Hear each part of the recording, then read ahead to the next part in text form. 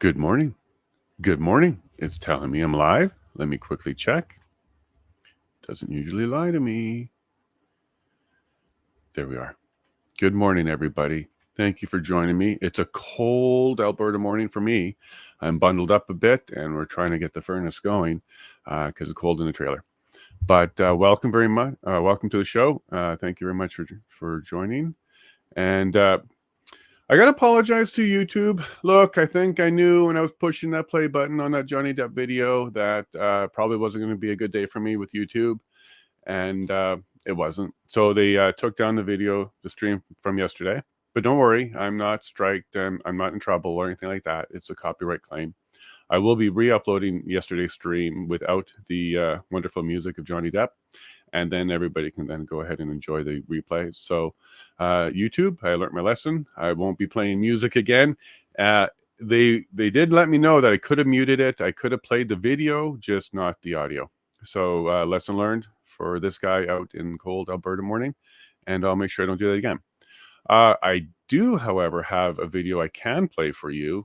And it is the recap of day 4. So once again, Christine from the Canadian Constitution Foundation has done a wonderful job, and she's broken down her opinion and her take on how she saw the position of the witnesses and the questioning. And once again, she did an excellent job. I do have a couple critiques, so I'll save that till the end. But here you go. Enjoy, and I'll be right back and try to get that furnace going. Thank you very much. Hi there. Thanks for tuning into the Canadian Constitution Foundation's Freedom Update. Today was the 4th day of hearings in the Public Order Emergency Commission, also known as the Rouleau Commission. This is the legally required public inquiry into the federal government's first ever invocation of the Emergencies Act, which was in response to the 2022 Freedom Convoy. The commission is examining and assessing the basis for the government's decision to declare an emergency. In this video, I'll give you a quick summary of some of the things that stood out to me in day 4 of these historic hearings. During these hearings today, there were 2 witnesses, outgoing Mayor Jim Watson and Kim Ayot, the General Manager for Emergency and Protective Services for Ottawa. I can't wait to tell you all about it.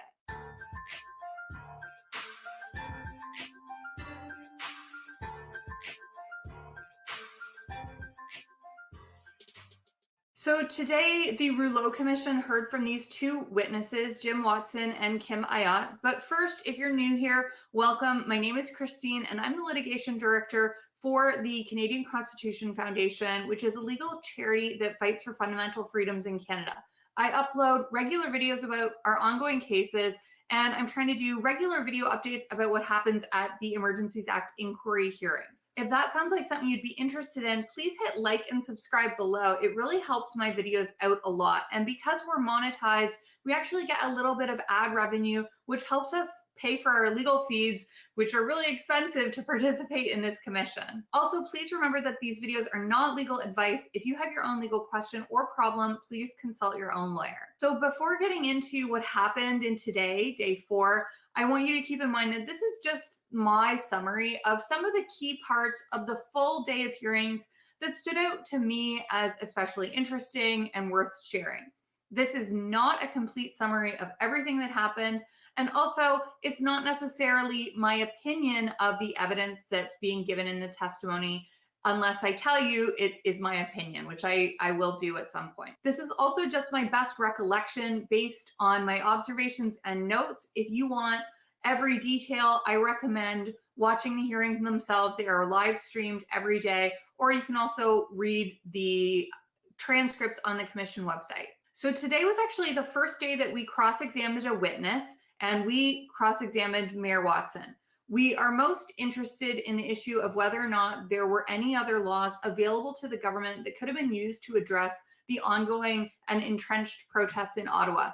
If there were some other laws that were available, that means that the high threshold to invoke the act was not met because those other laws should have been used. So our questions to Mayor Watson were aimed at that core issue.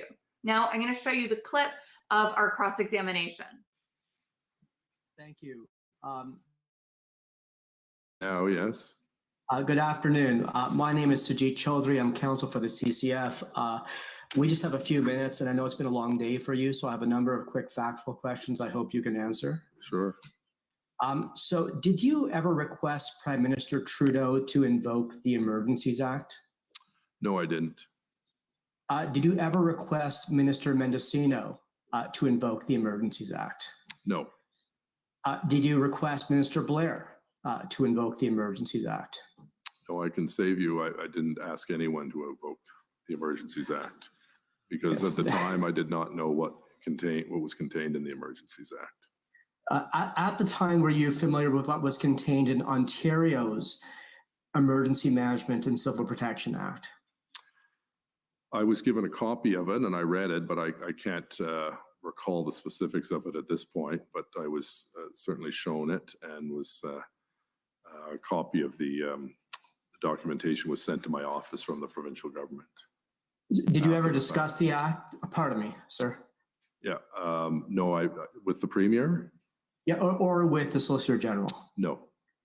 So you never requested that the Premier declare an emergency under that act? No, my preoccupation with the Premier was getting resources, namely police resources and compensation for businesses and individuals that were affected negatively as a result of the occupation. Those were the two areas that I spent most of my time with the Premier, and to his credit, he delivered, along with the Prime Minister, funding for compensation for the small businesses in those zones that were adversely affected. So Mayor Watson, are you aware that under that law, once the Premier declares an emergency, the Premier can issue an order to regulate or prohibit travel or movement to, from, or within any specified area? Well, I'm at a disadvantage because I don't have a copy of it, but if you're telling me that's in the Act, I have no reason to not believe you. Or that the Premier can issue an order to evacuate individuals or remove personal property from any specified area?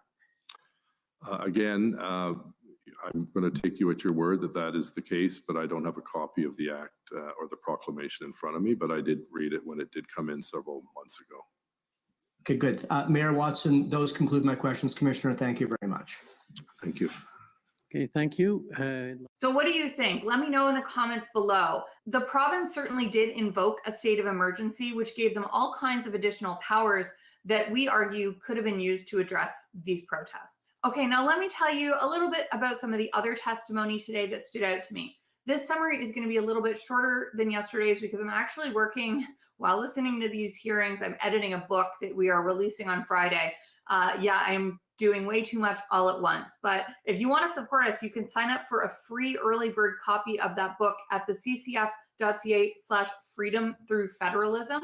This is a book about how our Constitution and the division of powers can be used to constrain government overreach, to protect liberty, including by limiting the centralizing power of the federal government. The book is free, so sign up and get a free copy. Okay, sorry for the tangent. Here are the things that stood out to me in Mayor Watson's evidence. First, he was asked about that letter from the Hotel Association warning that the truckers were planning to stay in Ottawa for an extended period and were getting a lot of rooms. I summarized that letter in yesterday's video, and Mayor Watson was asked about it.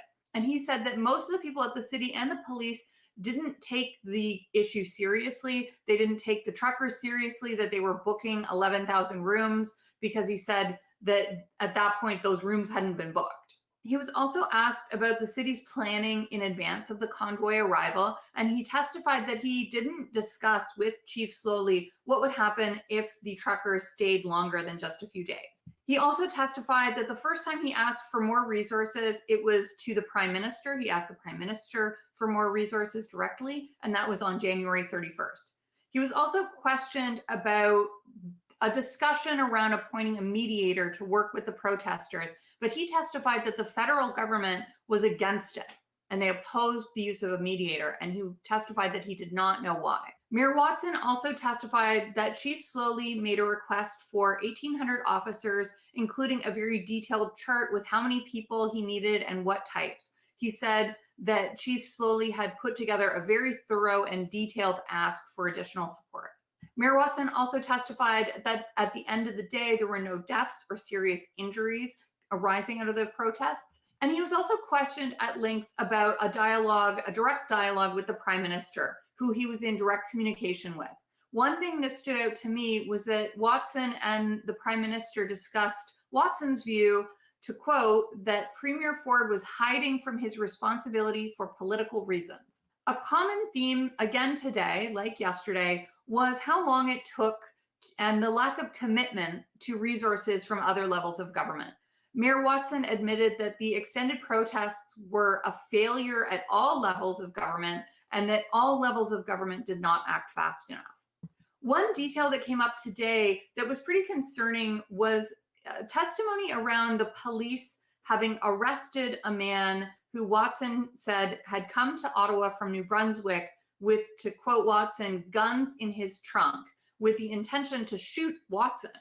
Now, this is obviously extremely disturbing, and I'm grateful to the police that they have arrested this person. Watson was also very insistent that the city needed the Emergencies Act, although he said he didn't know the act even existed before it was invoked. Today was also the first time I noticed Commissioner Rouleau intervene and ask the witnesses some of his own questions. First, he asked Mayor Watson about Watson's statement that, to quote, the feds needed to do their duty. He asked Mayor Watson, how do you view the feds' role? Do they have an equal role with the province? And this part really stood out to me. Mayor Watson answered by saying that Ottawa is a little bit different from other cities. The protesters, he testified, were focused on the federal mandate on borders and masks on planes. Mayor Watson testified that he was equally frustrated by both levels of government, the feds and the province, with his constant prodding to take the situation as a more urgent matter. He said that while maybe they're no different from any other city under the Municipal Act, they do have a special responsibility, he testified, as the nation's capital. And he testified that they could not do this alone and that their back was against a wall. Now, here's my opinion. Ottawa is not special constitutionally. It is absolutely no different from any other city under our constitution. Now, the RCMP may have more officers there, which actually could have made cooperation more convenient and efficient. But hey, what do you know? Government didn't manage it well. That, however, is not the threshold to invoke the Emergencies Act. I also want to turn back to that concerning testimony that the mayor was threatened. I am so grateful to police for doing their job and arresting the person who had made these threats. It sounds like the law was used effectively to deal with that situation, which is great. It also speaks a bit to that key question. This individual was arrested using ordinary police powers under existing law. Next, the commission called Kim Ayot, the general manager for emergency and protective services for Ottawa. I was actually surprised that Mr. Ayot was called because the schedule that I saw did not show him on the list for today, it showed him on the list for tomorrow. Mr. Ayot gave some testimony about the emergency services in the city, including how bylaw officers did an excellent job, his words, keeping emergency lanes open. He also talked about how bylaw had been told not to issue tickets. Now, there is some dispute over this, which I addressed in yesterday's video, so you can check that out. Mr. Ayot testified that this being told not to issue tickets, that created a lot of morale problems for bylaw because bylaw wanted to do their job.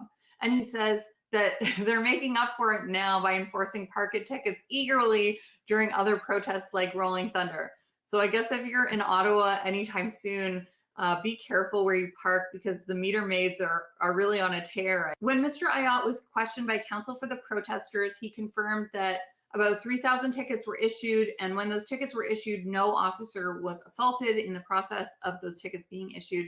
He also confirmed on cross-examination that the negotiated deal to move the trucks onto Wellington, that deal that had been made between the city and the protesters, it didn't go through because the police stopped it. Although he said that the protest group didn't control all of the protesters. Convoy counsel put it to him that the agreement was stopped because the police wouldn't let them move. And Mr. Ayot said to answer that, counsel will need to speak to Staff Sergeant Drummond. Mr. Ayot was also questioned about the city's access to heavy vehicle tow trucks. This also came up yesterday. He was asked about the 2 tow trucks that OC Transpo owns. That is the municipal bus service in Ottawa. And he said that those tow trucks were not used because of what he described were union concerns and because they needed the trucks for OC Transpo buses. So make of that what you will. There was also a question from Commissioner Rouleau to Mr. Ayotte, and this one was about an incident that came up yesterday, that was described yesterday, where the Chateau Laurier, a hotel in downtown Ottawa, had a broken fire sprinkler, and they'd said that fire services couldn't get in. Although it turned out on cross-examination that the fire services were able to get to the Chateau Laurier. Now, Mr. Ayotte was asked about this, and he confirmed that Ottawa Fire Services had dispatched 4 trucks to the Chateau Laurier for this incident. It was not an actual emergency, it was a broken sprinkler. He was asked by Commissioner Rouleau if 4 trucks is normal or less for a call to a place like Chateau Laurier. And Mr. Ayotte confirmed that this was normal for a broken sprinkler. Commissioner Rouleau asked, what if there was a real fire? Well, if there was actually a real fire, Mr. Ayotte said there would be 8 or 9 rigs, fire trucks. Mr. Ayotte said that access in that case for 8 or 9 rigs would have been limited. He said that the Chateau Laurier had portrayed it like, oh my gosh, this was a big problem. They couldn't get any trucks in at all, but they actually could, although it was not the full 8 to 9 rigs. Commissioner Rouleau then asked about other streets that were completely blocked. He gave an example of Kent Street, and Mr. Ayotte testified that that was a problem and that they were lucky there had been no fire. Another thing that stood out to me was the cross-examination of Mr. Ayotte about how CHEO, the Ottawa Children's Hospital, had received a false bomb threat. This came up on cross-examination by the Government of Canada. Mr. Ayotte was asked if there was any evidence that the bomb threat was connected to the protesters, and he said no. But the city had been receiving higher than normal 911 calls, and they suspected it was related. Obviously, this is also terrible, but I wanted everyone to keep in mind that with all of this testimony, the question is whether there are existing laws to deal with this, including the criminal code, including emergency powers that the province could exercise under their own declared state of emergency, which had actually been declared. And it's our position at the Canadian Constitution Foundation was yes, that existing laws could address the situation, including these troubling incidents. And if that's the case, the Federal Emergencies Act was not justified. Remember, this is an extraordinary law that allows the government to create new criminal laws, basically by edict. This is not how a sophisticated democracy acts. I hope this summary has been useful and informative. I'm going to do my best to keep up with posting the video summaries of the hearings, but I may start combining a few days into one video so that I don't burn out. If you value the summaries, please leave a comment below, because to be honest, it's a lot of work to make these videos. So I want to know that you're actually watching them and enjoy them. You can also stay up to date by subscribing to this channel. I do recommend you subscribe to her channel. She's a wonderful source for information, and she's 100% right at the end there too. It's a lot of work doing these videos. I sympathize with her tremendously. And just like she's doing, I'm going to be working and listening at the same time, because this is 6 weeks, and I'm going to have have my other obligations continue to move forward as I'm continuing to bring the stream to you.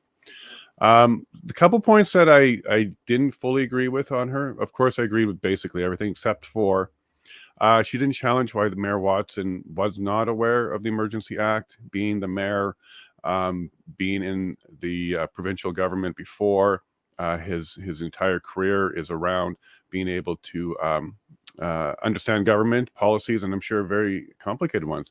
And when he was working in the provincial government, he would have been exposed to the provincial level emergency acts as well. And those are tied to the national one. So I'm not saying he was hiding anything, but she didn't challenge why he wouldn't have known that. And then she did dwell a bit on the threats to the mayor. We didn't really hear about that before until testimony yesterday, and I don't think it's really relevant that somebody may or may not have driven out there with an intention. But I think maybe where she was going with that was to highlight that no matter what was going on, there were existing laws that were in place to be able to handle it. And a lot of talk about Mr. Ayotte. He was a great witness, in my opinion, because he was very honest in what he had to say. He did mention that it was common practice to define a red zone around all protests in Ottawa. And it is policy not to have the bylaw officers enter the red zone because in any protest and in any situation, it could be heated. And this was an existing policy before the convoy entered the city. So this event was no different when it came to red zone having exclusion policy in place for bylaw officers. However, what was different with this one was outside of the red zone, we've heard testimony that bylaw officers were instructed to handle the situation differently based on whether they presumed it was related to the protest or not. So if a call came in and said it was a vehicle that had Canadian flag on it, it would be routed to the police, the OPS, instead of bylaw. But if it was something else that would typically be bylaw, it would go to them. We even saw an email where there was concern about the messaging on the phone system. I believe it was for 311. If this is a COVID-related issue, please contact bylaw. And then bylaw had an issue with that because COVID-related issues, it would be hard to distinguish them from the protesters.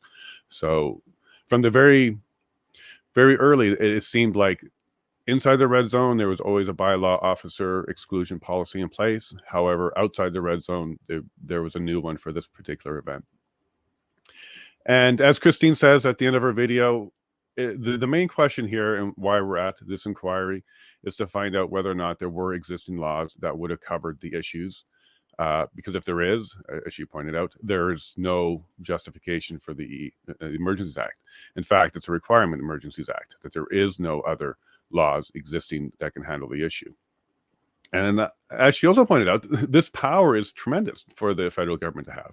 This is why we have to be careful with it. This is why we have to make sure we only pull it out when we need to, because it does give them dictatorial power, basically. Just by a signature by the Prime Minister or deputy cabinet members, we can have a new law, a new rule. And the banks found that out pretty quick, didn't they? They had to freeze accounts because they were told to. One thing I do want to hopefully we talk about a bit in this inquiry is the government's views on the ability to hand out immunity, especially without a judge involved and without some sort of decision on whether or not it should apply. The government's ability to immune people from the law that they're creating seems very intuitive to me, very unproductive. Why should you have the ability to create laws and then have the ability to pause that law when you need it, especially without judicial review? So one of the things I hope will come out of this in the recommendations is going forward, immunity from prosecution, no matter what level, has to be judicially reviewed. And I would actually recommend that anything on the federal level or anything associated with an emergency act or anything on those levels, it has to be a 3-judge panel so that we can try and get at least an impartial judicial review of it. Because I think giving the government the ability to give them the power to give immunity at all to the banks, I think that was a mistake. It also put the banks into a position that was very uncomfortable for them, which was, well, does the immunity actually apply? Because the Emergencies Act was stopped at the Senate level. So I wonder if there's questions around whether or not it applied. Should they have waited until the Senate approved it? And going forward, what will the recommendation be around governmental immunity? I'm not a fan of it because it gives people a way to get away with what they did. And I think if you have that in your justice system, it actually encourages people to not seek justice. Even on the level where it's a drug dealer that's getting immunity in order to talk about who they're associated with, that should always be judicial reviewed, and whether or not it's in the benefit of the justice system to go ahead with that. I would recommend we go very cautiously with immunity going forward, especially on the federal level. And if we have any questions, I'd be happy to answer them. And I don't see anything right now. So how do you all think it's going? Do you think the government, because right now we're only seeing the government witnesses, do you think the government is establishing the foundation that will give them the justification to have the Emergencies Act? I think some of the testimony we heard yesterday, and there was a clarification by the commissioner about whether or not the province and the federal government had equal policing obligations in the area. There was a question at the end by the commissioner who basically asked, should it be split between them? Should it be fair? Is this something that they both should be concerned about? And I enjoyed that questioning because what it may have been pulling out in the commissioner's mind was, well, you went from municipal dealing with this and then you went to federal dealing with this. So we heard testimony that on February 14th, the Ottawa Police Services were in charge, and then the Ottawa Police Services shut down the operation of moving the trucks, and then the federal government moved in. In between those two steps, there was no provincial involvement.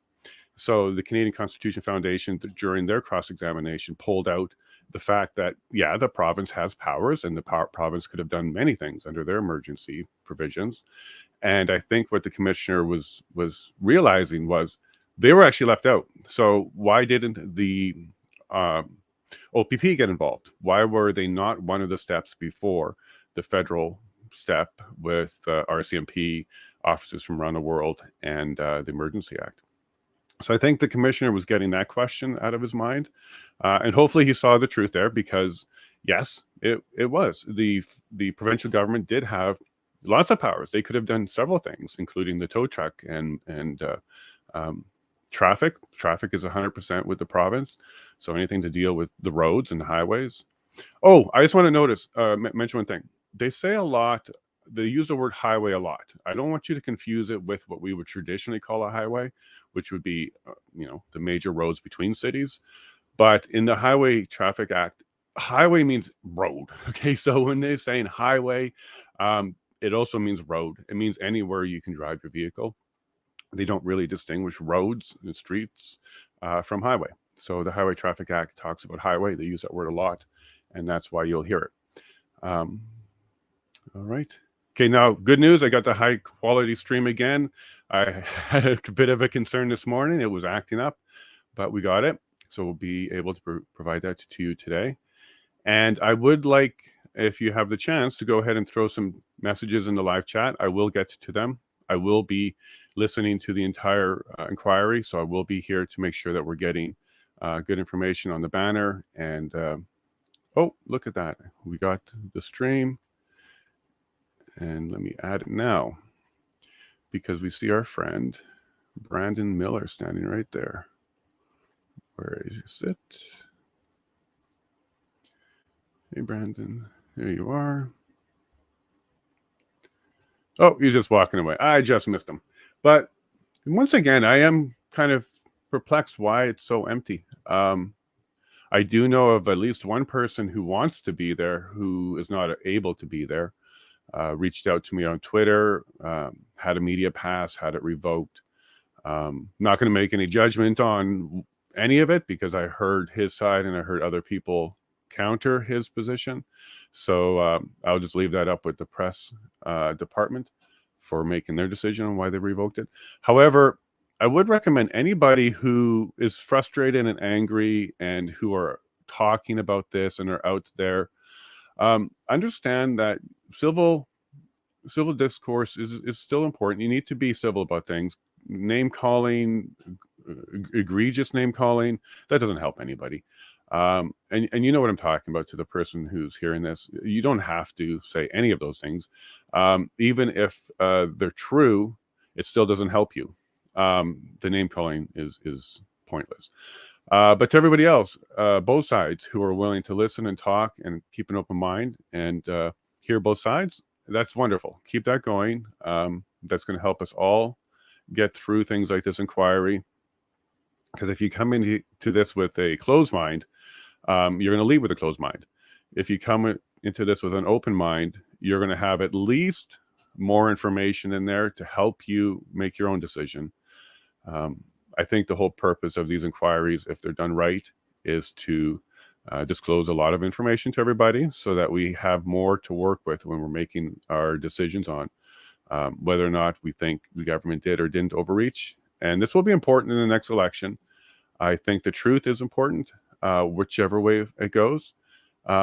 And I think Canadians, the more informed they are, the better the voter they are. And that's what I really want at the end of the day. An informed voter is vital in the democratic system. And I'm happy to do what I can to bring this information to all of you.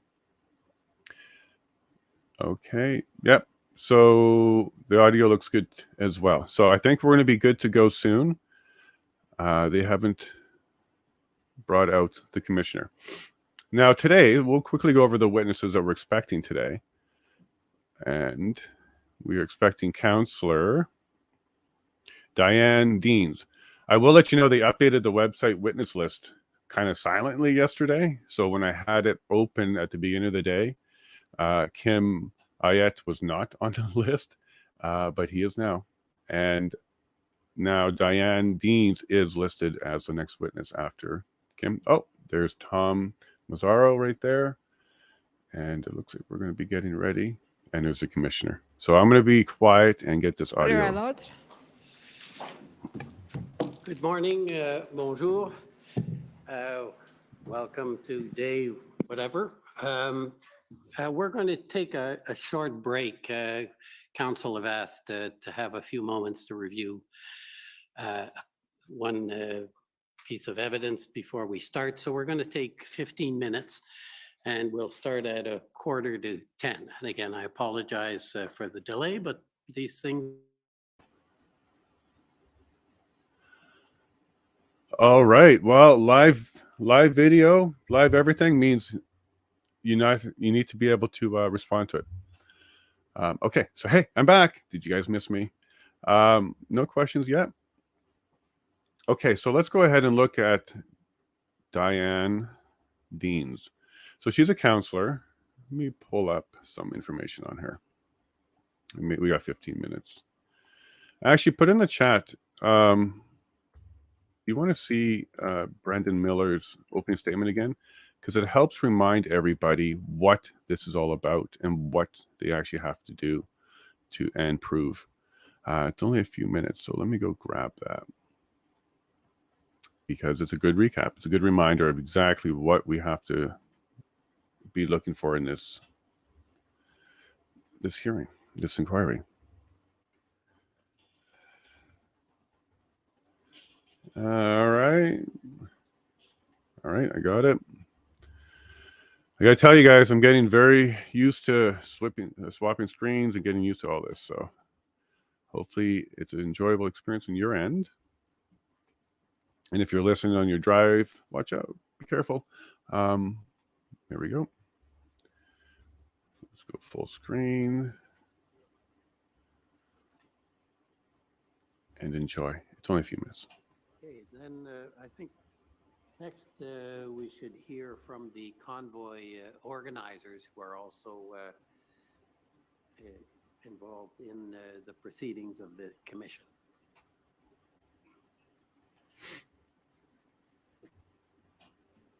Good morning. My name is Brendan Miller of Foster LLP, and I am counsel to Freedom Corp, which is an organization that represents the protesters of which attended Ottawa in January and February 2022. My colleague, Ms. Bathsheba Vandenberg of Foster LLP, is my co-counsel on this matter, as well as the solicitors of record, both Mr. Keith Wilson, King's Counsel, as well as Ms. Eva Chipiuk, who is counsel to the convoy. With respect to sort of everyone's given an overview of the theory of their case, it is our view that there was no justification whatsoever to invoke the Emergencies Act. The Emergencies Act requires several things. One, it could be invoked due to espionage and sabotage. Are you going to hear any evidence about espionage and sabotage? The answer to that is no. Two, it could be invoked on the basis of clandestine or deceptive foreign influence, a foreign influence that involves a threat to a person. Are you going to hear evidence about that? The answer to that is no. It also could be invoked on the basis of threats or use of acts of serious violence against persons or property. Are you going to hear evidence of violence against persons or property? The answer is no. Lastly, it can also be invoked if there is a group or persons trying to destroy or overthrow by violence the system of government of Canada. Are you going to hear evidence about individuals trying to do that? The answer is no. And the answer is that there was no reasonable and probable grounds to invoke the Emergencies Act, and that the government exceeded their jurisdiction, both constitutionally and legislatively, in doing so. Thank you. And I agree with all that. So that's the threshold. That's where the government has to go with this. This is what they need to establish. It needs to be clear. It has to be beyond reasonable doubt. It's the highest standard that we have in Canada when it comes to the law.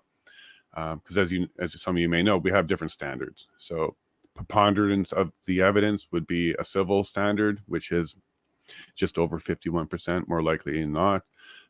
Beyond all reasonable doubt would be a criminal standard, which, the name implies reasonable doubt. That's not all doubt. And then for something like this, there has to be no alternate option whatsoever. And it has to be in the face of imminent doom, basically. It has to be beyond all other options. And we've heard a whole whack of testimony already that there were a whole bunch of options already available in place. For example, the agreement with the truckers. We heard, or I won't say the truckers, with the convoy organizers, because they actually had an agreement. They had an agreement with the city. We've heard it from the chief of staff. We've now heard it from Emergencies, Mr. Ayat. And it was very clear that they were executing it. Brendan Miller made excellent cross to get them to admit that there was no breach by the convoy organizers. The closest they came to defining a breach was when they were claiming that once a truck would move, someone else not associated with the core group, but associated with protesting the government would move in. And they were trying to highlight that as some sort of justification to call off possibly the agreement, that other people who weren't unified with the core group who has the agreement in place were not honoring agreement. Now, I want you guys to kind of understand what the government's position on that is. It's not good because it's not even legal. They're trying to make these other people who are not party to an agreement a party to the agreement against their consent. They're not even wanting to be a party to the agreement, but yet the government is trying to inject them as a party who has the ability to void the agreement. That's silly. I don't even know why they're even making that argument, because it's not legal. You can't make somebody else party to your agreement and then change your agreement or do something to it, like breach it based on their actions. For example, if you had a cell phone agreement with your cell phone company and your neighbor, not even using your plan, just happened to maybe have the same company and they decided to put the bill on yours, why not? Right? Why do they need your agreement? They can just do what they want. No, that's not how contracts work. The ABCs of contracts is an offer, an acceptance, and consideration. If the what they called the extreme convoy protesters, if they weren't party to the agreement, they weren't party to an offer, an acceptance, and they're not even getting consideration. So they can't be party of the agreement. And that was a silly argument by the government to make. I also want to talk a little bit about, because we have some time, at the end of the day yesterday, the commissioner was asking some questions of Mr. Ayat around Hotel Chateau Laurier and that incident. We keep hearing about that fire truck blocked.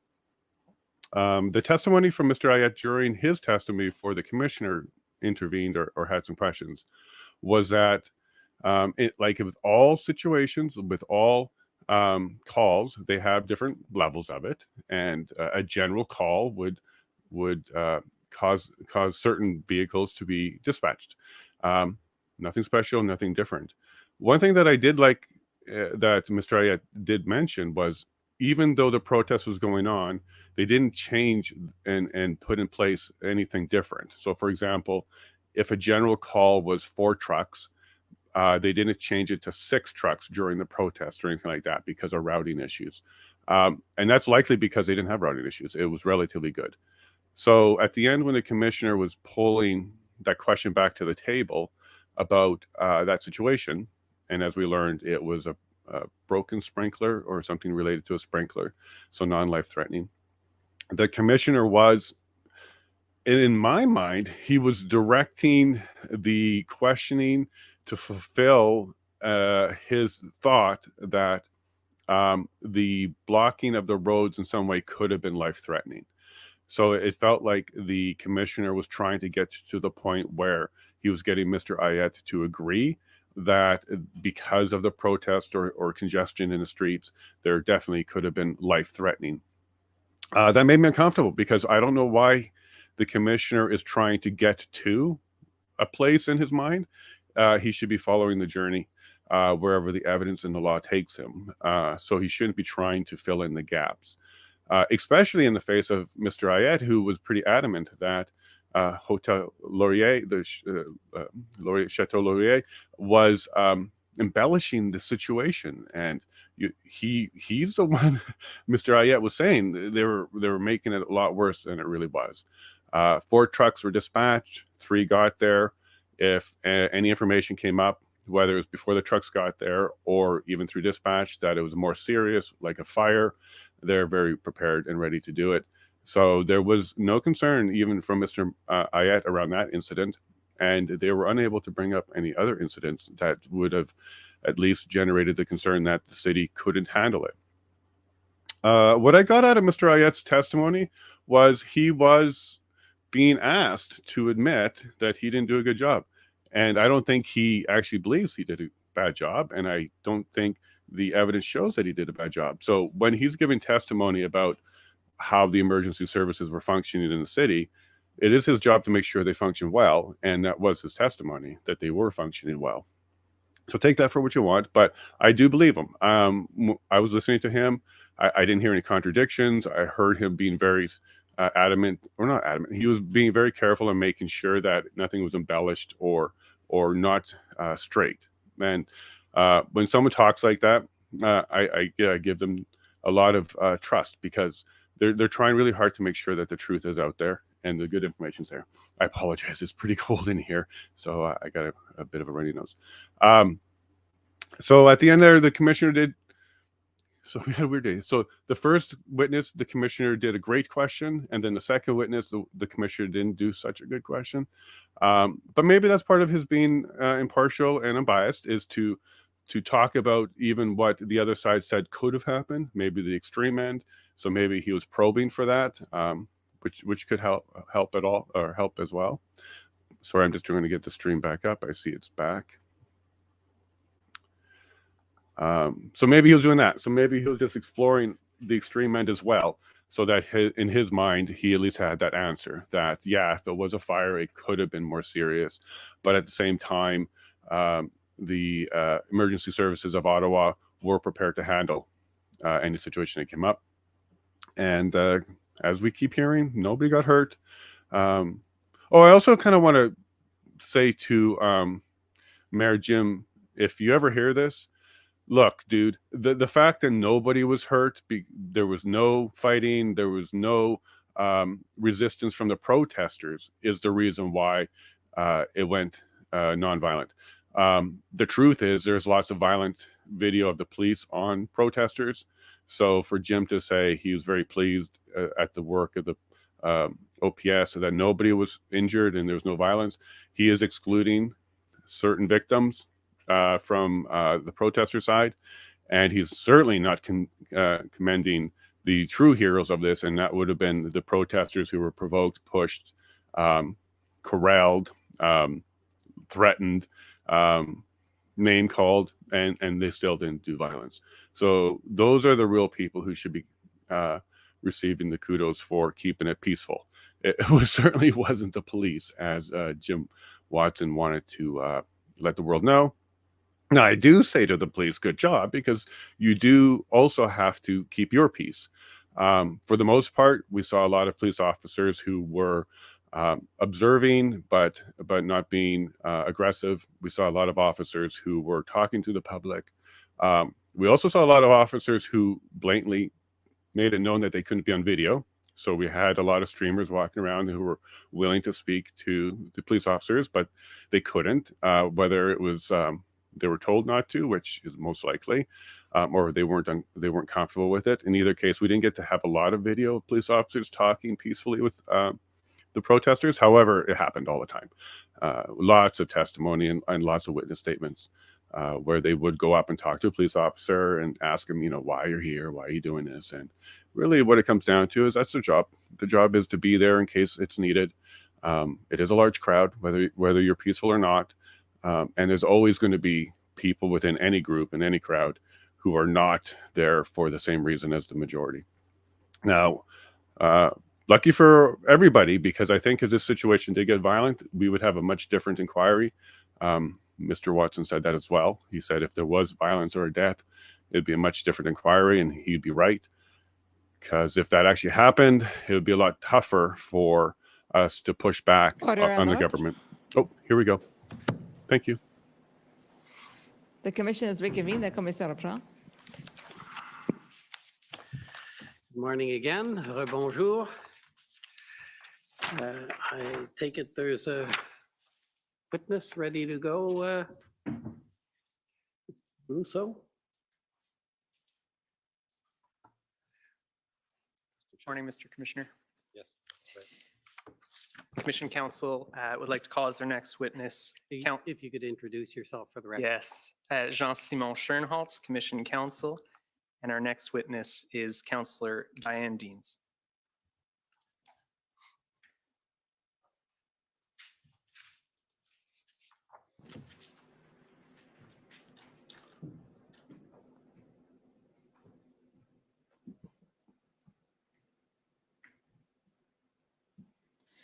Councillor Deans, will you swear on a religious document or do you wish to affirm? I will affirm.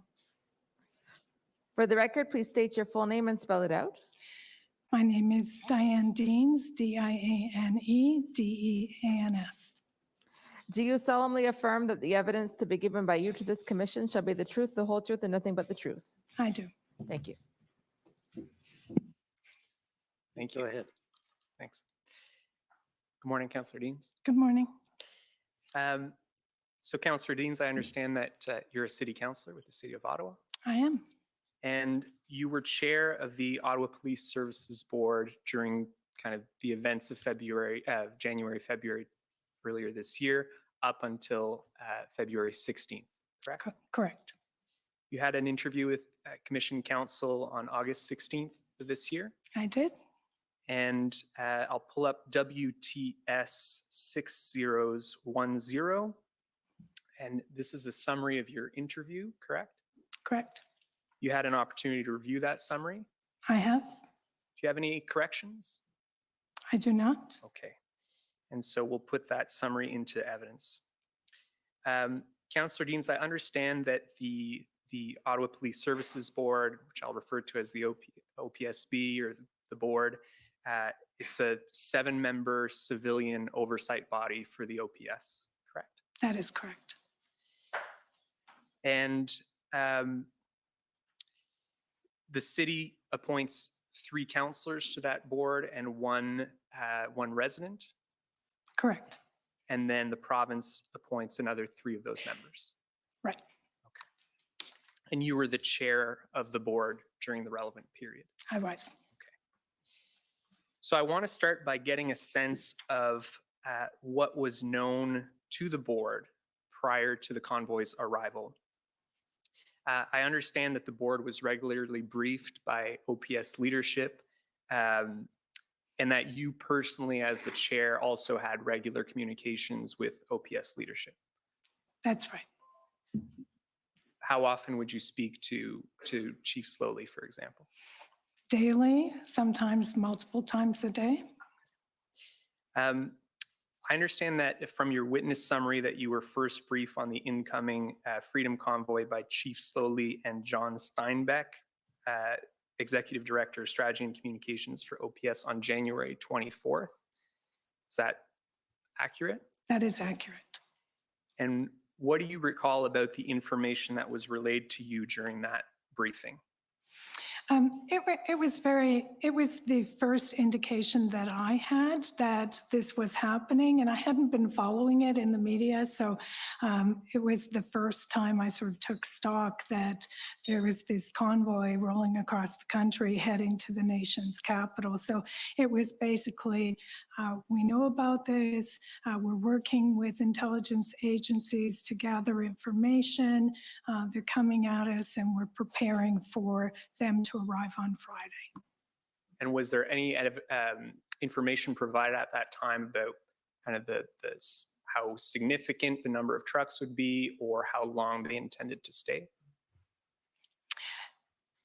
I don't believe, the timeline's a little fuzzy in my head, but I don't believe at that very first briefing they had that much detail. They just sort of conveyed to me that this was happening.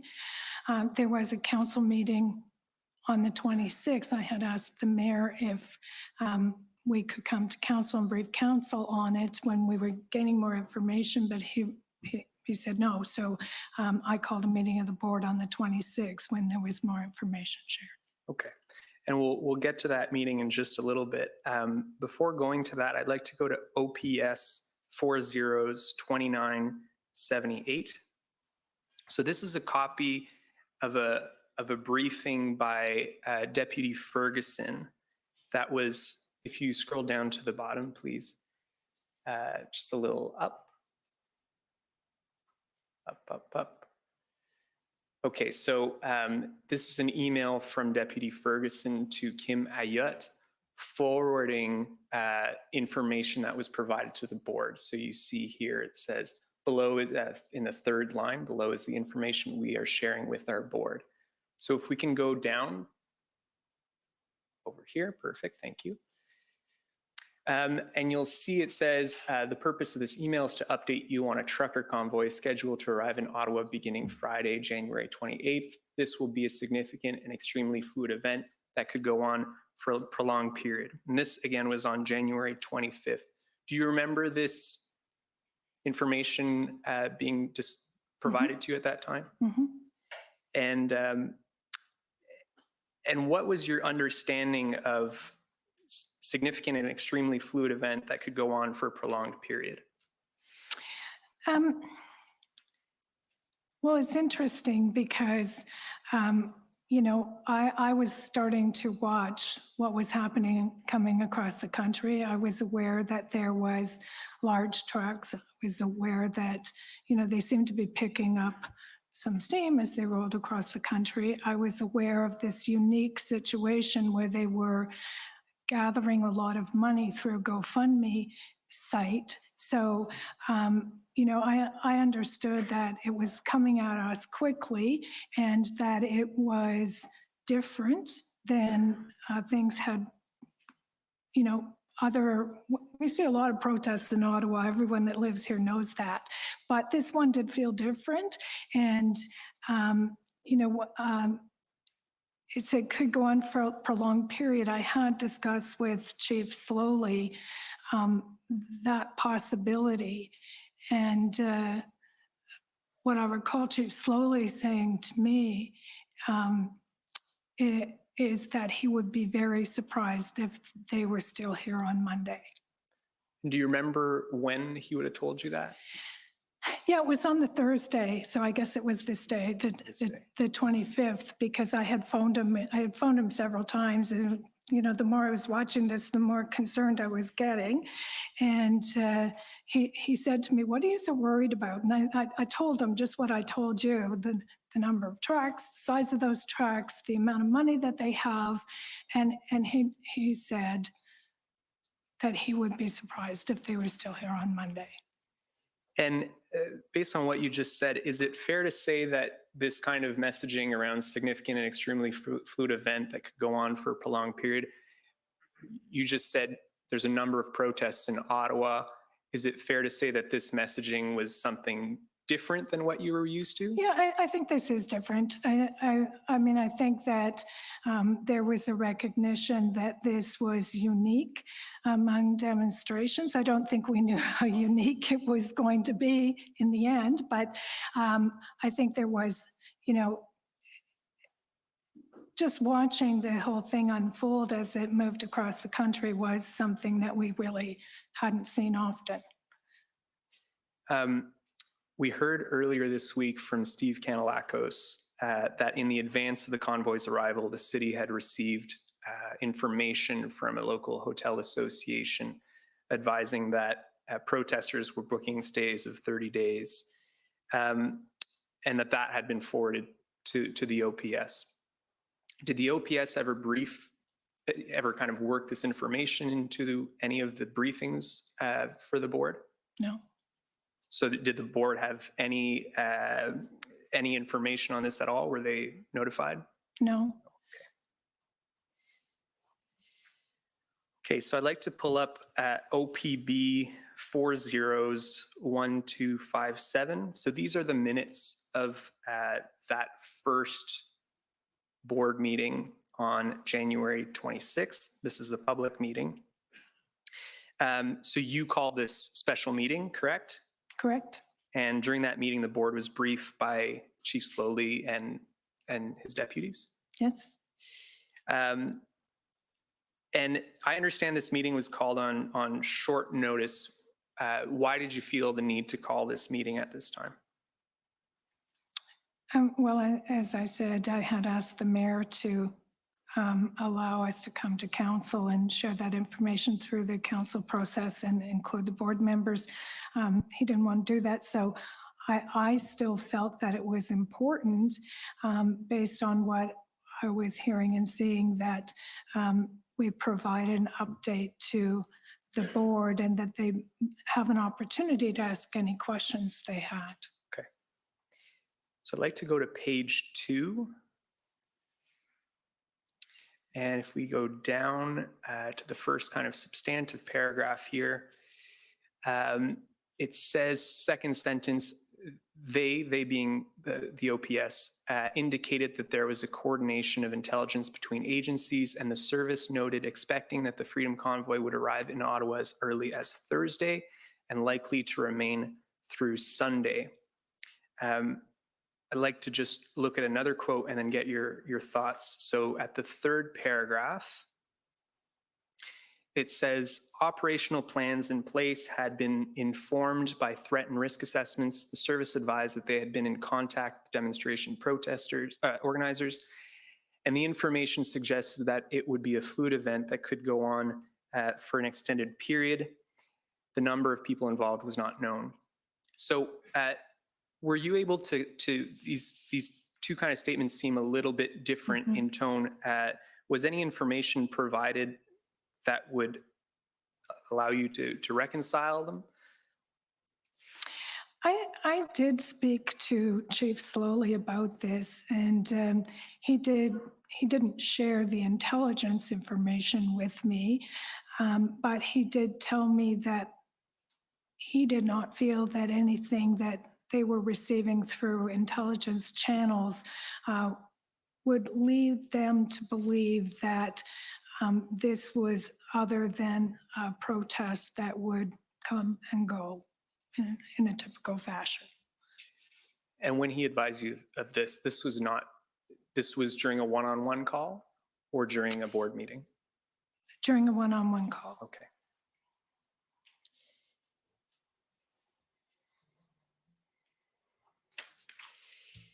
I'd like to go to the third page and the second paragraph on that page. So it says the service noted that their priority was to maintain safety of the demonstrators, their members, and the community as a whole. The unpredictable nature of an event such as this was referenced. To what extent did the OPS brief the board on its operational plans during this first meeting? They did not provide the board with a detailed operational plan. In fact, we never saw a detailed operational plan throughout until close to the very end. We were given assurances that there were operational plans in place to address the situation. And here it talks about the priority being to maintain safety of the demonstrators, their members, and the community as a whole. did the board inquire as to whether there was a plan to ensure their egress from the city at that time? I can't recall. Okay. And at this juncture, before the convoy arrived, did the board request that it be briefed with the OPS's operational plan?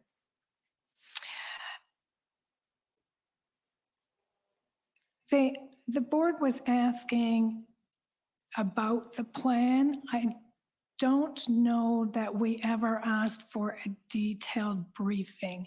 I know I had conversations with Chief Slowly about the plan, and my impression of what he was saying to me is that they didn't want to share too much detail, but they were providing assurance that there was planning in place. Would it be fair to say that at this juncture, the board wasn't asking to see that? Yeah, I think as the protest went on, the board became more interested in a lot more of the details of the planning. And in this passage that I read, the second paragraph, it sets out what the priorities are. To what extent did the board have an opportunity to direct the OPS as to its priorities with respect to this event? We discussed the high-level priority, which was that we recognize the right of protesters to come to our city and protest in a peaceful way, that we recognize the volatility of this situation. We recognized that our number one goal is that there would be no serious injury or loss of life to anyone. And so as chair of the board, did you feel that the OPS or that the board had an opportunity to provide input into those priorities ahead of the convoy's arrival? I think we were simpatico with the service on what those high-level priorities were. Okay. Let's go to the fifth paragraph on this page. So the one that starts with a question. It says, a question was raised regarding actions that would be taken should a highway or other major route be blockaded. The service explained that there are a number of considerations when faced with unlawful activity, and that their reaction will depend on whether the blockades create a large public safety risk. It was further noted that access to certain sites would be limited and that the OPS plan had been put together to enable maximum flexibility with layers of scalable resources. Was the board briefed on whether the OPS's plan would allow or restrict access to the downtown core? I don't believe that question specifically was asked until after they got here and we started seeing what was happening, unfortunately. But you can see here what we were told, that it was, flexible layers of scalable resources and maximum flexibility, but I don't think we got into the details of that. And soon after their arrival, I started asking those questions, like, why did we let them in here? Yeah. Okay. Mm-hmm. Do you know, again, at this juncture, were you briefed on any contingency plans in the event that the protesters didn't leave at the end of the weekend?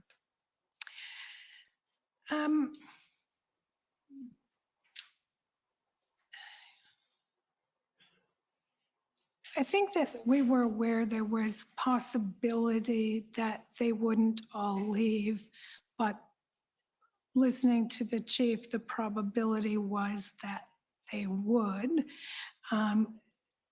So and the chief was also telling me that we had negotiators speaking with representatives of the convoy, and he was conveying to me that they were representative of about 70% of the people that were here, and that not 100%, so that even when there was discussions, there was some potential that what they were learning wasn't necessarily always going to take place. So I think there was the sense that things could be different than the anticipation.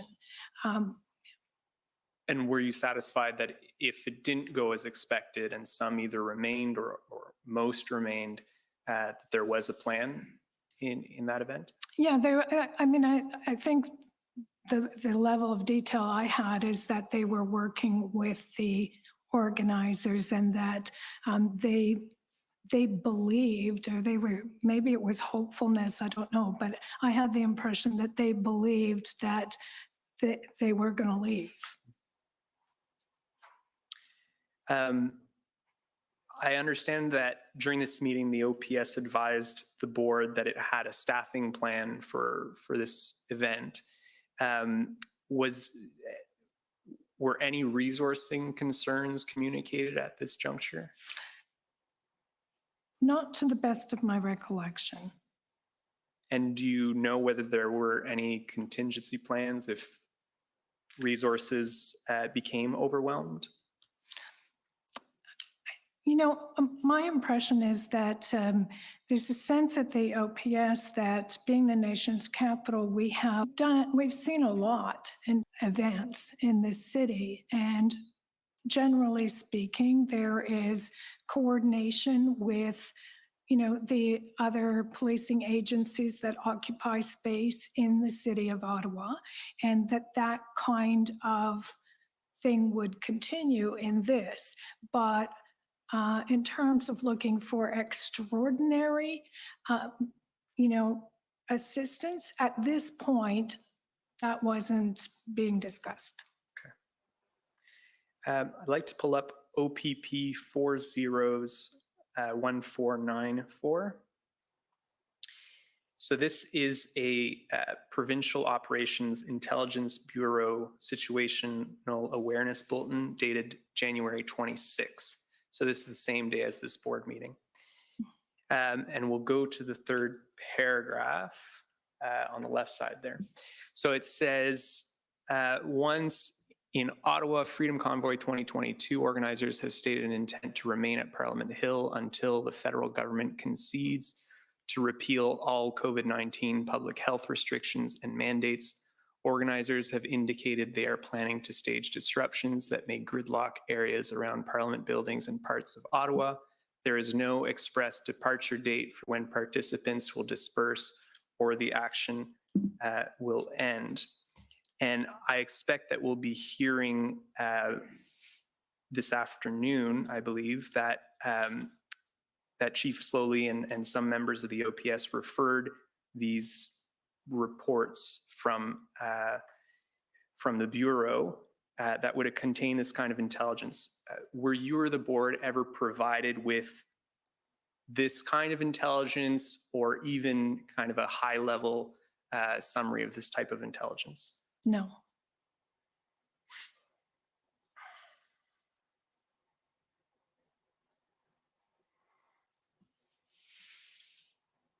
And this, the first board meeting on the 26th, that was a public meeting, correct? Correct. And neither you nor Chief Slowly requested that there be an in-camera portion? I don't believe so. Okay.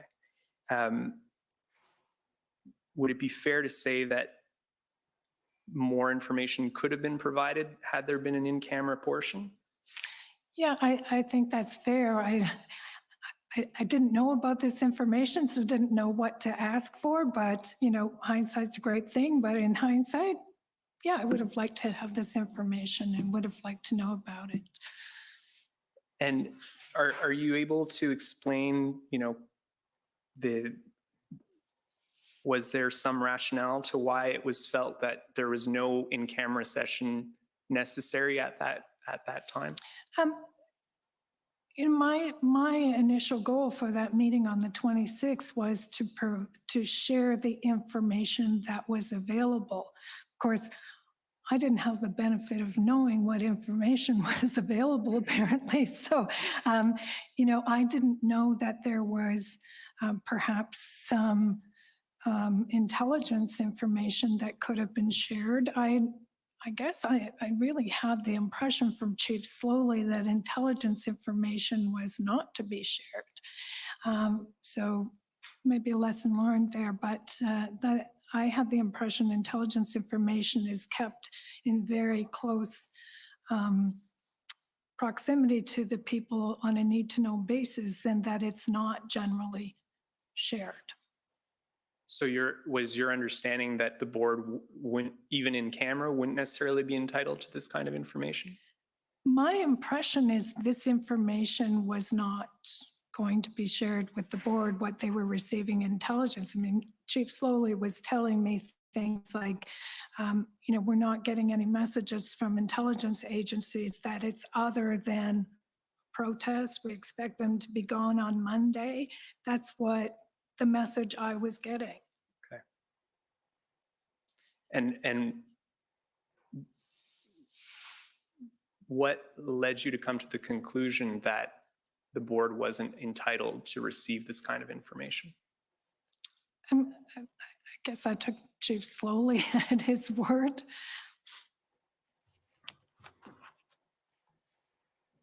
Had he requested for an in-camera portion that day, would you have been amenable to that? Of course.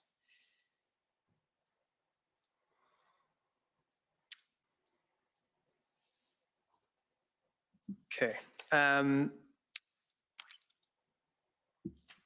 So I understand from your witness summary that it's during that first week that you realized that the protest was turning into something that was more prolonged. How did you reach that assessment?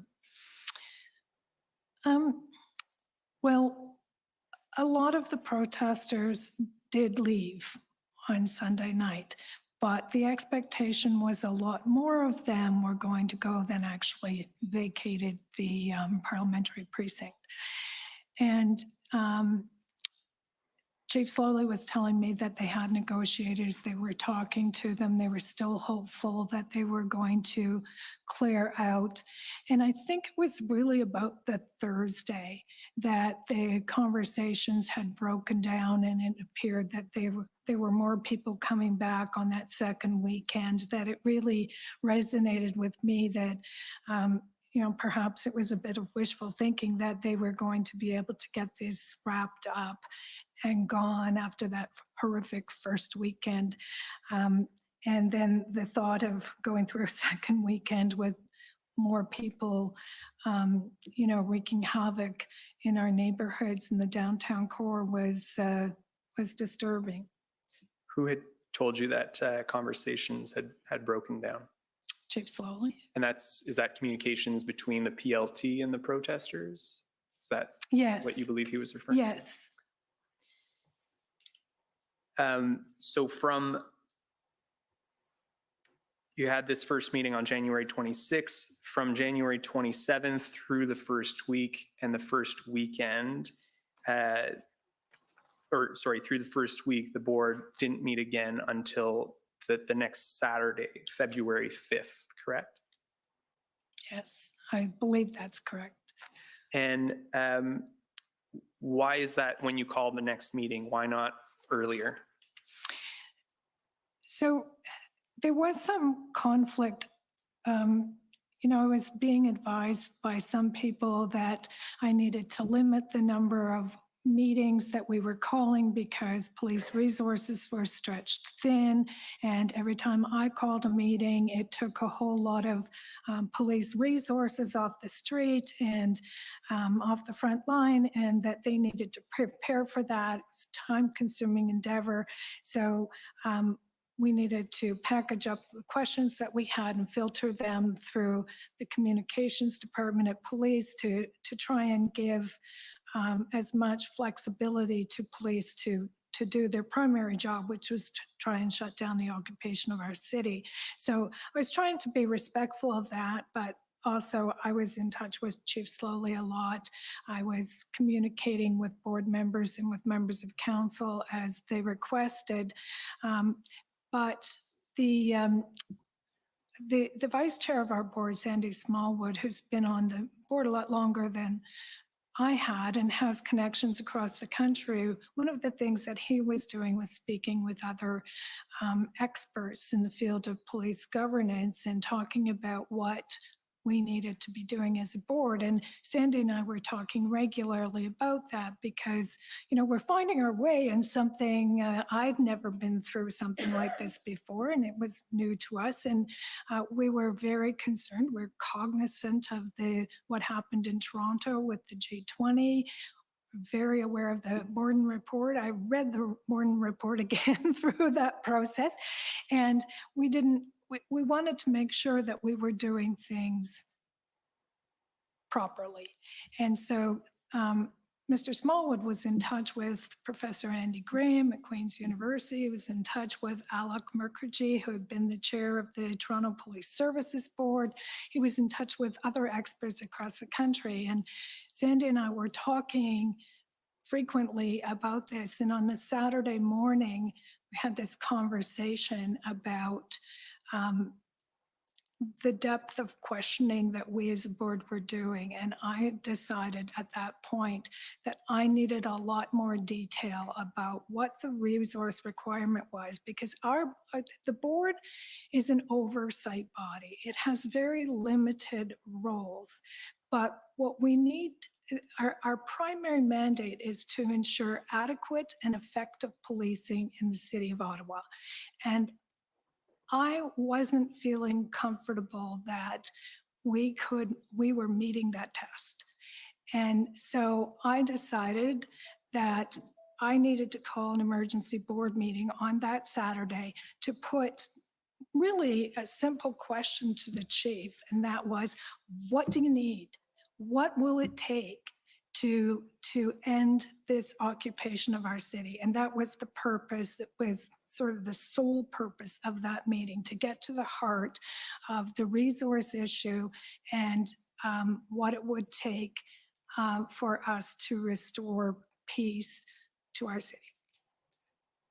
And we'll get to that February 5th meeting in a little bit. Who is advising you not to overimpose on the police by not calling too many meetings? Well, the police and their communications people.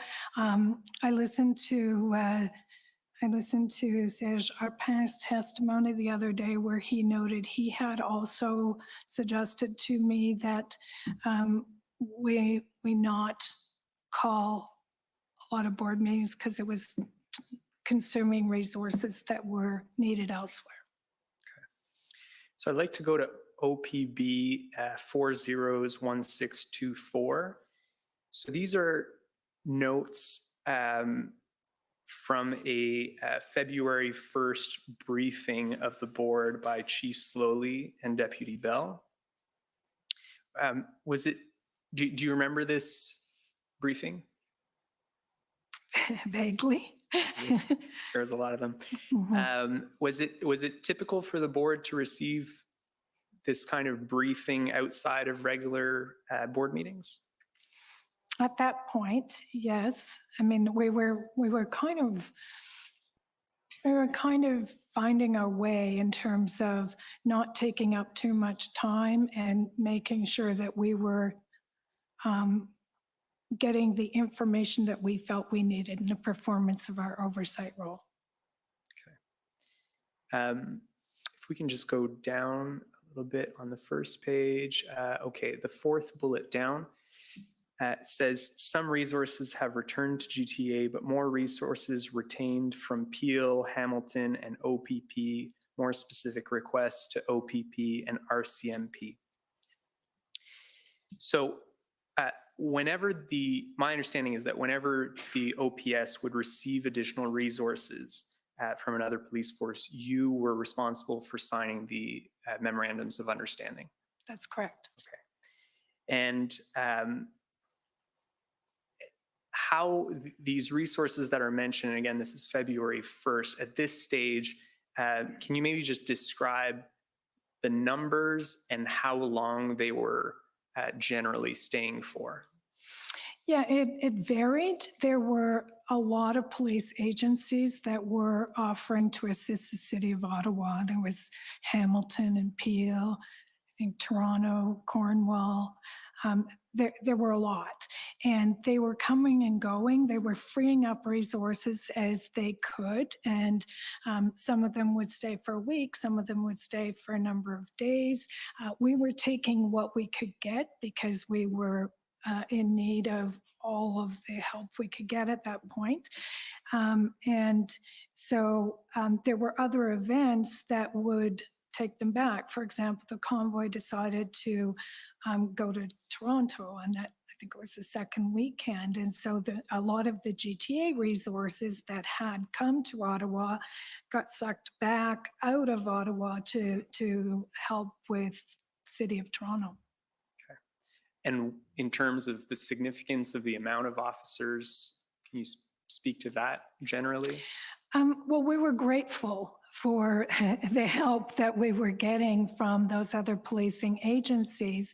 But, you know, this was, I think, the first, and it was the fifth when I had actually really drilled down with Chief Slowly in that meeting that I called a special meeting and said, we need to know exactly what this is going to take to end this occupation of our city. And I need to see detail on that, like what is it, who is it? And you need to lay that out. And I think that was a turning point. Okay. I'm interested here when it says more specific requests to OPP and RCMP. This was, as you mentioned, prior to that board meeting on the 5th, prior to the letter that you and the mayor sent out to the province and the feds. So what kind of requests at this time were being made of the OPP and the RCMP?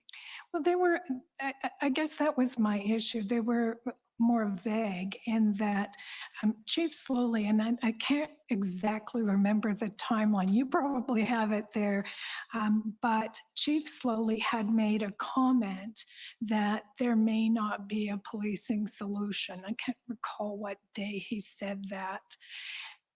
I believe it's the 2nd, but the 2nd. I'm sure we'll have that somewhere. Okay, he had made that comment and it sort of sent a ripple through the city and the downtown core and a lot of observers of what was happening there, because it wasn't entirely understood, but it was alarming that the chief of police is saying there may not be a policing solution to this situation. And I guess what I took it to mean is that there wasn't a policing solution locally with OPS. I mean, OPS it's a city police service. It does community policing and emergency response and a lot of other things. And certainly it involves itself in large scale events because we're the national capital and we have over time.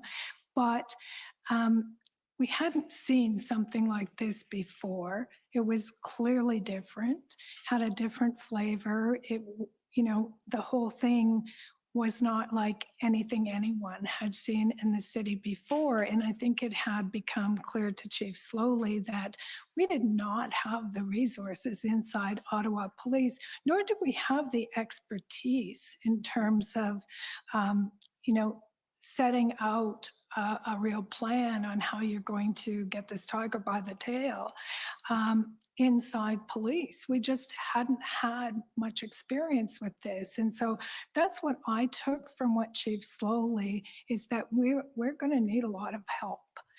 And that's what I took him to mean from that. You mentioned needing kind of external expertise. Is that something that Chief Slowly said to you? Or was it just your assessment? I came to that conclusion. I can't specifically say to you, he specifically said that to me, but I got there in terms of understanding that. And maybe it was later, because once the RCMP and the OPP embedded into our command center, and they had a joint command structure where they brought with them those kinds of resources, we were starting to see things coming together. So coming back to this briefing, so I understand it as Chief Slowly is advising you and the board that more specific requests were being made to the OPP and the RCMP, correct? Correct. But you're not clear on exactly what those those requests were that were being made? I think they were just saying we need help. But my issue when I called that meeting later that week on the Saturday was we needed to enunciate what that was. Okay. Is it at this point that that the board was advised that more resources were necessary? Is this around the time, first time the board was advised? I think so.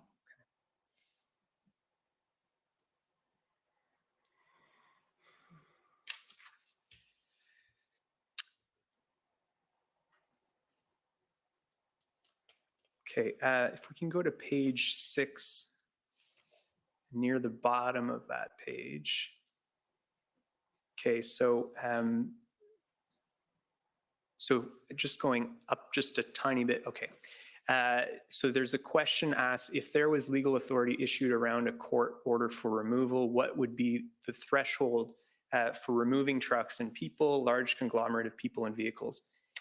And then my understanding is Trish responds, indicated earlier on that we had a number of OPP commanders involved with previous occupation events. Consistently, what we are hearing, an injunction is an option on the table. Everyone we have spoken to, we are not feeling that an injunction is the best way to go. Clear indication that injunction might be the worst way to go. We will keep all options on the table and will be able to justify using or not using them. So do you know who made this statement? I think it was Trish Ferguson. Do you remember this discussion about an injunction at this time? I don't remember specifically Trish answering this, but you know, I know there was a lot of discussion around an injunction. And There was a lot, I mean, it's interesting now you put it in front of us. There was a lot going on here. It was a whirlwind for 20 days, and it's hard to remember every single thing that every person said in order. So it's nice we have notes. Absolutely. And I'm interested in, here there's a statement that an injunction might be the worst way to go. I'm wondering if you have any insight into what that meant. I phoned David White, who is the city solicitor, and to talk about the issue of an injunction, because it was one of the tools that occurred to me that was in the toolbox that could provide some help. And I had that conversation with David, and it went a bit like this. It was like, well, I'm not necessarily interested in the content of the conversation. Okay. Yeah, there's solicitor-client privilege potentially here. Okay. So just tread carefully, please, Council. Absolutely. Just for the Ottawa Coalition, I believe solicitor-client privilege has been waived already on a considerable amount of the advice from Mr. White to City Council. We do have his memo. Wouldn't this be a subject matter upon which there's already been solicitor-client waived? Mr. Commissioner, the one memo was legal information. Mr. White deliberately did not mark the document solicitor-client privilege because he didn't intend privilege to apply. So there's been no waiver. We have been very reasonable in our redactions where Mr. White was acting as part of the city leadership team, well, not officially, but an important person providing strategic or tactical advice. We have released that. Where there's legal advice, though, there's been no waiver. Mr. Commissioner. Okay, well, I think we're got into a bit of a dispute here, so we'll try and get it organized in a proper way. So firstly, what is being sought and are you intending to pursue this?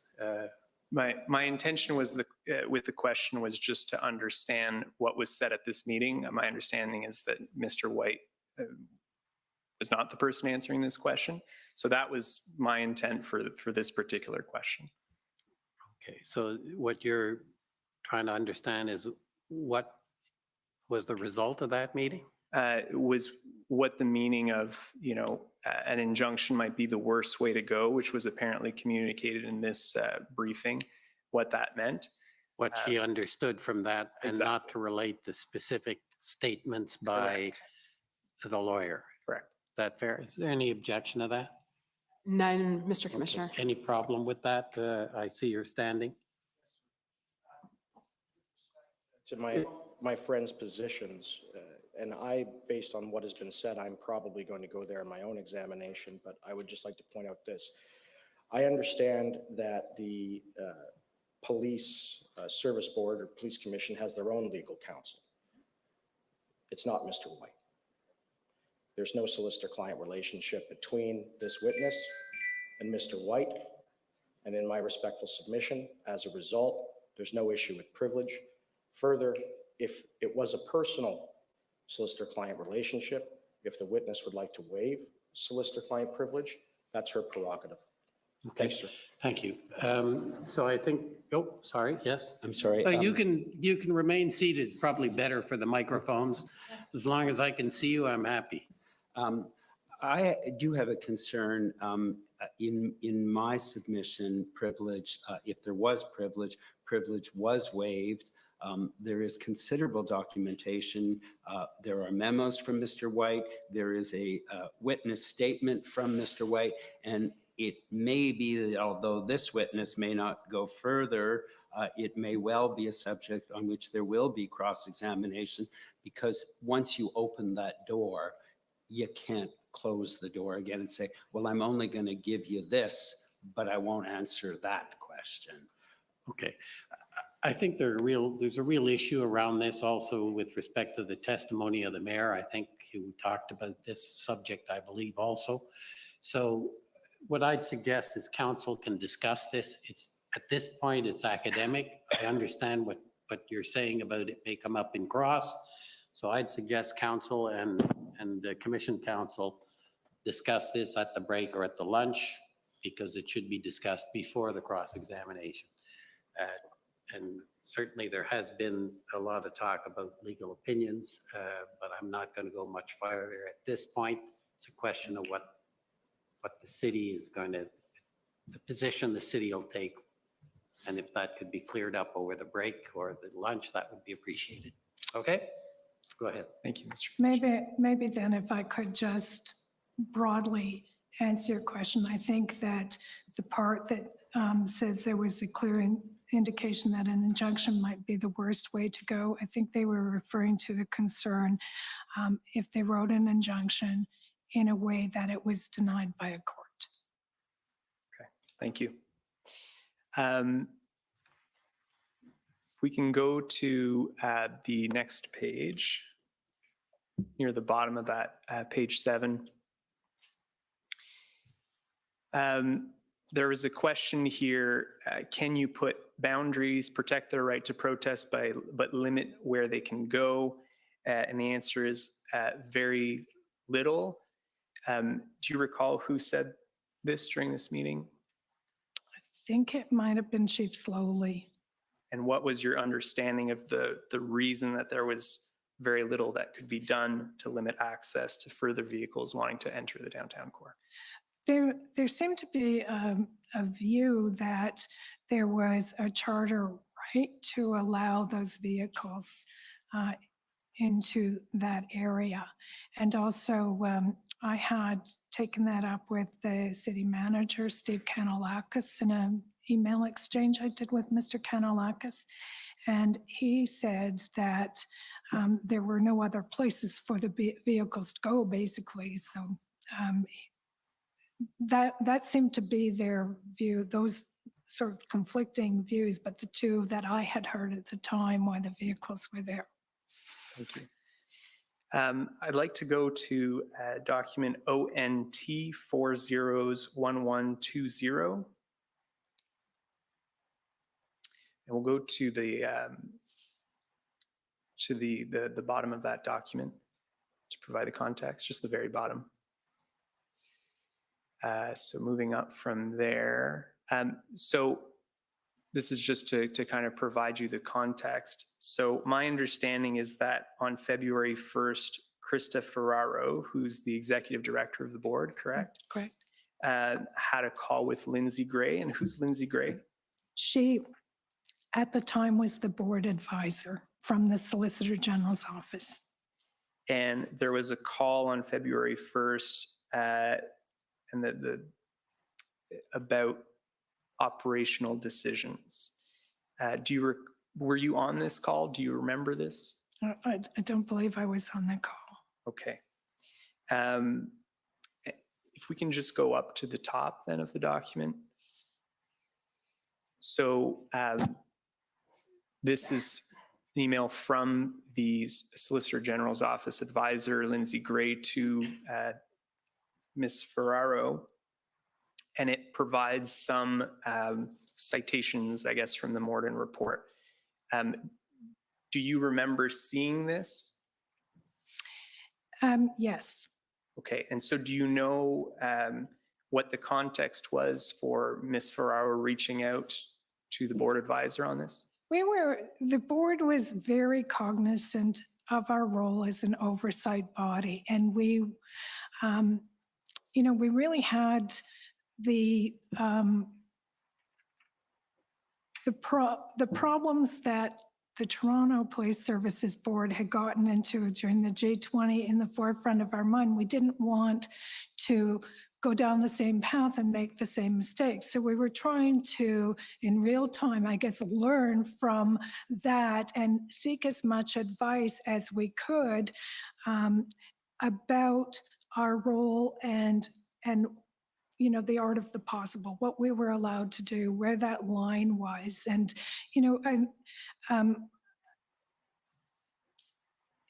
it might be a little bit foggy to some people, but Morden shed a lot of light on it in their report. And it's a valuable document, and we wanted to understand the Solicitor General's interpretation of some of that. So it's fair to say that during this first week, you and the board were trying to come to a full understanding of what your role was in this kind of situation. Yes. And maybe at a high level, could you, what were the key takeaways that you can recall of what the board's role was? So the Morden report basically is sort of a guideline for what happens in this kind of a large event situation, large scale situation, and where that line between the oversight and the operations is.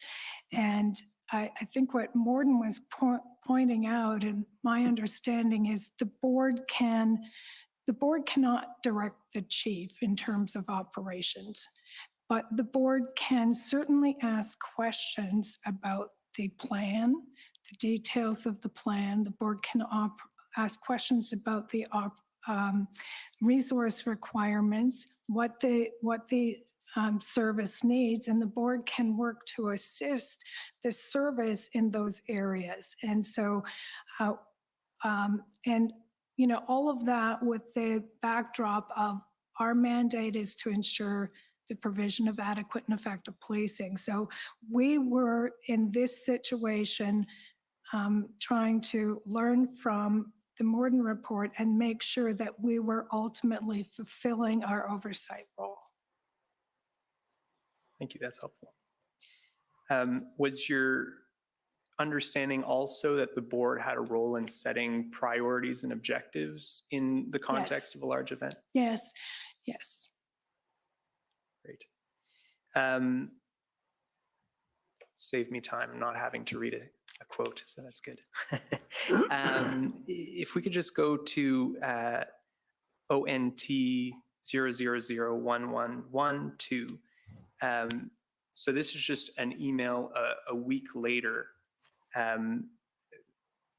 Sueda, I believe, one of the board members, I guess, had heard, if you can go right to the bottom to the first email in the chain, had heard that this engagement between Ms. Ferraro and and the advisor had taken place and was asking to be briefed. Do you know why kind of the information wasn't provided to the whole board from the outset? I would suggest to you that there was, it was just a resource issue. Our board office has an executive director and one administrative assistant, and there was an awful lot coming at that board office during this, and I think it was just a resource issue.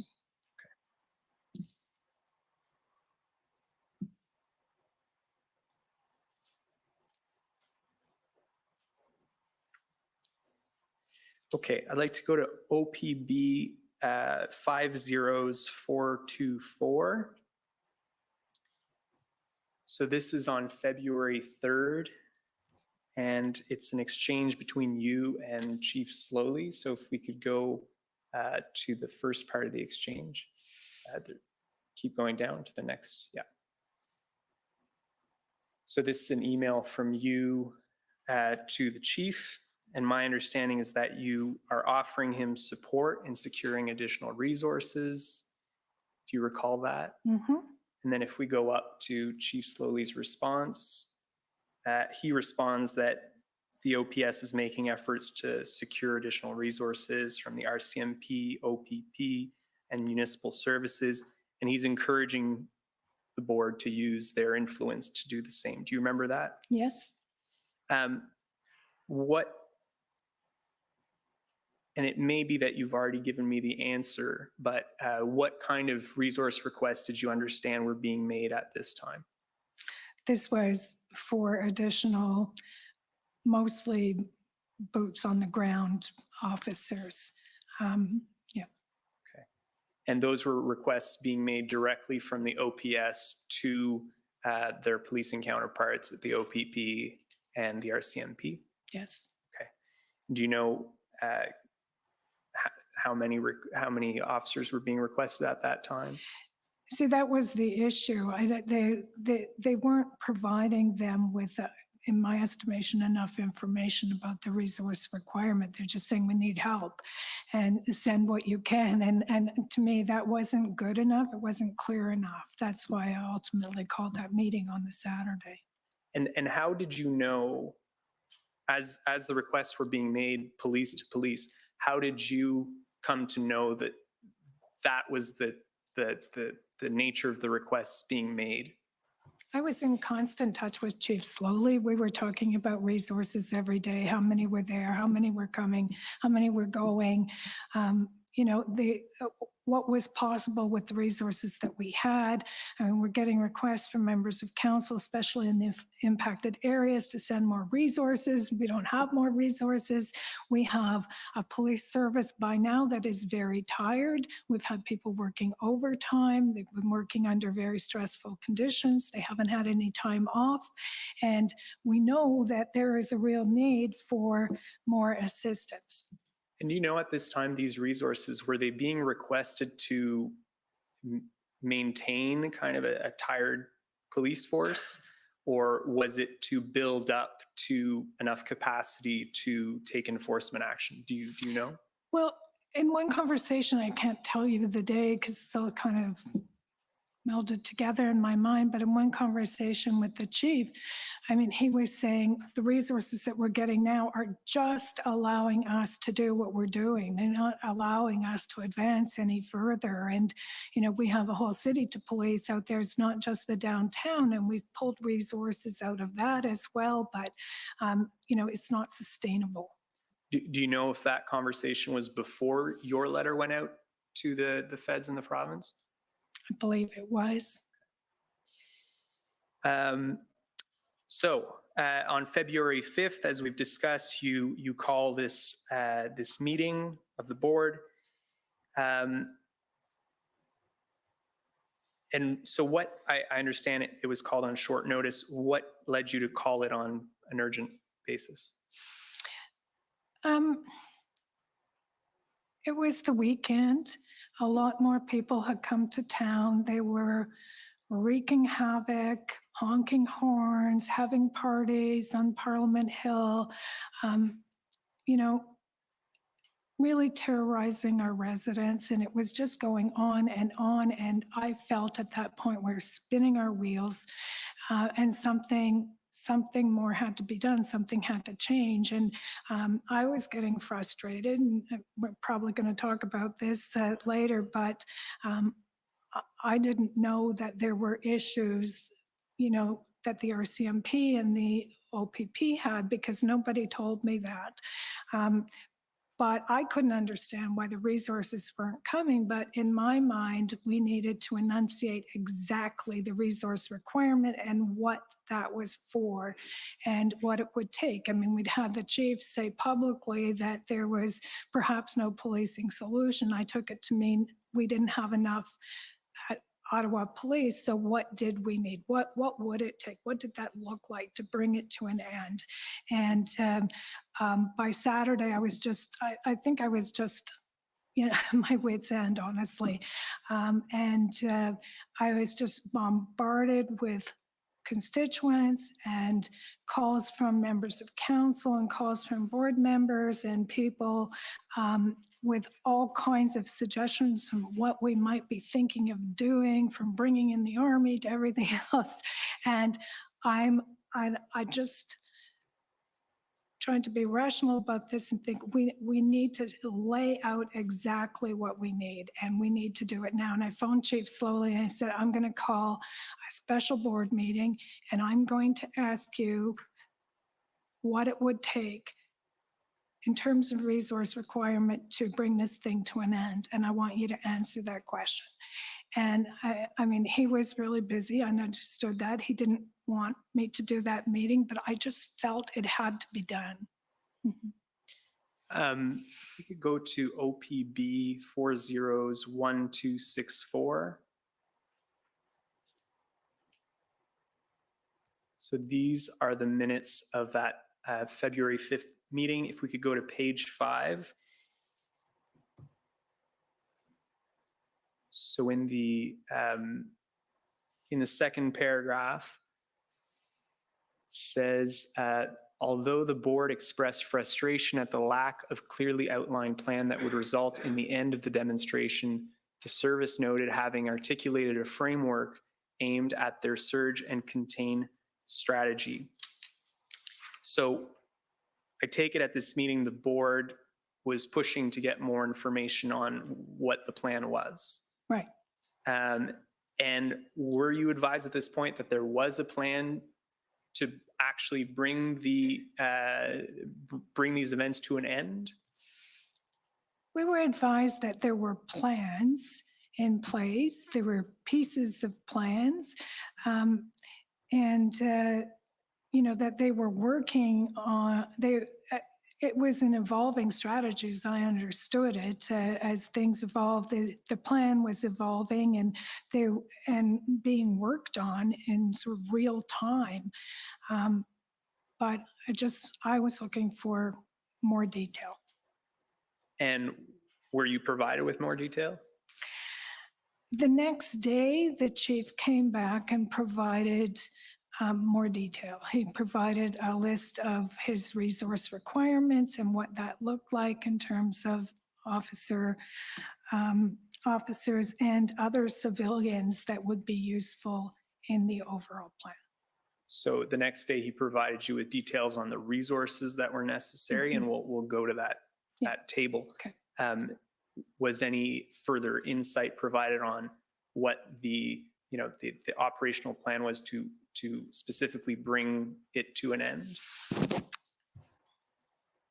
I don't remember how much information they gave us on like detailing, we're going to do this on this day and this on this day. We didn't get that level of detail until the very, very end. We were starting to see those levels of here it is. But my impression was it wasn't that well hatched at that point. And here it says the service noted having articulated a framework aimed at their surge and contain strategy. What was your understanding of the objective of the surge and contain strategy? Was it to bring this to an end, or was it to manage the situation? Yeah. Well, I think the ultimate goal was to bring it to an end. I know that some of their strategies were specifically targeted to specific installations. And, I guess they felt that it was methodical. You had to do things in a certain order and, address one issue before you addressed the next issue. And it was a resource requirement. I guess the more resources we had, the more they could move forward. Okay. Let's go to page 3, and it's the 4th paragraph down.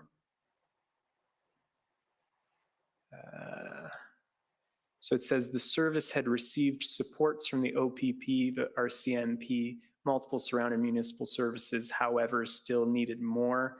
I take it again that you were aware of these resources coming in because you had signed MOUs? Yes. But I mean, yes, I was aware of them coming in, but there was some creative math around how many resources were actually there and who knew they were there and on the ground, because there were 3 shifts, I believe. One time they were 10-hour shifts, they moved to 12-hour shifts. So to really get a clear understanding of how many police officers at any one time were, in active service was a bit difficult. Okay. And at this point, again, this is on the 5th, are the resources coming in more significant? Yeah, it's such a good question because, we were hearing that there were more resources than we were seeing. And Chief Slowly and I, not just this day, but many days, had conversations about who was there and who was saying what and what those officers were, and both from the provincial perspective. I mean, I think Sylvia Jones actually dialed back. She said they had sent 1,500 officers. They had done no such thing. But she did actually walk that back later and said, that's actually not correct. And then some of the RCMP officers weren't under the command of Ottawa Police for the purpose of this demonstration. They were doing other things. So there was some creative accounting when it came to the number of police that were available for this occupation. And when you're saying the RCMP were attending to other things, I understand some of them were attending to federal institutions, yes. Federal properties. Correct. Okay. Maybe it's helpful. So at this February 5th meeting, the board approved the appointment of 257 RCMP officers, which I guess would have been sworn in as special constables. So did that mean that 257 were on the ground? Like, what does that mean in practice if 257 are approved? Well, in practice, they're not all on the ground at the same time, obviously, because you have shifts, either 2 shifts or 3 shifts a day. So, that many are approved that are available. But in the case of those 257, I believe some of those were ones that weren't under our command. So it sounded like we had 257, but we didn't. We had far less.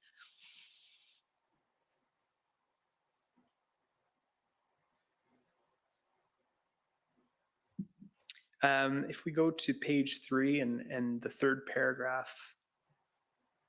Okay.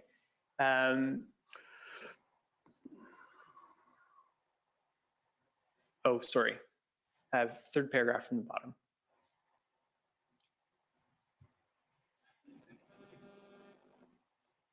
So 2nd sentence, the service later, however, highlighted the need for additional legal supports in both the short and medium term, requesting assistance to find uncharted legal territory. The service referenced the criminal code as being archaic, and both the Provincial Highway Traffic Act and City of Ottawa bylaws as being limited in that they all failed to consider events such as the trucker convoy.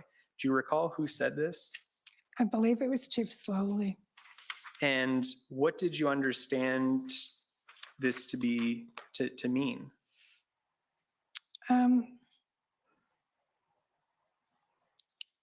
Well, guess, just that we didn't have the tools that we needed in terms of this specific convoy with large 18-wheel vehicles to be able to effectively address legal issues around that, because this had not perhaps ever been considered in terms of criminal code or even our own Ottawa bylaws in the past.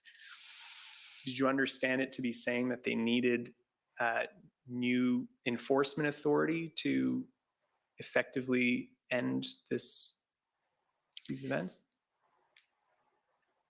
I don't know that I would say I understood it just to mean enforcement authority. I think I understood it to mean that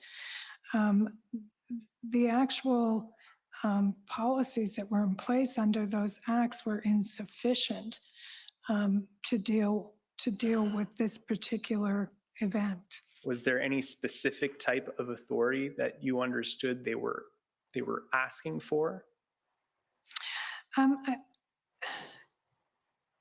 I honestly can't recall what those would have been now. Okay.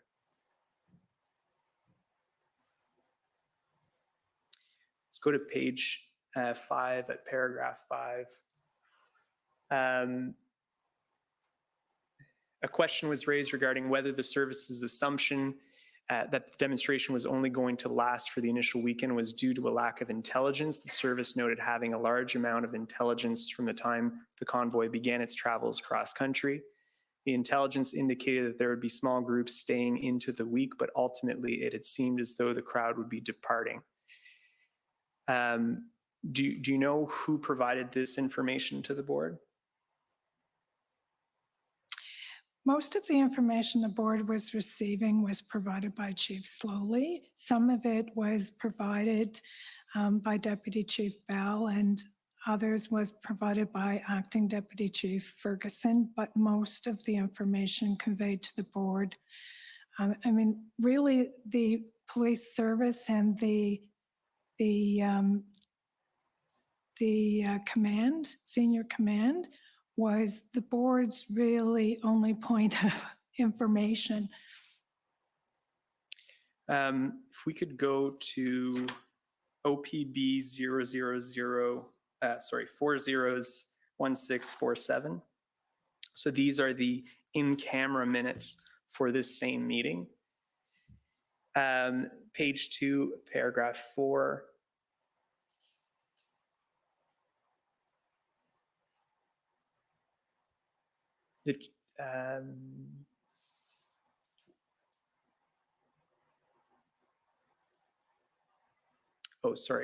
The chief reassured the board that there was a comprehensive plan. However, he could not provide all the details of what the service was doing operationally. Why was this raised during the in-camera portion of this meeting?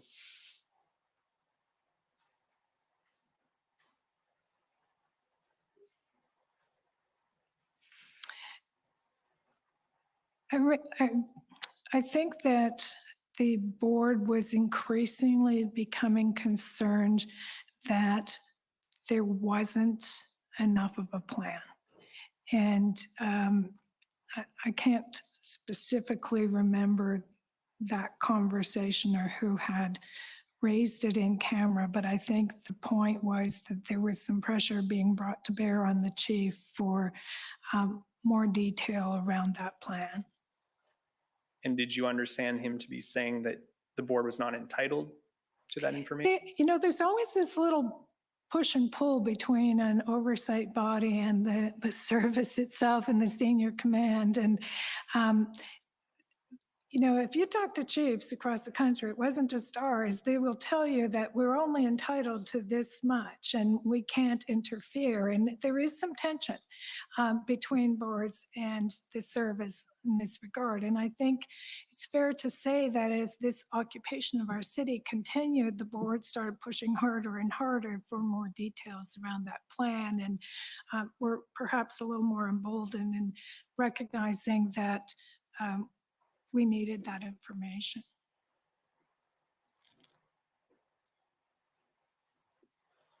Do you recall the chief ever telling the board or telling you that he needed to receive the resources before he could finalize a plan?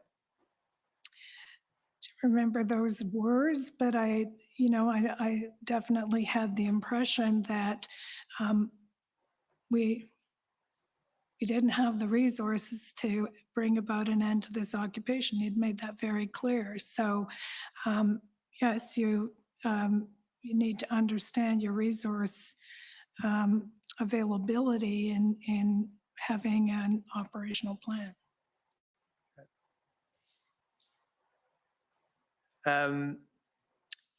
OTT at 3017349.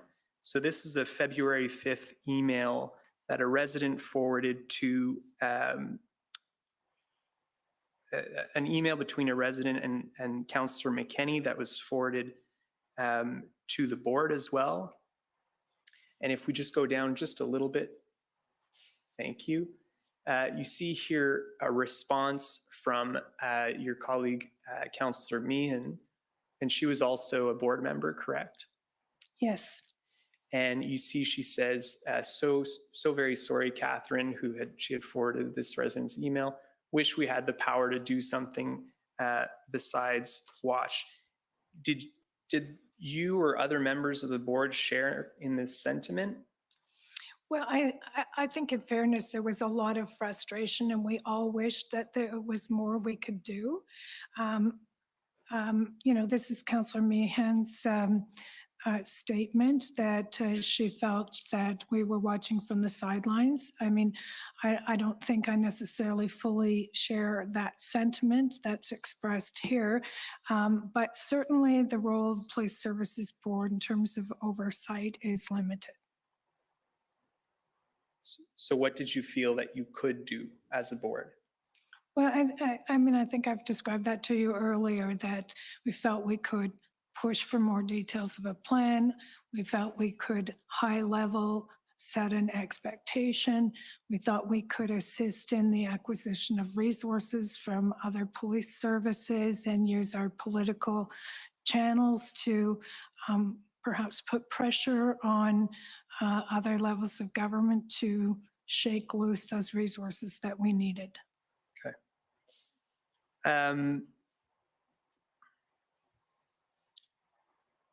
So let's go to OTT 10010. So these are notes from Jessica Bradley, who I understand is your assistant, of a meeting between you, the chief, and the mayor on February 6th. Do you remember that meeting? Yes. And you've seen these notes before? Yes. And they reflect generally, the content of that meeting? Yes. So at the top it says, large operation going on at Coventry. Planning has gone on overnight. Operation commenced around 4 p.m. Elevated level of resistance, brought in more resources, not going well. So I take it an operation was ongoing at Coventry to clear out Coventry at that time? That's right. And why was it not going well? Yeah, I mean, a good question for the chief, but I think it boiled down again to lack of resources. I mean, they secured one area, but the plan was to secure the entire area and they didn't manage to do that. And was the board advised as to, or you or the board as to why it failed? Chief Slowly and I spoke about some of those issues around the failure. Again, I think our focus was on the resources that were needed and what was happening there. And, a lot of information about, did they have more information? Did the Freedom Convoy people have more information about that operation than we anticipated? Did we have enough resources? But it didn't go well. I mean, that was the bottom line. And again, it came down to having a plan that we could operationalize and having the boots on the ground to make it happen. If we go down just a little bit, you see this heading, pass or enhance existing bylaws, and then there's a number of sub-bullets, and then it says slowly to provide top 3 bylaws we should focus on. Can you maybe just explain what this discussion was about? Yeah, there were a lot of concerns. By this time, I think there was a growing lack of faith in the city, in the police service, and in just about everyone to get this job done. There were frustrations being spoken about how bylaw services was or was not assisting. And, I had heard issues around bylaw services giving our own citizens in those areas tickets, but failing to ticket the Freedom Convoy members. And there was just a lot of frustration. So, we're trying to practically assess, are there bylaws that we could focus on right now in real time that would be of assistance to help with the situation we're in? And that included the possibility of passing new bylaws? I think we could have passed new bylaws if they would be helpful, yes. Okay. And so this final bullet, slowly to provide top 3 bylaws we should focus on, that was kind of the action item from this discussion? Yeah. And what was he supposed to do? Well, just tell us what we're not doing as a municipality. I mean, this is more wearing my hat as a member of council and the mayor wearing his hat as the head of council to say, well, if there are shortcomings in our bylaws that are an impediment to progress here, then tell us what bylaws you need fixed and what that would look like, and we'll take it from there. And was that list of 3 bylaws provided? I don't think so. Okay. And what was the idea here?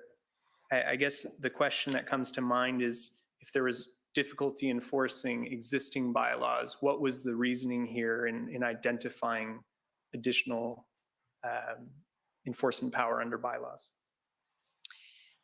Well, the difficulty in enforcing bylaws was specific to some of the bylaws we were asking them to enforce. And if there were other bylaws that would be useful, I mean, I think just the exercise of passing a bylaw in the middle of this and bringing attention to it might have been helpful.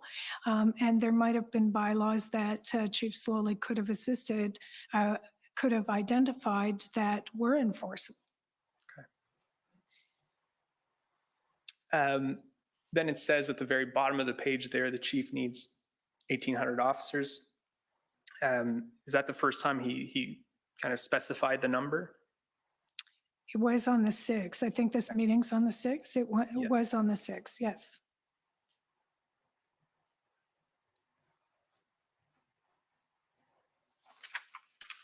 Okay, so let's go to OTT 405590. So the next day, my understanding is that you and the mayor received a table from Chief Slowly setting out the resources he required and substantiating essentially that 1,800 number. You remember this? Yes. So let's go just down to see the table. There we go, thank you. And so this was a response to that discussion the day prior? Correct. Well, it was a response to the discussion the day prior and to the meeting of the board on the 5th. Okay. And were you satisfied with the level of detail provided in this table? Generally speaking, yes. Did Slowly ever brief the board on how these 1,800 officers would fit into his operational plan? No, You weren't provided with that kind of level of detail. I do not believe we were.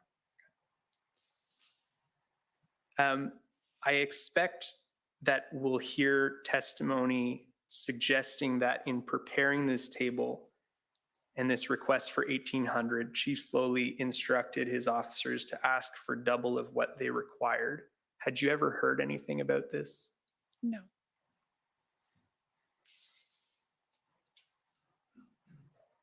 And so later that day, this, I don't think I've mentioned, I think this email is dated the 7th, if we could just, thank you. So later this day, you and the mayor issued those letters to the feds and the province requesting the 1,800. Was this table ever provided to the province or the federal government? Do you know? I do not know. Do you know if they ever receive kind of a detailed breakdown to go along with your request? I mean, that would be a question I think best put to Chief Slowly. Okay. Yeah.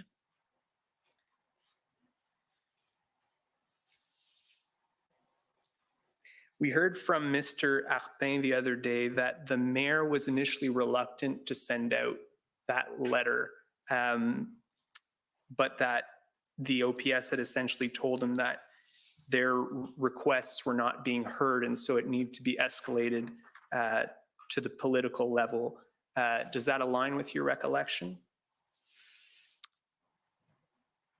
Can you just repeat that question? So Mr. Arpin testified that the mayor was reluctant to sign the letters to the province and to the federal government initially, but that the OPS had communicated to him that their own requests for resources, the ones we talked about earlier, were not being received, were not being heard, and so that it required escalation kind of at the political level. Well, certainly I was aware that the chief was frustrated in being stonewalled and getting the resources he believed he needed. I was not aware that the mayor was reluctant to sign the letter. Okay, thank you. And so you sent, and you, I mean, you and the mayor sent these letters to both the province and the federal government at essentially the same time.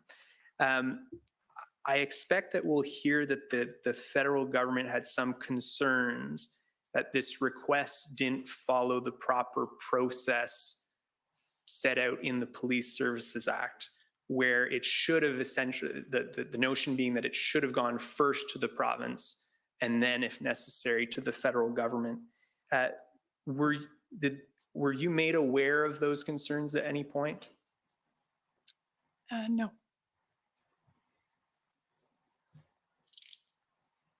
Did anyone ever advise you from the federal government or the province that a different process should have been followed? No. You weren't advised that this would somehow delay the process or delay the response to the request? Not to the best of my recollection. I'd like to pull up ONT 50851.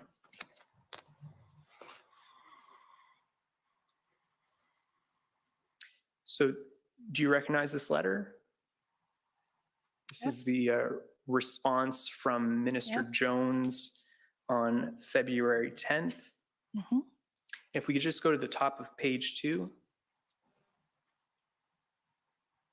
So it says, regarding the City of Ottawa and Ottawa Police Services Board's request for significant additional operational resources, please note that I have shared your correspondence with Ontario Provincial Police Commissioner Thomas Carrique. Commissioner Thomas Carrique and the RCMP Commissioner Brenda Lucky will continue to liaise with Chief Peter Slowly to determine how policing partners can provide support based on available policing resources and the operational plan proposed by the OPS. You remember reading this? Yes. And what were your thoughts on reading this letter? I mean, I took it as generally positive that the lines of communication at the police level were open. They were going to continue to discuss it.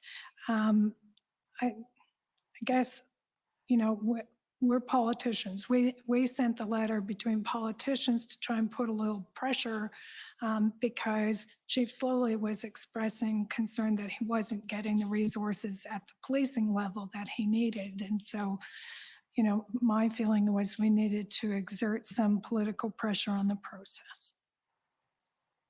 Let's pull up OPB 858. So this is a email chain with respect to your approval, sorry, this is on February 10th, your approval of 400 RCMP appointments. If we can just go down. So if you read, yeah, so that one in the middle, sorry. So you see this email from Krista Ferraro to yourself and asking you to please provide approval for the 400 officers. And if we just go up to the top of the chain,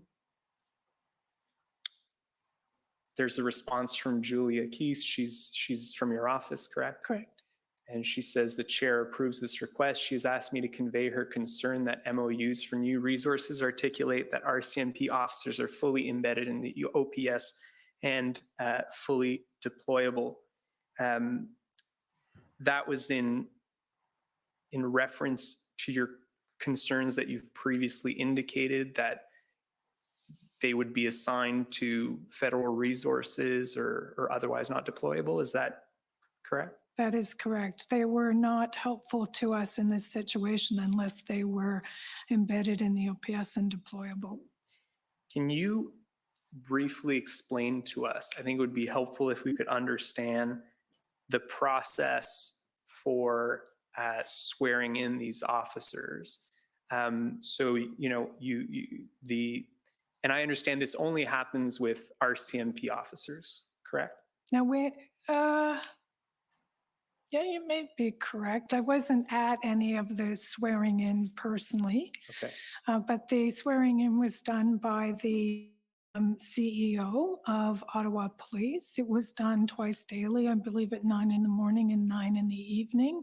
And it was flexible. So if there was a need to do it any other time, Blair was flexible to do that.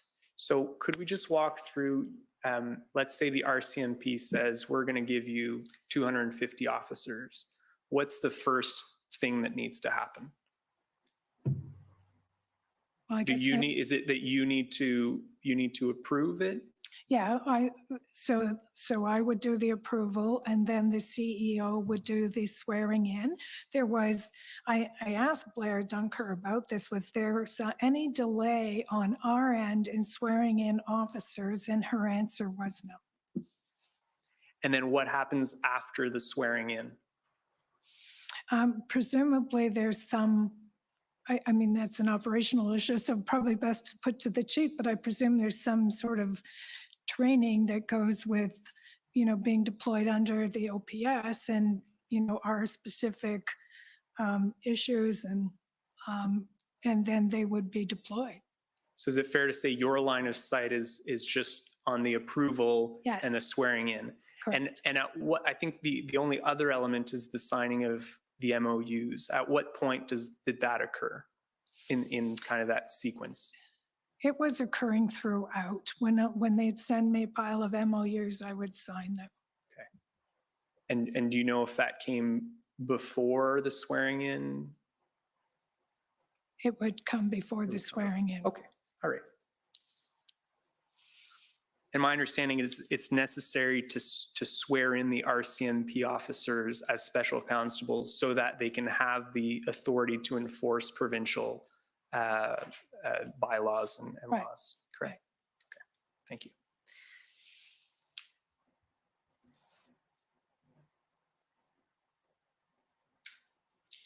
So I think you've already said that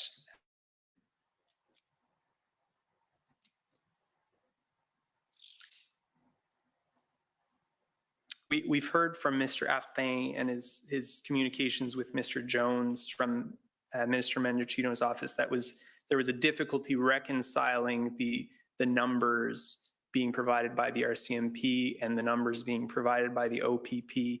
You were aware of that, I take it?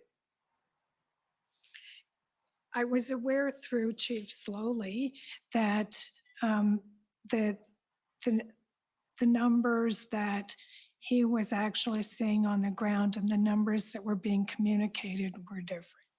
Okay. And I think we missed one step in our previous discussion. I believe that the Solicitor General's office also needs to sign off on the approval of these officers.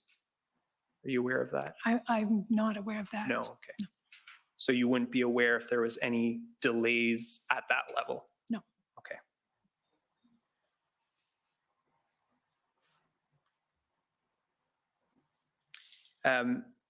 We heard the other day that Mr. Jones reported to Mr. Arpin that RCMP officers were assigned to Ottawa but on standby because they hadn't been given an assignment by the OPS.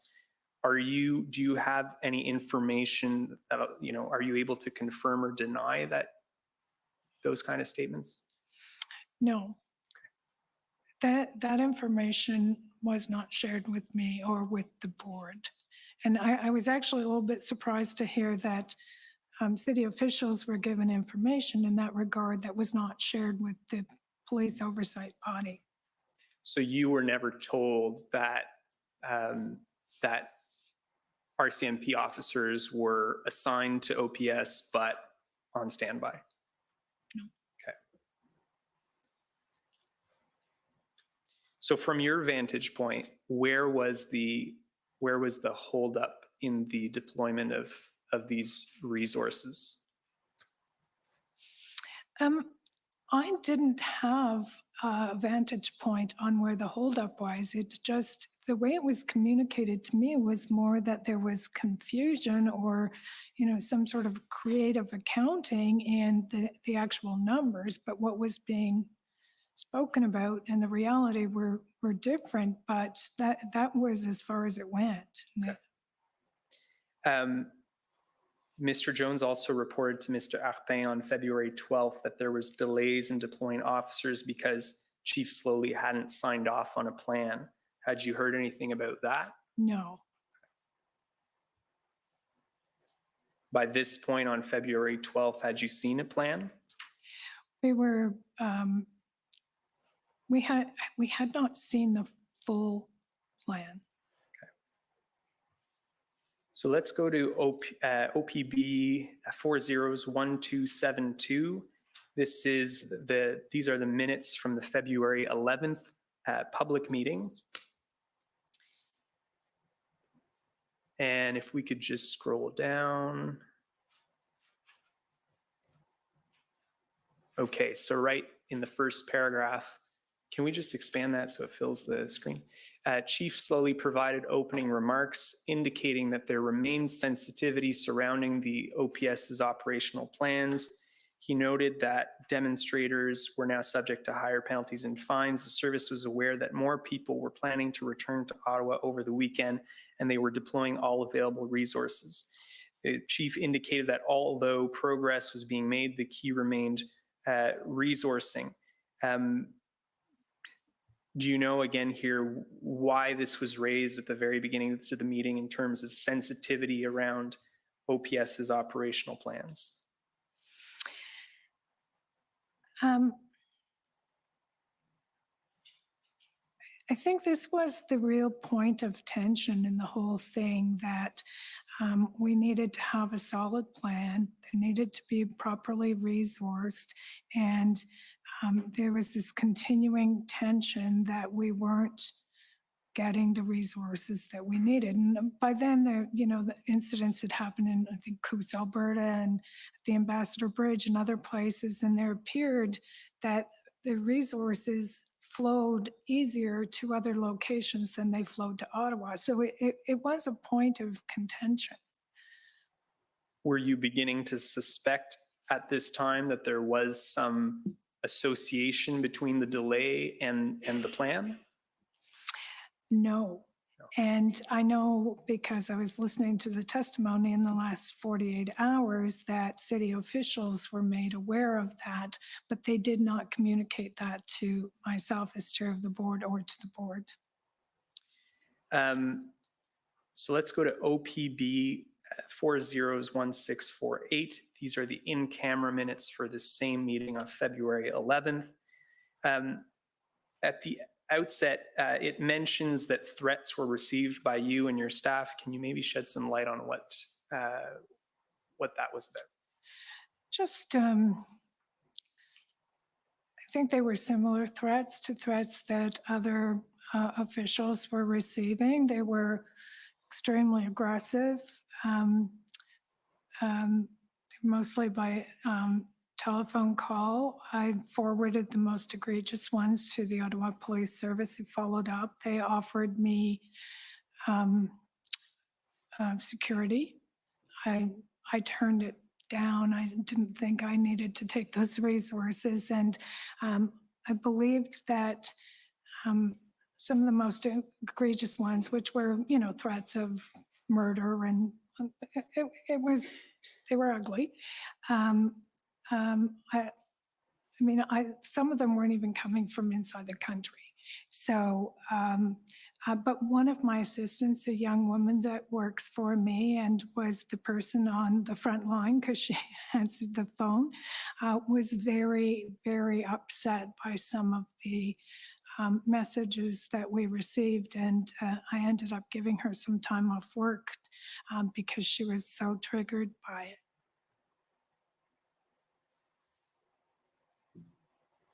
And do you recall these threats? Was there any information provided in them that would associate them with, your response to the convoy or something like that? Yeah, there were a number of them. And they were definitely linked to the occupation of the city and comments that I had made publicly that they took exception to. Thank you. Let's go to page, I guess the bottom of this page. Okay. So a question was raised regarding resource supports received from the OPP and RCMP. They had 60 OPP officers and 40 RCMP at that time and had since Monday. That was the total additional officers received or provided. Was this aligning with the number of officers that had been committed by the province and the federal government? It's a tough question because what they were talking about and publicly was, that they would send more than this. But the commitments that were being made at the police to police level, I couldn't answer that. And do I understand this correctly that there had effectively been no change in the number of resources between February 7th when you made your request and Friday, February 11th? I believe that is the case.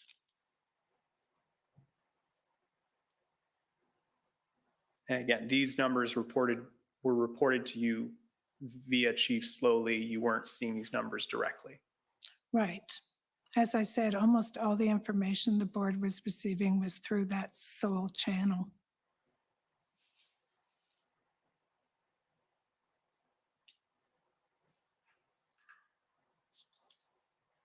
Do you remember during this meeting a conversation about a possible request to invoke the, to ask for the use of the National Defense Act? I know there were starting to be conversations about what tools would be available to assist.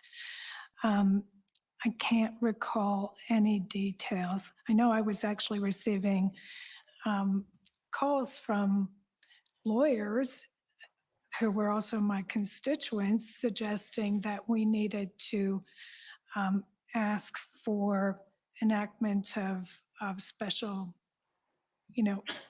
help, whatever that would look like, because this was not being resolved, and the anxiety was just growing, and the public concern was growing. And it wasn't about people's freedom to protest. It was about the occupation of our city and the disruption of people's daily lives. Let's go to the top of page 4. It was noted that at the time of the convoy's arrival, there was no intelligence that suggested the demonstration would turn into the occupation that it had become. You remember that? Yes. And who made that statement? Do you recall?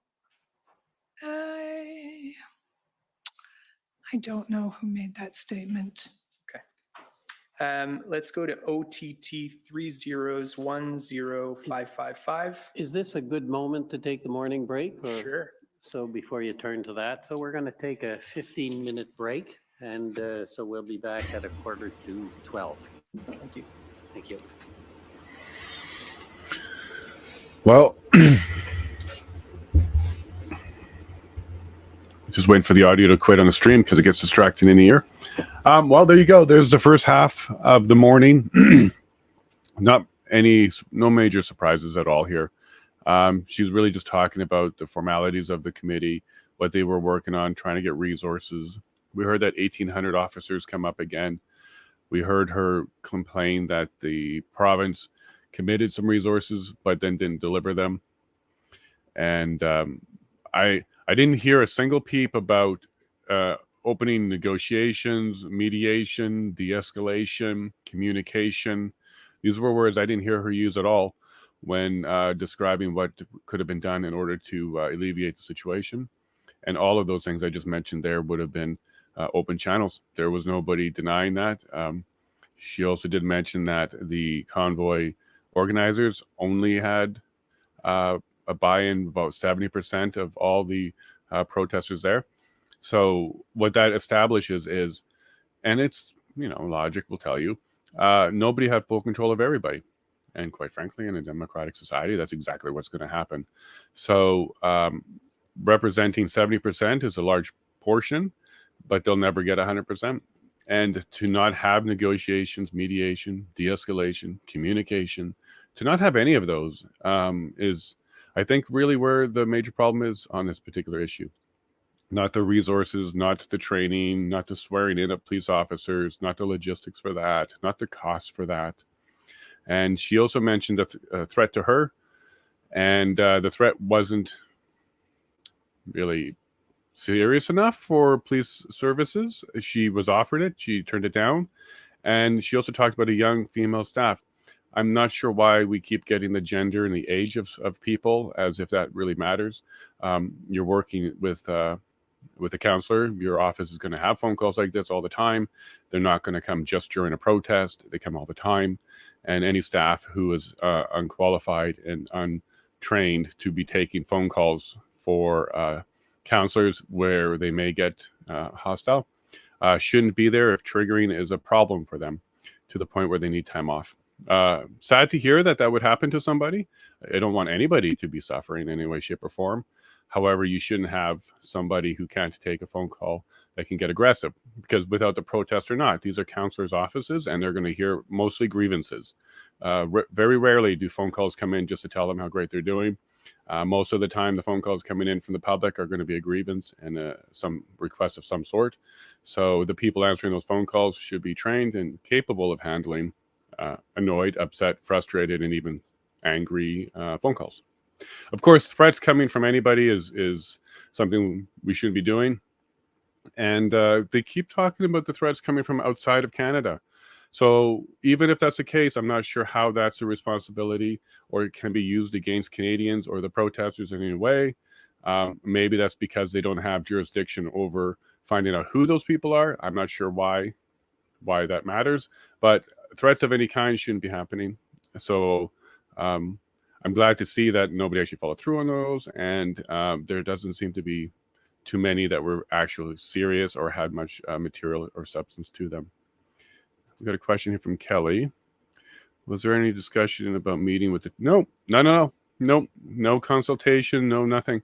But we do know that they were happy to talk. They were willing to talk, and they were demanding to talk. So there's no question that the channel would have been open had the committee even had one person come in. That would have been a good start.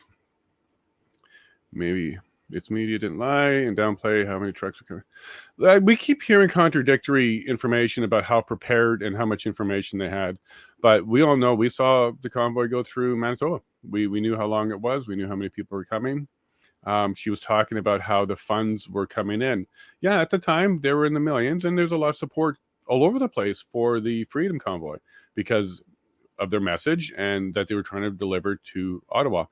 So I'm kind of finding it perplexing that we still hear from people that they were surprised that there was a convoy coming, that they were going to be there for a while.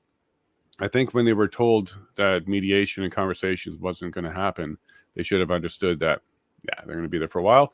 And then it sounded like they were preparing for that. So they were digging in their boots and they were getting resources and supplies to assist them. It's sounding more like a war zone than it is a protest. From one side, though. From one side, they were treating it like an enemy, and they had to treat it like generals, and they had to have strategies, and surge and contain was a term she used. And by the way, we had that term used at the G7 in Toronto, surge and contain, and that ended up becoming, after a court case about it, illegal. You can't do that. There was a human rights violations. People were compensated later because of a surge and contain that happened at the G7 in Toronto, downtown Toronto, one year. So that's something that no city should be doing, no police force should be doing. It's something that we've adjudicated and we should not be doing in Canada. So for her to use that term, that rung a bell, surge and contain, that's something we don't do. And she freely was mentioning it there. If they're getting their info from media. Yeah, no, even Mayor Jim mentioned that quite a few times. I would watch the TV and see the pictures. Mainstream media was not showing everything, and mainstream media would recycle old news, and they would have conversations and project issues that didn't actually exist there. So if you watched only mainstream media, you had a very negative, fear-based perspective of it and no other perspective. However, if you watch streamers like Ottawa Walks and Viva Fry and Travel 69, I think was one of them, all of those people provided a much better perspective, and they were showing a lot happier group of people. They were getting on and they were having a good time, but they were also getting frustrated that they weren't being listened to. They were willing to dig in and have their message heard. They really deserve to have their message heard. So I can understand how they were digging in and willing to stay for the long term, or if that meant staying in their trucks or in a motel or a hotel or whatnot, they were planning to stay there for the long term.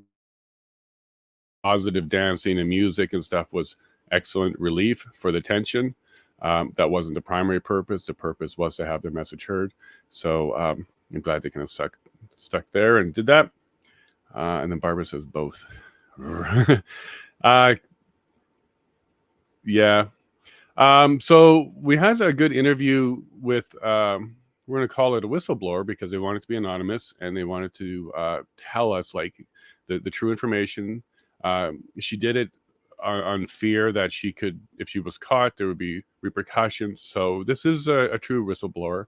What she ended up telling us about what the government was mandating the staff to do was basically she let us know that exemptions were not being honored. Religious exemptions were not being honored.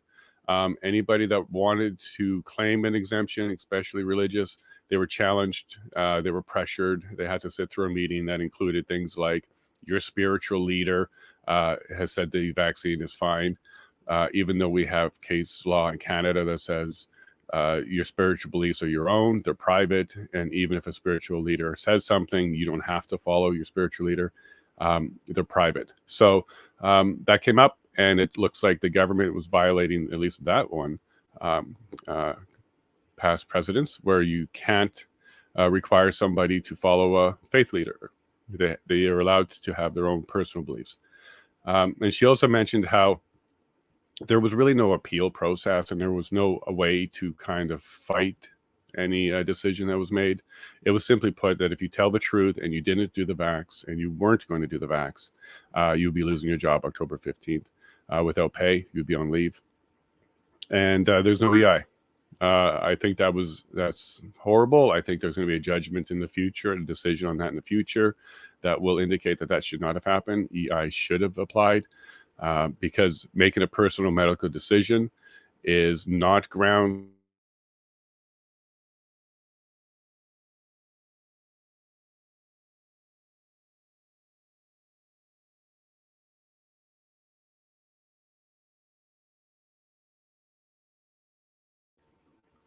Oh, I'm back, and there's the hearing. So if you can, here, let me go check and make sure I'm still live, because we had some hiccups yesterday. That was my fault, but I haven't done anything today. Being a good, nope, we're good. Great. So sorry you lost my mug for a second there. It was probably for the best, but here I am. I'm back. Barbara, you seemed quite happy when Fox News showed up. For sure. Look, if CBC went in too and they were being honest, like if the coverage was being honest, they would have been welcomed just as much as Fox or anybody else. Fox wasn't being welcomed because it was an American media station or anything like that. Fox was being welcomed because they were being honest. They were telling the truth to protesters. They were going around speaking to people. They were showing the diverse crowd. There was people of all types there. There were all types of flags, rainbow flags, all types of flags.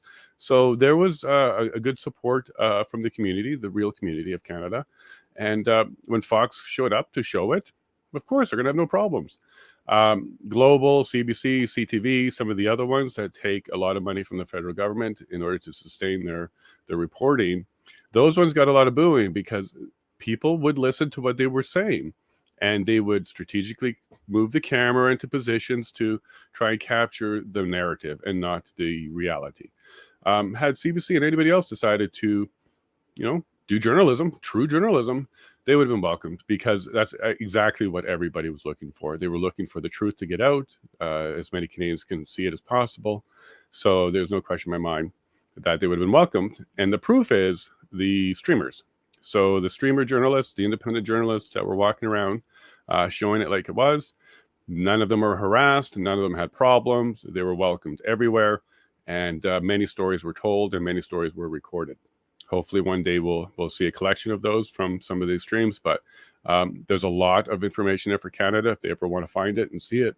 And it's something to be proud of, what the protesters were able to do up until the violent push from the government was something to be proud of if you actually understood what they were there for and how they were trying to accomplish it. If you didn't understand that and you only understood the mainstream media, I can understand why you were concerned about the problems that you were being told about. But hopefully this inquiry will help you understand that there was a lot of projection going on, a lot of what ifs going on, and a lot of overblown paranoia going on.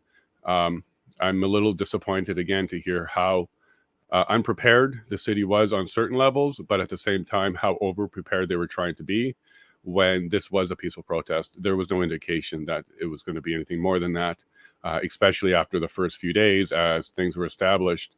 It should have been pretty clear that, no, this is not a violent group. They're not breaking windows. They're not rioting. And any assumption about a coup was definitely misplaced.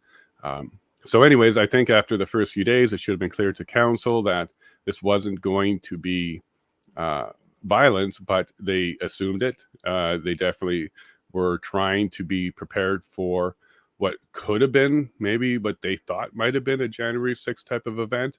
But if you actually spoke to the organizers and even the participants, that's not even close to what was on anybody's radar.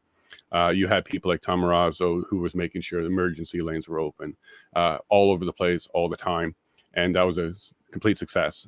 He worked with the city and the emergency department and made sure that that happened. Anybody that came in, there was somebody that would explain that to any new participants that were coming in. And everybody obliged by it, because we all understand and respect the need for safety for residents and cities. So that wasn't violated, and that was kept and maintained. In the U.S., really just because, yeah, no, there's a bunch of stuff, jurisdictionally, we got a lot of issues to address all over the place, all over the world. The U.S. is an interesting thing to keep an eye on, because They're kind of the leader when it comes to some of the science and information when it comes to the medical side of things. Canada piggybacks on a lot of the US regulators. For example, aviation, a lot of our aviation rules come from the FAA. We do have some of our own as well, but we basically piggyback on them. Same thing with CDC. We got a lot of information from CDC making its way through our federal government. So we do rely upon a lot of the American systems and departments. So that's why we should keep an eye on how things are going down there. But I don't spend a lot of time there because we got a lot of things in Canada to also address. Justice for speech to Canadians from the cottage. Yeah. Yes, Jan 6. So yeah, no, I'm not happy. Like, look, we're all Canadians. We all want to be proud. We don't have to love our leaders. We don't have to love all the decisions they make. In fact, if you prepare yourself to feel that way, you won't be disappointed. You'll just understand a bit better. Leaders are there to do their best, and sometimes they don't. I would say that a lot of the reactions that Justin had when it came to the convoy, the way they were moving across Canada, and then the choice of words he used, they resonated to Canadians in a very negative way, and that was on purpose. When he was making some of his statements en français, calling us racist and all that stuff, that's not how leaders are supposed to act. Even if you truly felt that way, even if you truly had that belief, even if you truly knew that information, you can still talk about a group and work with Canadians and relay information to Canadians without being a name caller and without stooping to that level. It's unnecessary.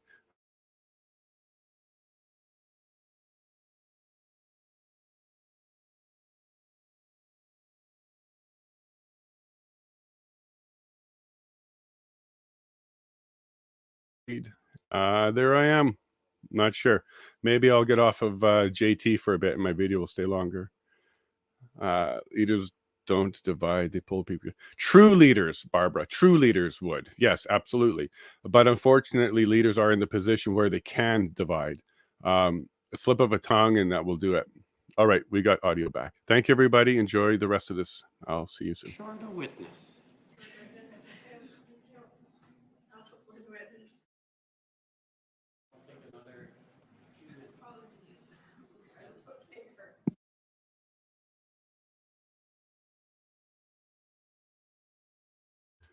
All right, so they might still be getting ready.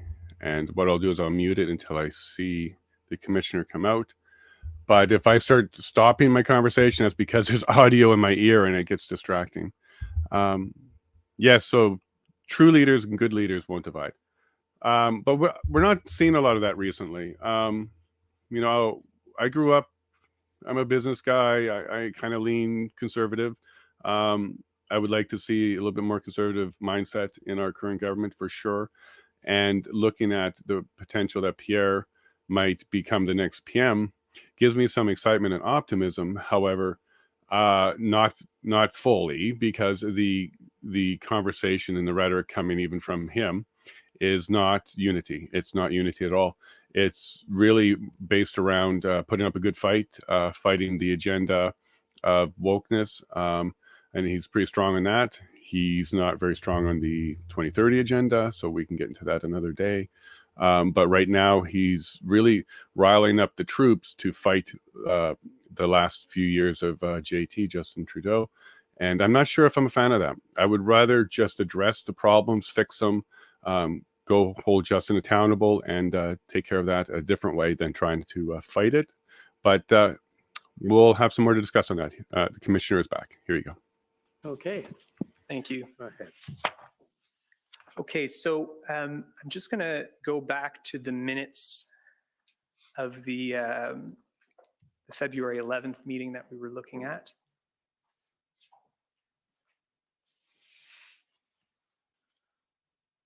And if we could just expand that. So I just want to ask again about the this last paragraph. The board expressed concern that it did not seem as though the service was being provided with the resources required. A question was raised regarding whether the service would be in favor of a number of councillors asking the mayor to request the Attorney General's support through the National Defence Act.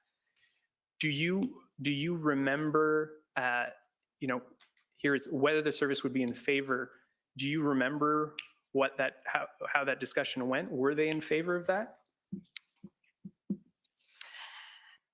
I don't remember. I don't think I can comment on it because I don't think I have a clear enough recollection. Okay. Fair to say the request was never made? Yes. Okay. All right, so let's go to OTT 1055. This is a text you had with Blair Dunker, who's the CAO of OPS, correct? Correct. This is on February 12th, and let's just go to the first page. Oh, sorry, back to the top. The first text exchange there. Down, down, down. Okay. So you say, how many RCMP officers have been sworn in since the start of the demonstration? Are any pending? If we scroll down, Blair responds, 421 RCMP officers are on the list provided to OPS. Of those, 306 are sworn in. There is no delay in swearing in. RCMP asked for 2 swearing in times when shifts change, 9 a.m. and 9 p.m. from the time we get the name from the RCMP to getting it approved by the ministry.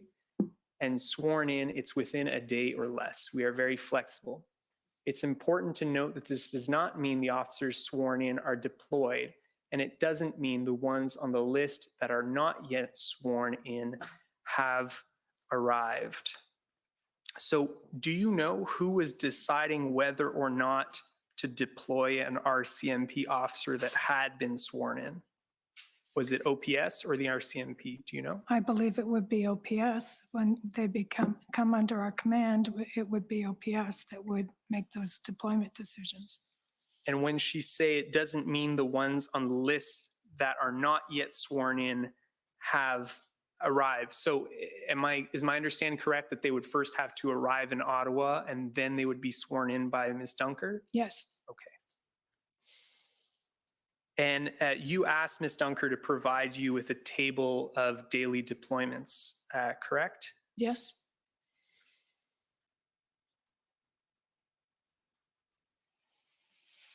So let's look at OPB 401014. This is a copy, you can confirm for me, but I believe this is a copy of the table you were provided by Ms. Dunker. Yes. So if we can try to fit the table on, there we go, thank you. And so you've seen this table? Yes. I believe it was provided to you the next day on the 13th. Yep. Can you describe what it shows? You'll have to give me a minute. I mean, large scale, it shows the number of deployments, I believe by shift, and it shows the officers from each municipality, Durham, London, Peel, York, that were here, the numbers from OPP that were here, RCMP, and then other municipal services. And do you know whether, and maybe we just scroll up a bit so we can see the title of the chart. Do you know, is this showing officers that were deployable or officers that had actually been deployed? I believe these are officers that have been deployed. Okay.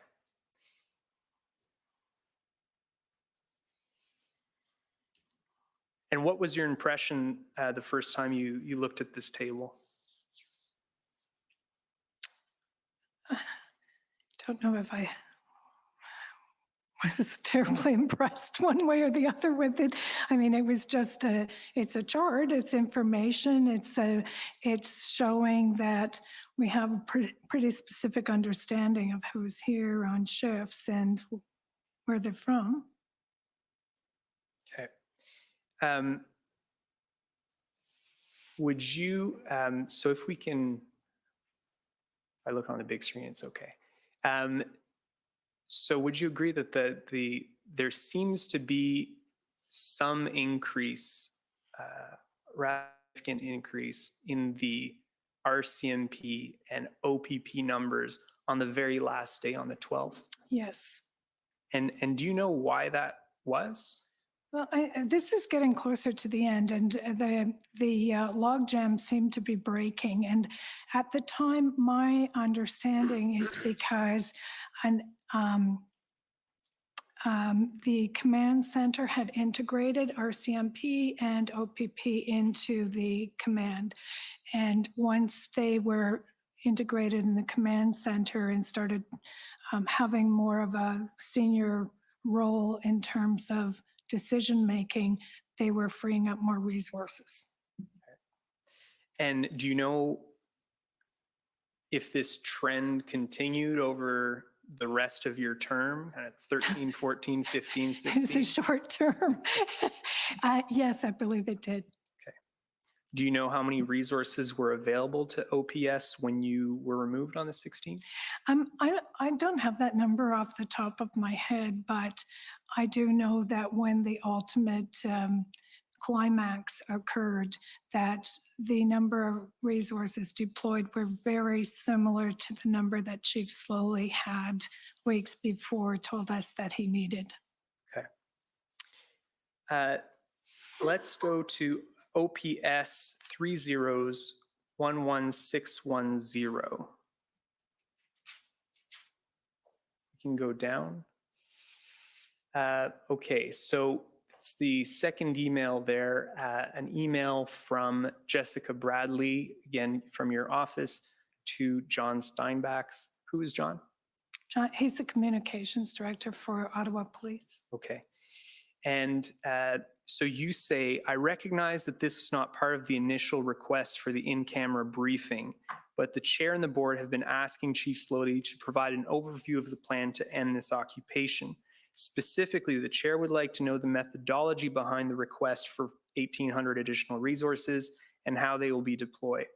We recognize that some information with respect to the plan will be confidential and cannot be shared. However, as an oversight body, the board should be apprised of the general priorities and objectives of the plan. The chair would like to be able to put out a statement similar to the one Toronto put out last weekend. And then if we go down, you say I've highlighted the relevant sections. Sorry, let's go back up. Okay, so the third paragraph under the bold heading there, board members were briefed on the details of the operational plan, including the priorities and objectives of the operation, and had opportunities to ask questions of the chief and obtain further information. So you remember making this request on February 14th? Yes. Okay.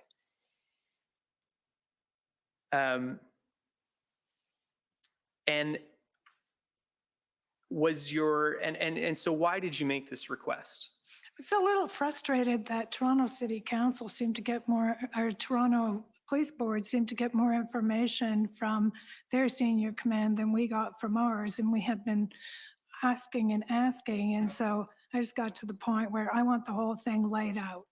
Mm-hmm. So when you read this, what led you to conclude that they were getting more than you had? Well, the line that you just read to us, the board members were briefed on the details of the operational plan, including the priorities and objectives for the operation, and had opportunities to ask the chief and obtain more information. I mean, I never felt that we were briefed on all of the details of the operational plan. I mean, even there was one day, sort of melding together in my mind, but there was one day when there was an intention to go in with an operation to take out the installation at the corner of Rideau and Sussex. And the chief had not given me the details of the plan, but he told me that there was a significant operation to occur that evening, and it didn't happen. And so at that point, I just felt like we weren't getting the whole story. We weren't getting enough information. I just felt the board, as the oversight body, needed to understand more about the operation. So I was pushing harder. I was from the beginning to where we are now, 2.5 weeks in or whatever it is. And maybe my patience is running a little thin, but I wanted more information about what was happening, what we needed to do, and how this was going to end.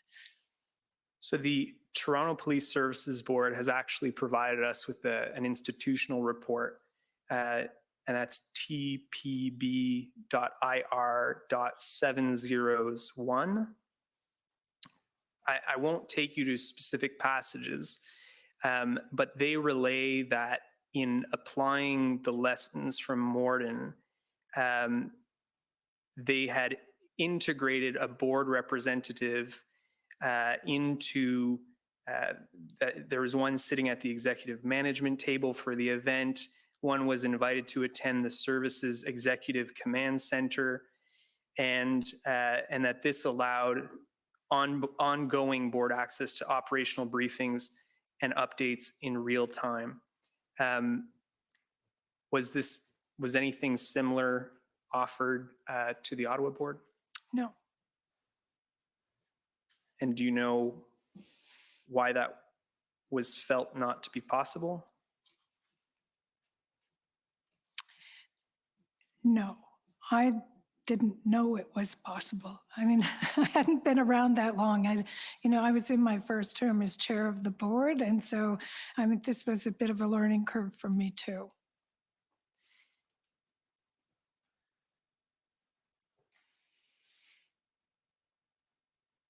So you were requesting a greater, more insight into what the plan was. Yes. And what the operational plan was, and you were not receiving it, correct? I'm getting little snippets, but we weren't getting a whole plan. Yeah. Yeah. How did the board push back? Presumably when it was not getting what it was asking, how does the board push back? Well, I think you can sort of see it in the flow of information and in just the information you put up here this morning, that it was getting like, okay, now I want it. I want the number. I want the resource requirement. I want the plan. I want to see the details. And it was like that. I think it was growing as we went along, that we were realizing we weren't getting information. And I have to say, through this commission, I've realized there was a lot more information the board was not privy to that the city was. It's very frustrating. And did the board ever formally direct Chief Slowly to produce additional information? My understanding is under the Police Services Act, there is authority to direct the chief. Was any kind of formal direction ever issued in that respect? I would have to look back at the motions that we did. I know we certainly were asking for it. Were we directing it through motion? I'm not sure. Was it, did you understand that would be that would be an option? I mean, we were working together.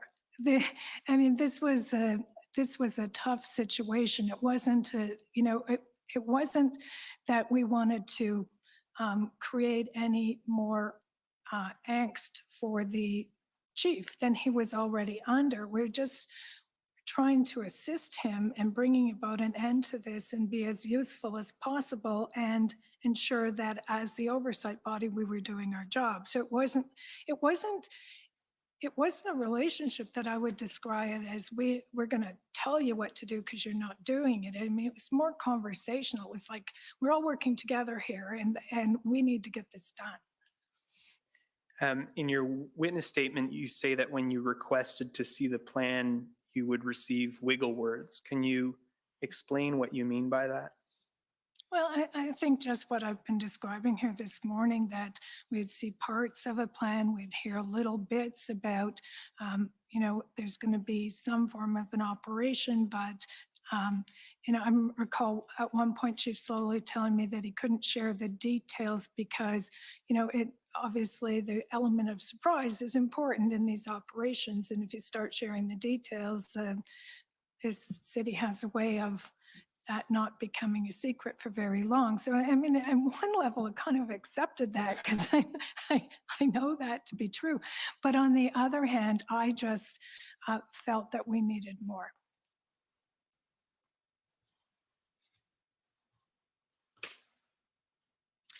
Can we go to OPB 401646?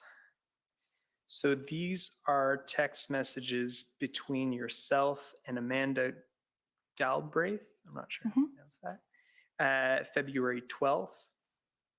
If we can just go down to February 12th at 10:59 a.m. So who is Miss Galbraith?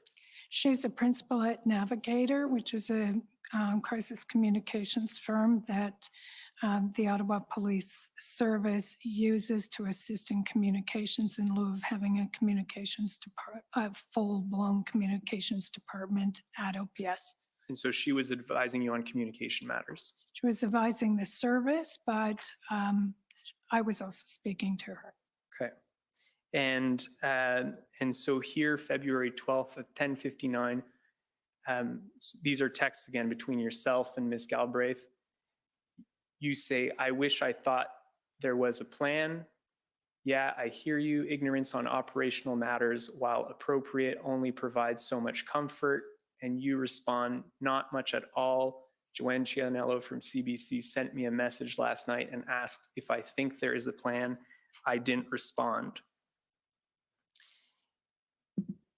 I think we've already talked about you not being satisfied with the disclosure of the plan to this point.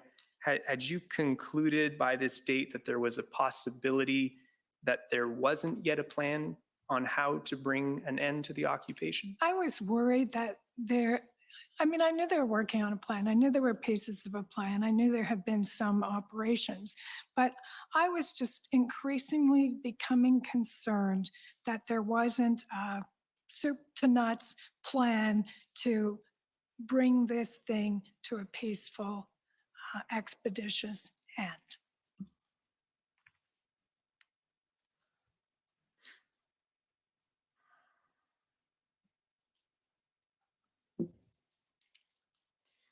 So from what I heard from you earlier, it sounds like the reason that the board didn't direct the chief more formally to provide that information is because you wanted to maintain a cooperative relationship. Would that be accurate? The chief was under intense stress. Throughout this, I was just doing wellness checks with him. I was just phoning to say, are you okay? I mean, he had the weight of the city on his shoulders. He was getting it from every corner, from the public, from council, from the board, from internal sources inside police that were, I think some of them using it to get to Chief Slowly. There was a lot going on, and I was concerned for Chief Slowly. He was our coach, if you will, and we had a crisis, and we needed to see this through. And it was not my goal to add to his anxiety level. It was my goal to support him and to support the service and to assist them to get the resources they need to get this job done. Do you know, during the relevant period, did the board issue any formal directions to Chief Slowly? I would have to check through the minutes. I just can't recall offhand what the motions that we did were. And did the board adopt any policies during that time? Pertaining to the Freedom Convoy? Yes. Not that I specifically recall.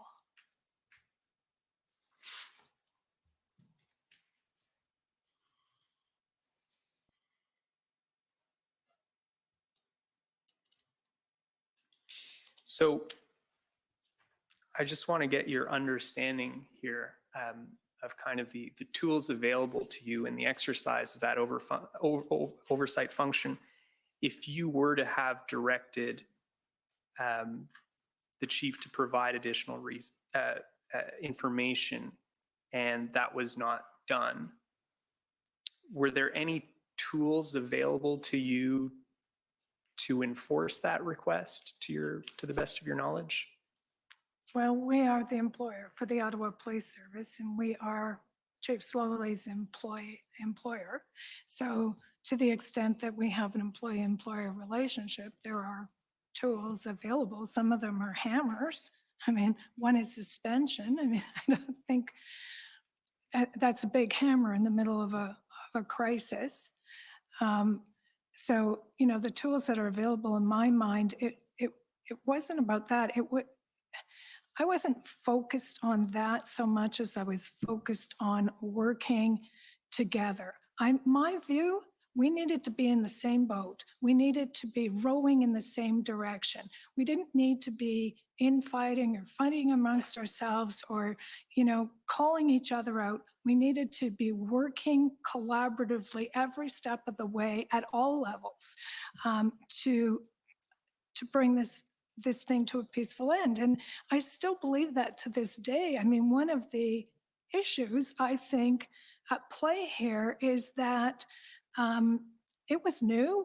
It wasn't like the G20. We didn't have a lot of preparation time to really get our ducks in a row, but we didn't work as smoothly together. It wasn't a well-oiled machine, and there were a lot of people, in my estimation, working at cross purposes here. And everybody, you know, with the best of intentions, let's assume, but not necessarily working at their very best. And when people aren't working together, I don't think you get the best result, and I think that's what we saw. Were you aware that OPS had arranged for an in-camera briefing by the OPP on February 15th that would include a briefing on some of the intelligence that had been provided to it? I believe I was aware of that. Okay. Had you requested that kind of a briefing? How did that come about? Yeah, so hard to remember the details of, you know, who asked for what, when, but I can't tell you how it came about, but I believe I was aware of it. Do you know why that kind of briefing was not provided earlier? With the OPP? Mm-hmm. I don't have a clear recollection of when they were fully embedded and taking more of they took more of a leadership role coming near the end, which I think was very helpful. But I think it was at that point when they started providing this kind of information. And I understand that that briefing was canceled, was put off because of Chief Slowly's resignation that same day, correct? Yeah, yes, that's right. Did you ever have any briefings with OPP or RCMP? Well, it was scheduled, I think, for the next day or day after, but then I was gone, so I never saw it. A lot changed in those few days. Yeah. Let's go to ONT 401116. So this is a PowerPoint that the OPSB prepared for the February 15th meeting. That's my understanding. Have you ever seen this document? I saw it in the documents that were provided in the run-up to this hearing, yes. Previously, had you seen it? I don't think so. Okay. Is it possible that it was also part of that kind of canceled briefing on the 15th? Yes. Okay, we can take that down. Thank you. Could you please tell us how Chief Slowly's resignation on the 15th came about? Yeah.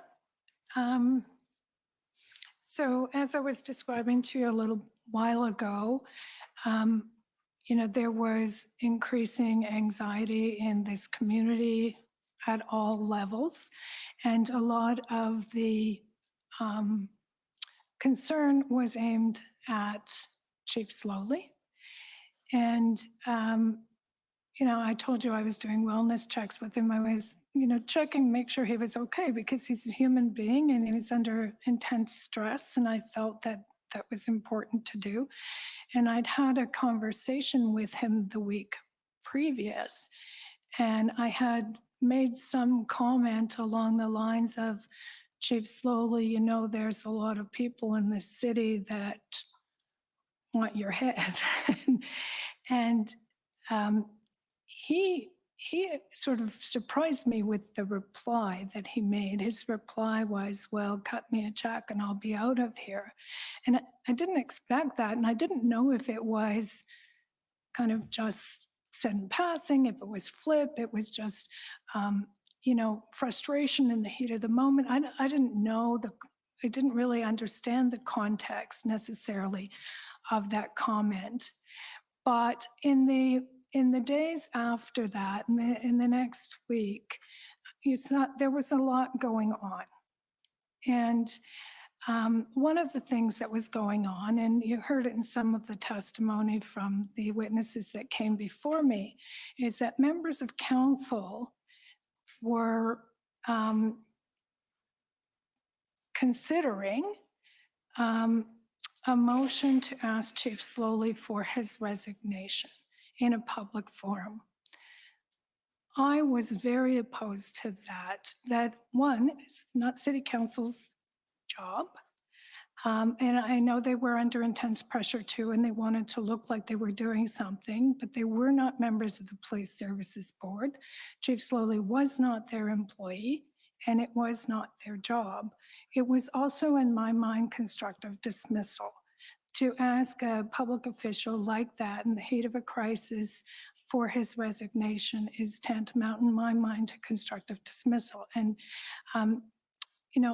if I can take a moment to explain the sort of culture that exists at City Hall, the mayor has a group of councillors that are very supportive of his agenda and generally speaking will deliver to him any vote on any issue at any time. And so, and that's a reality. And I know that no motion of that magnitude would ever see its way onto the floor of council without the mayor's consent. And so when I got wind that this was being contemplated, I started asking the mayor's staff if this motion was coming, because I was very concerned about it. I didn't share it with Chief Slowly. I thought he had enough stress, frankly. And if it was never going to see the light of day on the council floor, I wasn't going to tell him about it because he didn't need that stress.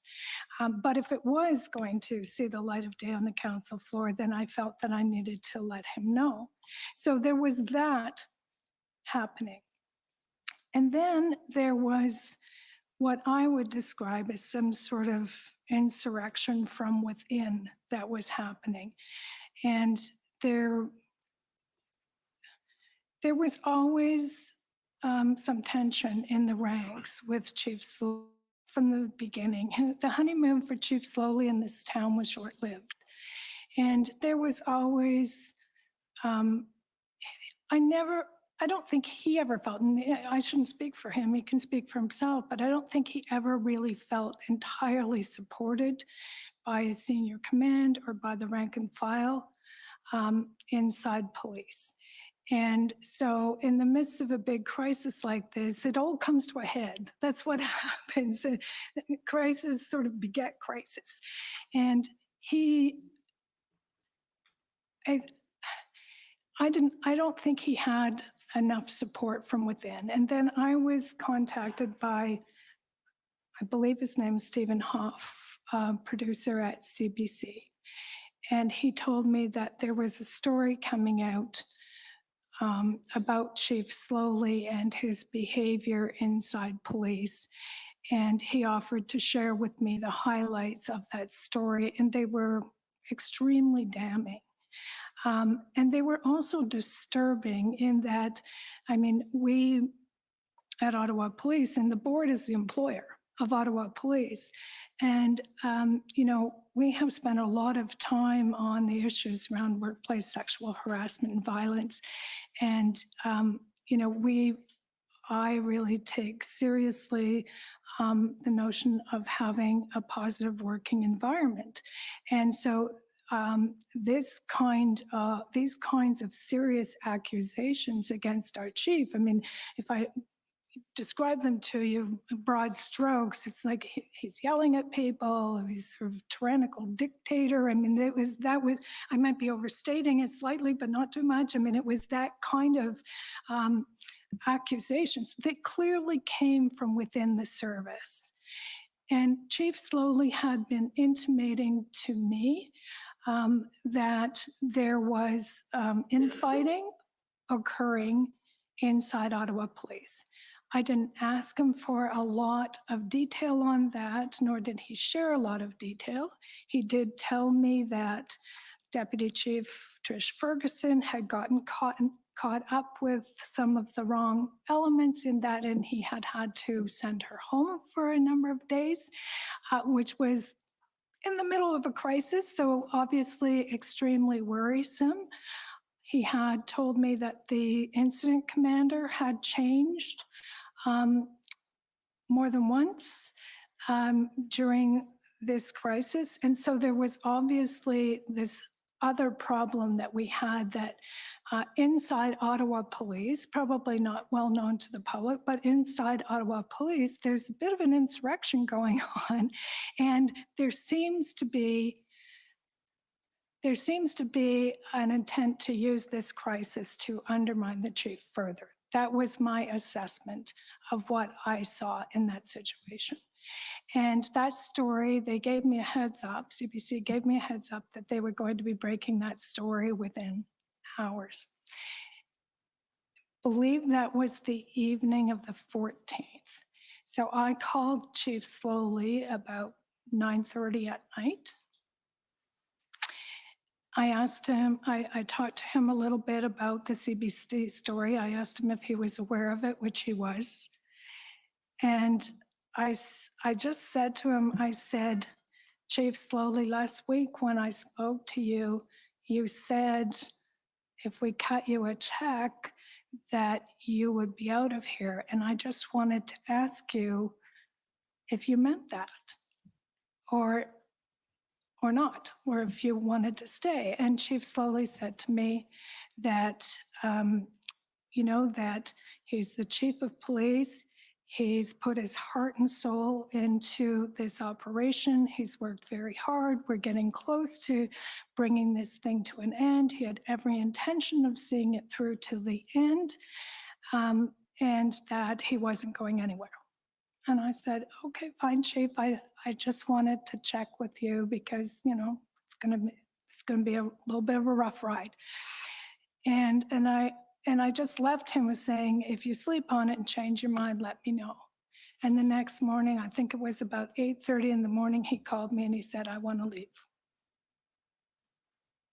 Thank you.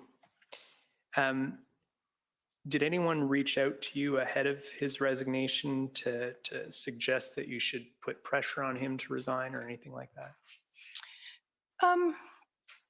No, I mean, I heard all the talk about, my council colleagues wanting to push him out and interfere in all of that, but no, not directly.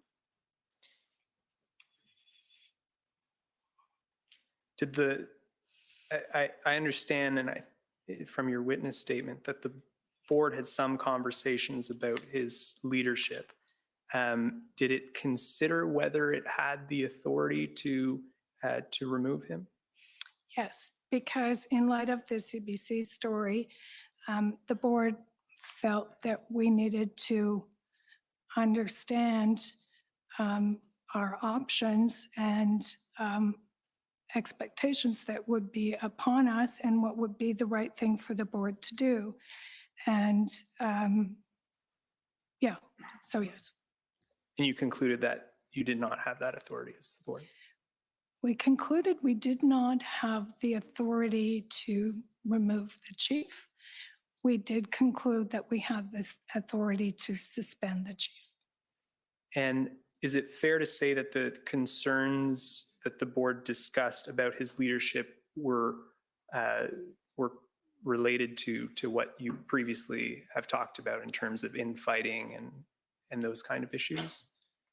Yes, and yeah, yes, it was related to the allegations that CBC were going to run with.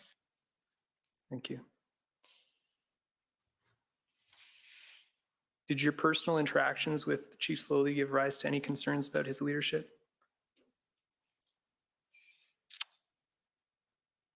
My personal interactions or my interactions as the chair of the board?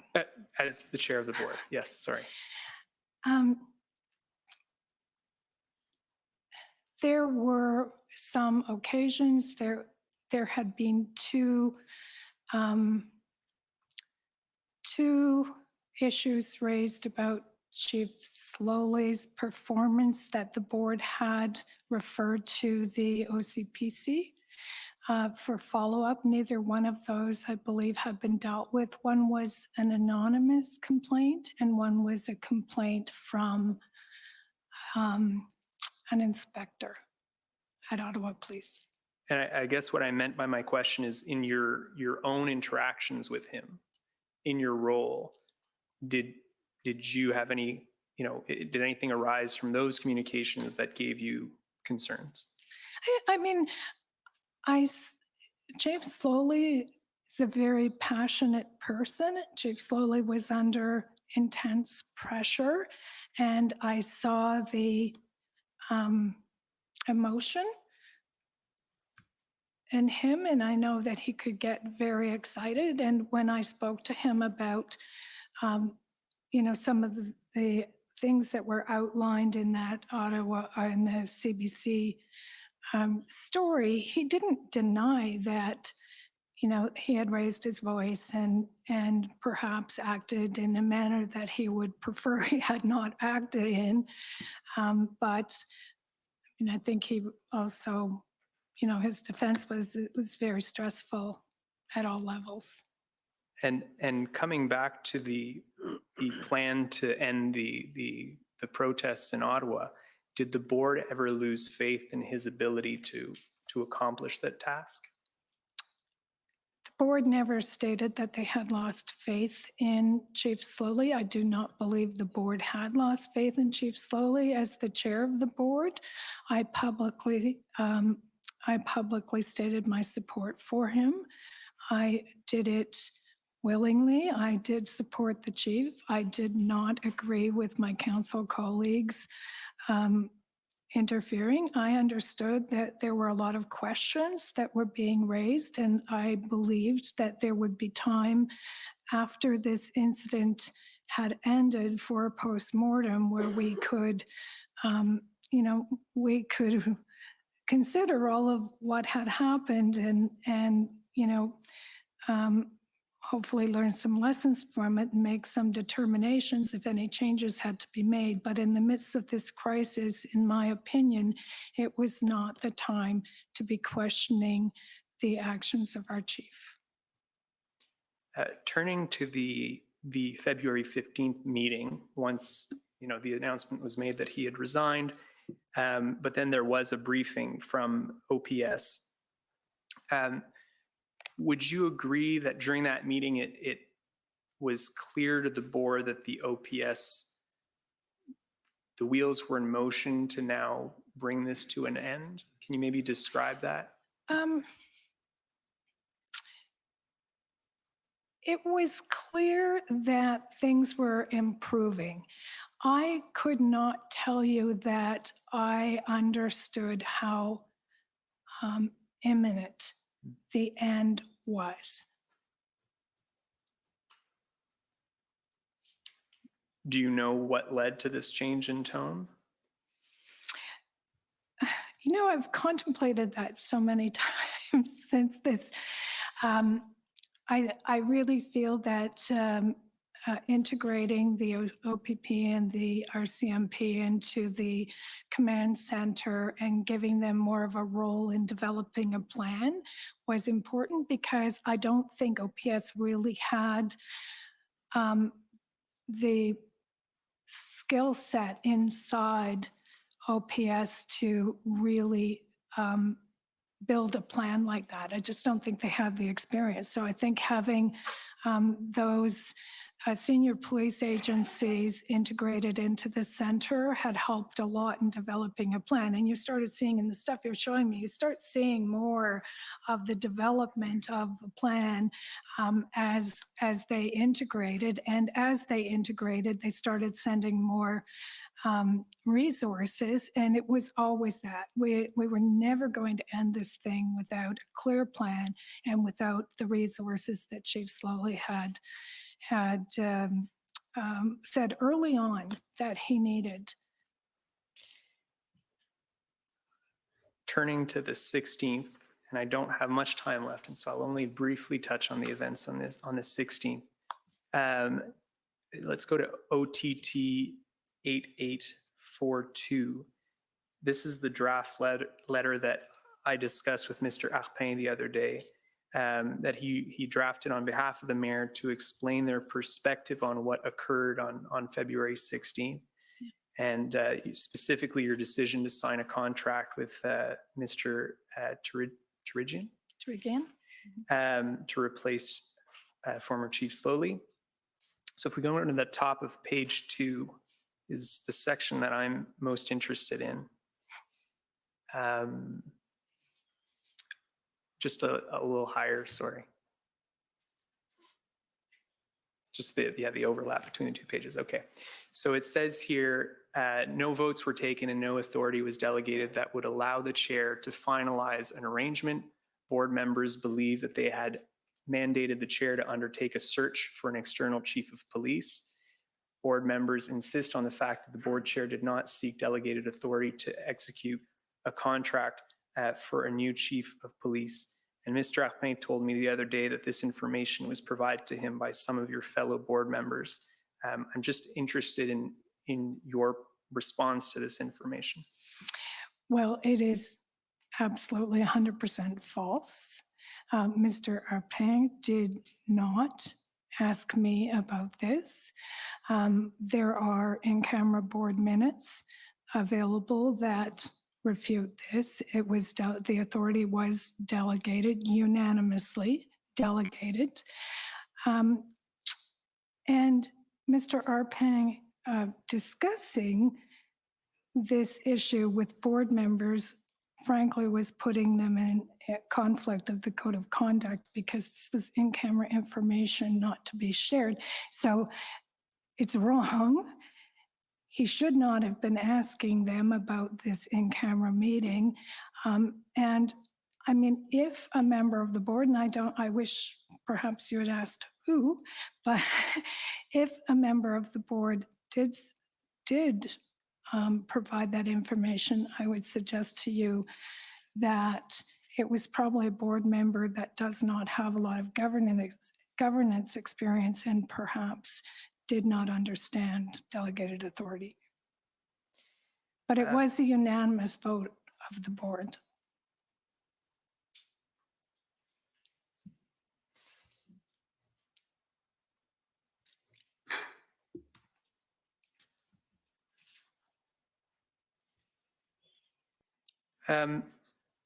Mr. Arpin and his testimony the other day in the mayor's witness statement say that you told the mayor on the morning of February 16th that you wouldn't sign the contract with the new chief without his approval, and that you then did it anyways later that day, and that's when he lost faith in you. Did you tell the mayor that morning that you would not sign the contract without his approval? No. What did you tell the mayor? I had a conversation with the mayor.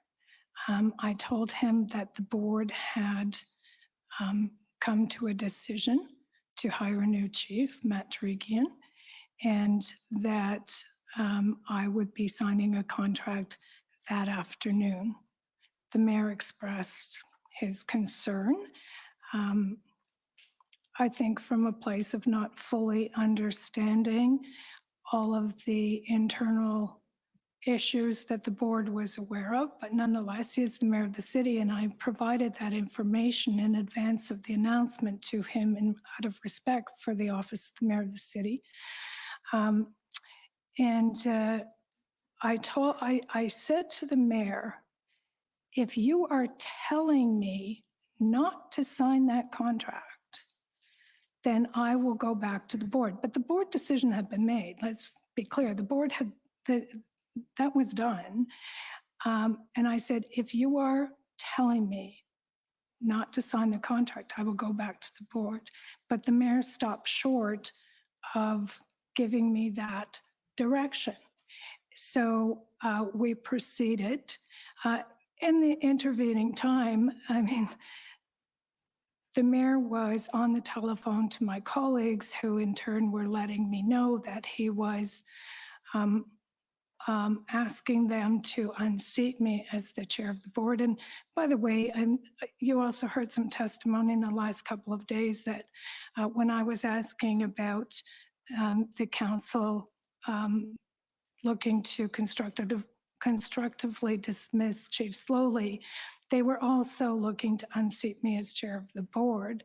And I was aware of that, asked them about it, and they said they didn't know. But nothing comes to the floor of council without the mayor's knowledge and consent. So it was pretty clear to me that that was the event that was unfolding. As soon as I left that room, the phone call started to set up the votes to unseat me. And a member of the media, I recognize it's hearsay, but it's a member of the media that I hold in high regard, that told me that it was the mayor's office that leaked the information about the hiring of Matt Tarigian. And the problem with the leaking of that information was that it created, in my estimation, a false narrative about the hiring of a new chief. I mean, they were suggesting to the public that we had abandoned our own process. We didn't go through, the normal process. And this was a short-term hiring designed to shore up the senior command. We were flying with one wing in our senior command. Senior command normally has 2 deputies, a chief, and a CEO. We'd hired a brand new CEO. We had one of our deputies was suspended from the service. Our chief had just resigned. We were bare bones senior command in the middle of our biggest crisis ever. And so there were a number of considerations that the board had made in coming to the conclusion that it was in the best interest of the police service and our citizens to go outside. One was to shore up the senior command, to give the resources. Frankly, one was to protect Deputy Chief Bell, because in my estimation at the time, anybody that was going to assume that role, if it didn't come to a positive conclusion quickly, was probably going to, take some of the criticism for it. And I would have expected that he would, in all probability, be a prime candidate to be our next chief. And I didn't want to damage Steve Bell through this process. And frankly, we were looking for more depth of experience in these types of issues than we had internal to OPS at the time. And it was basically those 3 reasons that said, okay, we need to shore up our senior command, we need to get more help from the right people, and we need to protect Deputy Chief Bell. And it was for that reason that we thought hiring someone on an interim basis from outside the service made sense. And with all due respect to the mayor, I do believe that the board and the chair of the board were in a better position to make that calculation than was he. Thank you.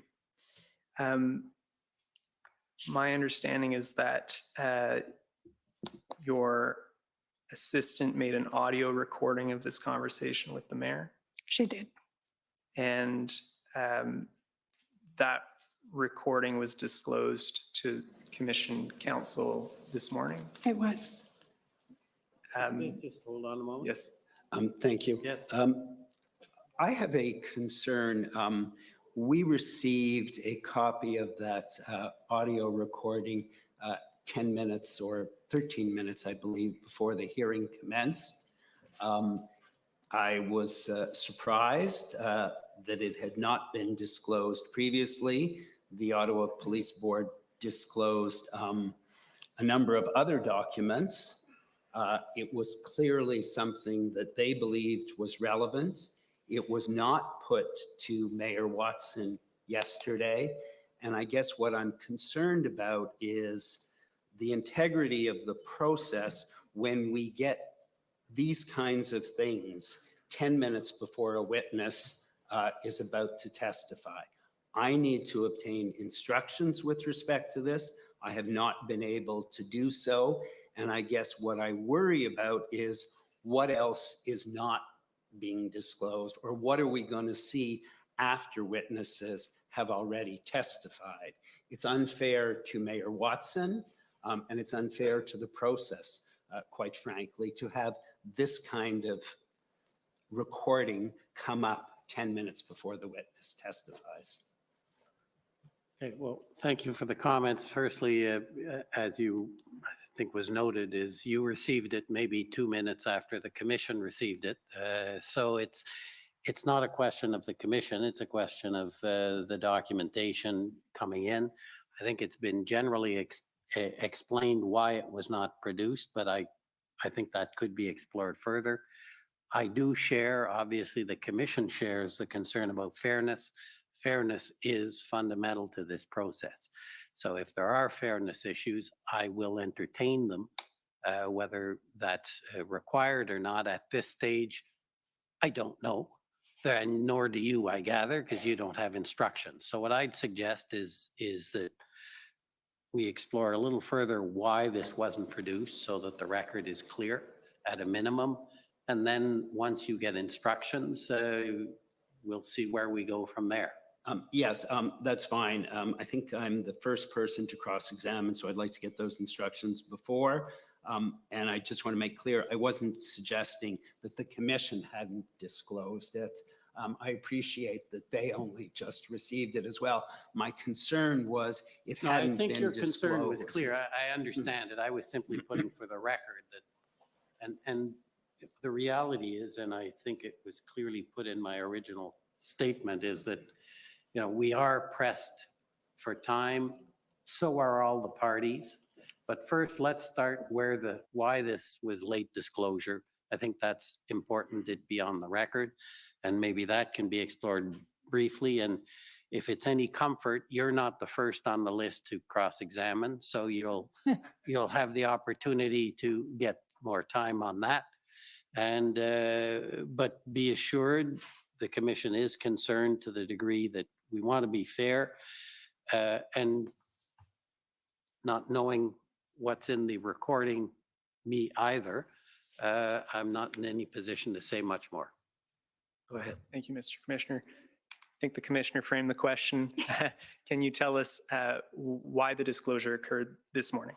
Sure. So when I provided documentation to the commission, I might be a technological midget. I don't know a lot about getting all of this stuff off my telephone. So effectively, or off my devices. So I handed over my devices to the city to take whatever they wanted from any of this. And then yesterday when I was listening to the mayor's testimony on this point, because in my estimation, it was quite inaccurate. I sent a message to my former assistant, who is now on a leave of absence from my office, but I said, did they get that document? And she said no, because it was on my phone, not your phone. And so Mayor Watson is aware of the existence of this recording, because I had shared it with the city's integrity commissioner. So I sent a message to the city's integrity commissioner yesterday and asked if that recording was still in her possession, and it was, and she sent it to me. So I disclosed it this morning to you. Thank you. Okay, so I think that's helpful. I assume for your getting instructions. in terms of the process and the fairness issue. And we can deal with it after lunch if there's follow-up on that. Mr. So- Commissioner, would it be appropriate for me just to state for the record the document ID for Yes, that audio? go ahead. So it's POE, and I don't need anyone to bring this up, POE.OPB 701. Okay. I have two short questions before I wrap up. Yeah, you're going to have to make it quick. Yes, they'll be very quick. You were the chair of the OPSB for one day after Chief Slowly's resignation. Did you notice any change in that short time? Sorry, I'm sorry. there's another objection. So go No, ahead. my only concern is now that we have assigned it a number, my understanding was that it would then be an exhibit at the hearing. And I would ask that if my understanding of the rule is correct, then I would ask that we defer making it an exhibit at this time, at least so that we can get instructions and speak to that issue. Mr. Commissioner, Eric Brusso, Commission Counsel, that's fine. Mr. Mijakowski is correct. Typically, when we refer to a document ID, it is made an exhibit. Those are the rules we've set up, but in the circumstances where there may be objections and you haven't ruled on the sort of admissibility. I think my colleague was just reading it out for the benefit of counsel in the room, and it won't be marked an exhibit until we've dealt with its admissibility after lunch. Thank you. Okay, go ahead. In that one day, did you notice any changes? Yes. We saw a lot more detail around the plan. Thank you. And did the board ever consider making a request? I understand under Section 9(5) of the Police Services Act, there can be a request by the board for the OPP to provide assistance. Did the board ever consider making such a request? I don't recall. Okay. Those are all my questions. Thank you, Mr. Commissioner. Okay, so we have a little bit more time. The first to cross-examine, I think, is the counsel for the former chief, Mr. Slowly.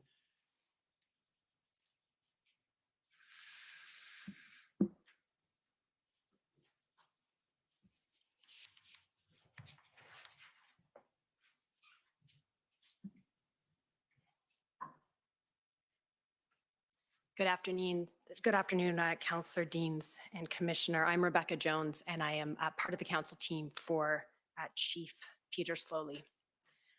I will not be able to complete my examination of you, Councillor Deans, before the lunch break, but why don't we get started, and then we can come back after the break. So I'm going to start with the hiring of Chief Slowly by the board. Councillor Deans, after you were appointed to the board in January 2019, part of your important work was to hire the new chief. Correct. Okay. And Chief Slowly was recruited and asked to apply for the position? He was. And he had been a deputy chief in the Toronto Police Service for many years? Correct. And he was known as a national police leader at the time? He was. Okay. And one of the areas he was particularly known for was his progressive community-based approach to policing, right? Right. And that is exactly what the Police Services Board was looking for, right? That's correct. At the time that Chief Slowly was hired, the Ottawa Police Service was facing a lot of challenges. Yes. Okay. And they were facing challenges both in their relationship with the community and in particular racialized members of the community. Yes. Okay. And the Police Services Board was also facing challenges internally within the police service. Yes. Okay. And there had been audits done of these issues within the police service, correct? Correct. And there was very low morale. Yes. And there was very low morale among racialized members of the police service in particular. Yes. And when Chief Slowly came in to the city, he was given a change mandate right? He was, yes. And not everyone was happy about that. And you've talked about that, right? Right. Okay. And the police association wasn't happy about that? No, Okay. You agree with me? I do. Okay. Chief Slowly was not their preferred candidate? Well, I don't think so, but I had the impression that the police association would have liked to choose their own candidate. I don't think they were pleased with who our second choice would have been either. From messages that were sent my way, I don't know if initially how much information or knowledge they had of Chief Slowly, but I can tell you that the honeymoon was short-lived. Right. And part of the reason the honeymoon was short-lived was because Chief Slowly published an op-ed after a Black motorist was stopped by the Ottawa Police Service, correct? Don't recall the details of that, but I'll take you at your word. You won't disagree with me that the police association, the head of the police association said it was a failure of leadership, or that he had failed the leadership test in raising this issue publicly? Right. Okay. So that was the circumstance faced by the chief before the convoy arrived. Is that fair? Yes. Okay. And you've talked about Chief Slowly and his deputy chiefs briefing the board before the convoy arrived on January 26th, right? Right. And you made a statement at that board meeting about the importance of the right to protest, right? Yes. Yes. And it was important to do that because Ottawa is the capital region, right? Right. And I happen to believe in the right to protest. I've participated in some of those protests. Right. And the citizens of Ottawa are very respectful of the right to protest. Yes. Okay. And so you talked about the priorities for this protest that you had and that the police service had, right? And the priorities were shared, correct? Correct. Okay. And those priorities were to provide a space for protest and to protect the right to protest. Yes. But to ensure that this protest happened without any loss of life or serious injury. Correct. And that, of course, is what happened, right? It is. Okay. So you also gave evidence about the information that you had available to you from Chief Slowly. And we've heard a lot about Chief Slowly this morning, Yeah. haven't we? We have. And Chief Slowly wasn't operating on his own, was he? What do you mean? He had a command team, right? He did. Okay. And Acting Chief Ferguson was in charge of operations. You knew that? Yes. Okay.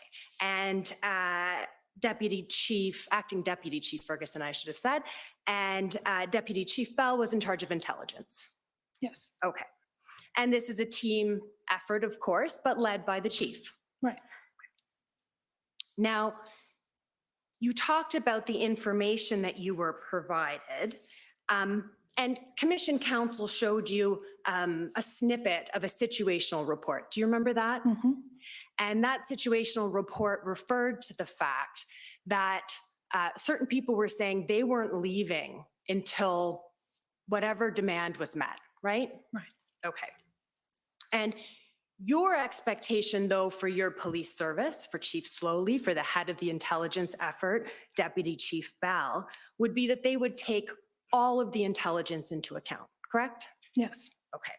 And you don't have access to all of the intelligence. You rely on them for that. I didn't have access to any of the intelligence. Well, let me ask you about that, because a lot has been made about that today. You understand, Councillor Deans, in your role as the chair of the board, that you are not provided with intelligence reports. Yes. Okay. You hadn't been provided with intelligence reports in the past either, correct? Correct. And the reason for that is because intelligence reports are highly confidential. Right. And if we actually look at the Hendon reports, which we can do now or after lunch, we'll see that on each page of the Hendon reports, which came from the OPP, it specifically states that they are not to be shared. Okay, is that fair? Makes sense. Okay, it makes sense. So when we're talking about what intelligence reports, and you didn't see the intelligence reports, you said you relied on Chief Slowly for telling you that that was normal, right? Correct. But you also knew, based on your own experience, that intelligence reports are not given to the board, right? Right. Okay. I think I was saying is we relied on Chief Slowly to provide us that information. The information he could provide. Right. Legally. Right. Operationally. Right. Okay. So if we can put up a document now, please. It's OPP 1024.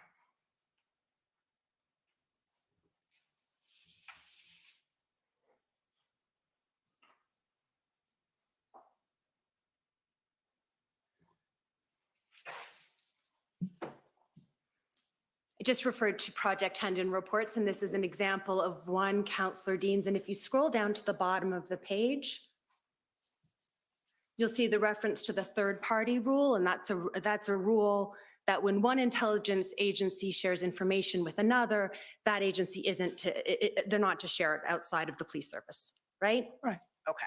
And if we can go to page 4, please.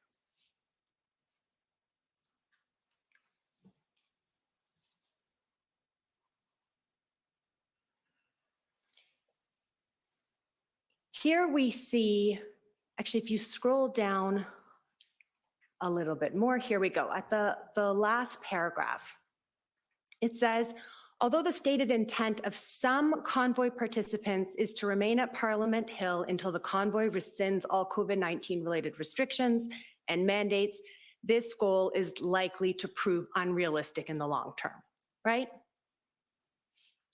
Until the government rescinds all COVID restrictions, not the convoy, but yeah, the government. Thank you. You're Until welcome. the government rescinds all COVID restrictions. And then, but says, even a small number remaining would be disruptive, right? Right. And this is actually the information that you obtained from the Ottawa Police Service, that the expectation was that people would leave, but there could be some people that hung on, right? That was much more the information that we were getting. Right. So you agree with me? I don't know how much I really understood the part about there would be some hangers on, but I guess there's always some hangers on. So. Right. Because we've heard that Ottawa has 99 or 100 protests a year, and it's very common for there to be some people that hang on at the end of a protest, right? Well, we would hope to enjoy what Ottawa has to offer, not to continue the protest. Right. But sometimes they're there to continue the protest, right? Yeah, I suppose. Okay. And so this information that the goal to remain in any numbers was unrealistic, this is the kind of information that you would expect the OPS to put together with all the rest of the intelligence information to share their assessment with the board, correct? Yes. Okay. We can take that down now. And Mr. Commissioner, I don't know the time, but if this is a convenient time for the lunch break. We certainly can. It's a little early, but if it's a good time for you, we'll take the lunch break and come back at 2 o'clock. Thank you.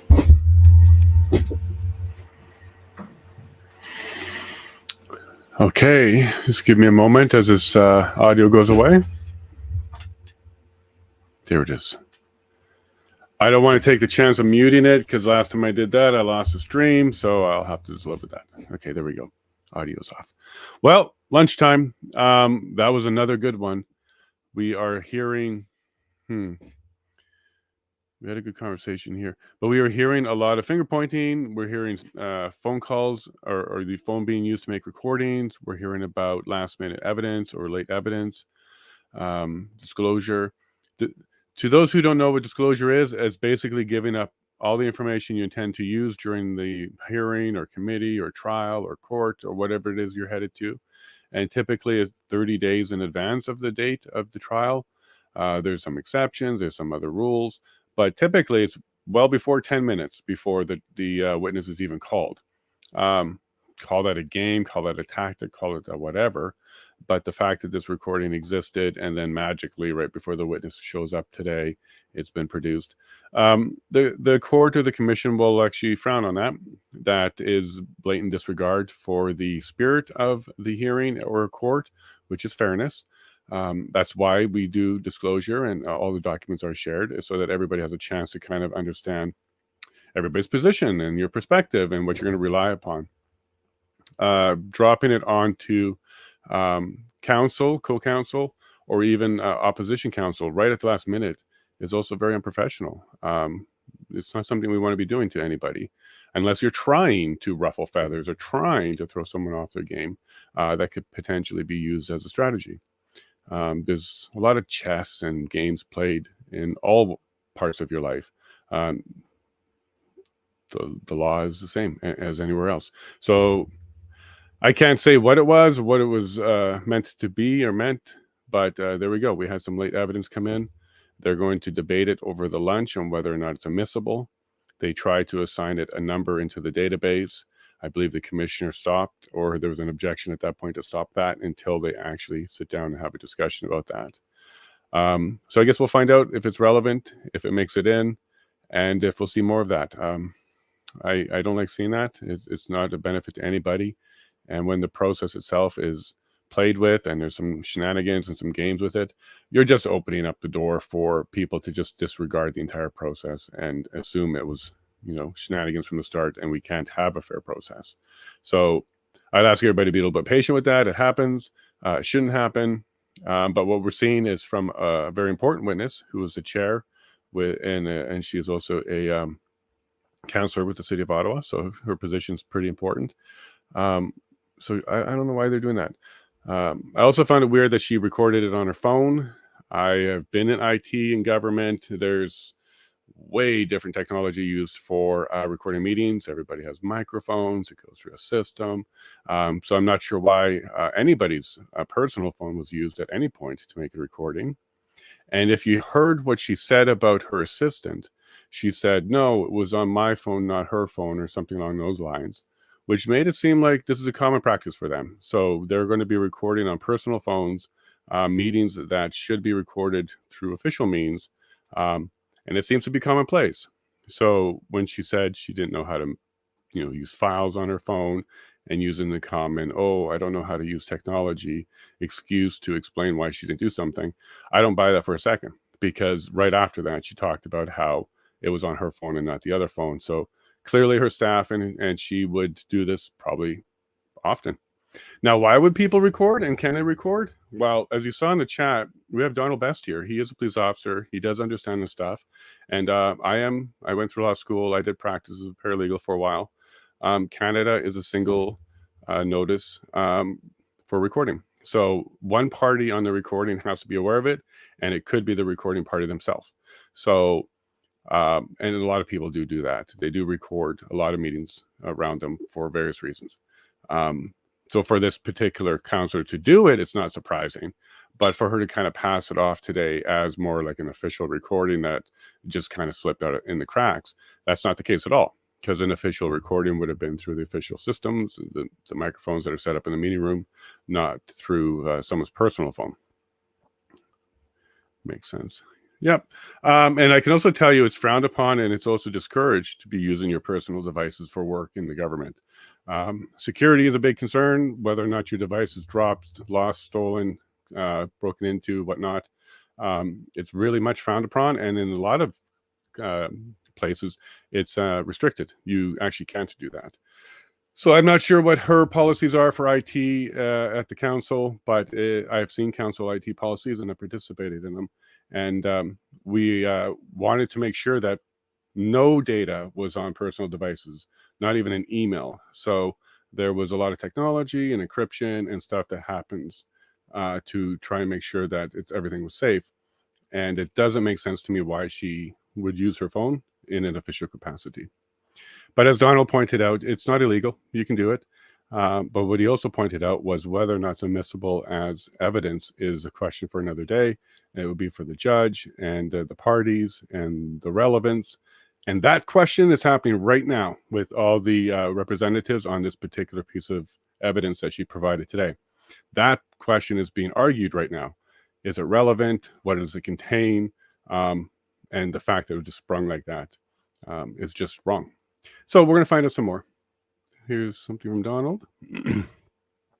Yeah, no kidding, right? How many more are there? But I'm not concerned because, again, I don't see how this is helping the government's position to establish the grounds for the Emergency Act. We are hearing a lot of government finger pointing here, and the convoy doesn't have to be part of this one right now. We heard a lot about conniving against the chief, pressure to have him quit, implying that he asked for a check. I'm pretty sure he's gonna say something different on that one, because she kind of used her words in a particular way to imply that he said at some other point, and then she just re-asking that question. But she also said that CBC was releasing an article later, and she was calling him before the article, hours before the article, and then she said he spoke to her the next morning at about 8:30 and said he will take a check. So what could have happened based on the timeline that she provided was she knew the story was going to come out, whatever it was. It doesn't even have to be true anymore. Just the story existing is enough to cause trouble. And by the way, we really should stick to due process. So whether or not that story is true should be proven before it's used in any way. However, she let him know that the story was coming out later that night, implied on the phone call, suggested on the phone call, or confirmed on the phone call that he can take a severance, and left him with it. She did say that he said no, he wanted to stick around till the end, but shortly after that, later that night, you can presume, because it's her timeline that she gave us, that CBC article did come out. He had time to think about it, reflect on it, and then the next morning decided probably best for him, his family, his sanity, and everything else about him to go ahead and take that check. To me, that is constructive dismissal completely. She used a word about it being discussed as a constructive dismissal. And if I have any employment lawyers on this stream, you know that that's one of those words that means something specific. And it's not allowed. Employment laws in Canada don't allow constructive dismissal. You are exposing yourself up to a lot of liabilities, severance, lawsuits. Wrongful dismissal will be the lawsuit that's filed for that one. Because constructive dismissal is certainly a type of wrongful dismissal. So there's no doubt that there would be lawsuits from ex-chief Slowly if that if that was the case, and we got to hear about it. So I would not be surprised if there is a lawsuit, at least for wrongful dismissal and possibly defamation coming out of ex-chief Slowly, because that's what I'm hearing here. I'm hearing a lot of defamation, blaming him for things that likely didn't happen. For example, a couple of times we heard where he was considered not cooperative, but he was only one saying that, well, what you're asking for is not legal. So denying somebody an action because it's illegal is not what I would consider uncooperative. That would be the definition of cooperative, because you're actually making sure that you're doing the right thing, not just what the person wants. And if that's what they're building their basis on for Slowly is that he wouldn't give half the councillors what they wanted, which was boots on the ground and a stronger resistance and a stronger push, because it was illegal. Well, yeah, I don't like the idea that there was even conversation about get rid of him. That's exactly what you want from your police chief. That's exactly what you want from your government. People who will stand up and say, no, that's illegal. We can't do that unless you're able to get me an opinion or find a way to go about things legally. We're unable to assist you there. And then that should not become the basis or the grounds for complaints. And as she said, one of the complaints was anonymous even. So that shouldn't be the grounds for complaints. That would lead to an article about somebody being difficult to work with, and then use that article to entice a resignation or retirement. Yeah, I think she opened up the bag there. I think she said way more than she probably intended to. And I believe her testimony is going to be used a lot in future court cases, especially with Slowly, probably with other divisions as well. So we're going to hear her under some more cross. Okay, Donald. If there was one secret, there are more for sure. And Donald, you know this because whenever you arrest somebody for stealing, it's always their first time stealing. Criminals or bad wrongdoers, they're always the most unlucky group in the entire world because they're only caught the first time they do it. No, of course, there's many recordings. This is probably her personal habit, and for good reason. She may have had probably several times in her past where she wished she had a recording, and several times where she was glad she had a recording. I'm not coming down on her for having a recording. Lots of people do that for lots of reasons, and that's why it's been adjudicated in Canada as a single party recording law. So we do accept it and allow it. But however, I don't understand why she's personally recording official meetings and then why that wasn't produced during disclosure properly, because here she is using it right now, or trying to use it right now. All right. Well, I think we're going to do an early lunch. So some of you can, I see you've taken off already, but please come back. I'm going to also do an early lunch, but what I'm going to leave you with is a video. So in our chat, you see Wayne Cunnington come up quite often. He's my friend from the UK. We met through the internet, through my activities, reaching out to people with vaccine injury stories. I want to be careful with YouTube. These are people's stories. I'm not stating any facts here, but his story is quite compelling. He's allowed to tell his story. So what I'm going to do is I'm going to share the beginning of this video with you. It's a 2.5 hour long video, so we're certainly not going to watch all of it during this break, but I will share it with you so that you can, well, get to meet Wayne, understand where he's coming from, and you'll also learn what I learned about him. And he's one amazing individual. He's so brave, he's so strong. It bothers me a bit, the struggle that he's facing here, but if you have the time and you can go ahead and listen, here's Wayne's story, and I'll be right back after lunch. Okay, recording started. Happy Thanksgiving, Canada, and hello to everybody who's joining us. I would like to introduce you to Wayne Cunnington. He is one of my friends from the UK. I met him on GetR. Apologies for the audio. This is a raw video. I haven't done any editing, so yeah, apologies for that, but here you go.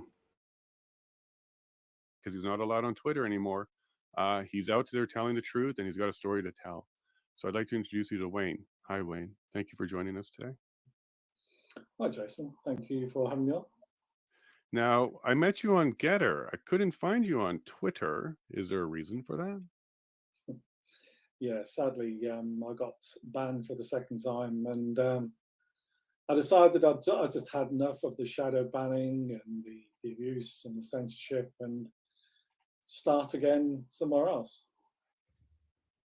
Yeah, and GetR, you're getting quite the traction there. But what was your reach on Twitter at the beginning, before you got banned?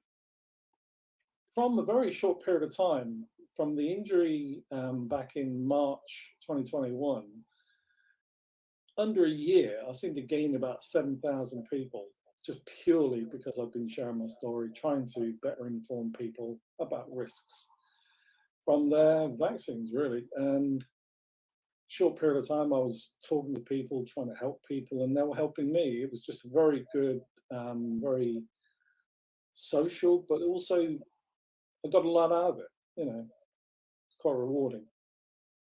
And what was the tweet or tweets that ended up getting you permanently banned? I guess you're suspended until Elon takes over. There was something that was said on the news, and it just really, really wound me up. And I'd heard that Elon Musk was mentioning that it was okay to talk about ivermectin now. And up until that point, everybody had to censor your own tweets, or else you'd get suspended. And so I did. I mentioned it in a tweet, and I thought, wow, we can talk about ivermectin now. And that was it. That was it. So one tweet That about was it. ivermectin. There I've wasn't had even. ivermectin again. I'd had it last August, and it made such a difference to my health.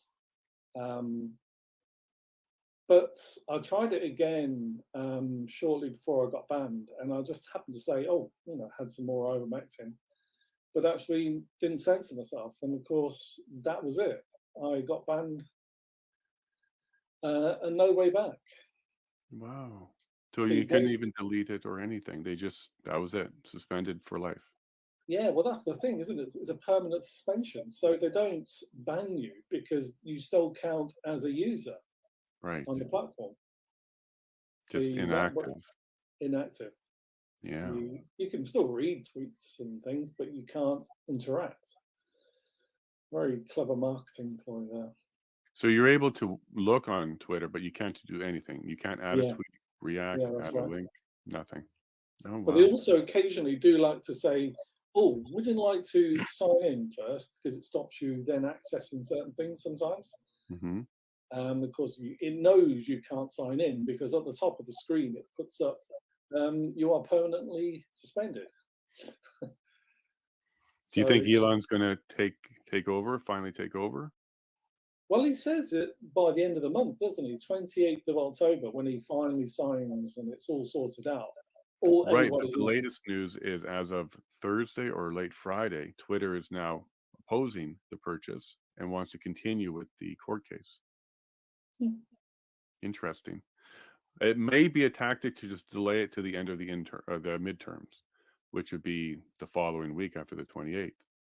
So he might not get it till mid-November, just to allow the midterms to finish. But that's speculation. But what I do know is they're now pushing back. He offered to complete the purchase at full price, and now they're saying no. So we'll see where that one goes. It's a crazy battle, isn't it? Because when you want the court case, but then you don't want the court case, you want the sale, but then you don't want either. Well, it could be just a delay, or it could be they want to kind of prove their point all along and say they were righteous all along in their position, and Elon wasn't. I'm not sure how that matters much, but maybe it's just a delay. But that's not why we're here today. Like Elon's going to do his thing and eventually take over, and hopefully we can see you on Twitter a lot more. But you gained 7,000 followers by sharing your story. Most people who are going to be watching this video may not know your story yet. You shared it with me, and I haven't stopped thinking about it. So I would like you to, take your time and maybe share it the way that Canada needs to hear it, because the truth is coming out. I am going to share this on Twitter. If it gets me suspended for a bit, we'll take it. But we need to tell Canada how people like you are actually really affected by the vaccine and the choice to take it. Yeah, okay. Thank you. Thank you for doing this. Yeah, it's not a problem. The way I've thought about things all along is if I can then help somebody to make a better decision about their health, they know the full risks going into it. If I'd had just a little bit of this information, there's no way I would have taken up a vaccine that would seriously affect my health as it has. So many people, they still aren't hearing this information because there's the censorship. They refuse to help people make those decisions. They'd rather put them through something that they don't even need.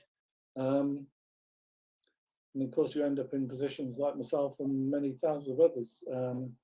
That's if you actually lived. I mean, there's so many people I know who've had the same sort of things as myself and ended up with a brain hemorrhage and sadly died. But so I had my vaccine on the 22nd of February 2021, and in a very short space of time, I ended up with crippling headaches. I mean, anybody that knows what a serious headache is like, it's like a migraine, but it's worse. They describe it as having your head in like a vice, and that's what it was. It's excruciating, but I couldn't think. I couldn't process thoughts. And this had come on within hours. So I spent the next few days in bed, pain relief. Didn't seem to hit it. And then I seemed to be dizzy, confused.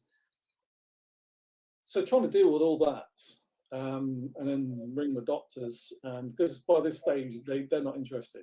They've given you this vaccine, and that's all that they wanted because they're getting paid for it. Mm-hmm. So then you're battling with them to be seen because you know that there's something wrong with you. And the days go by. Again, you're ringing frequently. And then into the second week, and you're still battling to see somebody because they won't listen to you. Don't worry, it's just normal side effects. Well, it's not normal side effects. If it's crippling you and it's stopping you from functioning and working, being active. So they decided that they would, this is what they said to me, they said they would see me, they would get me in to check me over because it didn't sound like I was particularly well. And then the next day when they were meant to ring me, they didn't, and I rang them back and they said, well, we don't need to see you. It's just normal side effects. So it's frustrating. And I said, well, look, if you're still ill over the weekend, because this is the end of the second week of me ringing constantly. Now, I'd lost awareness of how ill I was and how serious things were, or else I would have just gone to the emergency room myself. But you lose full awareness of how things are. And so you just kind of sit there in front of the television and not do a lot and just thinking that hopefully the next day will be better and the next day will be better. So by the time the Monday morning came round, I rang the doctors saying again, I'm still not well. I've been trying to get hold of somebody for 2 weeks. And I wasn't making much sense. I didn't realise how badly it was. And the doctor rang me back and said, well, look, we need you to see you now. Okay. What prompted that phone call from the doctor? It's because I'd rang him in the morning, but I wasn't making much sense. Okay. Because I was confused. I was very disturbed. I was struggling to walk. I mean, I've been getting progressively worse as the days go by. But the pressure that was building in my brain, which I didn't realise at the time, it was making the inflammation worse. My confusion was getting worse. And I had stopped driving because I didn't feel safe. But crazily, I jumped into my car because they needed to see me, and I drove down there. It's only a short distance away, but how I got there, I don't know. Wow. Okay. Within moments of seeing me trying to stagger down the corridor because I couldn't hardly walk. This is, we'll get you an ambulance, just like that. Took my blood pressure, and it was 202 over 120. He said, well, we were going to tell you to pretend that your condition was worse than it is, but because your blood pressure is so high, we don't need to. Sorry, the doctors were going to get you to fabricate your symptoms for the purpose of being looked at? Yeah, that's right. So the symptoms were so common for a lot of people that you needed to be really exaggerated to get attention for it? My symptoms were so bizarre. And you have to remember that the number of people that have been injured by the vaccines and that I've spoken to as well, we all seem to have the same sort of symptoms. Yeah. Okay. Please explain in detail. It's the dizziness. You have a problem with your gait, your walking. So many neurological issues. And it seems to be quite common, but they don't want to acknowledge that. So, but yeah, to be taken seriously, make it seem like you're worse than you are. But you didn't need to. But he said, well, we don't need to now because your blood pressure is so high. So that started off 11 days in hospital when I had a CAT scan, MRI, I had an ophthalmic scan, and that's quite a deep one, and lumbar puncture, which is quite invasive. And it's the most painful thing I've actually undergone. They dug into my spine with needles, basically trying to remove the fluid to actually test for infections. Okay. Now, they already had the results of my MRI, which told them that I had brain tissue damage from my vaccine. And they linked it, and they said, we're going to report it to the yellow card system, which is the same, or the equivalent as the American VAERS system, or Canada has the injury program in Canada. Yeah, so it's all the same principle. Mm-hmm. So they didn't need to do a lumbar puncture, but they did. I didn't know full well as to what it entailed, and I was dosed up on morphine, and they said, well, look, we can do this procedure, but they didn't explain the risks. So since that day, I've struggled with my neck. and it's just compounds everything else that you're trying to deal with. I've known people that have suffered from those. People have been paralyzed or stuck to their beds for 6 months or more because there's been complications from it. And those are the physical ones. There will be some mental as well. Well, if you spend 6 months confined to your bed because of your lumbar puncture that was there purely as an investigatory method, then you think, okay, fine, but you're not told about the risks. Like the vaccines, you're not told about the risks. So you get them and you have them. So yeah, after 11 days, there were no really nearer as to what was going on, although they knew that there was been a major side effect. The vaccines cause a high blood pressure, which is a condition called hypertension. And because of that, it caused the inflammation and the swelling in my brain, which then caused the brain tissue damage. So my brain has a lining called the myelin sheath. When that gets damaged, it's called demyelination. Right. And that then lets in things like autoimmune disease.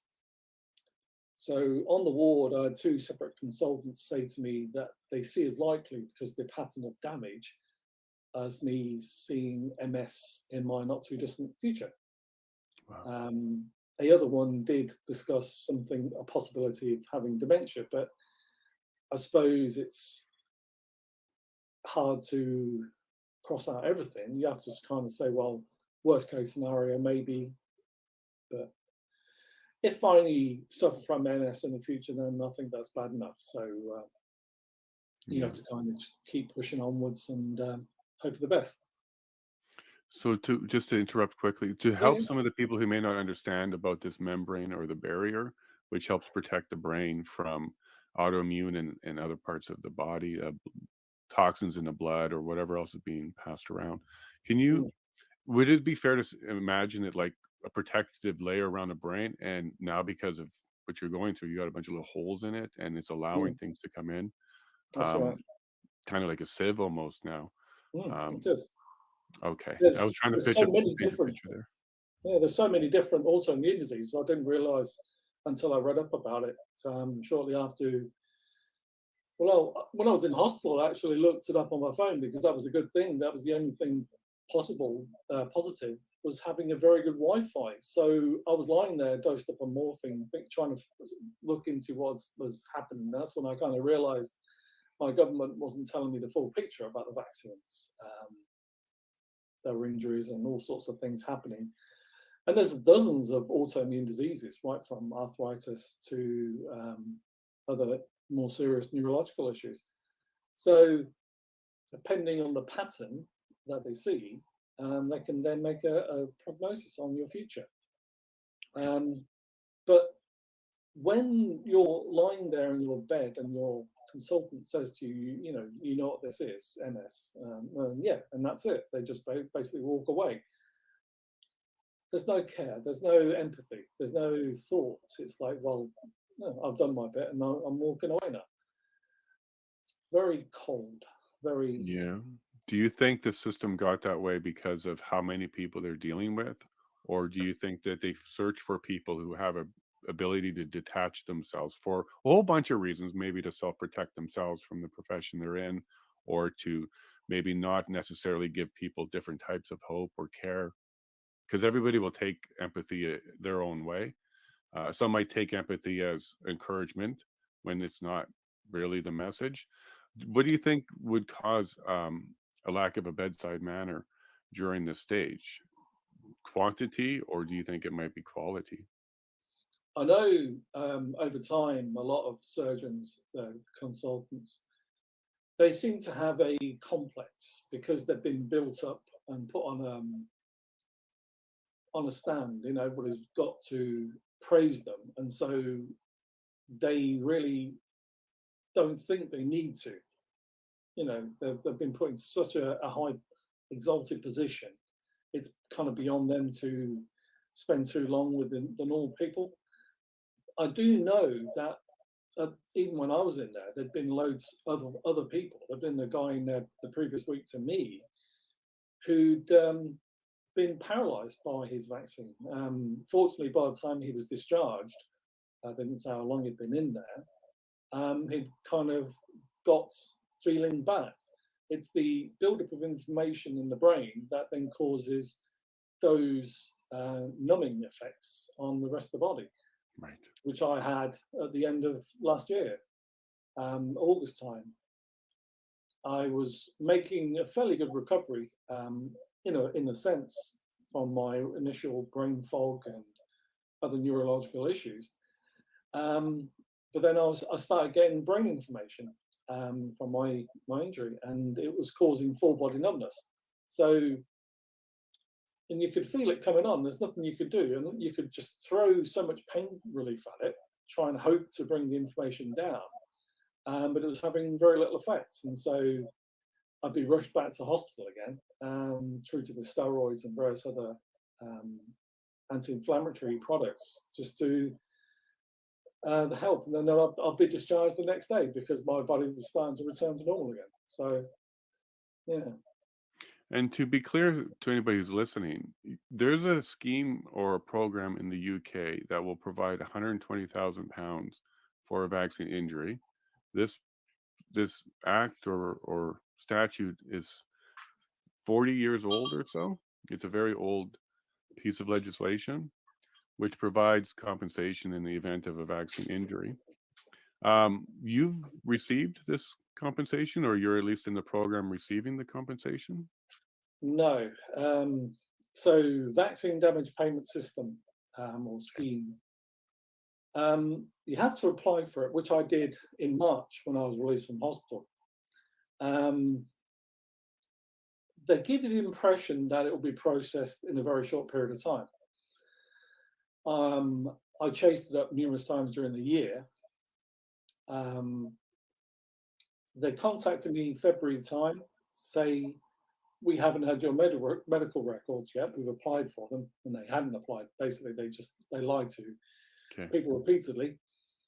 So they finally got my records March time, and they said it should take about 8 weeks to process it all.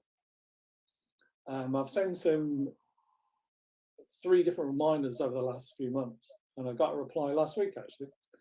And they said, due to a delay, we haven't transcribed all of your documents from disk, because the doctor's surgery that I belong to provided it by disk. We haven't taken all that evidence off yet. We need to take that, we need to then put it in order and then do something else with it.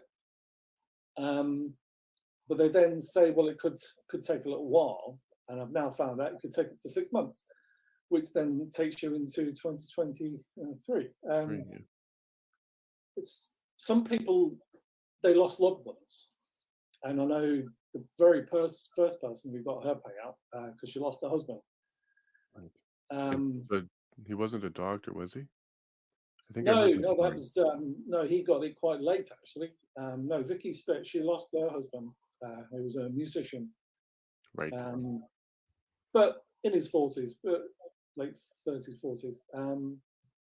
But she was the very first to receive it. But like you were saying, what they did, they haven't looked at the sum of money in 40 odd years. And Christopher Chope MP has actually been campaigning for this to be changed, improved, better in some way, because it's just quite an insult when you've lost a loved one. They would have been your partner providing for your future. Right. And now all of a sudden, your £120,000 actually gets used up very quickly, because the benefits or anything, say like you're a single mother or you get some sort of a scheme, a payment from the government, all that gets stopped. This £120,000 compensation scheme overrides everything else. Right, so it supersedes everything else you're taking. Yeah. Okay. So you've lost Not in everything addition now. to. No. There is a method, a scheme that you can actually put the money into, like a trust. So you would then not affect those other things like a benefit.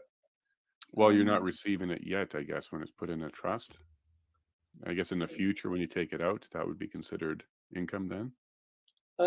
I don't know, but she did provide me some details just in case I did actually end up getting one. Because the problem is, it's causing it's actually proving that cause, because although doctors have said your vaccine has caused the injury, it's all on black and white. I've got the documents from my discharge notes, so it's all there. But you have to actually prove that you've got 60% injury disability. So a loss of up to or minimum 60%? Minimum 60%. Wow. Wow. Okay. Potentially, you could even have lost your leg, like one of my friends, Alex. He lost his leg. He got his payout a few months ago, but potentially, because with the therapeutics that they give you these days, the for better of a word, Prosthetics and stuff. Prosthetics, yeah. Right. You are now able-bodied in some people's eyes. So yeah, you'll be regaining function as far as they're concerned. Well, that's right. So potentially he could have not got anything because it's not 60% disability, because we've now given you a replacement leg. Yeah, well, I would argue that that's a temporary improvement. It's not a permanent improvement. So if it's temporary, it can be taken off. It's not a full improvement, I would argue. But that would be for a barrister or someone else to argue. It's because he had, see, one of the main problems with AstraZeneca when they released their vaccine, the numbers of people were getting blood clots. And because he was the very first person to have got confirmed VIT, vaccine-induced thrombocytic thrombocythemia, that's a direct proven link to the vaccines. And because he had that as well as proof, that then went in his favour, because it's a blood clot condition that you are kind of left with. You can treat it and you can keep an eye on it over the years, but it could come back. And because that's now damaged your body, your system, you've got more weight to a compensation payout. So. Right. Now, this scheme 40 years ago, please correct me if I'm wrong, because I generalized and looked over it, but it was to tackle vaccine hesitancy back then for legitimate vaccines, when people were a little bit concerned about whether or not they would be injured by it. So they created this scheme to kind of give a safety blanket to society that says, hey, if you take smallpox or one of the other vaccines and something happens, there's a scheme in place to take care of you, which kind of explains why it was capped at maybe 120,000, because they never possibly expected to really have injuries from vaccines, because these were tested and well understood vaccines back in the 70s when they were putting a scheme together. Do you think it's possible that because this is such a different type of vaccine and it doesn't really follow what was a traditional definition of vaccine, this is why your government is kind of taken aback at the number of people who now qualify under vaccine injury because of this statute? And maybe it's taken a long time because of the cost and just the sheer number of people that have entered a program where it really was more of a reassurance than it was as a need. Like, you didn't really have a need to have a vaccine injury program until a whole lot of people had vaccine injury. So there's a couple MPs, or you mentioned one, who's pushing this forward. What is the current push in the UK? Is it to replace this scheme with another one? Is it to remove the cap altogether but keep the scheme going? Do you know what it is, what the plans are for this? There's no major changes planned. All that he's actually trying to put in place is actually having a better, fairer system, so that anyone who's been injured, whether it be a very minor disability, would still be looked at as equally as somebody who's been seriously. Obviously, your injury would then reflect the sum of money that you'd be paid, but at least you'd still be entitled to something. Right, it's up to £120,000, not a lump sum of. Well, no, you would get a lump sum of £120,000 if you obviously break the 60% threshold at the moment. But what he's trying to do is actually trying to improve it. So he wants those 40 years that it's never changed in sum actually brought up to date. So the current, exchanges, I mean, it'd be a phenomenal sum of money. And it would actually be better for those families who have lost loved ones, because they now don't need to worry about the future. Mm-hmm. And myself included. I mean, I was a fit, healthy guy. I mean, I was 50-year-old. I had no reason to take the vaccine, but my family story kind of changed my mind on things, because my mother had died after a long battle in hospital involving quite lethal protocols of remdesivir, midazolam, and morphine-based products. Because she died, and it then put a lot of pressure on the family. My father was ill as well, and all you could hear on the media was all about the fear campaign. You need to save your friends, your family, you need to do the right thing. And you don't think your government doesn't have your best interests at heart. You believe them. If everybody's saying the same thing, even the newspapers, if you don't hear anything different, what do? Unless you're aware that there is a other narrative, you kind of just believe them. So It's certainly opened before, my eyes. so before your injury, you were not very skeptical of the media and your government. You followed along, and you kind of had some faith in them. Well, yeah, I mean, I'd like to think myself very sensible. I'm not gullible at all. The media always seem to have the public's back, because it always likes to investigate scandals, stories, and corruption. If they all of a sudden stop doing that, it's quite obvious.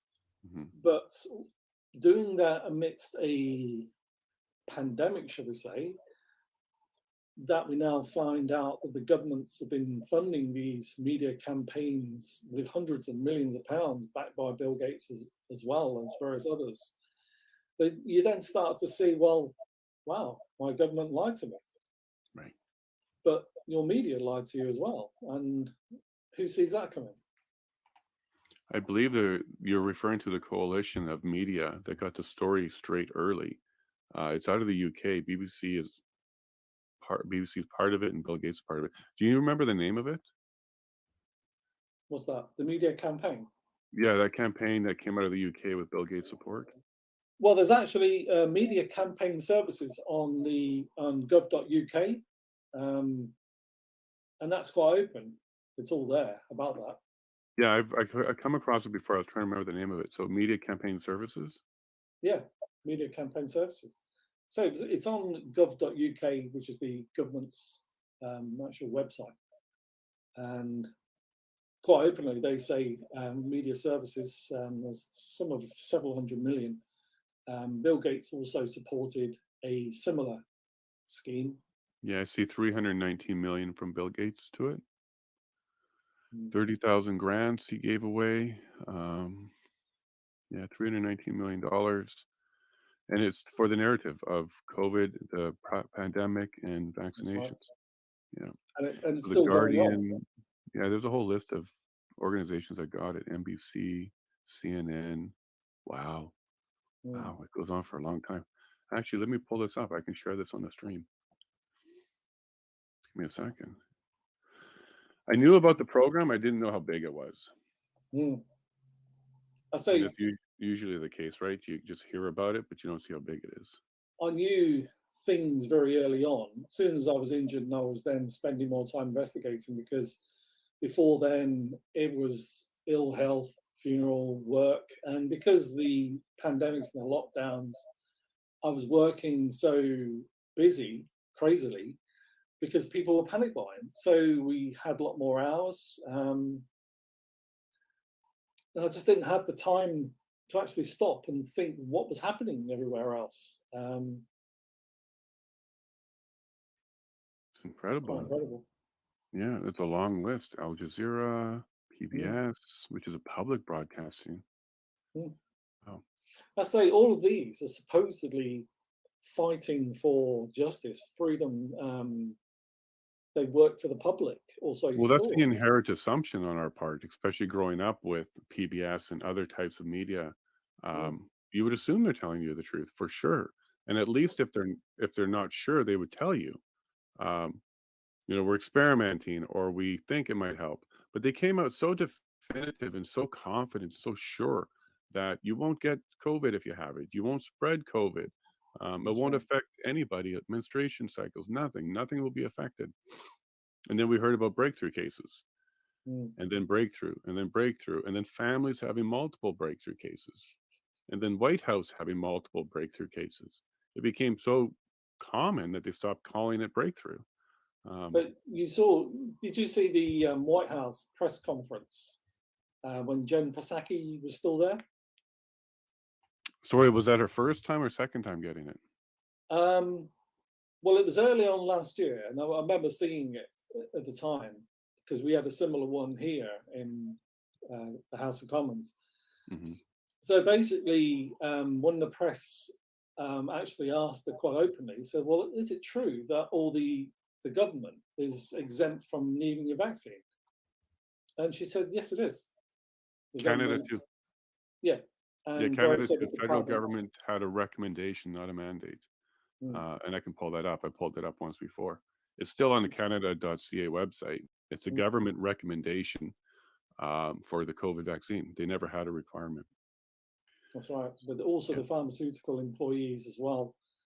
So then you start to look at various government types, and you start to think, well, when they say, well, they've got COVID again, like Biden or Kamala Harris or any other Bill Clinton or whoever, oh, I've got COVID again, and they put up these regular messages on social media, and you start to wonder, well, hang on, if you are exempt, because most of these would be being connected to government or the Pfizer's pharmaceutical companies, right? Then is it purely then to drive the narrative that you need to keep getting vaccinated? I wonder.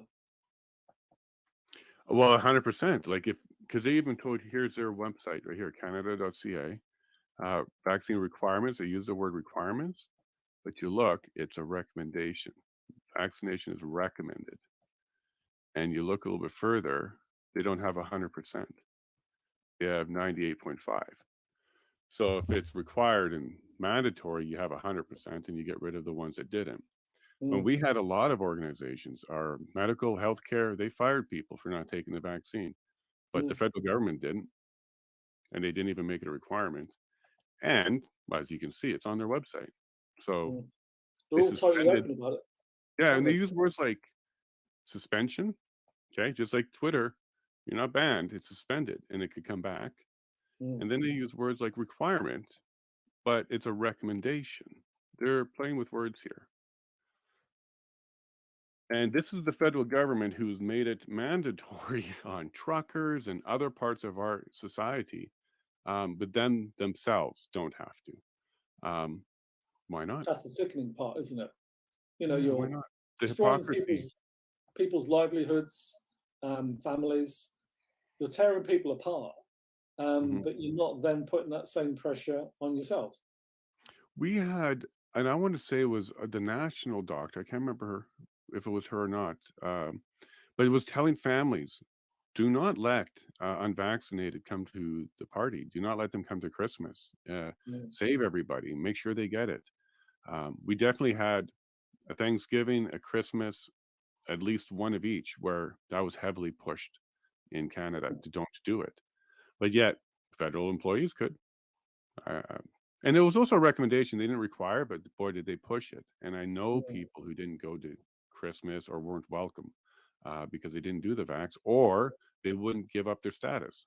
There was a lot of people that said, I'm not giving you the status, and that was enough to not be included.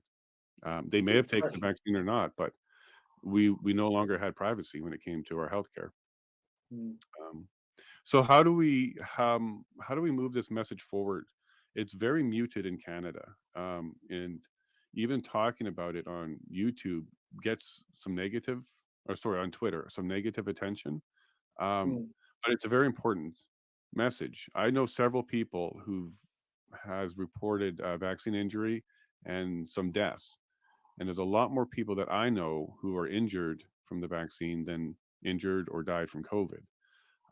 So it turned out to be, at least in my anecdotally around the people that I know, it turned out to be a pandemic of the vaccine. The vaccine is actually what hurt more people than anything else. I have a concern specifically about your condition because you're headed towards potentially MS and dementia.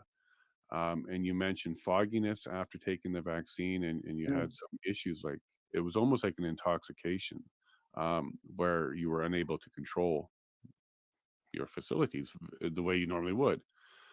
I'm concerned that we're seeing a lot more of that because when I talk to more and more people further on after getting the vaccine and having some issues, fogginess is something that comes up a lot. Inability to think straight. It's coming up a lot. Do you think that this is one of those common side effects that they were talking about? Confusion amongst people after they get it? And if so, how does that help us make sure that we're making intelligent choices going forward if people who took the vaccine are now starting to suffer from confusion and brain function? So the doctors are basically saying in a lot of cases they'll confuse the issue. You'll be suffering from something, but it definitely can't be the vaccine. Yeah, they're always very quick to take that off the table. Like there's a certainty that continue. It's because they earn too much money from giving you a vaccine. Here it's £15 that goes to the doctor, another £15 goes to the surgery that they work for. If they vaccinate a child, it's £25. If they vaccinate a care home, they get £500 for the whole home or per person? For the home, for doing the home. Okay. It's all about money. There's a local surgery I saw on social media somewhere, and basically it's not about your health. It's quite openly only to do with money because they say that we're purely funded by ourselves. We'd appreciate it if you got vaccinated because they get paid for it. Well, that could be the frontline push motivation. So the people that are putting the jabs into the arm, that would be their motivation. But what do you think the motivation is behind that? Pushing and we keep using the term vaccine because that's what they labeled it. But I should preface that with saying we're using the post-COVID definition of vaccine here. There's another definition of vaccine pre-COVID, which wouldn't apply here. So just to be clear to anybody watching this now, we're using the post-COVID definition of vaccine, which means it doesn't necessarily trigger an autoimmune response, and it doesn't necessarily give you immunity to whatever it is it's meant to. Pre-COVID, the definition meant immunity. You wouldn't get it, one shot, you were done. Post-COVID, vaccine's been redefined to mean basically anything that they think, or at least will tell you, is going to assist you in fighting off something from the future. So I just want to be clear that we're not using the traditional term of vaccine. We're using the modern term of vaccine, which is very different. And I think that that could be part of the confusion because a lot of people still are thinking in their minds the traditional definition of vaccine, but applying it to the modern version of a vaccine. And they're not one and the same. So when people are thinking I was going to be immune, I was going to have protection because I'm getting a vaccine, and they use that term, I think that's why a lot of people blindly followed it. And they're also today struggling with the realization that maybe this wasn't quite what you thought it was.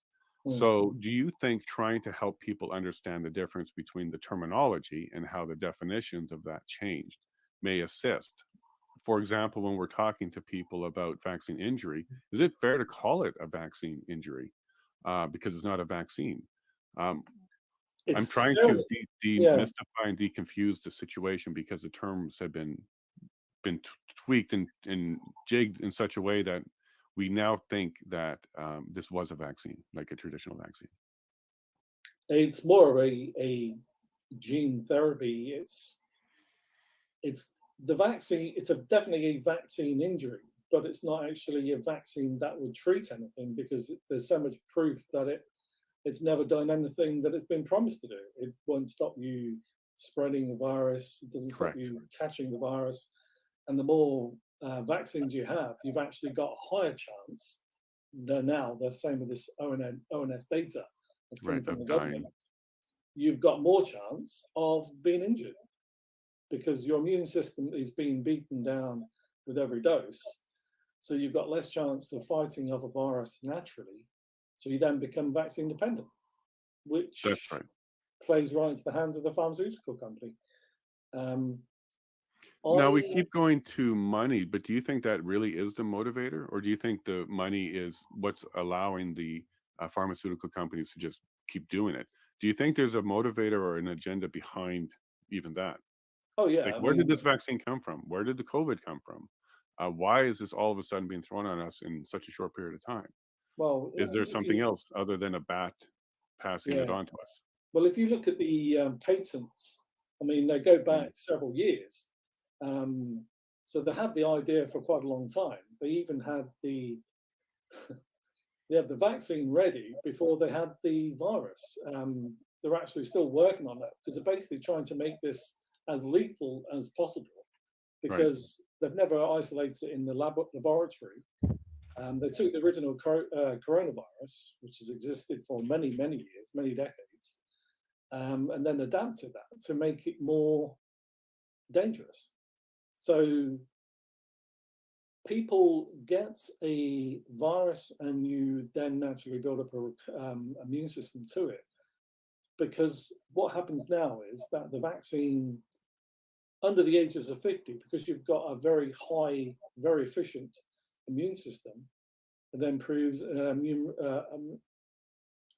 response to it. And what's happening is the under 50s, around my age group, your body becomes quite violently attacking this virus coming in because the vaccine is telling it what to look for, which is why so many people are now suffering much more serious neurological issues like myself or dying because your body goes into overload. And the children are suffering the worst because their immune systems are amazing, aren't they? But of course, their hearts can't take it, which is why huge numbers are getting myocarditis. Right. And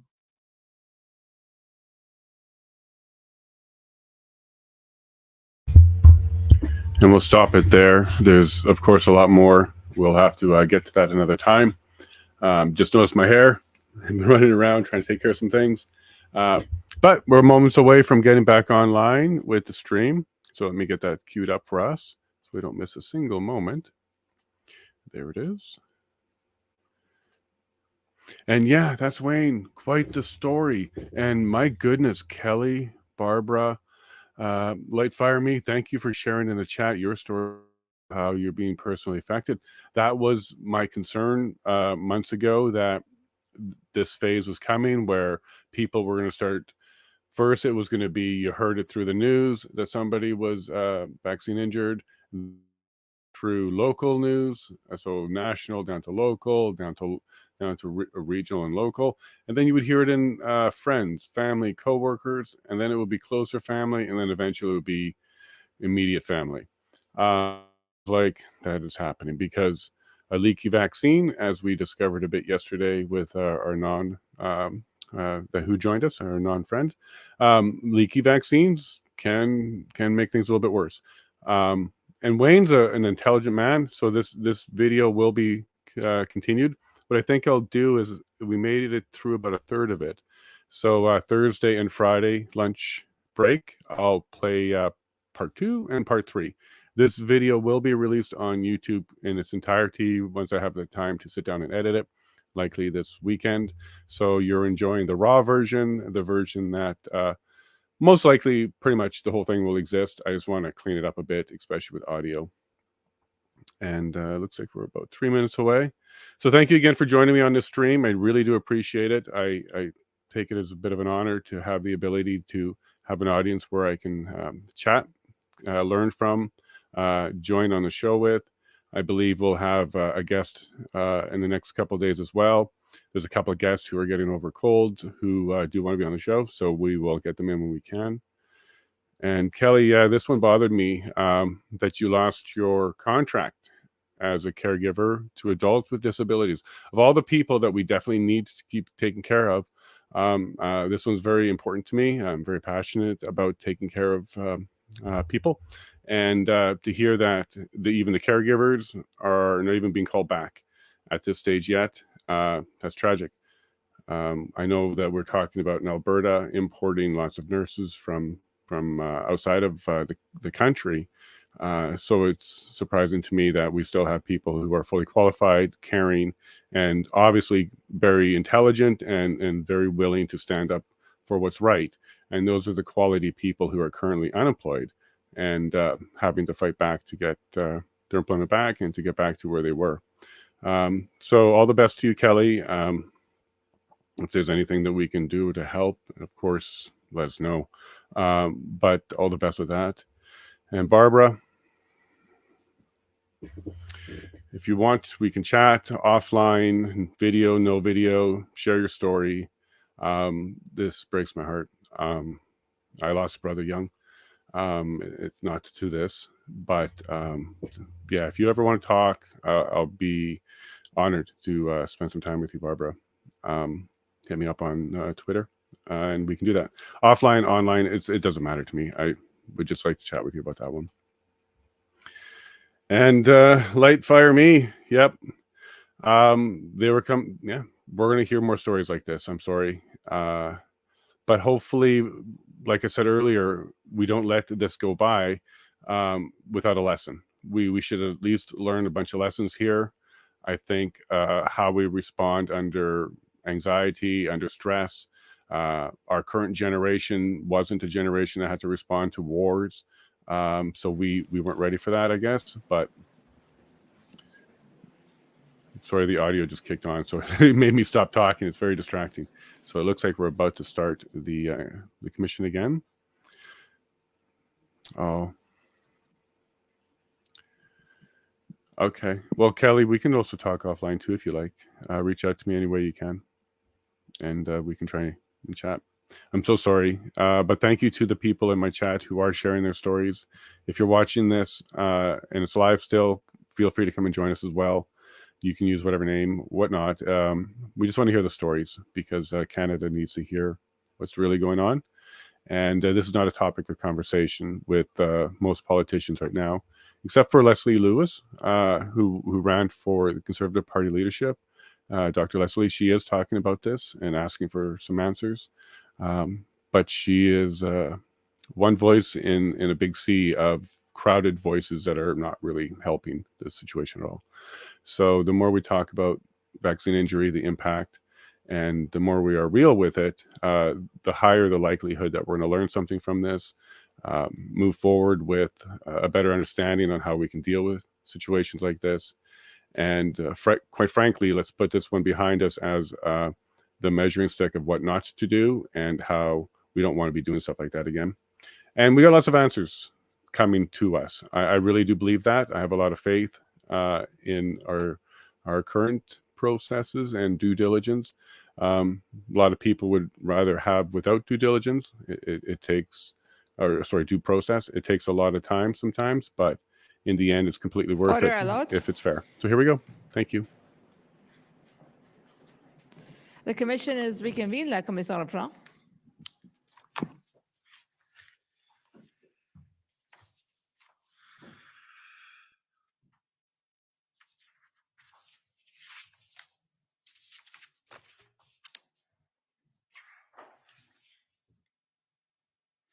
I'm going to turn now, Councillor Deans, to planning. And we heard a lot of evidence this morning about the plan. So you testified that there is always some tension between the police and the Police Services Board about the sharing of operational planning details, right? Right. And we spoke before the break about the sensitivity of intelligence information, and I suggest to you that there are very similar sensitivities involved in sharing operational information. Yep. The information of police operations is considered highly confidential for safety reasons. Right. Including the safety of officers. Right. And as chief of police, the safety of officers would be of the utmost importance, right? Of course. And like in the case of intelligence reports, it was not the practice of the board to demand operational planning information prior to the convoy, right? I don't think we demanded operational planning information. I think we, inquired about operational issues in accordance with what we understood that limit to be under the Act. Fair. So prior to the convoy, you wanted some high-level operational information, but you weren't asking for tactical plans, for example. No. You agree with me on that? I do. Okay. But here with the convoy, everyone was under a tremendous amount of pressure. A lot. Okay. And you were under a tremendous amount of pressure. Yes. As was Chief Slowly. Yes. And you and the board started wanting more information about the operational plans, right? That's fair. Yep. And you'll agree with me that it was a highly volatile situation during the Freedom Convoy. I will. And there were threats, as you testified this morning, to members of the board, right? There were threats to Chief Slowly. There were threats to the mayor, right? Yes? Yes, yes. And you also testified this morning about leaks of sensitive information from the board, right? Yes. Yes. And that there had been leaks of information from the board in the past. Is that fair? It is fair. Okay. And Commission Counsel also showed you an email from one board member, Mr. Swida, asking for more information about the planning, correct? Mm-hmm. And I'm sorry, if you can just say yes. Yes. Okay, thank Sorry. you. I know that's fine. And Mr. Swida, a few weeks later, stepped down from the board. Is that right? Yes. Okay. And he stepped down from the board after evidence emerged that he had attended the Freedom Convoy protests on 2 occasions, right? I don't know if that's why he stepped down. My impression at the time is he stepped down the same day the other 2 provincial appointees stepped down, and I was left with the definite impression that they got pushed out. Okay. Were you aware of the media reports at the time that he had attended the convoy protests and wouldn't answer questions about whether or not he had donated food to the protesters? Yes. Okay.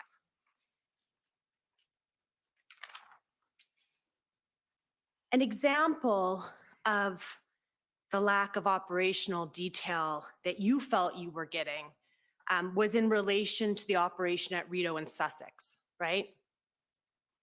An example of it? Yes. Yes. And you told the commissioner that you were told there was going to be an operation in advance, right? Yes. And you were told some details of that operation? Not a lot, but a very, very high level. Right. You were given high-level details of a police operation, right? Yes. Okay. And that is the kind of details that the board gets about police operations, right? In Ottawa, that's the kind of detail we were accustomed to getting. Okay.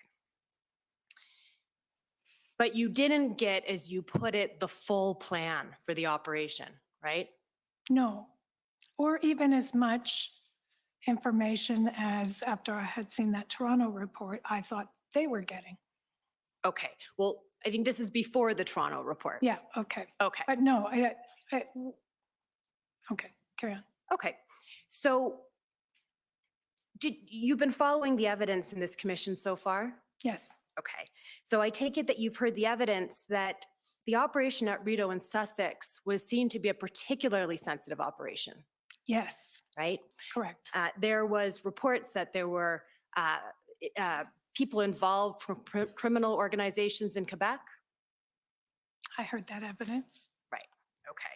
And so you would agree with me that with a board with a history of leaks, may be a little bit concerning to share the full plan of operational details of going into Rideau and Sussex. Is that fair?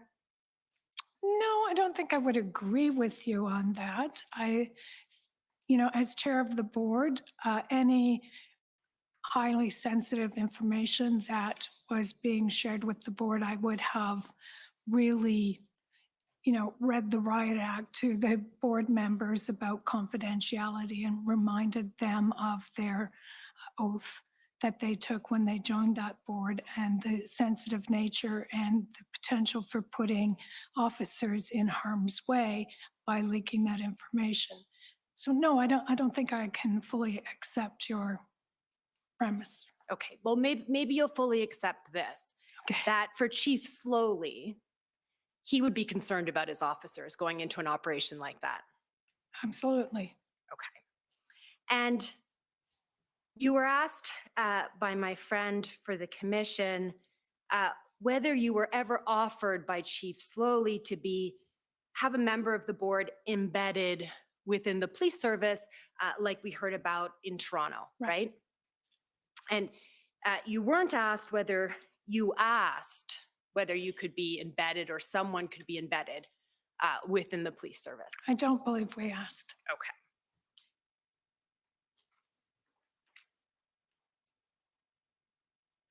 And in terms of your evidence about the plan and your concerns about the plan, just for the benefit of the public and for the commissioner, I take it that you are not commenting on the sufficiency or the appropriateness of the plan. That would go beyond your expertise. Correct. Okay. And so what we can take from you was your concern solely about the level of detail you and the board were given about the plans. I'd like to have seen more detail. I'd also like to have been able to greater satisfy ourselves that there was a plan. Well, you were assured there was a plan and you were given details about that plan, I suggest to you, daily by Chief Slowly. What days are we talking about? We were seeing more details of a plan as we went on, but for a lot of those 20 days, I did not feel that I was getting detailed information about a plan.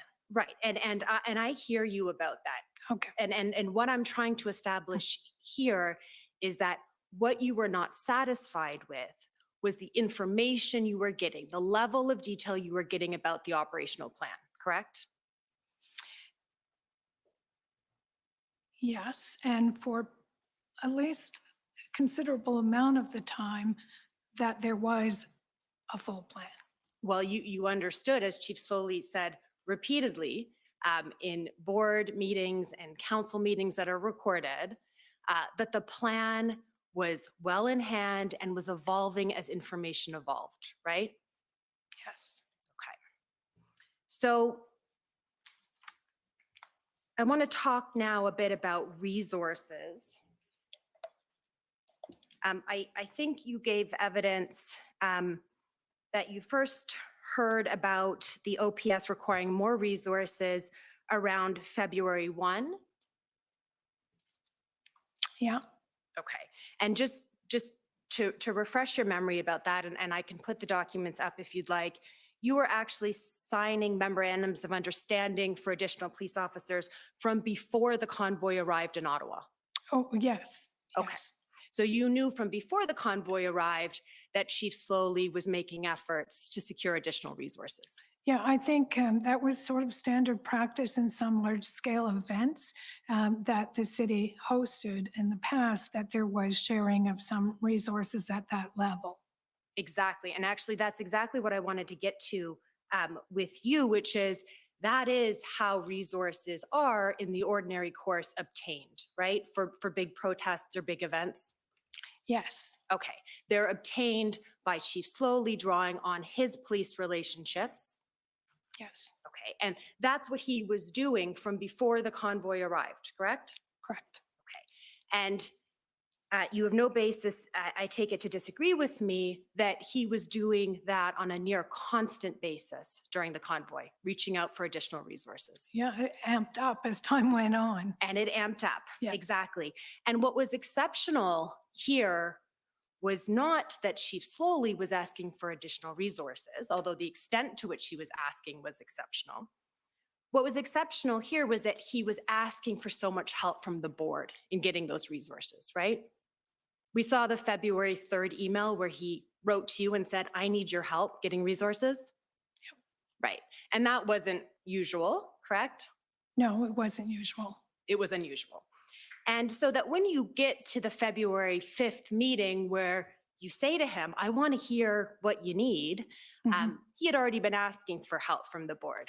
He had been asking for help, but he hadn't, it's like, send more resources, but I didn't have the information, what that actually looked like, how much. The did you need? numbers. The numbers. The numbers. What would it take? And he had made that comment, as you will recall, he had made that comment about not being certain that there was a policing solution.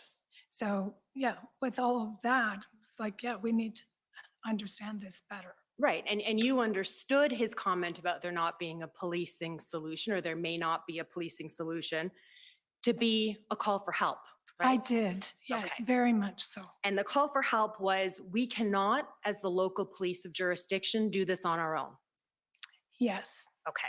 And you understood it that way, and he also explained it that way. We saw it up on the screen, right? Yes. He explained we need the help from all levels of government. Yes.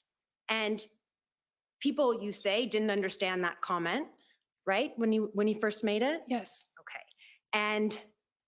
But you've said publicly, and we all know now, that he was right. I believe he was very right. He was just right earlier than a lot of other people. He probably had more information than everyone else, but yeah, I think the way this all ended actually did prove that Chief Slowly, what he said early on, was in fact correct. Now,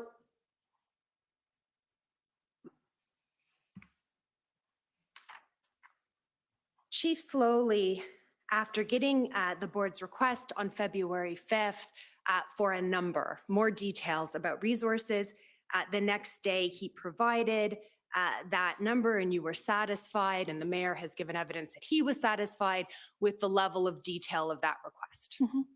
Yes? Yes. Okay. And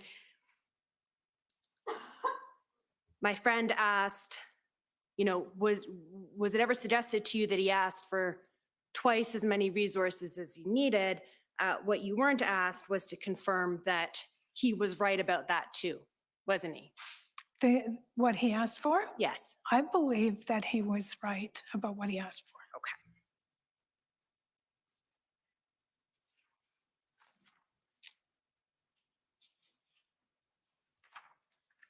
Now, I'm going to turn to Chief Slowly's resignation. You gave evidence that a week before his resignation, you called him as part of a wellness check. Well, I was in constant touch with Chief Slowly, but we were chatting about, you know, we had a lot of stuff to talk about, but I also wanted to make sure that he was okay and that he was aware of, you know, what was happening in the broader community. And so we did speak about that. Okay. And during that conversation, you expressed to him that a lot of people wanted his head. I don't know if it's those exact words, but I mean, in a broad sense, that was, he knew that, I knew that. There were calls for his resignation, and you know, I probably crassly described it, but I think the sentiment was clear. Okay. And just to be fair to you, I'm going to suggest to you that he didn't say, cut me a check, I'm not resigning, but rather, I'm not resigning, so if you want me out, you're going to have to buy out my contract. No, I mean, that might be what happened the next week in terms of like closer to what you're suggesting. But the first week, I mean, I think it, as I said this morning, I wasn't certain of what he was trying to convey. Was it just the frustration of the moment, or like, is it something he actually had in his mind? I didn't have a sense of that. I didn't pursue it. Right. I had just heard that comment, and it may have been, and I said this morning, it may have just been off the cuff, and he may not have meant it at all. I didn't know. I didn't pursue it, so I didn't know. I followed up on it a week later. Right, and then so a week later, you called him again, and we're right now in the middle of the crisis, right? Yes. And you ask him about resigning, right? I asked him if what he had said the week previous was what he was thinking about. And you testified that, as far as you saw, he was never supported by the senior command. There were problems in the senior command. Okay. And is it fair to say that that call on that evening of the 14th, asking him about resigning, would have felt to him like a loss of support by his board? It wasn't intended to be that. It was, I don't know how he would interpret it. I was concerned for him. As I said this morning, I was concerned for the story that was going to be coming out from CBC that was casting him in a particularly dark light. I didn't know how much he could withstand. And I wasn't doing it to suggest in any way that he should leave. And when he said no, he was going to see it through that evening, I said, that's fine, Chief. Like, I didn't want to leave him with the impression that we were pushing him out. That wasn't the case. It was a conversation. I probably knew more about some council motive than he did, because I hadn't shared that with him. And I just thought it was going to be a tough few days. Very briefly on the CBC article, the article you're referring to refers to confidential sources, including within the OPS, about tension, raised voices during the crisis, correct? Correct. And is it fair that we've seen footage, for example, of the February 16th council meeting, that there were a lot of raised voices to go around in this period? Oh my goodness, yes. Everyone had difficult days during this period? Yes. Okay. And I can see from the commissioner that I'm out of time, but I do have, Mr. Commissioner, some more questions for this witness. I would ask for leave for a few more minutes to continue my cross-examination. Make it very short, please. Okay.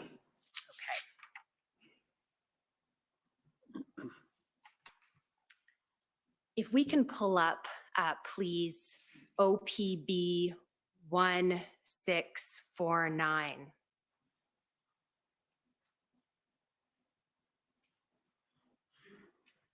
And if we could go to page 6, please.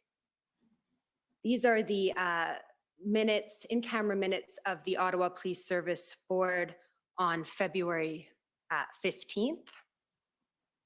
And this was the day of Chief Slowly's resignation, correct? Mm-hmm.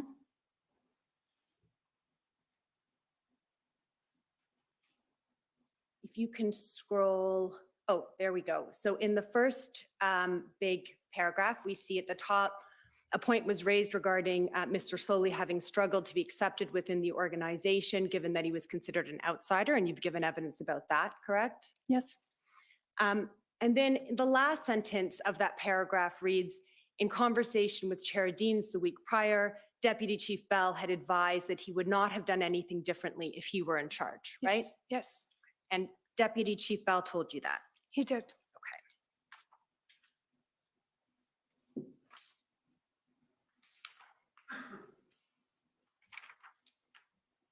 You've also publicly stated that in your view, Chief Slowly was a subject of racism. Yes. And that he was a subject of scapegoating. Yes. Okay. And that at the end of this, there were a lot of finger pointing and a lot of blame, right? Yes. And a lot fell at the feet of the first Black police chief in Ottawa, right? Exactly.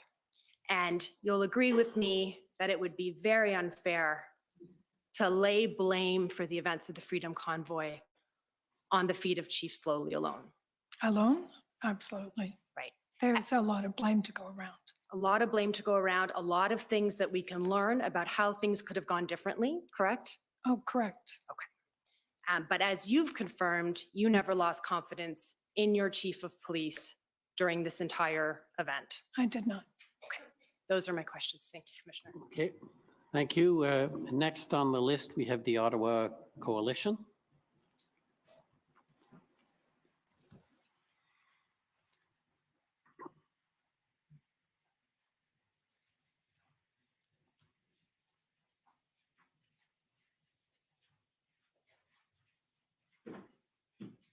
Thank you, Commissioner and Ms. Deans. My name is Paul Champ. I'm legal counsel for the Ottawa Coalition of Residents and Businesses.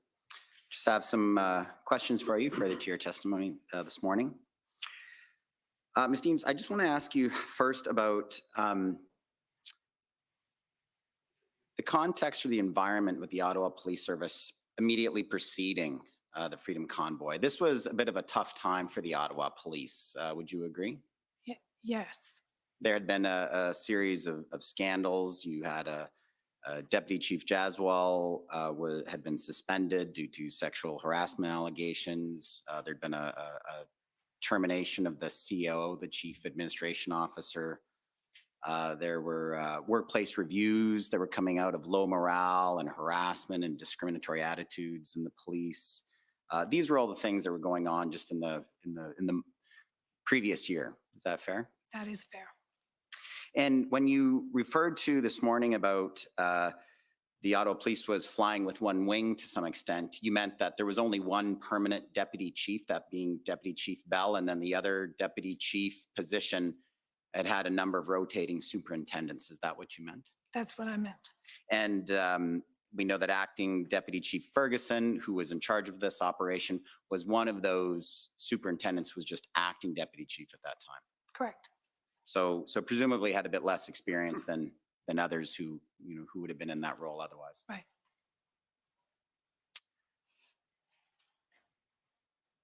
Now, turning to the Freedom Convoy, and just before the arrival, as a layperson, I think you told us this morning that you were following the news, you were following some social media, and you saw the huge number of trucks that were rumbling across the country, and you saw the millions of dollars being raised in GoFundMe.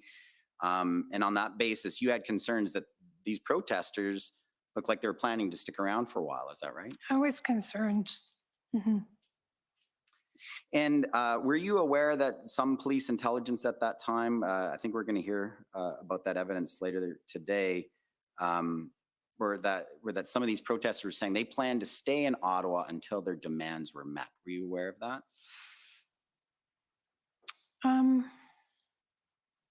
I don't think I was aware of that.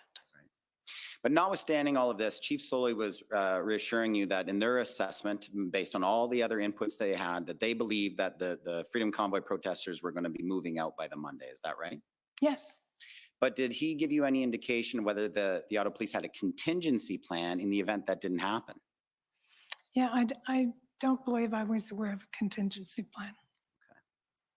Okay. And Councillor Deans, looking at one of the documents that's referred to in your interview summary about some texts that you were having with Deputy Chief Bell on January the 31st, just after the weekend, where you asked him how we can ensure that no more trucks are allowed into this city. We had all these trucks that were gridlocking downtown, and you want to know that there were no more trucks allowed in, and Deputy Chief Bell told you that no more trucks could drive into that area now.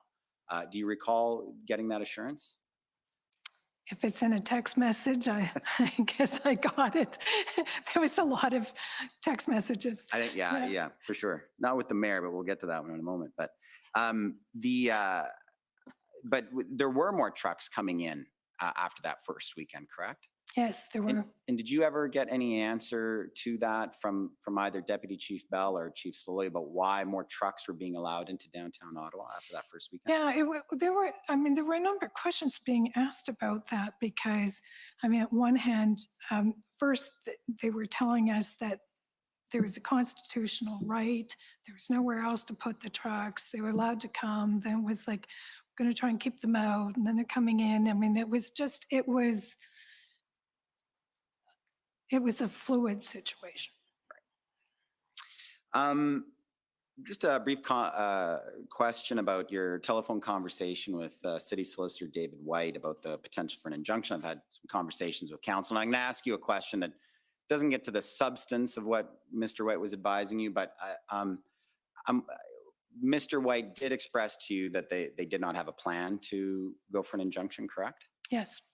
And now, did he say it was because of one of two reasons? One, that there was concerns that the Ottawa Police would be unable to enforce an injunction, or was he suggesting that they would be concerned about their reputation if they were unsuccessful, that they might be embarrassed if the court denied their injunction? Well, I think it was the latter and perhaps partially the former too. Is that what he expressed to you? Yeah. I don't know if I'm allowed to tell you what he told me. We've been permissive. I think that's the end of the discussion. Did Mr. White tell you who would make the decision or who was responsible for making the decision? Mr. Kanellakos. The city manager. And Mr. Kanellakos, he's the city manager, later on referred to Ms. Exley, the person who did get an injunction, as some 20-year-old. That's the same city manager? It is. It's the only city manager. Now, you testified this morning, Councillor Deans, that you weren't aware that the OPP and the RCMP were perhaps delaying deployment of officers or resources because they had some concerns about the OPS operational plans. You never had heard about that before, is that right? No, and I listened to the testimony, and I have to say I was angered by it. I really believe that the oversight body could have usefully used that information in the performance of our duty. And I listened to the testimony from Mr. Kanellakos, where he said, well, it was operational. There was no need to give it to Councillor Deans or the board, and I respectfully disagree with that. What could the board have done with that information? Well, we certainly could have questioned. We could have asked, what is it about the plan that is insufficient to gain resources? What do they need? I mean, I think there was a lot we could have done. I think our focus would have perhaps shifted to that plan and what we needed to shore up the plan to get resources rather than just asking for resources. But we didn't have that information. And had you heard concerns that that the OPP were raising concerns that their officers at times were being misdeployed, sent one place and then sent to another, and time was being wasted, and they had concerns about that? I think we're going to hear about that for a minute. Yeah, no, that information was not shared with the board. And Ms. Deans, did you, when we were getting later into the protest and there was all these concerns or this or that happening, did you ever speak to either the deputy chiefs about what was happening, whether they had concerns about how things were unfolding, or what the Ottawa Police, how the Ottawa Police were responding? I phoned Deputy Chief Bell one day. I mean, I felt that I had a pretty good relationship with him, and it was just between him and I conversation, which obviously it's not now, but I intended it to be then. And I just said to him, Deputy Chief Bell, I just wanted to ask you one question. If you were the chief right now, what would you be doing differently? And his answer was very simple. It was nothing. And so from that, you drew that there was no concerns at the senior command with Chief Sloa's leadership per se. I don't know if that's what I drew from it. I just drew from it that they wouldn't be doing anything different. Fair enough. Now, I want to turn just a bit to your relationship with Mayor Watson. If you, while you were chair of the board, if you ever wanted to have a private conversation with Mayor Watson, could you just call him? No. And why was that?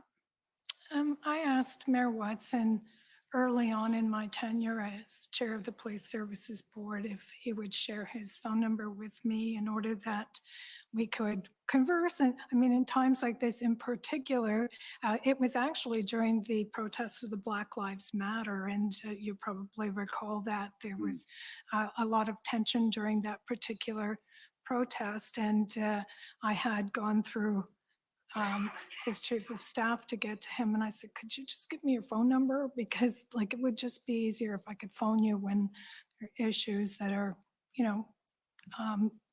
on the front burner and urgent. And he just said, no, he said he doesn't answer his phone. He doesn't usually have it on. Nobody has the number, and no. With some of these other key players that we've heard about, Chief Slowly, Deputy Chief Bell, Mr. Arpan himself, City Manager Kanalakos, you had all of their numbers and communicated with them. Yes, right? Yes. And is it fair to say over the years, Councillor Deans, you've had a number of political disagreements with Mayor Watson? Is that fair to say? Yes. Yes. You've both been on City Council in one fashion or another for 2 decades or more? Yes. And just prior to the Freedom Convoy, or around that time, you had been, you'd indicated an intention that you planned to run for mayor this year at that time? In December, yes. And did Mayor Watson ever speak to you about that, about whether he thought it was a good thing for you to run for mayor or not? Did he say anything to you about that? No.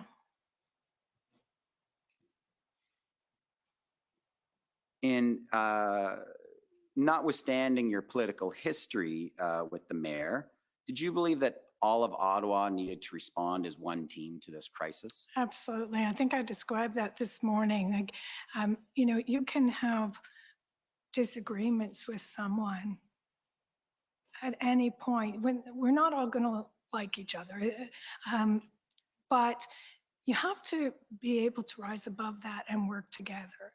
And especially in a time of crisis, that has to be entirely set aside. You have to be, as I described this morning, in the same boat, rowing in the same direction. And in retrospect, Councillor Deans, does it now seem to you that this political rivalry to some extent did in fact interfere with the ability of you to work collaboratively or effectively with the mayor? Or your ability to work together during this crisis? I mean, certainly it was impeded. I guess I take a little bit of issue with the term rivalry. I was always willing to work with Mayor Watson, always. And, I mean, we have political disagreements. It doesn't have to extend to a personal animosity. And I didn't want that. I had spoken to Mayor Watson about that on a number of occasions. I didn't see the benefit of it. So I don't know if I was feeling any need to carry on a rivalry. I was just feeling a need to do my job. But did you perceive that he had some animosity towards you? Yes.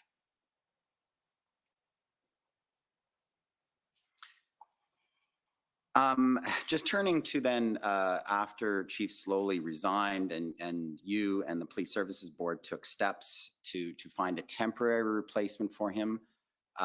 We'd heard Mr. Arpan testify that he had a lot of criticism, or even Mayor Watson, they didn't follow a process and so on and so forth.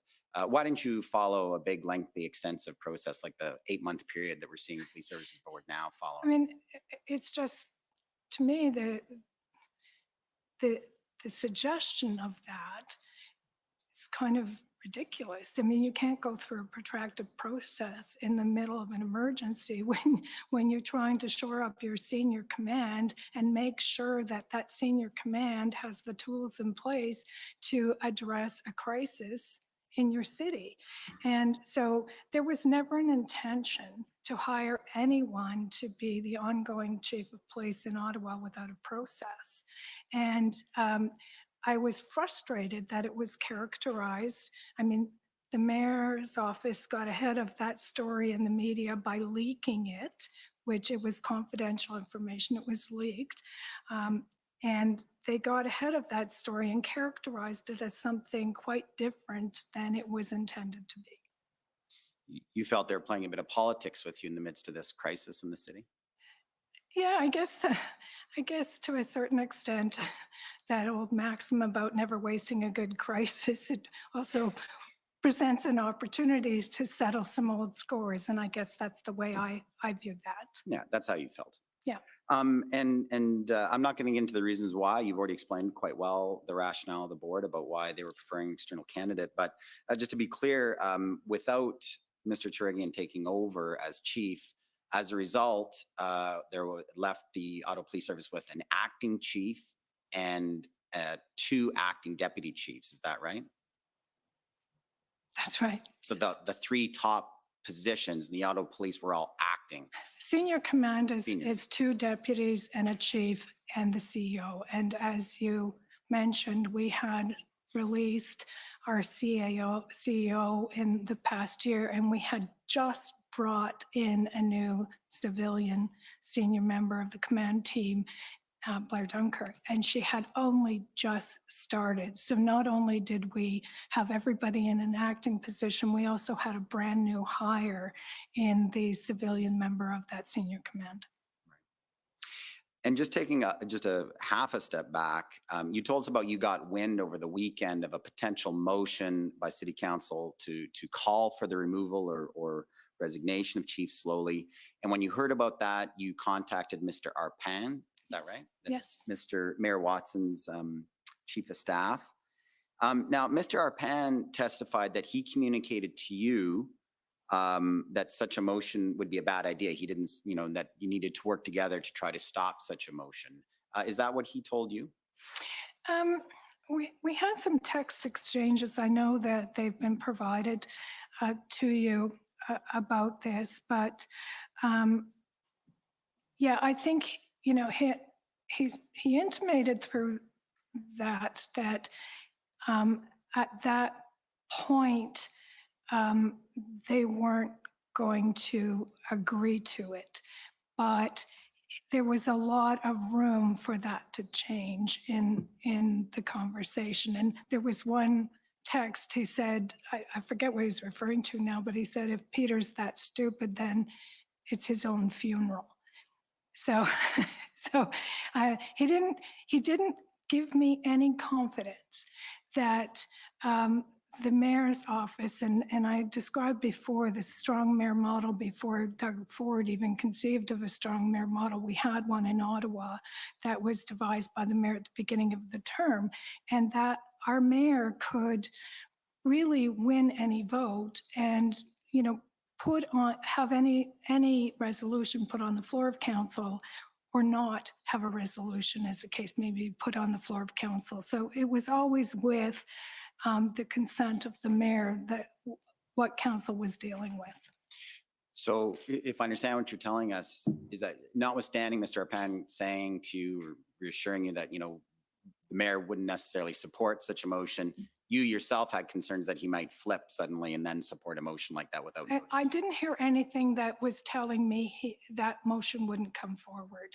There was some hesitation there that didn't give me relief. And when I say that any motion wouldn't come to the floor of council without the consent of the mayor, I'm talking about with his 15 members of council that, always vote with him. There are other more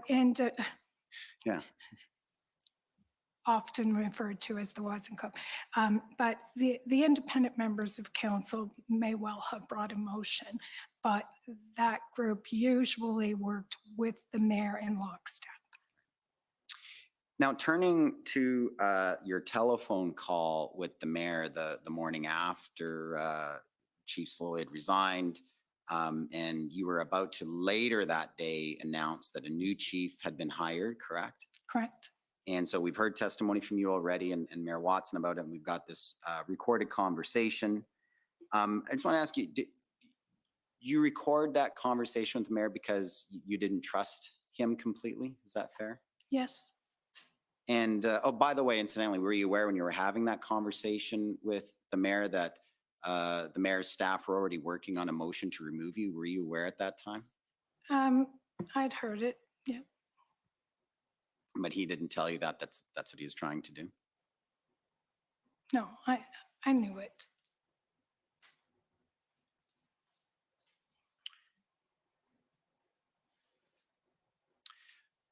Yes, Machiavelli had nothing on our mayor. Thank you very much, Ms. Deans. That's all I have. Thank you. So the next up is the Ottawa Police Service. If I might raise this matter, I understand that there is going to be, that the recording, the audio recording was going to be played. I understand that that request has been made and we are not opposed to it. And I would suggest that if it is going to be played, that it be played now before I start my cross-examination. Okay, so just to get confirmation, is there any objection to the recording being played? No, Mr. Commissioner, the city consents. Seeing no objection, we'll sit back and listen to the witness in her own words and the witness from yesterday. Okay, is that has been lined up? Are we able to do that now, or is that a problem? I believe we can. This has sort of just been dealt with on the fly, but I believe the hearings clerk has it. It's POE.OPB 0000001. This is very efficient, eh? Okay, Madam Clerk, could play it.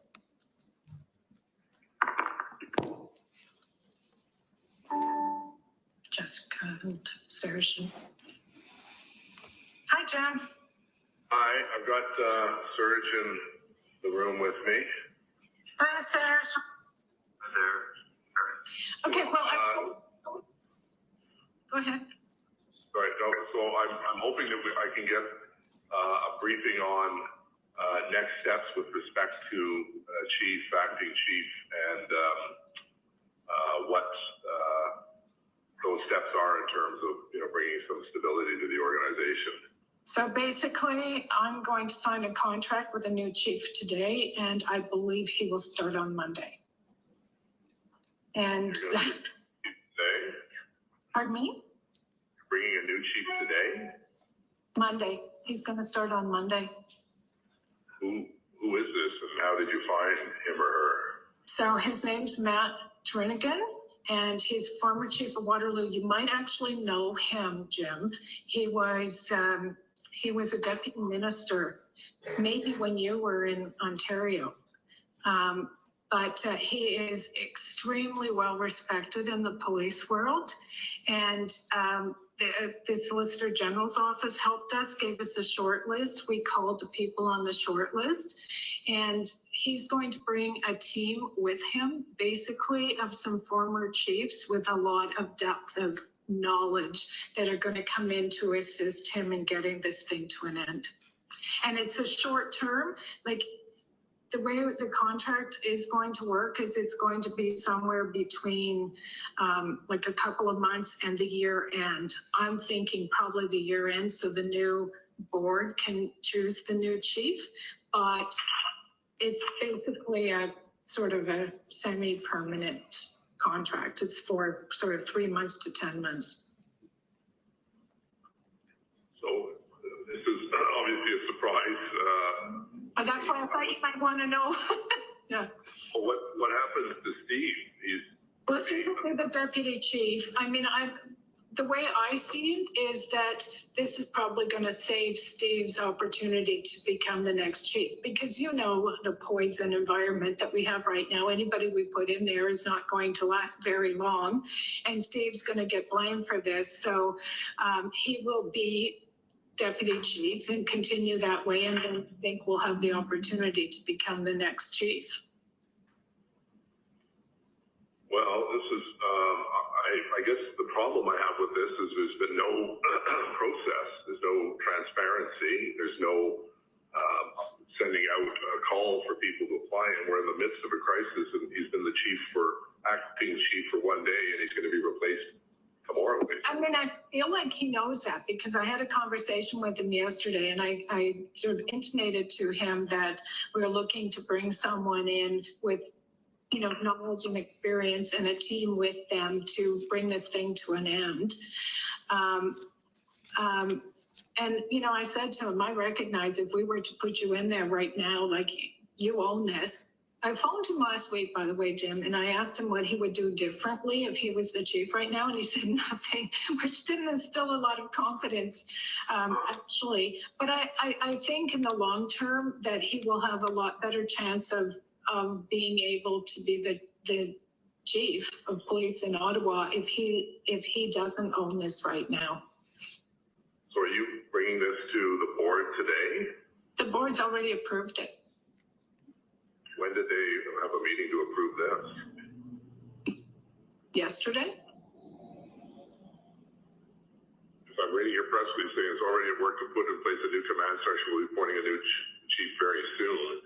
My understanding was that we were going to get through this with Steve. So it's a done deal, basically. Well, I haven't signed the contract. I mean, if you want to tell me that you don't think you want me to sign that contract, I mean, I can go back to the board and tell them that you would rather not. But I actually believe this is the right thing to do, Jim. Well, I this has come as a big surprise. We're in the eve of some potential action. Obviously, something's going to happen. We think, I don't have any inside information, but one assumes in the next couple of days. I think this would be very destabilizing to the organization to have someone who knows nothing about Ottawa, who's, I don't know, this guy, don't recognize his name. Maybe he was a deputy when I was there, but it doesn't ring a bell. Yes, he is very well liked. The Solicitor General told me that the Solicitor's office, our advisor on our board, is a guy named Graham White. He told me that he called it an elegant solution. He thinks it's a very good solution on an interim basis for Ottawa. Anyways, I don't support this. I think this is the wrong approach at the wrong time. We're going into the midst of what could be a very serious operational activity. And the sideshow becomes, oh, by the way, Steve, you're shunning you aside to a guy who doesn't know where Queen Street is. I respectfully disagree. Like, I really believe that this is, one, in Steve's interest, and two, in the community interest, to get some people with a lot more depth in this kind of stuff than we have internally to Ottawa Police right now to get this done. And, Steve, there's a lot of internal angst. I don't know how familiar you are with it, Jim, but there's a lot of internal angst in that organization. I was just talking to someone right now that was telling me how they've been called off, and Steve's part of it. So there's internal angst in the top ranks right now. And they're infighting. You probably know a little bit about the infighting that's been going on in the top ranks, but I really think actually bringing someone that rises above that wouldn't be a bad idea. Well, I guess the process has been obviously secretive. You've had no opportunity to consult the BIPOC community or other members. No, it's only a short-term solution. It's not the next chief of Ottawa. It's an interim until we do a search for a chief. I mean, I can't put Steve Bell in there to be the new chief without a search either. No, this is protecting him. Well, no, listen, he's entitled to apply like anyone else is who has the qualifications. I don't think there's a conflict because he's the acting chief that he can apply. But right now, it's basically a sole source contract that we are about to sign, which I fundamentally disagree with. Anyways, it's your call, but I won't support that, and I think it'll destabilize the organization. Okay, well, that's why I raised it. I mean, I thought you should know you are the mayor. So if you're telling me not to do it, then I will not do it. I'll go and have another board meeting and tell them we're going to have to change again. And I'll say, I don't know what I'll say right now. Is there a vote of non-confidence in me or the board coming to council? I haven't seen any motions. I think you're frozen, Diane. Hello? Let me just text her. Can you hear me? I'll text her, see if she's disconnected. is frozen. Yeah, I think she might be frozen. I have it too. Hold on. Wait a minute. I'm just gonna rejoin, Jessica. Tell him I'll rejoin. Oh, you're good now, Diane. You're good now. Am I back? You're back. Okay, Jim, what do you know about what's coming that impacts me today, or the conversation that's happening? I think I've worked really hard for the last 20 days. I think it would be a courtesy to at least let me know what's coming at me. Yeah, I'm going to talk to some councillors today, as I try to before every meeting, and see what their plans are, and if I get any sense of what's going on, I'll try to give you a heads up. Would you support a vote of non-confidence in me? Haven't decided that yet.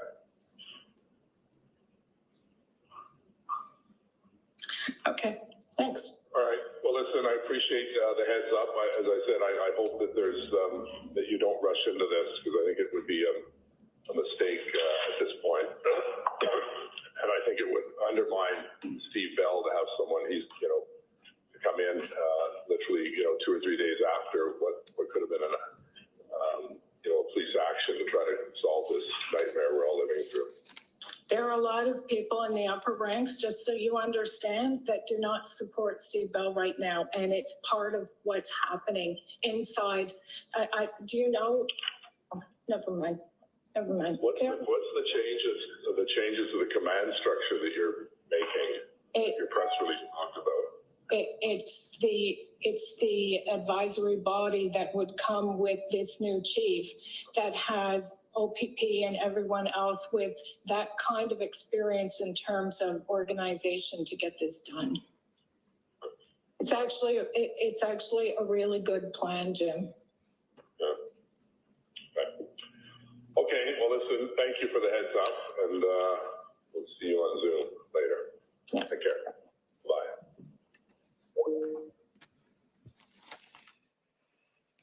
Okay, so that's 10 minutes of your time. So go ahead. That's what I was trying to avoid.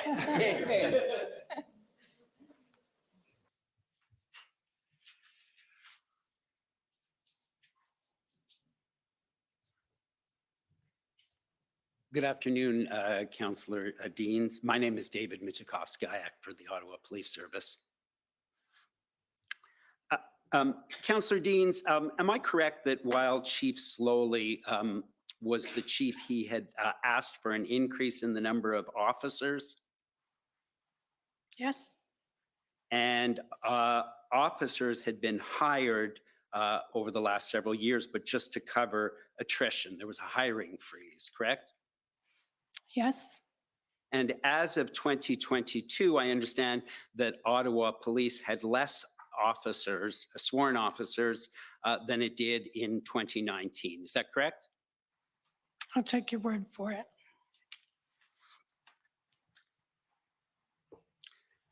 Could I ask you, please, to turn up OPB 01278?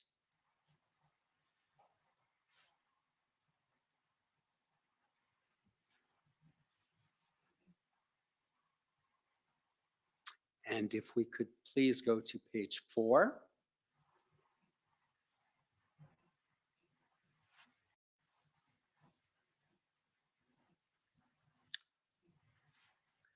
You'll see this was the meeting that you were at, correct? Yes. And at this point, Interim Chief Bell was in command? Yes. And a question was raised regarding the service's operational plan. And then you got some information from Interim Chief Bell, correct? Yes. He provided a briefing. And is it fair to say that you'd got a lot more information as a board on operationally what was going on at the time when Chief Bell became the interim chief? There was definitely more information provided this day, so yes. And I believe on page 4, if we go to the the paragraph that starts, a question was raised. Yeah, thank you. You'll see a question was raised regarding the ineffective policing having been seen in the city. And it was suggested there were instances in which police could have engaged in enforcement but did not. Am I correct then? The minutes accurately reflect Interim Chief Bell noted that the service had committed to a review of all actions having brought them to their current situation. Yes. He indicated he would review it. And then if you look 2 paragraphs later, if you go down to the paragraph, a question was raised regarding why roadblocks had not been installed prior to the arrival of any convoys. The service again noted they were supportive of a full review being conducted to identify any mistakes made or laws that required updating. However, their focus at the time was forward-looking, correct? Yes.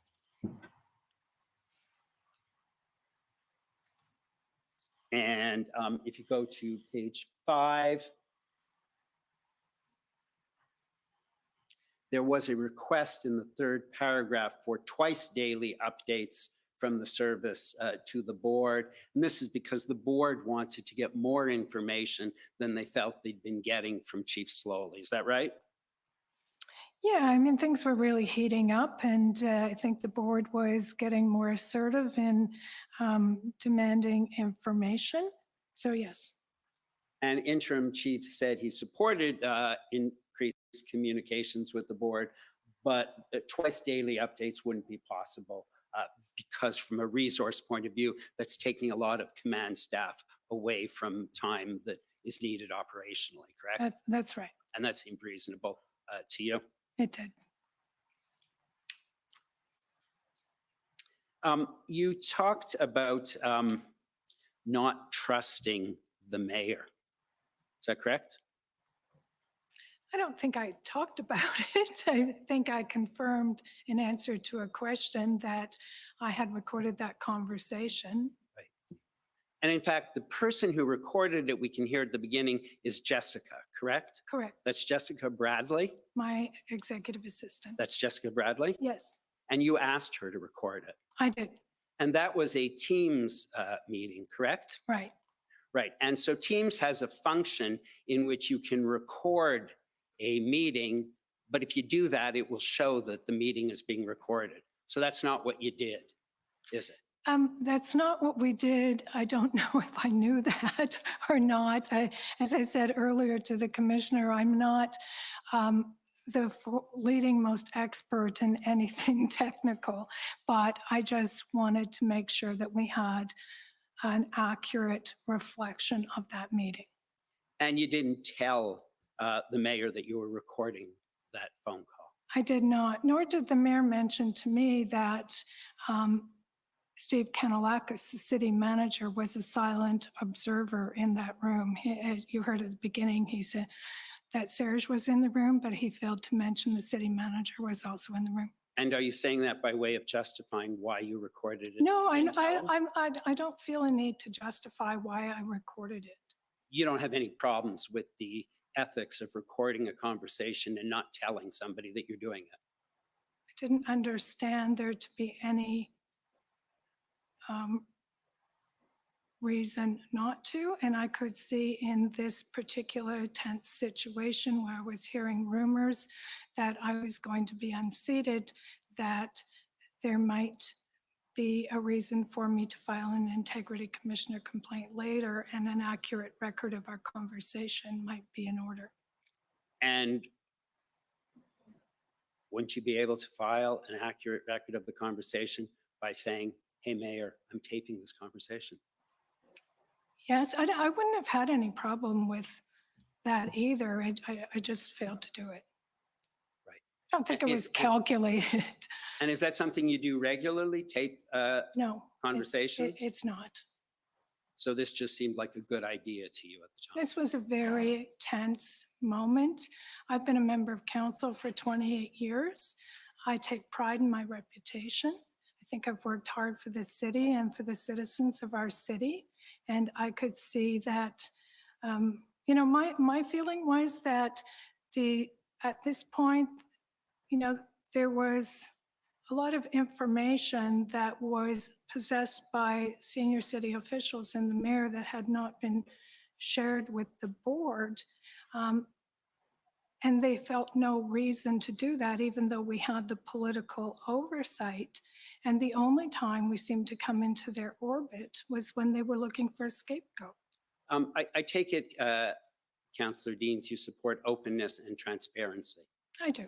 And you would agree with me that openness and transparency doesn't include doing a secret recording of a conversation with the mayor, does it? I would suggest to you, Council, that openness and transparency is providing to a commission a fair and reasonable and accurate description of a conversation. And what I said to the mayor is that if he told me not to go ahead with a motion that had been approved by the board, I wouldn't, but he fell short of that. He said he hoped I would reconsider, but he never told me not to. And so if you want to talk about openness and transparency, maybe we could start there. Could we go back to my question? Sure. My question was, would you agree with me that openness and transparency doesn't support doing a secret recording of a conversation with the mayor? No, I don't think I would. You don't agree with that? No, I think these were tense times, and I think that, you know, I felt a need to do that. And openness and transparency isn't a problem for you? I think I've been very open and transparent in my career. And what I understood when I listened to the recording was what you said to the mayor was, if you don't want me to sign the contract, I won't. I heard those exact words on the audio. Yes, and then you also Sorry, I heard- haven't asked my question. Okay, sorry. And am I correct that that at the end of that and Mayor Watson's response to that comment was, quote, I think it would be destabilizing. I don't favor it. I don't want it to occur. Was there any doubt in your mind after that conversation that Mayor Watson did not support what you were doing? No, I agree. Mayor Watson did not support what I was doing, but Mayor Watson does not direct the operations of the board. I'm the chair of a board that had taken a decision. And unless the mayor of the city was directing me not to, then I was going to proceed. And I think I made that clear. I mean, I can understand there's some nuance on the tape. I understand that. But I thought I was quite clear. If you're telling me not to, then I won't, and I'll go back. But he fell short. He said he hoped I would reconsider at the end of that message. Well, aren't we playing word games? Oh, no, I don't think so. Well, let me finish my question, if you don't mind. What you said was, quote, if you don't want me to sign the contract, I won't. And my question to you was there any doubt at the end of that conversation that he did not want you to sign? He can't direct you to not sign it. No, and I Just ask said, the question. Don't add the editorial. Sure. yeah, I think there were two parts, but perhaps we'd have to play it again. But I said, if you are telling me not to, I won't. Okay, so. And I understand there's some nuance on the tape, and perhaps he misunderstood what we were saying to each other. But I thought it was quite clear that unless I had a direction for the mayor of the city of Ottawa to overturn a decision of the oversight body that had been taken, then I would proceed. I report to the board, not to the mayor.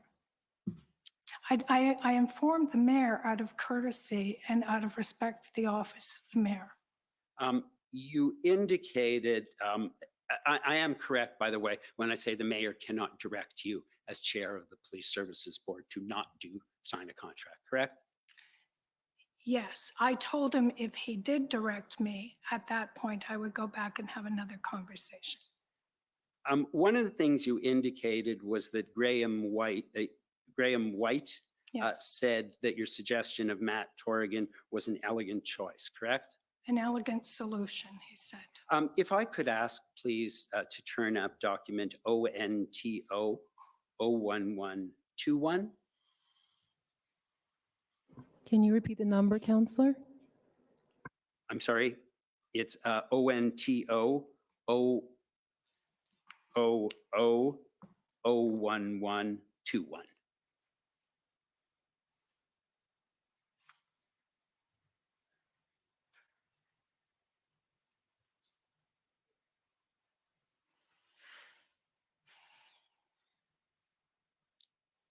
And you'll see there's an email from Graham White. Graham White was the Police Services Board advisor. Yes. And so if you'd be good enough, please, to scroll down. And so, sorry, if we can go up to the first paragraph. Just there, perfect, thank you.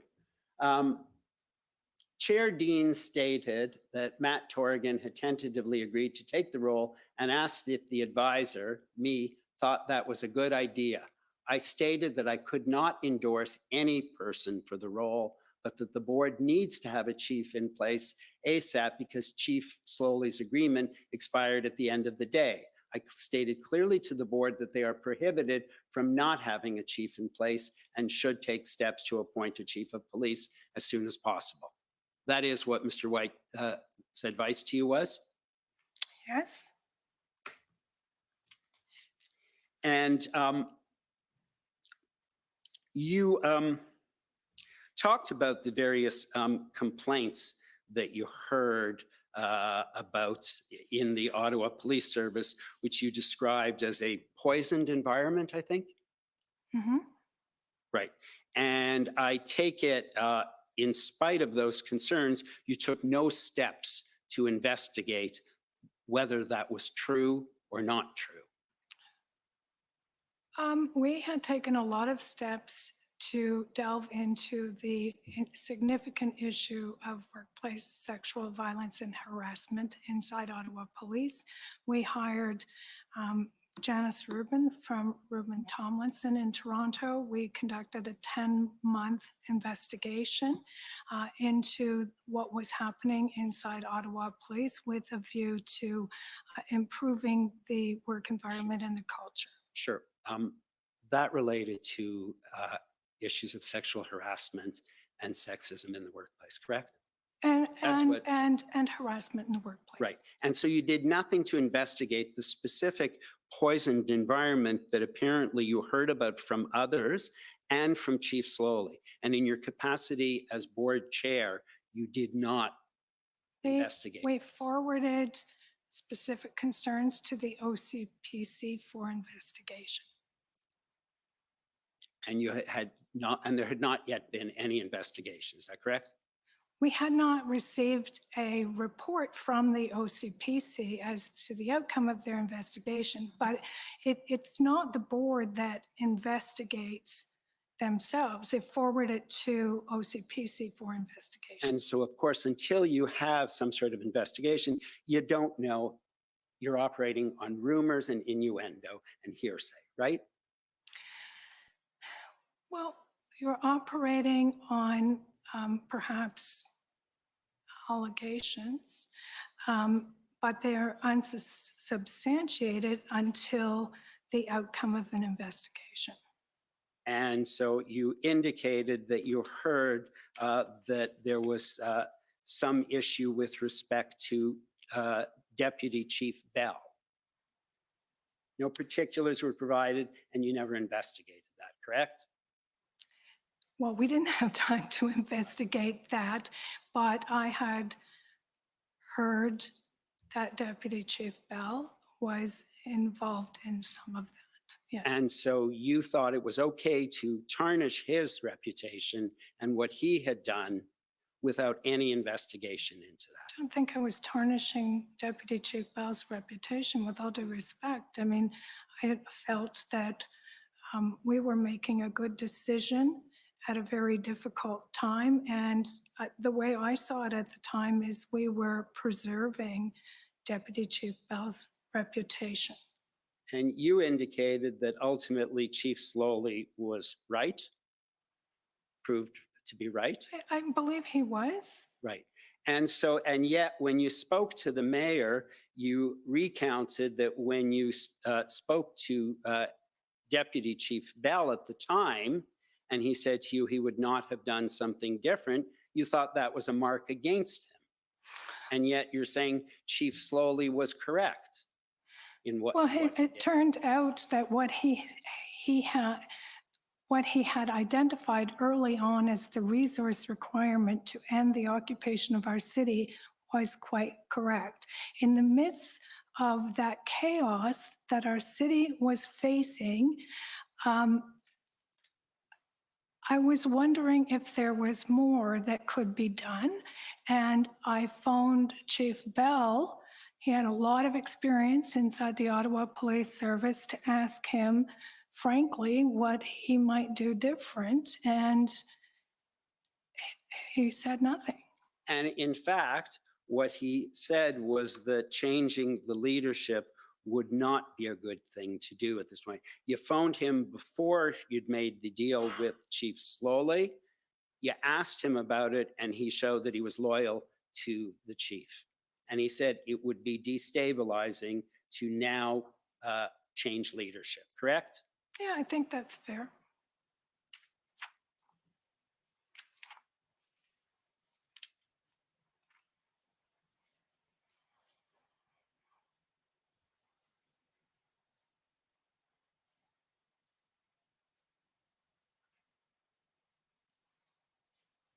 And you talked about allegations of racism.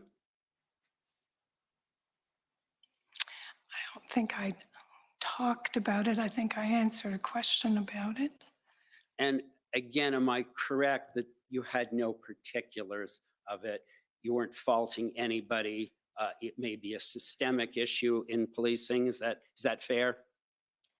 Yeah, it was just my observation of what Chief Slowly faced when he got here, racist memes, other things I'm sure you're familiar with that made it very difficult for him early on in his tenure. And as a result, you entered into an agreement to pay Chief Slowly how much money to terminate his contract? So Commissioner, I'm sure there are 1,000 people who want to be heard on this issue. I have no idea how that could possibly be relevant to the mandate of the commission. I don't see why it isn't. That's not the test. Well, the test is, it's a pretty broad mandate, Commissioner, that you have. You're looking into all of the circumstances. We've looked at whether the service had enough resources. You're going to look at how they expended their funds, the decisions they made during the convoy.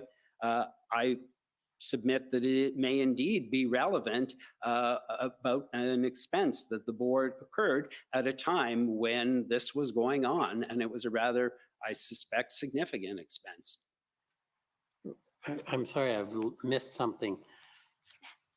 You say the commission is to look into the expenses of the city? No, sorry, perhaps I wasn't clear.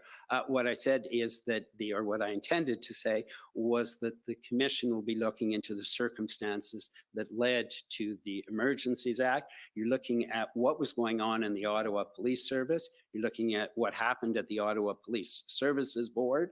And it seems to me that in looking at that issue, it may be relevant to determine what funds the board expended at this time. I don't see it as having any relevance. The amount that was paid, I think it's been in evidence that he was paid severance, and I don't see the relevance of going any further. That's fine, thank you. You indicated in one. And by the way, your time is up. If I might just have 2 more minutes. I'll give you a minute and a half. One of the things you said in your conversation with the mayor was a lot of people don't support Steve Bell, correct? Yes. And you would agree with me that a lot of people did not support Chief Slowly either. Yes.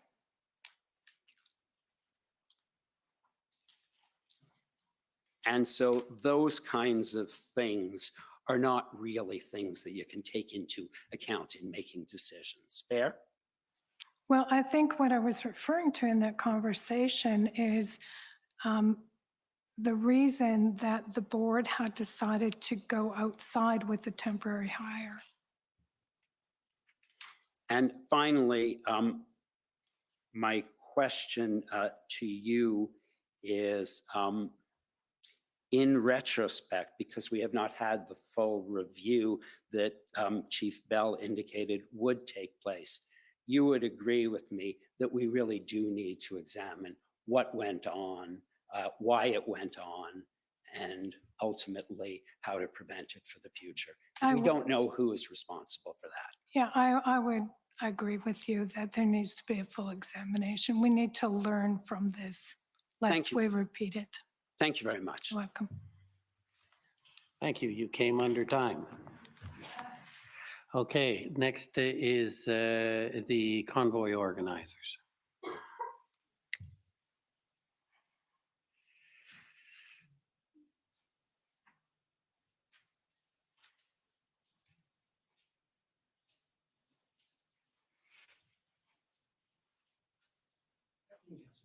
Good afternoon. My name is Brendan Miller. I'm counsel for Freedom Corp, which is an organization that was incorporated to represent the protesters who were in your city in January and February of 2022. First off, though I am not from here, thank you for your service as the police commissioner, or we call it the police commissioner back home. Fair enough. Thank you very much. I just want to start off, of course, we didn't get the recording until this morning. In that recording of your conversation with Mayor Watson, you said you had been contacted by someone within OPS who had been called off under the interim chiefship that was then in place of Steve Bell. Can you kind of explain that for me? Yeah.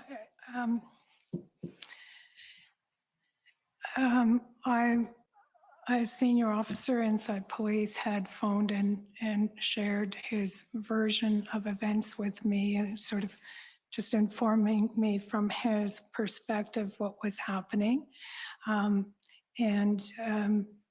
He said that the day of that particular planned event, that the incident commander was changed that day, and that there was some internal disagreement, and it led to the end of that particular operation. Okay, and so I'm just going to have to ask you to clarify, what is the event and what is the operation you speak of? It was to a planned takeout of the intersection of Sussex and Rideau. Okay, so the plan that got canceled so that my clients could move on, and then, oh, well, that confirms what I was looking for. Thank you. Did you know about the tripartite meetings that the mayor was having with federal government elected officials on February 7th, 8th, and 10th of 2022 at the time? No. He didn't tell you about that? No. Okay, and so obviously you weren't invited. I was not invited, no. Right, and of course that meeting was about police resources. Yes. Right, and you're the chair of what you'll call the commission, the Ottawa Police Service Board. Correct. And so you run that board that decides how to dole out resources to the police, right? Right. Okay. And did you know that on January 30th, 2022, Chief Slawley had asked the city, and the city somewhat agreed to get an injunction? Were you aware of that? On what date? January 30th, 2022. It's all a little foggy. There was definitely discussions about injunctions that didn't move forward. I don't think I can confirm for you exactly the dates. Okay. The injunctions that you did discuss, did you ever discuss that the terms of that injunction would be to both remove the trucks and get the honking to stop? Is that fair? I don't think I had that level of detail, no. Okay.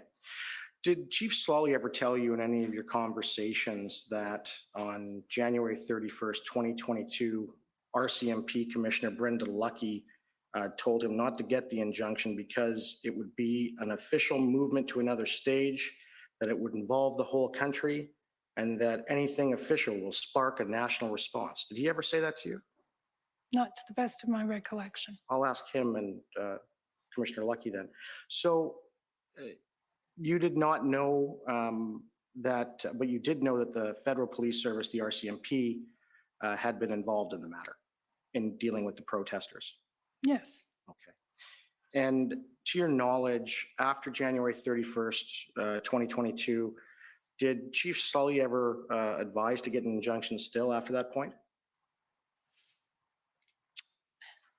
There were, I believe, I mean, the timeline's just a little bit all meshed together in my mind, but I believe there were still ongoing discussions.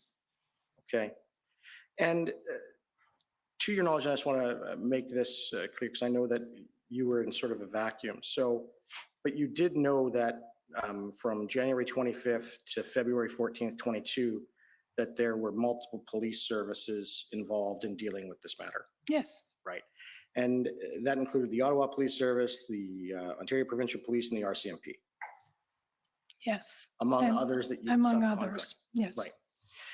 And I take it that you know as well at the federal level and the provincial level, it's not politicians that decide where to execute or carry out and apply police resources with respect to events and investigations, but it's the police agency itself because they're independent.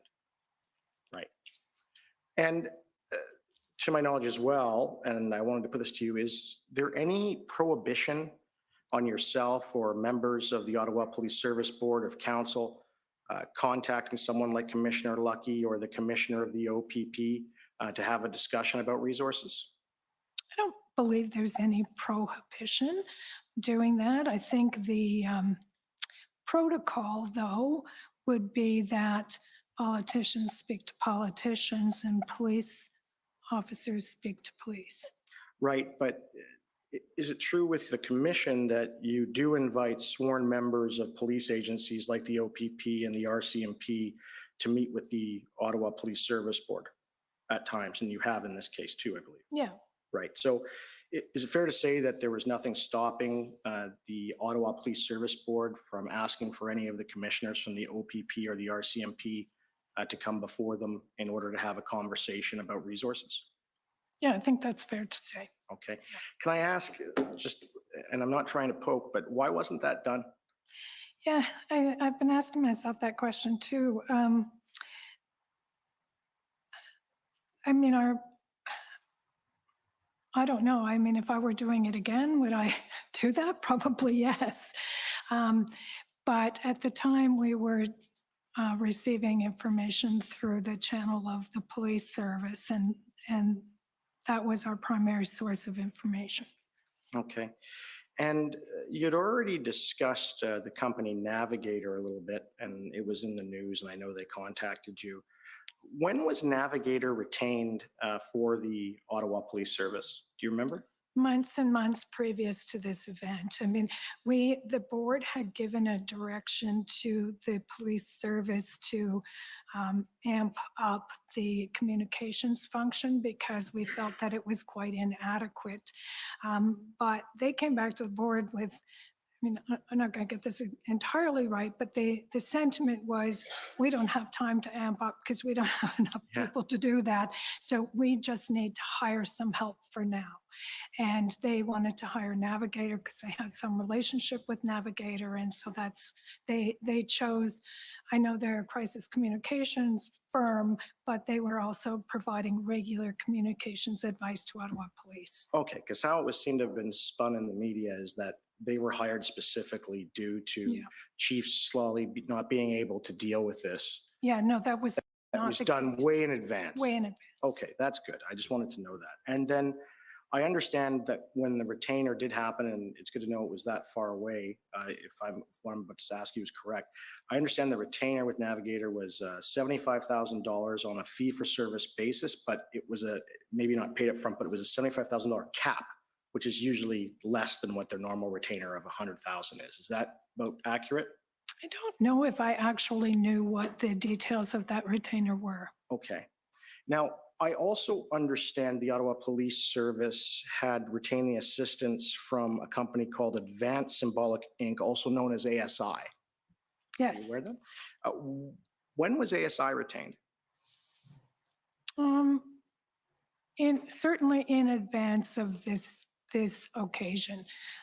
Chief Slowly had brought a representative from ASI to the board, basically to talk about the benefits of ASI, and he felt that there was that their services could be useful. Okay. And what was ASI doing for the Ottawa Police Service exactly? Could you explain that? I have an understanding, but I'd like you to explain it. I'd like Chip Slowly to explain it, if you don't mind, because I mean, I think my very, very limited understanding of ASI is that it basically searches many, many, many sites and sort of pulls out keywords to create an impression of public opinion, if you will. Right. Would it be fair to say when the ASI was discussed with you, did they refer to the phrase data analytics?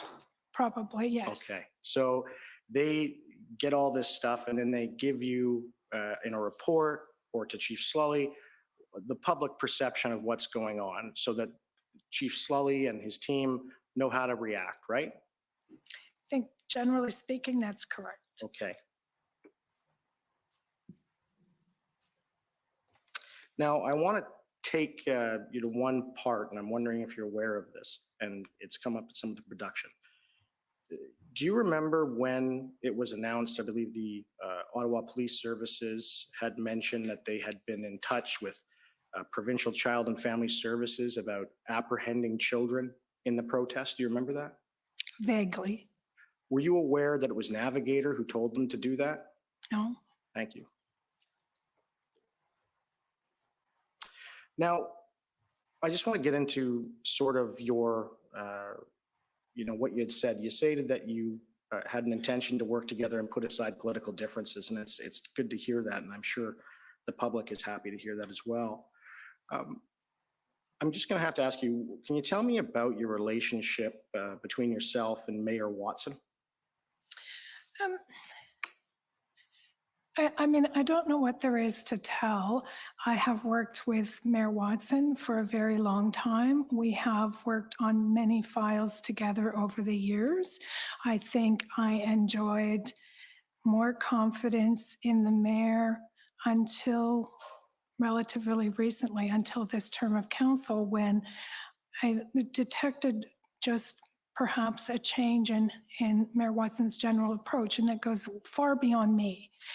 He had, for whatever reason, at the start of this term, decided to build more of a coalition approach to governing than he had in the past. And I wasn't part of that coalition, so I suppose in some ways became a bit more of an outsider than I had been before. But when I had worked with him on a transit commission, for example, we were landing a Presto card that didn't work. We worked very well together.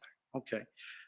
Could you agree with me that the tension also started when you decided you announced, at least to him, maybe privately or maybe publicly, that you intended to bring a motion to fund litigation as against Bill C-21? Do you remember that? Well, I don't think that's when it started. That was just one of many, many, many disagreements politically we had. And listen, I don't think there's anything wrong with political disagreements. I think it's actually quite healthy for our democracy. So we don't have to agree on every issue. I think the issue is when it becomes personal. Okay. And so moving on to the issue with the hiring of the interim chief, you heard yesterday, and in the recording we heard that Mayor Watson claimed that he had concerns about your and your council's appointment of the proposed new interim chief, Matthew Torgan, because there was not enough consultation with stakeholders, right? Right. Before Steve Bell became the interim chief, how much consultation was there?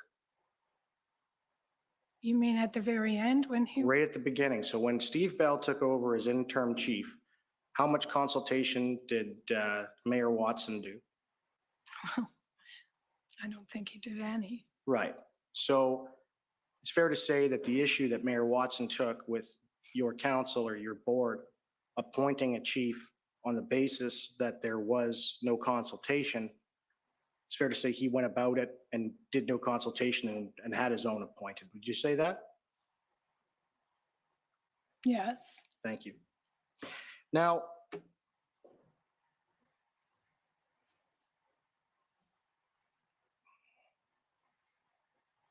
I just wanted to cover one point, and I believe it was covered, but just not with the specific association, because there's two police unions, correct? There's the one for senior officers and then the other one.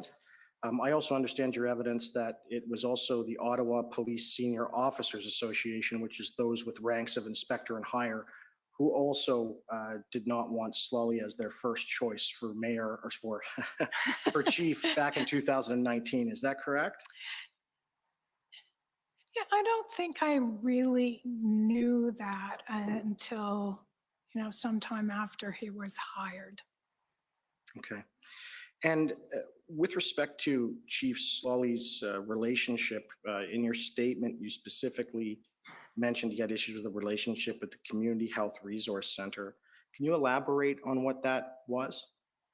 Yeah, it was just an observation that I had made through the budget process in the setting of the 2022 budget.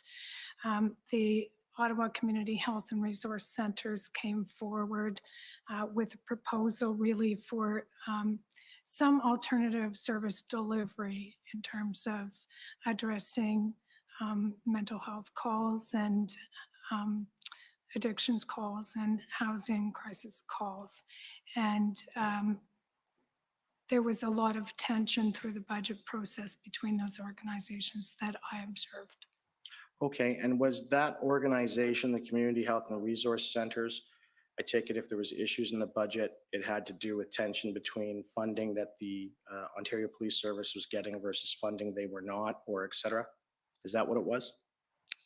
Ontario Police Service? Oh, sorry, Ottawa Police Service. So the Ottawa Police Service was getting a lot higher funding, I take it. They wanted more funding, and was that the tension? No, I don't think it was that. I think it was that there's a growing perspective in our community that police are responding to calls for crisis situations like someone experiencing homelessness or someone having an addictions crisis or mental health crisis, and that isn't always the right response. And there are growing cries in the community to set up a new system where if you called 911, you might be calling for a paramedic, you might be calling for fire, you might be calling for police, or you might be calling for a mental health worker. And so I think there are a lot of voices in the community, including community health and resource centers, that would like to see, at least an opportunity where, if you might be dispatching more than one, you might dispatch fire and police and a mental health worker. But right now, police are the responders because they take up that space, not because they're necessarily trained in crisis response of that nature, or not because they're necessarily the best response.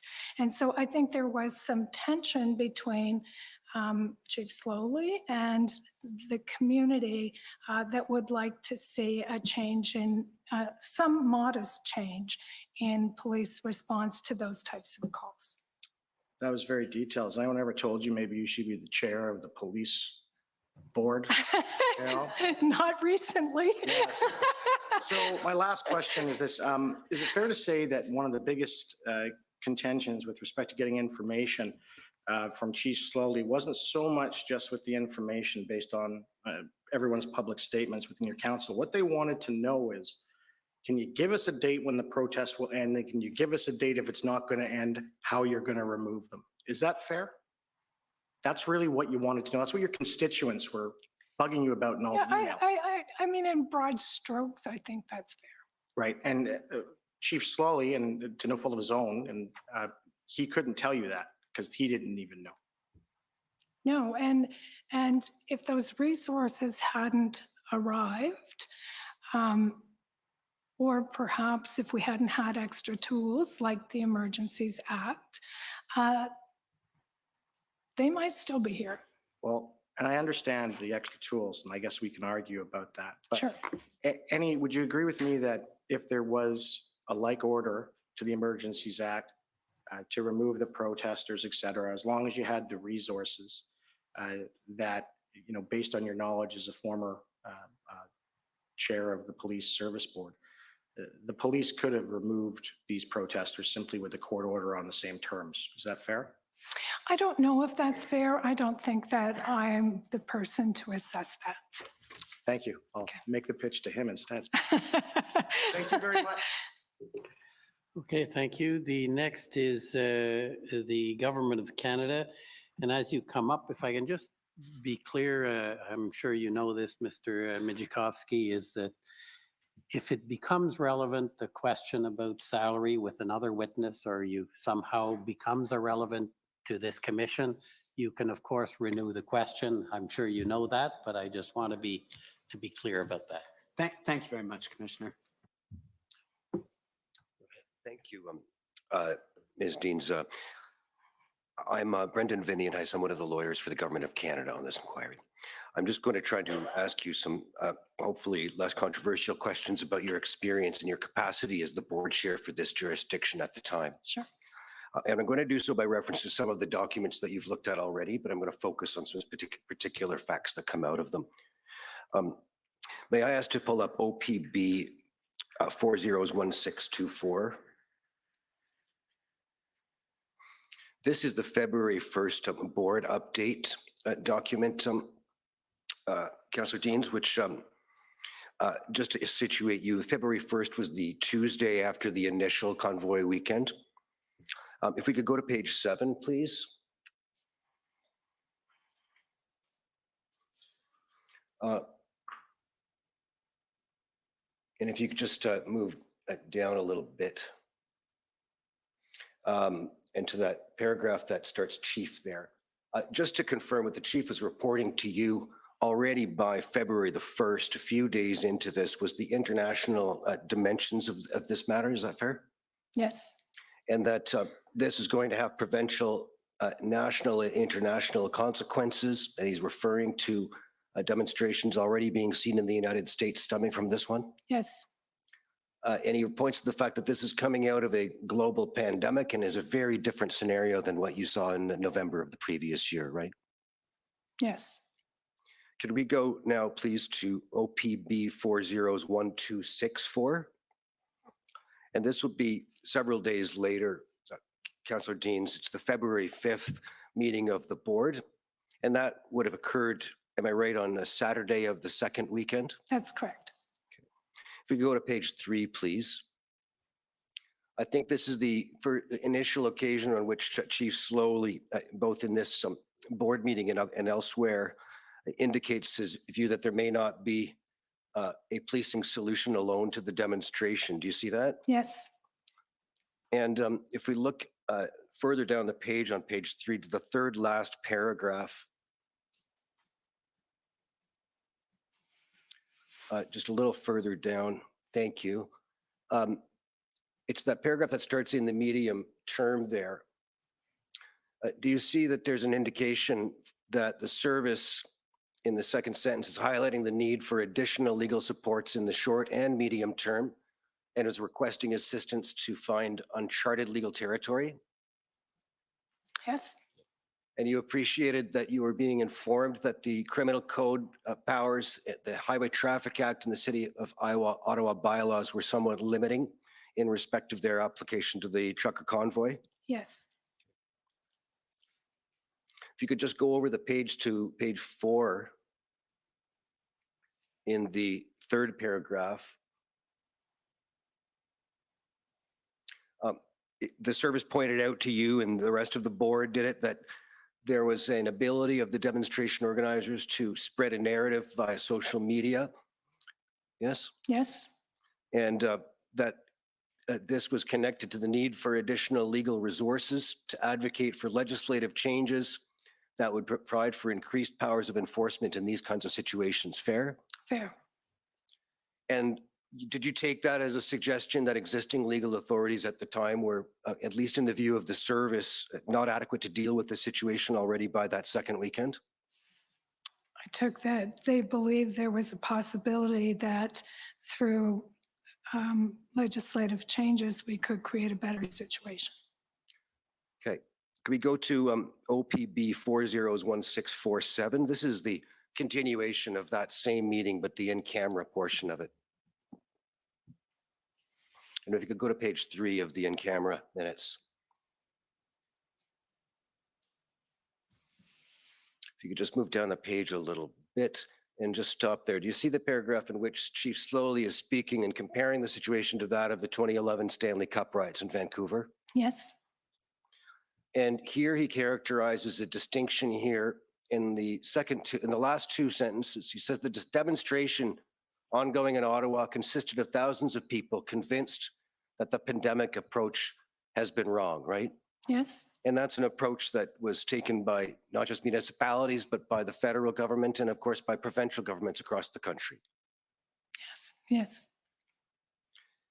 And he suggests that the service's intelligence at that time suggested that some participants, for them, being arrested, injured, or even killed was viewed as achieving a level of martyrdom rather than a deterrent. You said that? Yeah. Was that a serious concern when the board heard that? I think all of this was taken seriously by the board, yes. Could we go to COM 50641?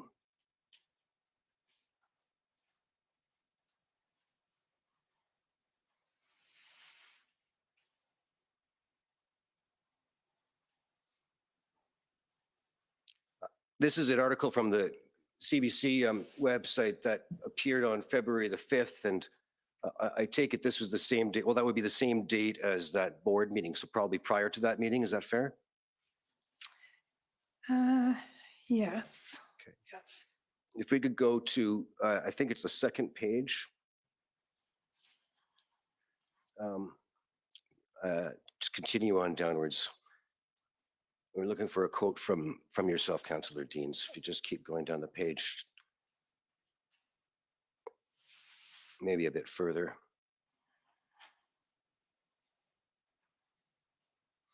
Okay, so just at the top of the next page, which is page 4, you see you're quoted there as saying the city's under siege Yes. and looking for a concrete plan. That is how I felt. Yeah. Could you go to the top of the next page? You're quoted here, Councillor Deans, is saying people can't go to work or open their businesses. They can't sleep, walk, shop, go to medical appointments, or enjoy their neighborhood. This group is a threat to democracy. What we're seeing is bigger than just a City of Ottawa problem. This was a nationwide insurrection. This is madness. Is that a fair attribution of your comments? That is exactly what I said.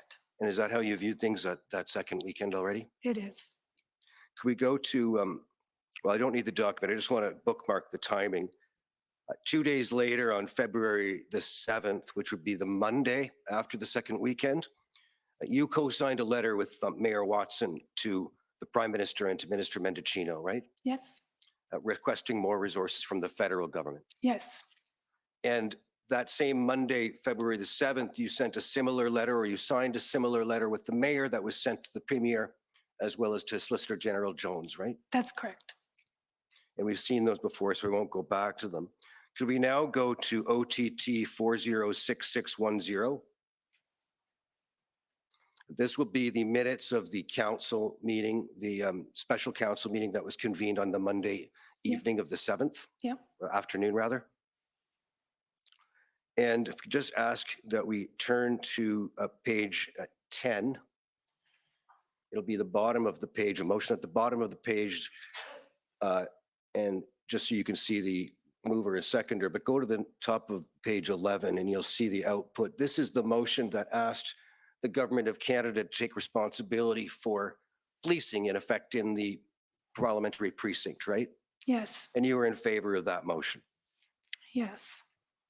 And if you go then to page 17 of the same document and carry down the page, you'll see this motion moved by Councillor Meehan and Councillor McKenney referring to the Federal Emergencies Act and resolving that the city should enter into discussions with the Minister of Public Safety to see whether the Emergencies Act could be invoked, right? Yes, And that's because you saw the need already for additional legal measures from what the service had been telling you to date. yes. And you voted in favor, did you, of this motion? I did. February 8th was the Tuesday. If we could go to OTT 405837.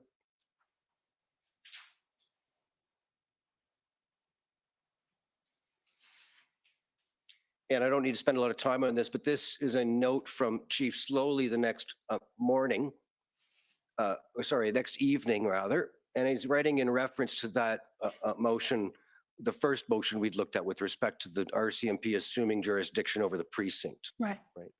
And if you just scroll down the page in fairness to you, you recall Chief Slowly providing you this information to remind you, I'm sure you're familiar with it already, but that under the Ontario Police Services Act, the RCMP is not defined as a police service, right?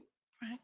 And for that reason, some of these steps that you've spoken about earlier had to be taken, such as having each of the RCMP officers formally sworn in groups. Right. And another one of the steps that had to occur was the signing of a formal memorandum of agreement to define their roles, correct? Correct. And I believe you signed that on February the 8th as well, right? Right. And if we could go to OPB 50858. This is on February 10th. It's the Wednesday now, ahead of the third weekend after the second. This appears to be an email from Julia Keast of your office. Yes. And you are one of the addressees, and it is approving a request. If you want to scroll down the page, it reflects you approving a request to delegate the authority to swear in up to 400 members of the RCMP, correct? Correct. And the last thing that would need to happen in that regard was the approval of the Solicitor General for those officers as well, right? Right. Okay. If we could go now to OPB 401272. This will be February 11th, the minutes again of the board meeting. And these will be the public minutes. That will be the Thursday ahead of the third weekend, right? Yes. Oh, excuse me, the Friday. Friday. If we could go to page 3 to the second last paragraph.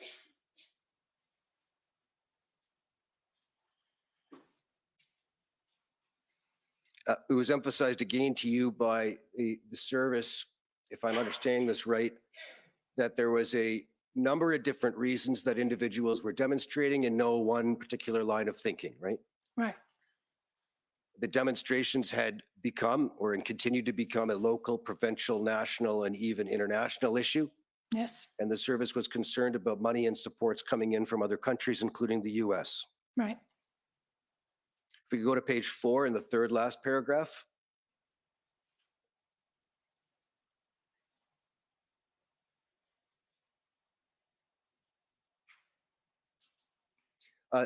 There you'll see the note that the service had been in conversation regarding the mitigation of risks associated with counter-protest. You see that? No. It's right. Oh, right. Okay. Yep. And what that's referring to, if I understand right, is the fact that Ottawa residents by now were awfully tired, angry, and frustrated, right? Very. And there was a real concern that citizens would start to take matters into their own hands in a fashion that could lead to real violence, right? There is growing evidence of that. Yes. And that was a concern to you and your colleagues on the board? It was. Lastly, and I see I'm almost out of time, so we'll wrap this up very quickly. If we could just go to the in-camera minutes for one item, it's OPB 401648. And to the top of page 4.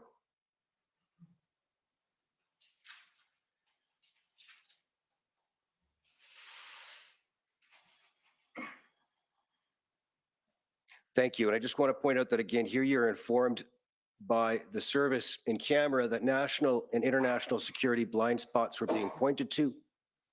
And due to the cumulative blind spots, the OPS lacked the capacity to address the unfolding situation, right? Yes. Did that refer in part or a substantial part to the awareness of the organization of the convoy online and the impact of social media on those who'd come in to occupy Ottawa? I believe it did. Thank you. Those are my questions. Thank you. Next is the Democracy Fund and JCCF.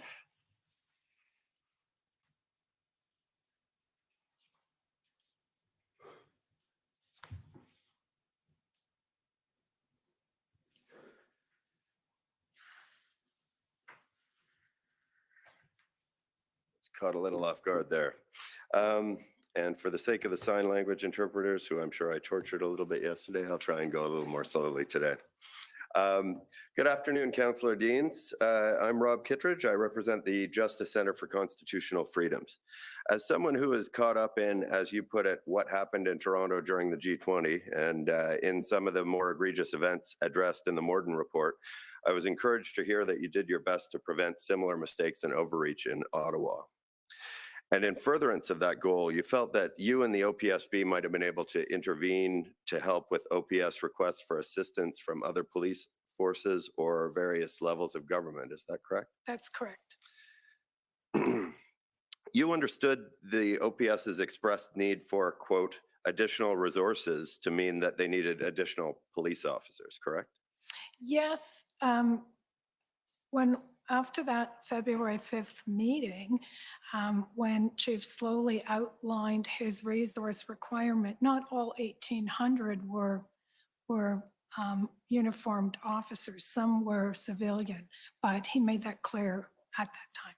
Right, but it was essentially people on the ground that Yes. you meant by resources. Skilled resources, yes. Did he use the word resources to refer to anything other than people on the ground? You mean like weapons, or what are you No, suggesting? like I guess I'm just getting at the point that we've heard the word resources a lot today, and I just want to understand what that means. For Yeah, I think by and large it means skilled, trained people. Right. While we've heard that the criminal code, existing bylaws, et cetera, may have been somewhat limiting, the OPS didn't express to you any specific need for any specific additional legislated powers, did they? I do not believe so. And your understanding was that while legislative change may have been useful to police, it wasn't required, strictly speaking. Is that a fair characterization? I don't know the answer to that question. I mean, it may well be required, and it might be some things very useful. But in the moment, it probably wasn't going to happen. Right. Do you feel that OPS was making effective use of the resources, personnel, and equipment that they had available to them at all times during the protest? I'm probably a question much better put to Chief Slowly, because as we've made pretty clear, I'm not involved in the day-to-day operation. Right. As a citizen of Ottawa, were you satisfied with with the use that they were making of the resources, personnel, and equipment that they had available to them? Yeah, another kind of difficult question to answer, because, you know, Was I satisfied with the response the whole way through? No, I was not. But did that mean they weren't using their resources wisely? I couldn't answer that question with any degree of certainty. I was aware that they did not have sufficient resources. Fair enough. And a similar question that I suspect will get a similar answer. Did you feel that the OPS was effectively enforcing existing laws and bylaws at all times during the protests, given the resources available to them? I was frustrated with some of the enforcement efforts, especially getting calls from constituents and other members of council about enforcement. I understood the reasons that were given to us, that they had to put public safety first and the safety of the bylaw officers and their officers first. I certainly understood it, but from a public perspective, it was frustrating. We've heard that during the protests, there was an amendment made to the city's idling bylaw. Can you tell us what the time frame for making that change was, how quickly it was able to be done? It was done quite quickly, I believe. I can't tell you exactly how long it took. Would it be something on the order of a day? Possibly. Would it be fair to say that if the OPS required further bylaw amendments, these could also have been put in place very quickly? Yes. And in light of us having reached a reasonable set of agreements on my questions a few questions ago, I'll skip this one. So how would you say that the tension between yourself and the mayor interfered with the resolution of the protests? We've heard a lot about the fact that there was tension, but how did it interfere with resolution? You know that as I said earlier, I believe that everyone needed to be working together. You can equate that to a team sport of kicking the ball up and down the field in two different directions and you're on the same team, you're probably not getting where you need to go. And I don't think it was just the mayor and myself. I think that there were, just listening to the evidence about the information that was shared with the City of Ottawa and not shared with the police board is frustrating to me. We all needed to be on the same team. And I think, I'm not going to center at the mayor for special attention. I just think that, and possibly part of it was the pandemic and we weren't all in the same room. We weren't all operating out of City Hall. I was operating out of my home the entire time. And, perhaps some of it was that too, because when you're not together, you're not getting that same dynamic as if you're all in the same room. And there might have been some of that too. And in that, I understand there was some tension between Chief Slowly and Bill Blair and also some infighting at the OPS that may have also contributed. Is that fair to say? I think it's fair to say that we weren't all in the same boat, rowing in the same direction at all times. Right. It wasn't optimal. All right. You would hope that Ottawa would avoid the sort of mistakes and overreach that occurred under then Chief Bill Blair's command at the Toronto G20 in 2010. But OPS didn't really have a plan to deal with the protests. The city lost control of its streets, and in the end, a national emergency was declared. And here we are, hard at work on Ottawa's own version of the Morden Report. As much as well-intentioned people like yourself tried to apply lessons from Toronto's G20, you weren't able to prevent mistakes and overreach on a similar scale, were you?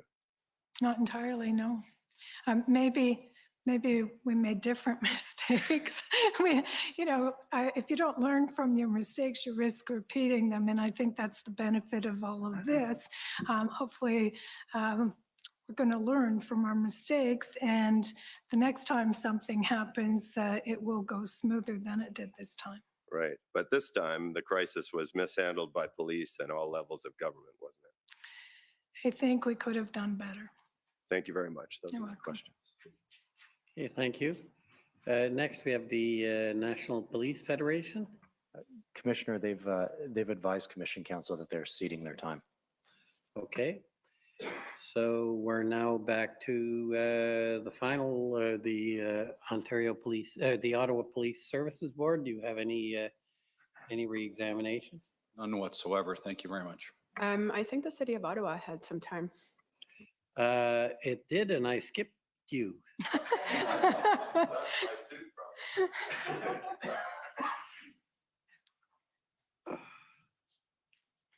I apologize. Go ahead. No problem. Alyssa Tompkins, counsel for the city of Ottawa. Councillor Deans, am I correct that your evidence was that the first time you heard that resources were being held up was because Chief Slowly did not have a plan for the resources, was when Mr. Kanalakos said it on Monday?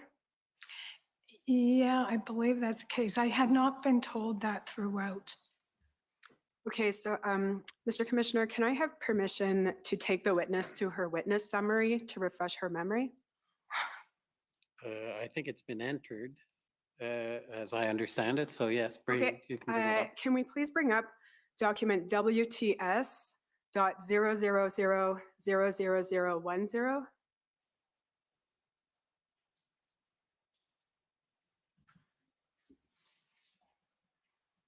And Councillor Deans, this is your witness summary?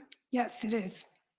You reviewed the summary and had an opportunity to make any changes I that you did, wanted? yeah. And you adopted it this morning, in fact? Yeah. So if we could just go to the bottom of the third page.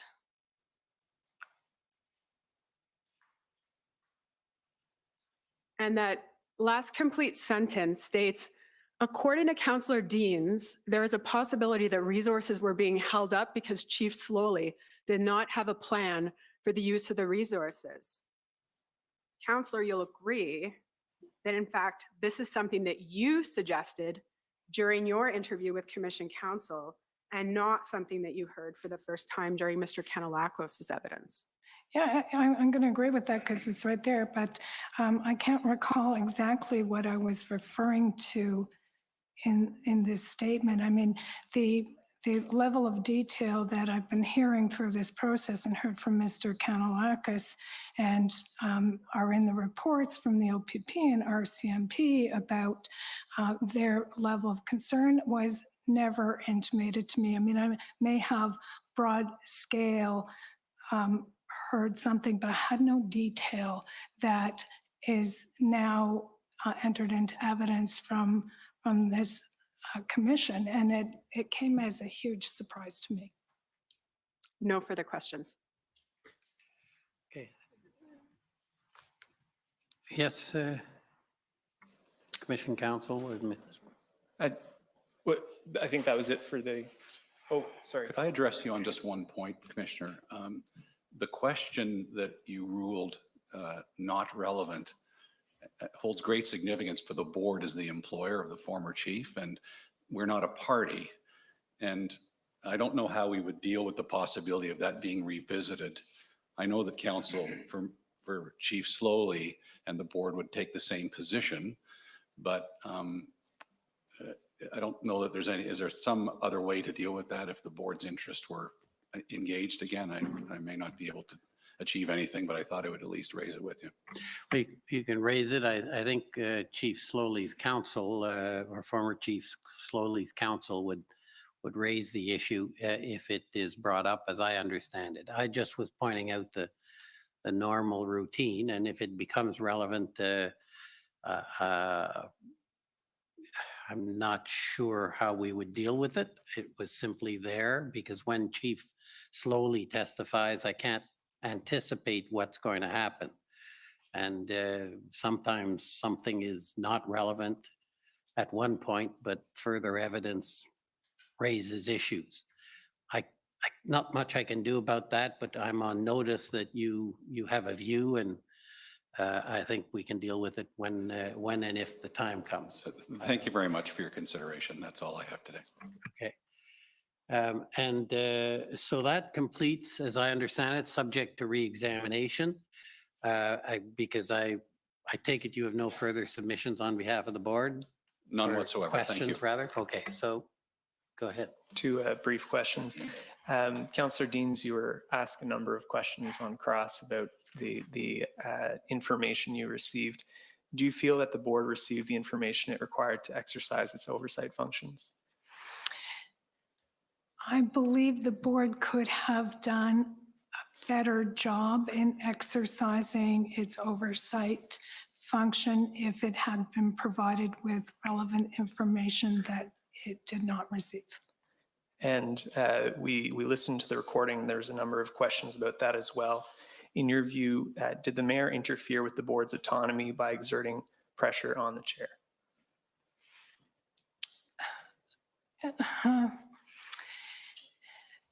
The mayor fell short of directing me not to do something, so that clearly would have been interfering with the board. I think that the mayor and council came very close. The mayor made some public statements that he was going to ask Matt Turigian to step aside and put Chief Bell into place. And I think the Police Services Act, there is some draft legislation that hasn't been proclaimed yet that would preclude that type of interference in the work of the Police Services Board and not allow that kind of political interference by a council or a mayor. So I think it was very close to the line, yes. Did you feel like it was undue pressure was being imposed on you? Well, I understood the consequences being imposed on me. It was pretty clear. But I've always felt this way. I'm there to do a job, and I have to do the job to the best of my ability.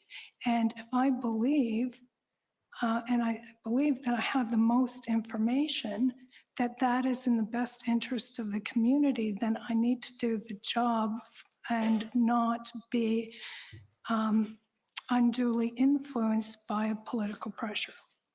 Thank you, Councillor Deans. Thank you, Mr. Commissioner. Okay, so I think that ends the testimony of Councillor Deans. Thank you very much for your evidence, for coming forward, and as was said earlier, for your service. We're going to go take a 15-minute break until we move to the next witness. It looks like it'll be another late day, so people should prepare in consequence. Not sure how late we'll go because what we don't get done today will be added to tomorrow. So 15 minutes. We'll come back at 25 after 4. Thank you. The commission is in recess for 15.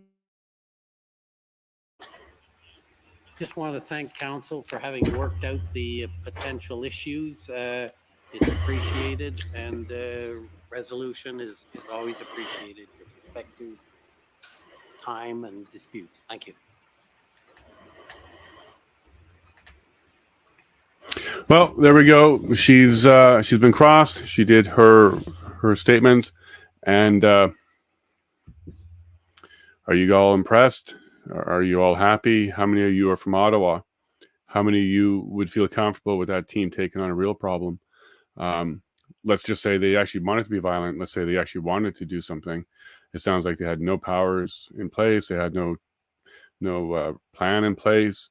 I'm a little bit surprised. And then we also heard that Bill Blair, we've heard that name from way back when in Toronto.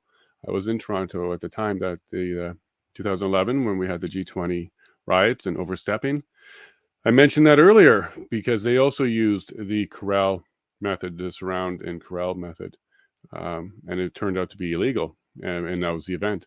So Bill Blair being part of both of them, I'm a little surprised that they were not more prepared. I think that's where they were going with those questions at the end, that Bill Blair should have had, well, you would presume would have had a little bit more experience because he was directly involved with something similar. I don't think there's going to be one finger point here. There's a whole whack of finger pointing. And I think she was correct that there needs to be some sort of review and a real look into exactly what was going on beyond this particular inquiry. And of course, I would expect that to be independent. But yeah, I'm pretty sad, a little disappointed that the city was not able to work much better amongst themselves. One thing we didn't hear a lot about was actions of the protesters. So she spent a lot of time talking about the policies and procedures and how government works and how politicians speak to politicians and police officers speak to police officers, all of that kind of stuff. But I don't recall hearing much from her at all about liaisons with the convoy, with the protesters, trying to make sure the protesters were safe.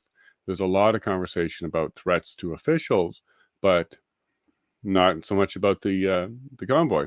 In fact, at the end, we kind of heard a little bit from the government of Canada themselves saying, well, the residents were going to be frustrated and the residents were going to turn on the protesters in a vigilante type way. That's a very interesting position to take for the government, well, for anybody, that vigilantism is a reason to stop a protest now. I don't think there would be any other protest that would be allowed to be stopped because someone didn't like it. That's the purpose of protest. Most of the time, protest is you're not in the majority. Most of the time, you need to get your voice out in different ways because you're not being heard. So by that definition, there's a high likelihood that there's going to be definitely people who disagree with you in a protest. So is the government trying to establish that as soon as a spectator or a resident or someone who is not even associated with the protest disagrees with it, that would be justification to shut it down? I don't think they meant that, but that's where they were going. Because what does it matter that the residents were starting to get angry to the point where they were going to become criminals? If they did that, then they should be addressed and dealt with as criminals. A couple of times that happened. Vigilante with the egg throwing. We did have video of vigilante ripping out signs from young protesters, tearing up signs.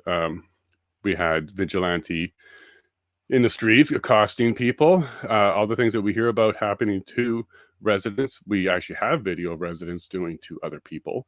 But that's not the reason to go ahead and try and shut down a protest, and it certainly is not a reason to bring the Emergencies Act in place. I still haven't heard a reason. They're really using this resource word a lot, and that was also picked up on by one of the representatives, because what does resource mean? Well, it really does mean your money. So every time they talk about wanting more resources, needing more resources, asking for more resources, requiring more resources, they're talking about taxpayer money. And we do need to sometimes take a step back and look at what it is we're talking about here still. We're talking about a protest, which historically now, because it has passed and we've had plenty of time to re-examine it, had no assaults, not on the officials. Crime was very low, lower than it normally was for Ottawa for that period of time. We now know it was a peaceful protest. No matter what they say now today, and no matter what emails they pull out from early January or early February, late January, it doesn't change the fact that it was a peaceful protest. They can say that they thought it was going to be something else. It could have turned into something else, but it also can turn into just a street party and a hockey match. You can't do that coulda, woulda, shoulda game because it's unlimited. You can actually do that for anything. But what we did find out was it was a peaceful protest. And then she also did say that Officer Slowly did have a good plan at the beginning, because that ended up being the plan that worked. But she's also the one that fired him and replaced him without even consulting the mayor. And who's cool with that? Anybody all right with a police board having no interaction with the city itself that they serve when it comes to policing, especially during an ongoing event, which is something that everybody would have been addressing? I find that weird. I find that really peculiar. Even if the board itself did make the vote, did have the meeting, and did pass the decision, why was nobody else involved in it, even on an information basis? And then from the very same person, the chair of the Police Services Board, we then hear her complain that she's not receiving information, and she's not getting phone numbers, and she's not communicating with the new team that the mayor's putting together. So it looks like, rules for thee, but not for me, for her as the chair. So she doesn't have to pass on information, but she requires it. And we also heard testimony, or through questioning, we heard that she was receiving daily briefs. And then she was asking for 2 briefs a day. She was receiving already the standard intelligence. There was nothing being withheld from her. She has just said quite a few times today she wanted more. And then she would refer to that later as not enough intelligence or no intelligence or not receiving the information. That's just, you can't have it both ways. It's either you did get the information normally, you did have it daily, and there was nothing withheld, or that wasn't the case, and then you were working with not enough information. But you can't have it both ways. I think what the truth is, she just wasn't pleased with the amount of access to people she had and the amount of information that was going around. She didn't feel like she was getting enough of it. Whether or not that's the case, that's something for them to decide on a protocol level after the fact. But I get concerned when I hear somebody talk about things like limiting laws, or we had limits on what we can do. What that really means is it was legal. So if there was no law that said it was illegal, that means it's legal. So we heard the government of Canada say and talk to her about whether or not the laws that existed were sufficient for her or for them, and kind of implying that we really wish we could just make laws quickly and have laws quickly. That's not a democracy, people, because if they're making laws within a day, where's the debate? Where's the public input?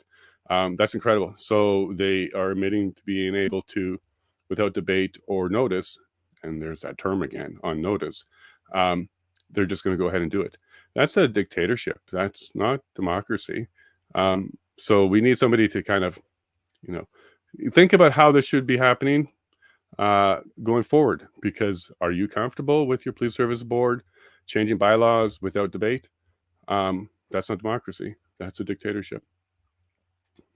So that's my comment we got here. Okay. So we got a few more minutes here. It sounds like it's going to be a late day, so I'm definitely going to take off and sneak some dinner into me, because I do have a lot of work to do today. So nope, that's good. Any comments from you? How did you feel her testimony went? It sounds like she's about done her career, and it doesn't look like she's expecting to have much of a career after this. I don't think she will. Cops arrest Ottawa cops for...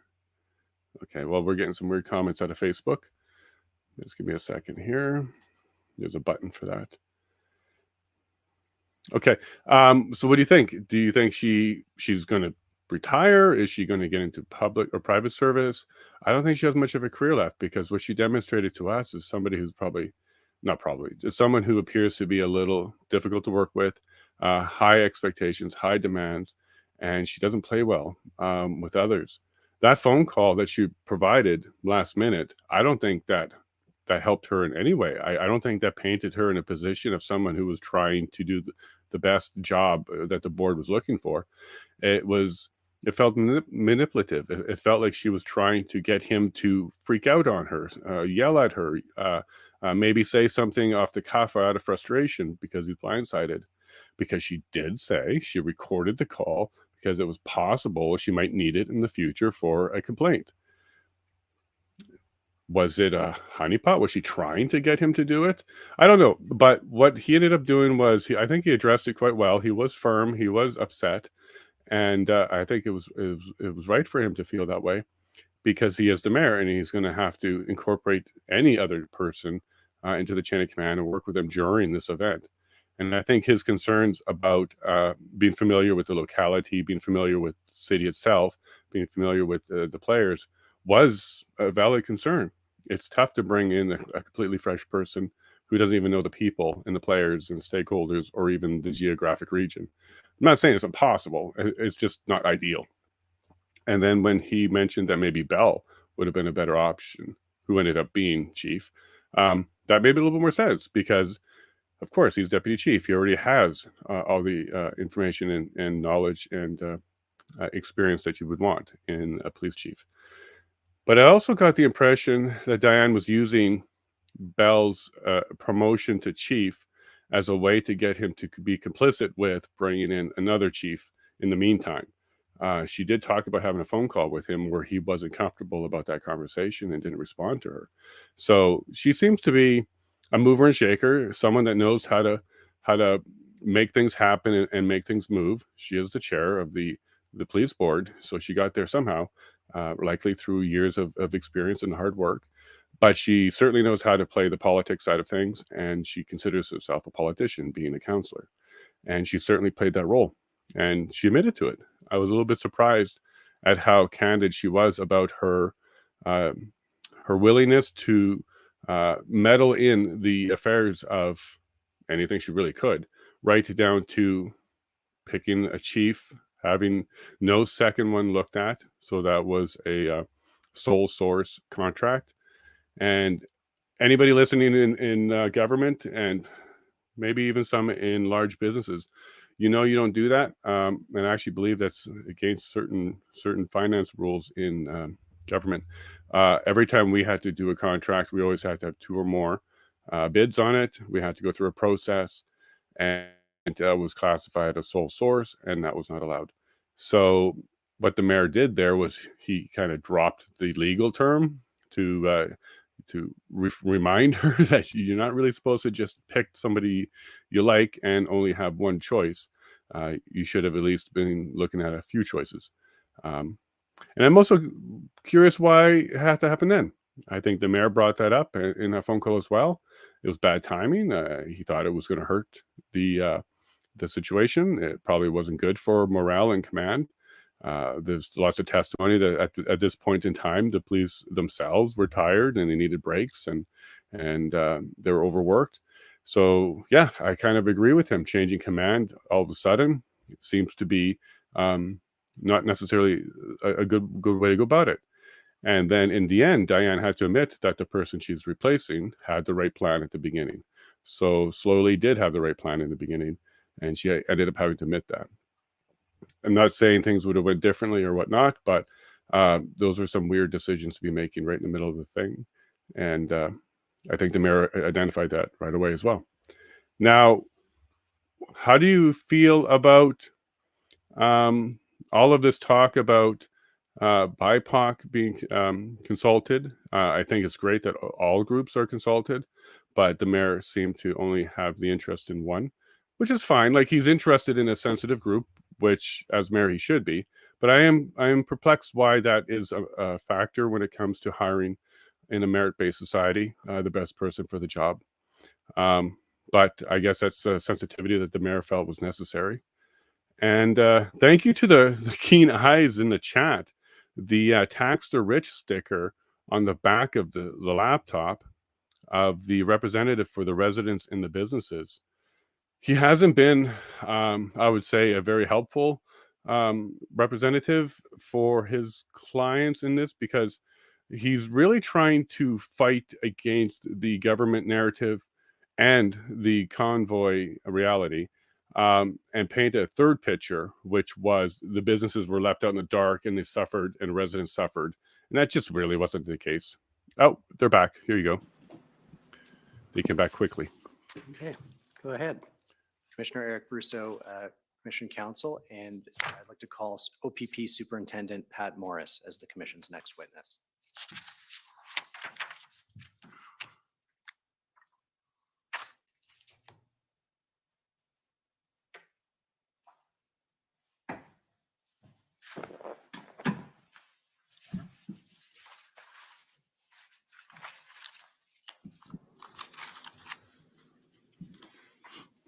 Superintendent Morris, will you swear on a religious document or do you wish to affirm? I will swear. We have the Bible, the Quran, and the Torah available. Bible.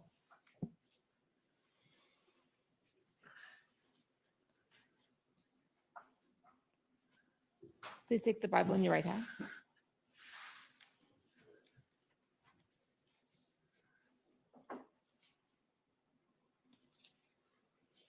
For the record, please state your full name and spell it out. Patrick John Joseph Morris, Morris. Do you swear that the evidence to be given by you to this commission shall be the truth, the whole truth, and nothing but the truth, so help you God? I do swear.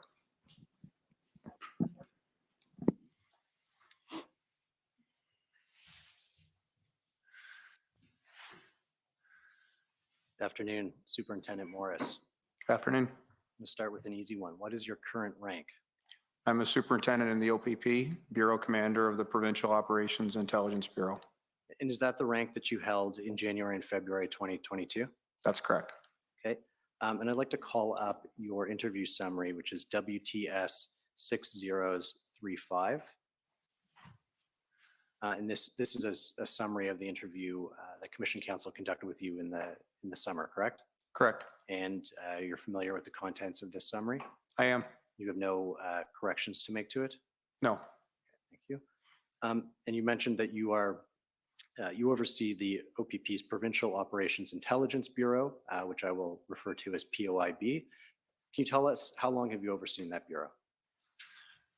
I've been the superintendent in charge of POIB since September of 2021, having acted in that position since July of 2021.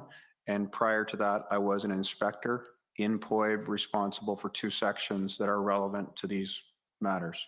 And can you give us the 30-second elevator pitch of what POIB does? Yes, Provincial Operations Intelligence Bureau is the intelligence directorate or bureau for the Ontario Provincial Police. So responsible for our jurisdiction and also under the Police Services Act for issues where we provide specialized investigative services. We have 6 sections within the bureau. The first is Intelligence Operations section, which has to do with organized crime, et cetera. The second is the Protective Services section, which has to do with close body protection for protected persons in the province of Ontario. The third is Covert Operations section, which has to do administratively with the policies and procedures in relation to covert operations, undercover operations, informant recruitment, agent recruitment and handling, and also the operational responsibility for that. The next section is the Criminal Intelligence Production section, which is primarily the handling of metadata information and the translation of information into intelligence. And the last section is the Provincial Anti-Terrorism section, which is a large-scale joint force operation which engages in intelligence operations covertly and overtly in relation to national security threats. Lastly, we're engaged in the integrated national security enforcement teams. Thank you. If I could just interrupt, Superintendent, just if you could slow down a little bit because all this is getting translated as you go. So sure, I know you're effective, but effective with a little more patience in speaking will help. Thanks. Will do. Thank you, Superintendent. You're familiar with the term Project Hendon. Can you describe for us what Project Hendon is? Yes. You'll have to cut me short, probably. In 2019 and early 2020, the OPP witnessed a significant amount of protest, dissent, some of which caused us reasonable grounds to suspect or believe that those issues would engage in criminal activity or illegal activity that would have a public safety impact. As a result of that, we created a collection plan and reached out to partners in law enforcement and in the intelligence community to create a cooperative, collaborative approach to collect information on issues that related to that. The reasoning was many of these issues, I might say all of those issues, are larger than any specific jurisdiction. So we collected a collection plan, we made a collection plan, we created business rules, and we formally reached out to multiple agencies in Ontario, law enforcement, intelligence. We went further than Ontario, engaging federal agencies such as the RCMP, many components within the RCMP, the Canadian Security Intelligence Service, Department of National Defence, and then other police services were added as we went along because there was impact. So for example, the Vancouver Police Department, Sûreté du Québec, etc. The rationale for Hendon was to deal with large-scale protest matters that impacted public safety. very specifically, we did look at reasonable grounds to suspect and believe as a sort of precursor for our involvement. In a very practical way, at the beginning of 2020 and the end of 2019, there was activity going on that had to do under the umbrella of Shut Down Canada. It was activity that activists would engage in to have a negative impact on the Canadian economy and on the Canadian democratic system generally. As we move towards February of 2020, one of the major points of consideration was rail blockades, rail shutdowns, which came to pass in Tyendinaga for approximately 3 weeks, emanating from events in British Columbia, specifically the Wet'suwet'en issues and dealing with gas pipelines, Coastal GasLink, etc.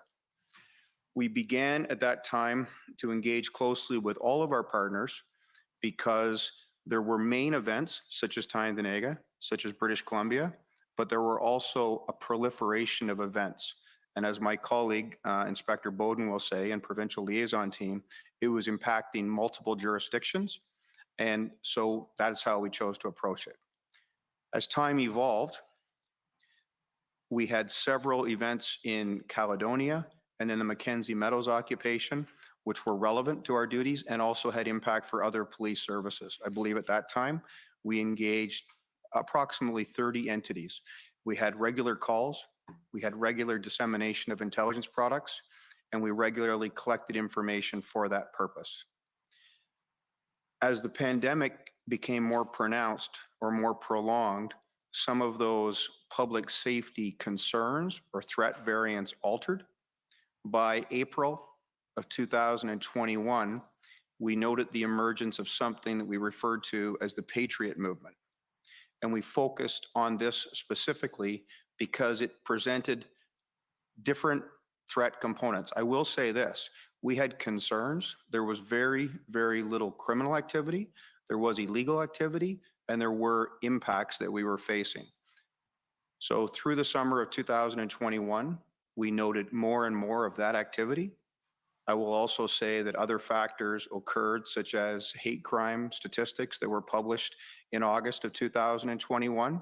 As a result of that, we evolved our collection plan and collaborated with our partners to focus on what we considered to be the primary threats. Our findings, our intelligence, our assessed information was produced to all of our partners in the form of the Hendon Strategic Intelligence Reports. And I believe that was going out at that time to about 32 agencies, and it was going out to approximately 200 individuals within those agencies. Thank you. If I could ask for document OPP 404571.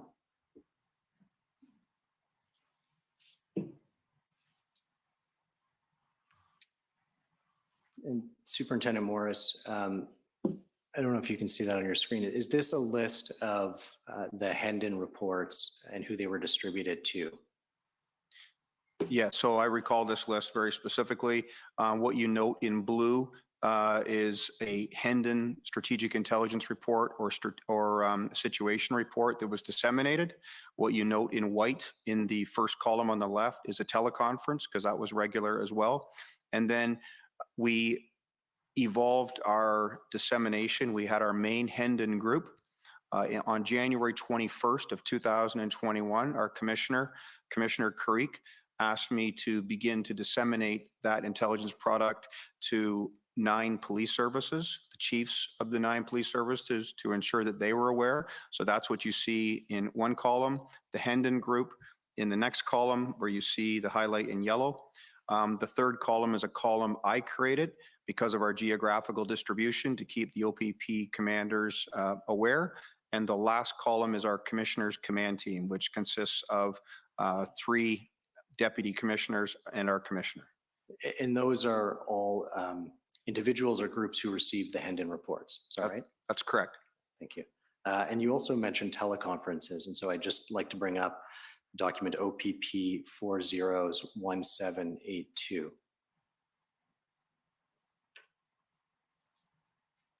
I believe this may be a list that you put together as well. Is this a list of all of the Hendon teleconferences during this period? Beginning on January 21st, yes, of 2022. That's correct. Okay. And roughly how often were the teleconferences? Only germane to this issue? Yes. We held our first one on January 21st, and then on January 24th, we completed them daily, I believe, with one exception. Okay. And who from the OPS participated in those teleconferences? Okay, so that's a difficult question to answer, but I will do my best. We had a dissemination list, which was very large, as I've described. At this point in time, I mean January 21st, we had grown to approximately 300 participants. From the Ottawa Police Service, given that Hendon had evolved since 2020, there were multiple people on the distribution list for the documents, and that same list received a request to participate in the teleconference. We could not go through our entire list from Vancouver and across Canada every time, so we only knew the people who identified as participating. I can say that the members from Ottawa that showed great consistency in their participation were Detective Constables George Boris, Detective Constable Steph Quinnell, at other times, I believe it's Staff Sergeant Isabel Lemieux. The superintendents participated at time. In that case, I mean Mark Patterson, Inspector Ken Bryden. There were other people from events and intelligence that participated at various times, and we would only know it specifically by them self-identifying. Thank you. I want to take you to one of the early Hendon reports. It's OPP 401600. This is the Hendon report from Thursday, January 13th. Is this the first Hendon report in which the idea of a convoy approaching downtown Ottawa is mentioned? I'd like to make a point of clarification here. The simple answer is yes. Okay. But from August of 2021 to the end of December 2021, there were regular reports, approximately one a week. The discussion about the possibility of a galvanized effort to illustrate to Ottawa some of the grievances and the possibilities of doing that via a convoy was often discussed and was often in the Hendon reports. The events that were planned came to very little fruition, I would say, or minimal fruition. So it was discussed, it was commented upon in the reports previous to this. But in this report is the first finite plan that says we are going to do this and we are going to do it on these dates. Okay, and so that information, I think it appears under key information point number 1. Individuals within the Patriot movement have undertaken to organize through closed communication channels and in-person networking towards large-scale protest actions. One of these actions includes a commercial truck work stoppage and highway slowdown scheduled for January 23rd. Information shared through social media networks indicates some of the participants of this action may be mobilizing from across the country to arrive in Ottawa for a mass anti-government protest calling for an end to all COVID-19 mandates. And is it fair to say that's the extent of POEB's knowledge at the time? Well, I think it's a little bit more extensive than that, but that's just a summation provided for quick reference for people who are reading the document. Okay.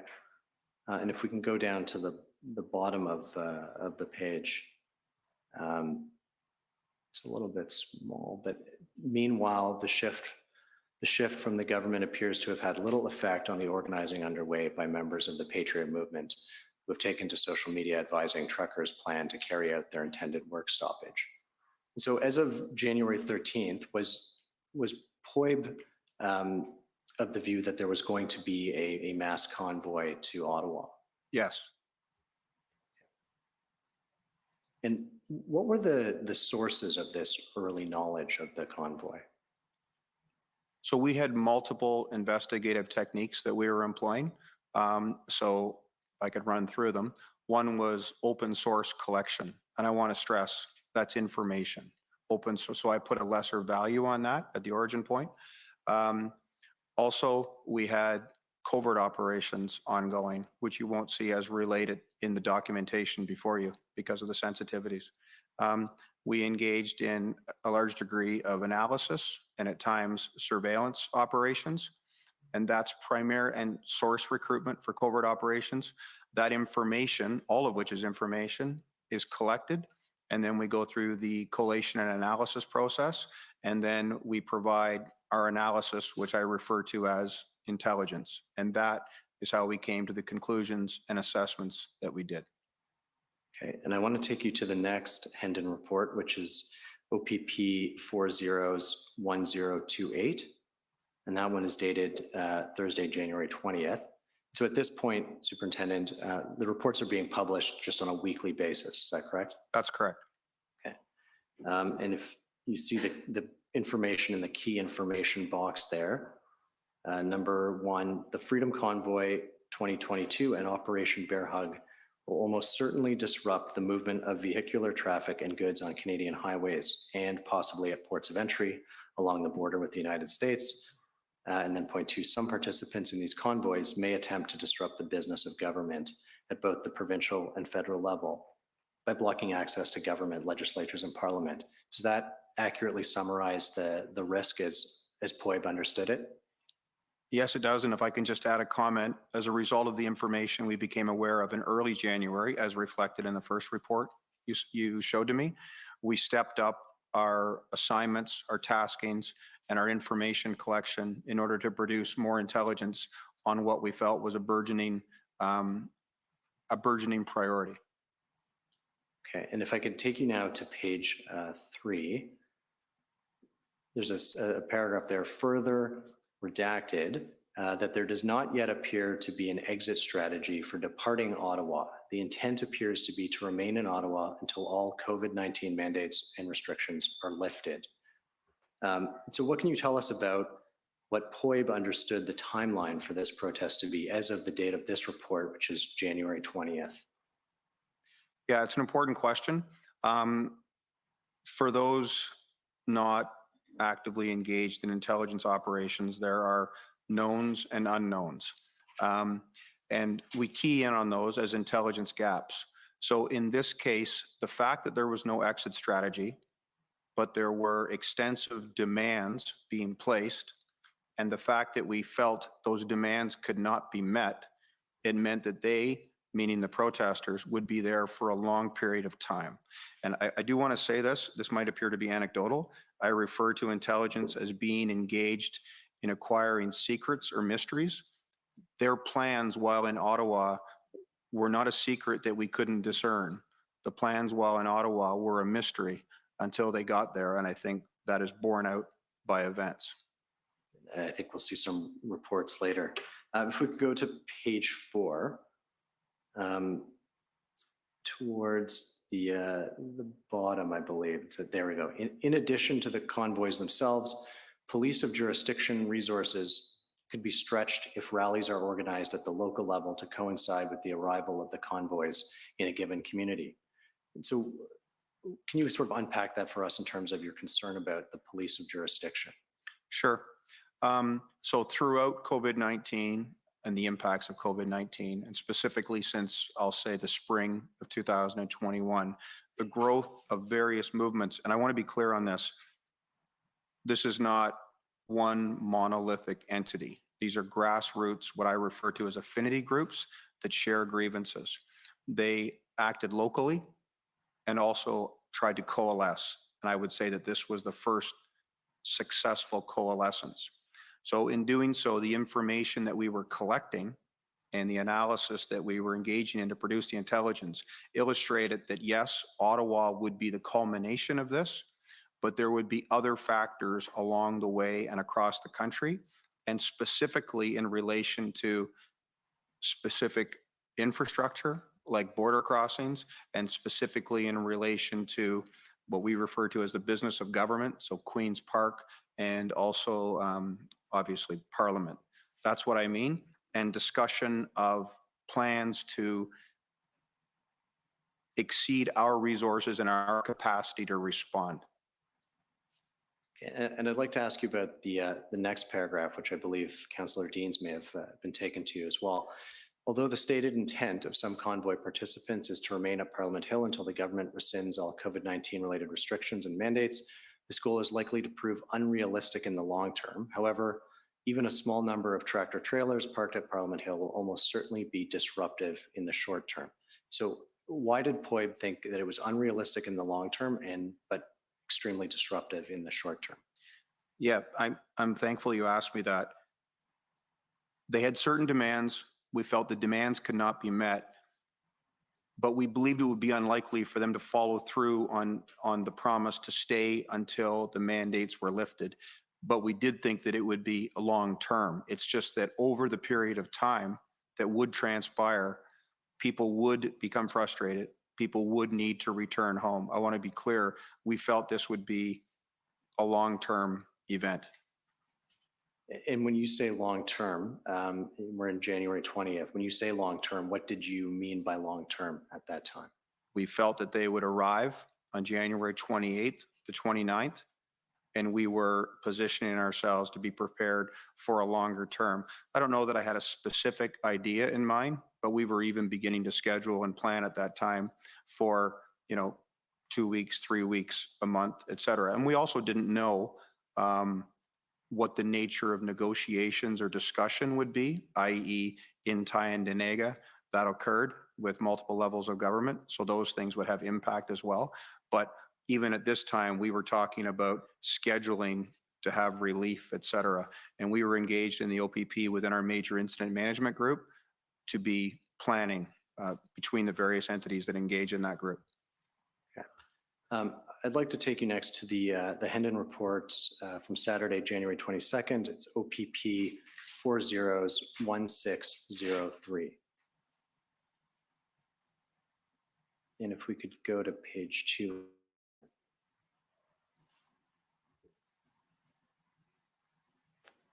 Under the assessment, it says, it is almost certain that the Freedom Convoy will disrupt the flow of traffic and goods along Canadian roadways and at border points.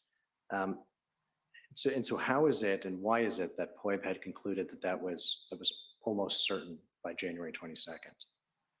Because the information that we were collecting from open sources and other venues, it was consistent that this is what they intended to do. That's one point. One of the critical points in producing intelligence is the reliability of the source, but also the validity of the information in juxtaposition with all the other information. Traveling from British Columbia or Nova Scotia to Ottawa shows an incredible motivation, and we felt that it would be there for a long period of time. And we felt that for the most part, the entities that were engaged in the planning would follow through on what they were saying. Why did you feel that the entities engaged in the planning, you mean the organizers, the convoy organizers? Why did you feel that they were going to follow through? The pronouncements they made were in earnest. I felt that they meant what they said. The grievances, and I want to stress there were multiple grievances, had been expressed at this point for about 18 months. We had seen expressions of those grievances in multiple jurisdictions throughout Ontario specifically. There were new factors that we took into account. The experiences that were faced during the federal election illustrated that people were prepared to go to further lengths to illustrate dissatisfaction. The experience with the incoming passports that had occurred in relation to COVID-19, the impacts in the workplace for some people and how some people experienced that, the vaccination, I think it was called pediatric vaccination. These were all factors that for the people involved, for the people motivated, impacted their motivation and increased their frustration. And we believe that they would follow through on what they were saying they would do. If we could scroll down on the page, there's a section called Intelligence Gaps, Collection Requirements. Can you explain for us what appears in this section? Sure. In any intelligence initiative, you create a collection plan. And when you satisfy the collection plan, then you feel you've filled that gap. But always you have gaps that are still there. The numbers are always a gap. Like, so for example, I've been asked a lot about the numbers.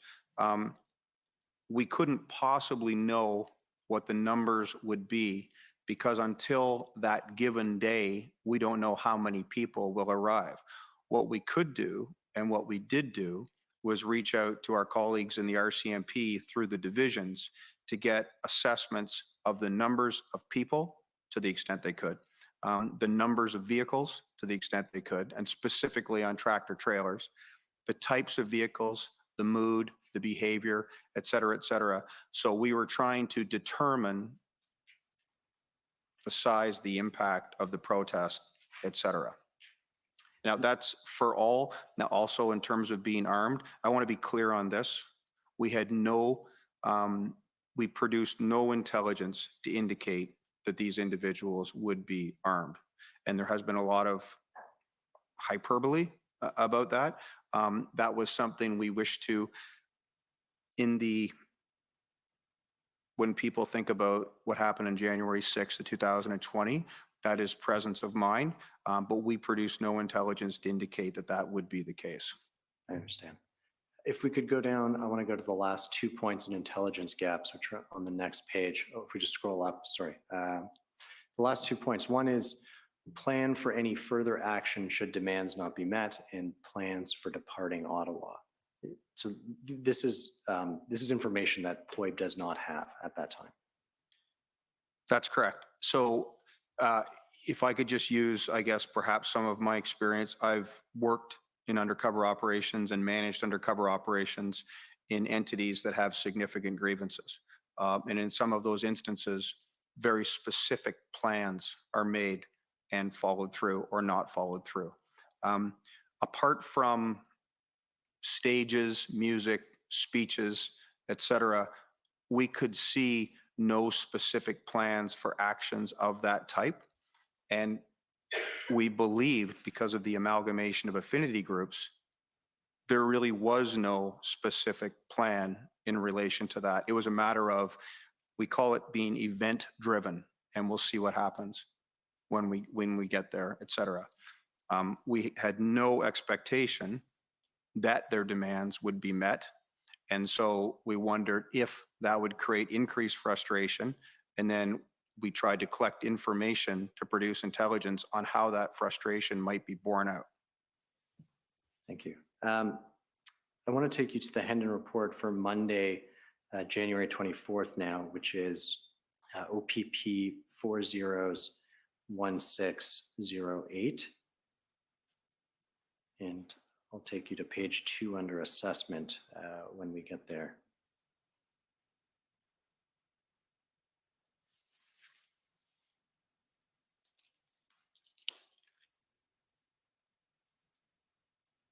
So the first paragraph, convoy organizers will almost certainly have minimal ability to influence the behavior of convoy participants and protest attendees.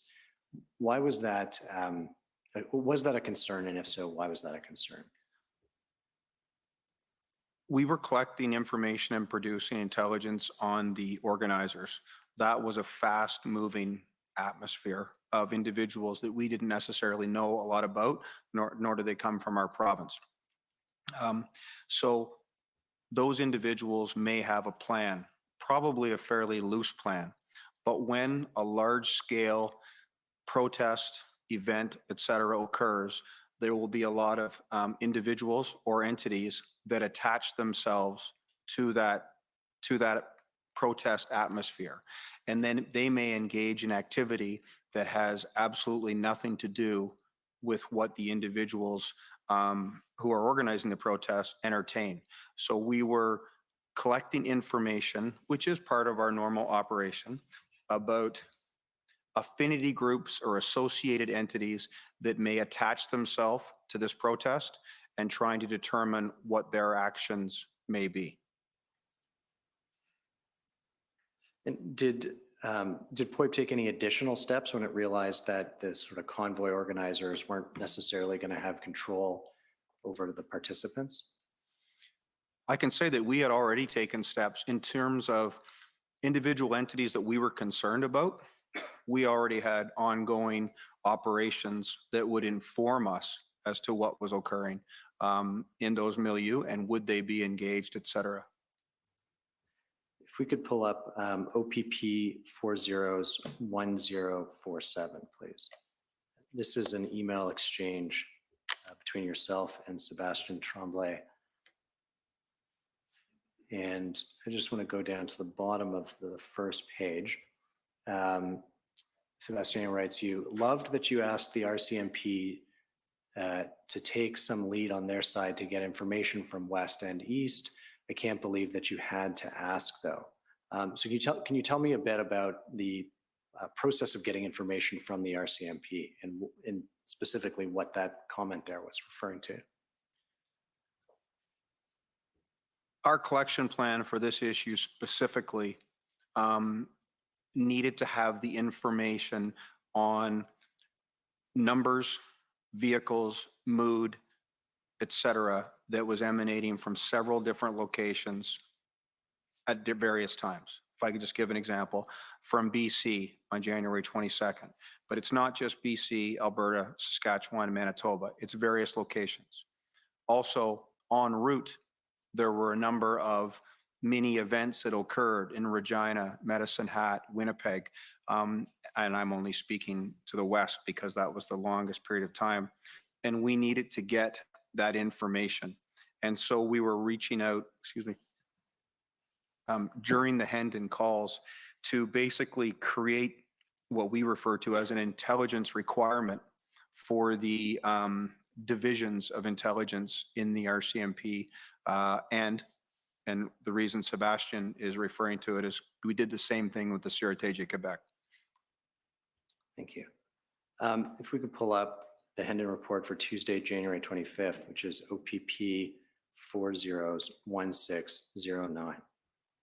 And so here we're, just to situate us, we're Tuesday before the arrival of the convoys in Ottawa.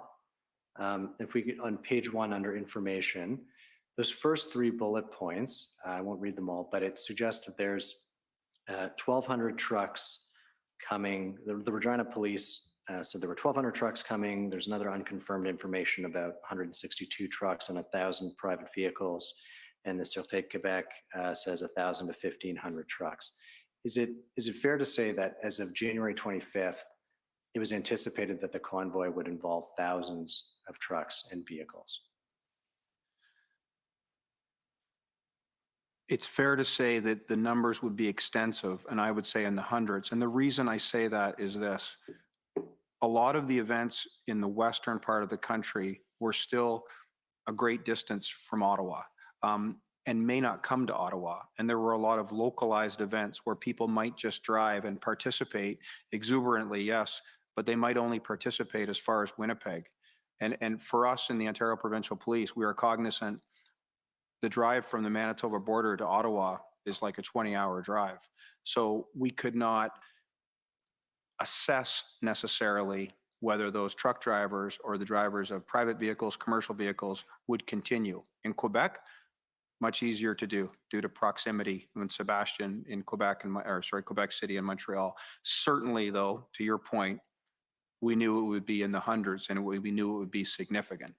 And there were multiple convoys because that's the information coming at that time from the West due to the distance to be traveled. But there were multiple convoys from within Ontario that just hadn't left yet.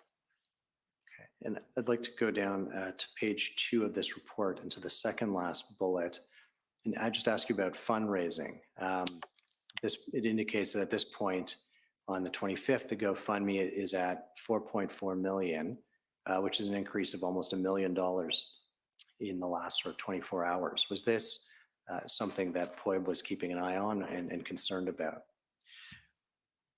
We were definitely keeping an eye on it, and here's why. For any type of event of this nature, no matter what the motivation is, social media has altered the way we collect information and the meaning that we derive from it. We can always significantly discount some of the numbers that like it or say they'll be there. What we noticed in this event and in some other previous events related to these grievances was that there was much more meaning in the support.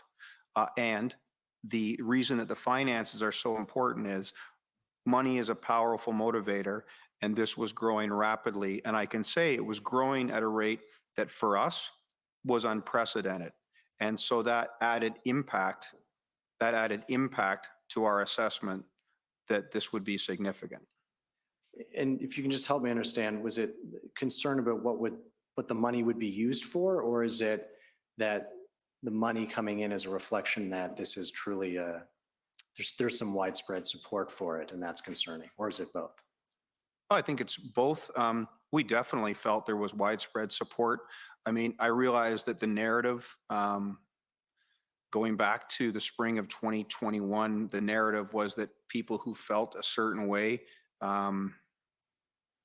were a small number of people, were et cetera, the fringe, so to speak. This was difficult for us to deal with in policing in Ontario, specifically because there was a large degree of support, and there were a number of instances. So it spoke to that support. That's one thing.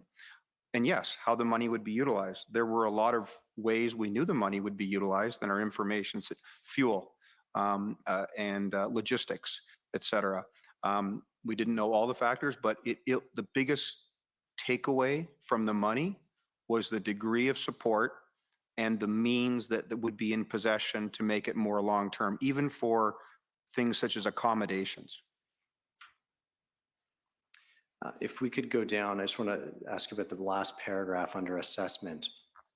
The lack of information related to the OPP about events in Ottawa during the period from January 28th to the 29th and on January 30th represents a serious intelligence gap. Information provided to the OPP to date indicates a high degree of planning for the protest, and communications appear to have been open between the OPP and convoy organizers. It is unknown why the details for these timeframes would not be shared with police. Attempts should be made to obtain this information. And why weren't you able to get that information out of the convoy organizers if there was a kind of good rapport with the PLT or undercover officers? I think the answer is quite simple, because there was no major definitive plan. The organizing went into the convoy, the transport, the participation, but the event, what would actually transpire, was less organized. And I would say that in my experience, that isn't that unusual. And so we're now, it's Tuesday, January 25th. By this date, what was POEB's expectation about how long this would last? Well, I can't give a day. I can say this. We saw significant support. We saw significant fundraising. In real terms, we saw that play out in significant numbers of people and significant numbers of commercial vehicles and private support. In fact, our information from coming across Western Canada was not only that, it was almost unanimous in our calls that there were people lined up on the sides of highways and on overpasses. And we even got to the point of talking about inclement weather, that people were there, and we were quite surprised. So we felt it would be a significant event, and it would be a long-term event, specifically because the demands could not be met. And the promise was to stay until they were met. I'm gonna put my long-term question to you again, because I don't know that I got an answer. But when you say long-term, do you mean, it's not just the weekend? It's a week, it's 2 weeks, possibly 3 weeks. What do you mean by long-term? Oh, certainly a couple weeks, 3 weeks. I mean, there's just so many variables after a plan meets a response that I can't speak to that. And I didn't know what the plan of the Ottawa Police Service was. So when I say long-term, I'm going to say, certainly a week, probably 2 weeks, et cetera. Okay. And why isn't it that it was ever spelled out in that degree of specificity in the Hendon reports to say these people might stay for 2 weeks or 3 weeks or 4 weeks. Yeah, it's a good point, and perhaps that's something that we can take away to improve our products in the future. These are strategic intelligence reports. There were other products that were provided that were operational and tactical in nature. We felt that we were stating that this will be a significant event and a long-term event, but we didn't say the number of days, and I can't. I played this back in my mind in terms of knowing what I know today. What would I say if I could put myself back on January 25th, to use an example? And I would basically say what we said, but I don't know that I could have put a day to it. I understand. If we could pull up OPP 401612. This is, I believe, a situational awareness bulletin for the Freedom Convoy. So who would have received this, Superintendent? So these are documents that we create and put out to our frontline officers so that they are aware of what's occurring. And there may be an officer safety component. It may just be informational, but we also have a vested interest. It's a way to collect information. So this document absolutely would have gone to every member of the Ontario Provincial Police. And I have an independent recollection that this document was sent with our Hendon report to our recipients. So in so saying, that would go to approximately 32 services as well. We also provided it to the Criminal Intelligence Services of Ontario so it could be further disseminated. So it was disseminated broadly. And it would have been up to those other agencies to disseminate it to their officers if they chose to. Right. They could utilize it in any way they could, parade briefings, shift briefings, et cetera, or dissemination. Okay, and if we look at the second paragraph under background, I won't read that whole thing, but this is generally POEB's understanding as of January 26th, that there's no express departure date for when participants will disperse or the action will end. That's correct. Did, on the Hendon teleconferences, did you or anyone from POEB specifically say, take the next step and say, so you should be preparing for a 2-week protest, a 3-week protest, a 4-week protest? We talked about it being long-term. We talked about the logistical capacity of the entities involved. We talked about the degree of grievances. Most of the discussion was involved in collecting, just to give you, I would do an overview and introduce it and say what the pertinent issues were for the day in terms of information collection and intelligence production. Then our inspector, Brian Barkley, who was our case manager, would have an analytical overview provided by our lead analysts strategically and tactically. And then we would go to the other entities in basically an order of primary importance, Ottawa Police Service being key, the RCMP being key, and the Sûreté du Québec being key. And then we would do a roundtable for everybody's input, et cetera. Certainly, we discussed this being long-term and what intelligence requirements we would have in order to be helped out. We recognize that the Ottawa Police Service was our primary client, that there's only a few points in time over this period of time, roughly up till February 20th, where the clients alter to Toronto Police Service, et cetera. Ottawa is, and the Windsor Police Service. Okay. If we could pull up OPP 401611, which is the Hendon report for the next day, Thursday, January 27th. And on the front of this Hendon report, there's a list of convoys, and a number of them, I mean, the first one has 471, but many of them have a TBD. Why is that? So there's some, I noticed that we were being pressed for numbers. And at this point, I reached out to our Indigenous Policing Bureau, and that may seem strange to some people who are listening, but our Indigenous Policing Bureau houses our provincial liaison teams, and our provincial liaison teams are interlocutors to organizers, to truck drivers, to all of the people responsible for running the protest, and they had established relationships. So they were the individuals who were providing the numbers because they were there to observe them and stay in one place to do that. So at the start, it was difficult. And I believe in some of the cases, there was really difficult weather, et cetera. So we made a clear delineation about who would be responsible for which tasks. So on this case, I'm sorry, what is the date of that? January 27th. Okay, so that's why the numbers weren't there on that point in time.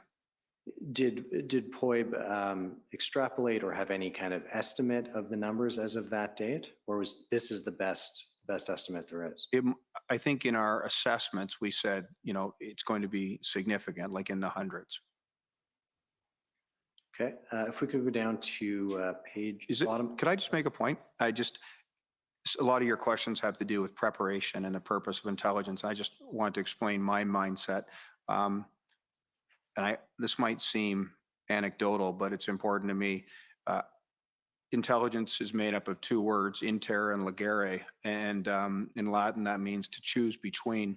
So I really see it as our job as the Intelligence Bureau, in so much as the Police Service Act permits us to help police of jurisdiction in specialized services, to inform decision making, to allow them to choose between operational courses of action in their preparation. So that's the premise under which we were working. See. If we could go down to, to the bottom of page 4. The first paragraph there, it is highly unlikely that heavy machinery would be transported in the convoy if there was no intent to use it, or if some individuals in the convoy did not anticipate that it would be needed. What can you tell us about the risk of heavy machinery and what steps POEB took to gather that information? Right. So this is a key component. I'd have to put you in the mindset of the Ontario Provincial Police at this point. In terms of large-scale critical incidents and protests, Mackenzie Meadows occupation, which occurred in close proximity to Six Nations, for which there was an injunction in September of 2020, was something that we were contemplating at this time.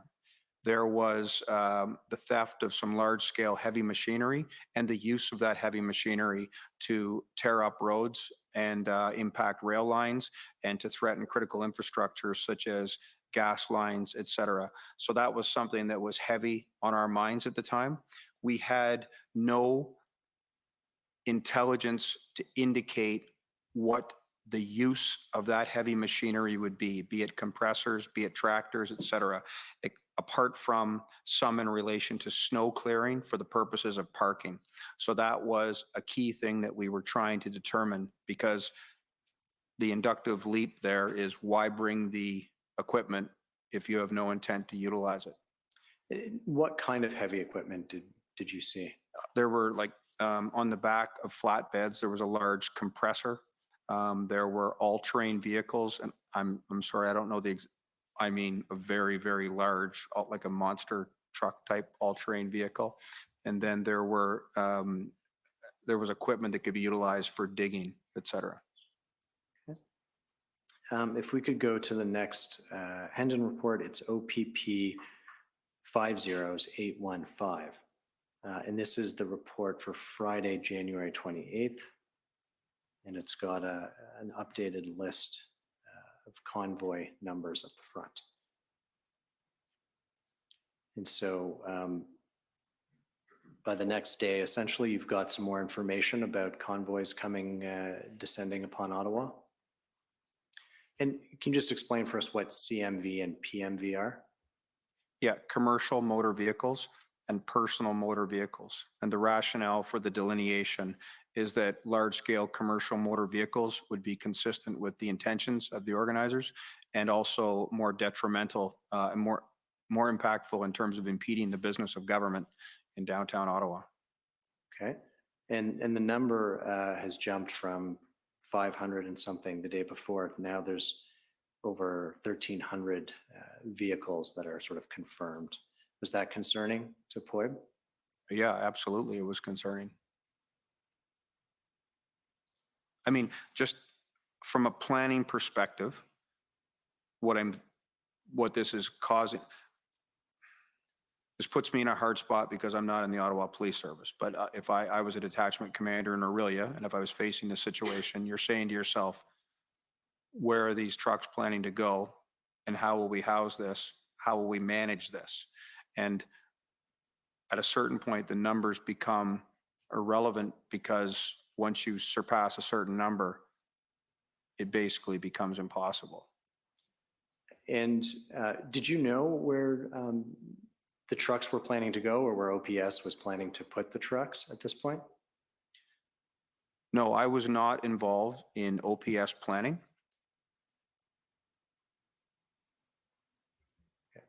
If we could go down to page 7.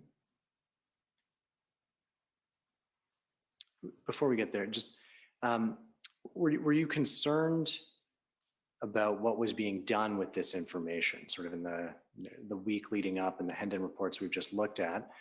Were you concerned? I know you just told us you weren't involved in the planning, but were you concerned that planning wasn't being based on the reports at all?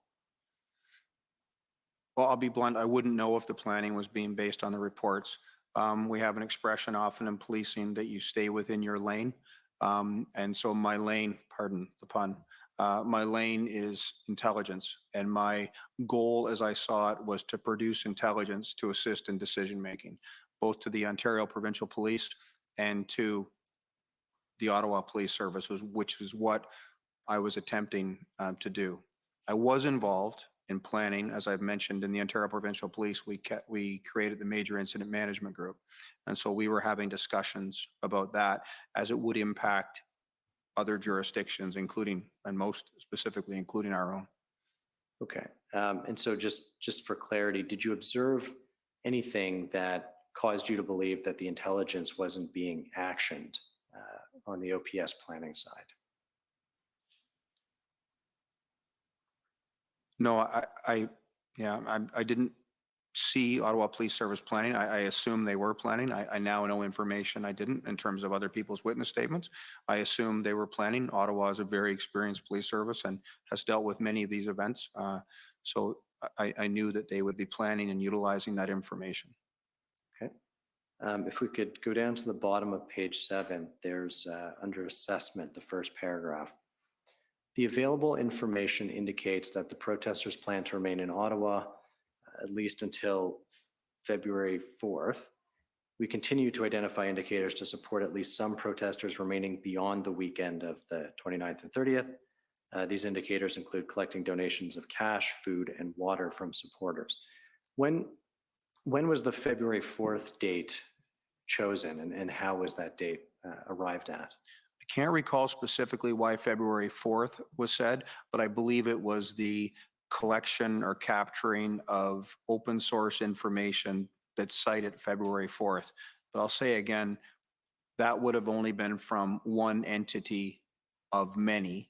And so for me personally, the dates are less important than the fact that there was going to be significance and longevity to the event. Right. If I could just use an example, I know you're asking a lot about that, and it's an important question. In other events, such as Toronto, both on the 5th of February and the 12th of February, in that case, we had definitive information about timing from the events. We will not be there for long. It will be this long, et cetera. We will not stay. I'd like to take you to the Saturday, January 29th Hendon report, which is OPP 401614.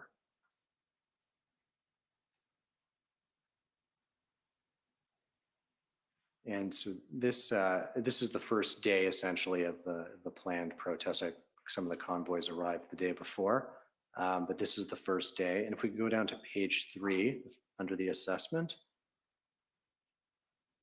there's a bolded paragraph or a sentence, sorry. The protest in Ottawa has the potential to pose a real public safety and officer safety threat. And so can you unpack that for us and tell us why POEC had made that conclusion on day 1 of the protest?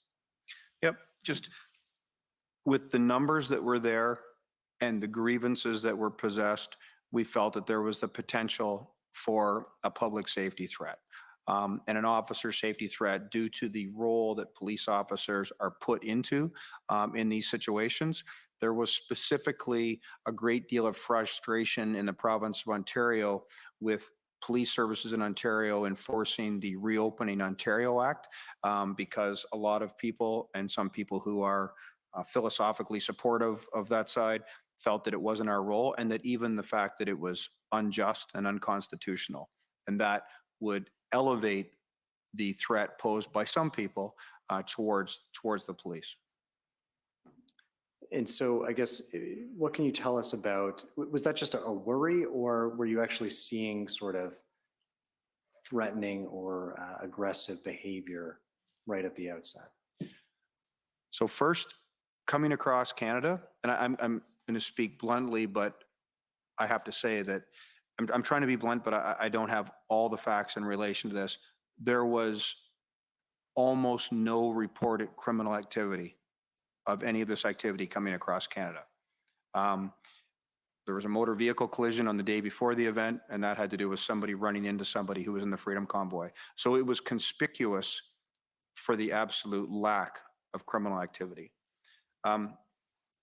So we were concerned because when a plan meets a counter plan, we didn't know what would transpire. We were also concerned in large cities such as Ottawa, such as Toronto, protests attract a multitude of elements who may have absolutely nothing to do with the protest. There's been a lot made of extremists, et cetera. That's a difficult word for me because it doesn't really have a definition in law and it's very subjective. But even individuals with an individual agenda, sometimes I refer to it as an independent asymmetric threat in the vernacular, lone wolf. That's the type of thing that we were more concerned about. Got it. If we could go to the next day's Hendon report, or sorry, Tuesday, February 1st. Yes, not the next day. OPP 401617.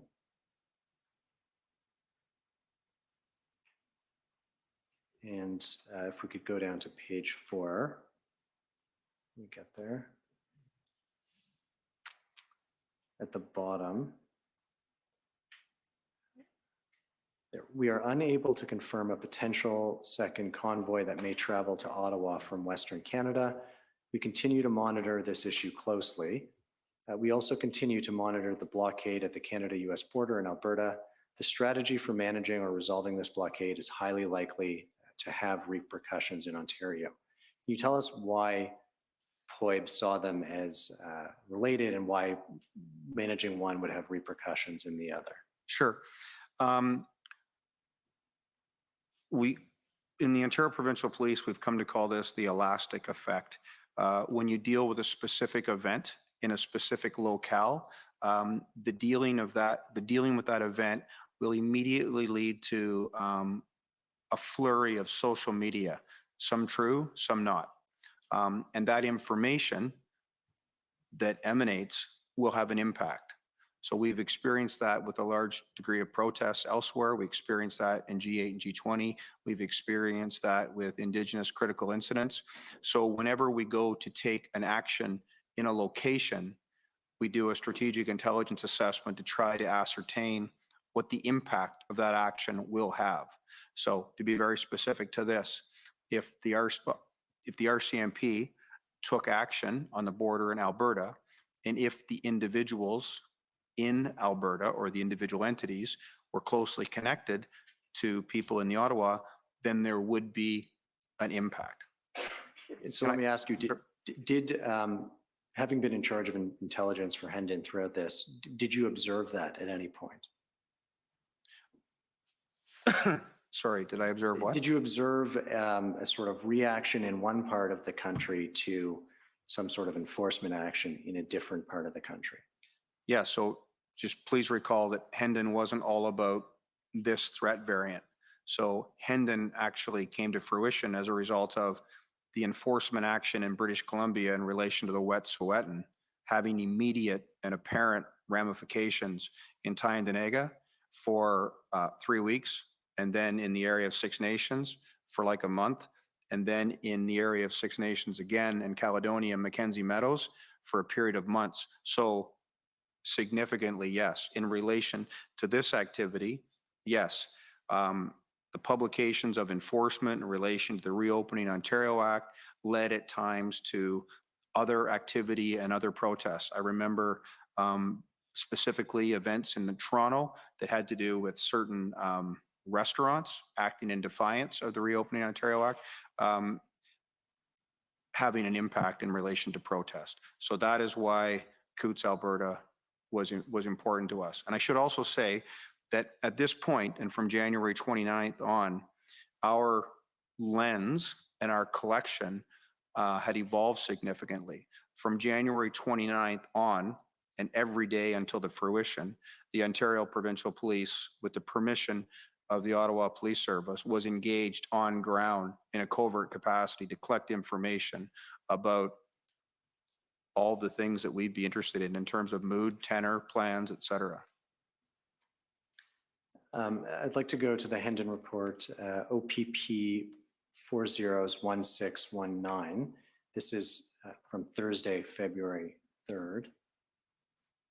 And when we're there, if we can go to page 5 under the combined assessment heading. The ongoing truck blockades in Ottawa and Coutts, Alberta have the potential to develop into a national civil disobedience movement that could extend to maritime transportation and potentially other major transportation sections. It is highly likely that new convoys, blockades, and protests in support of the Ottawa blockade will occur in Ontario for the foreseeable future and will strain law enforcement resources. And so can you tell us why you thought, or why the term national civil disobedience movement was chosen here? Yeah, civil disobedience or direct action are terms we use for protests when it pushes beyond totally lawful dissent, like entirely lawful dissent. And given that we had a great deal of online rhetoric requesting act, if you cannot travel here, act locally, and we had organic movements communicating that they would do things in certain locations. I know right near General Headquarters in Orillia and Barrie, there was an organic growth of a group that would engage in low-scale civil disobedience on highways.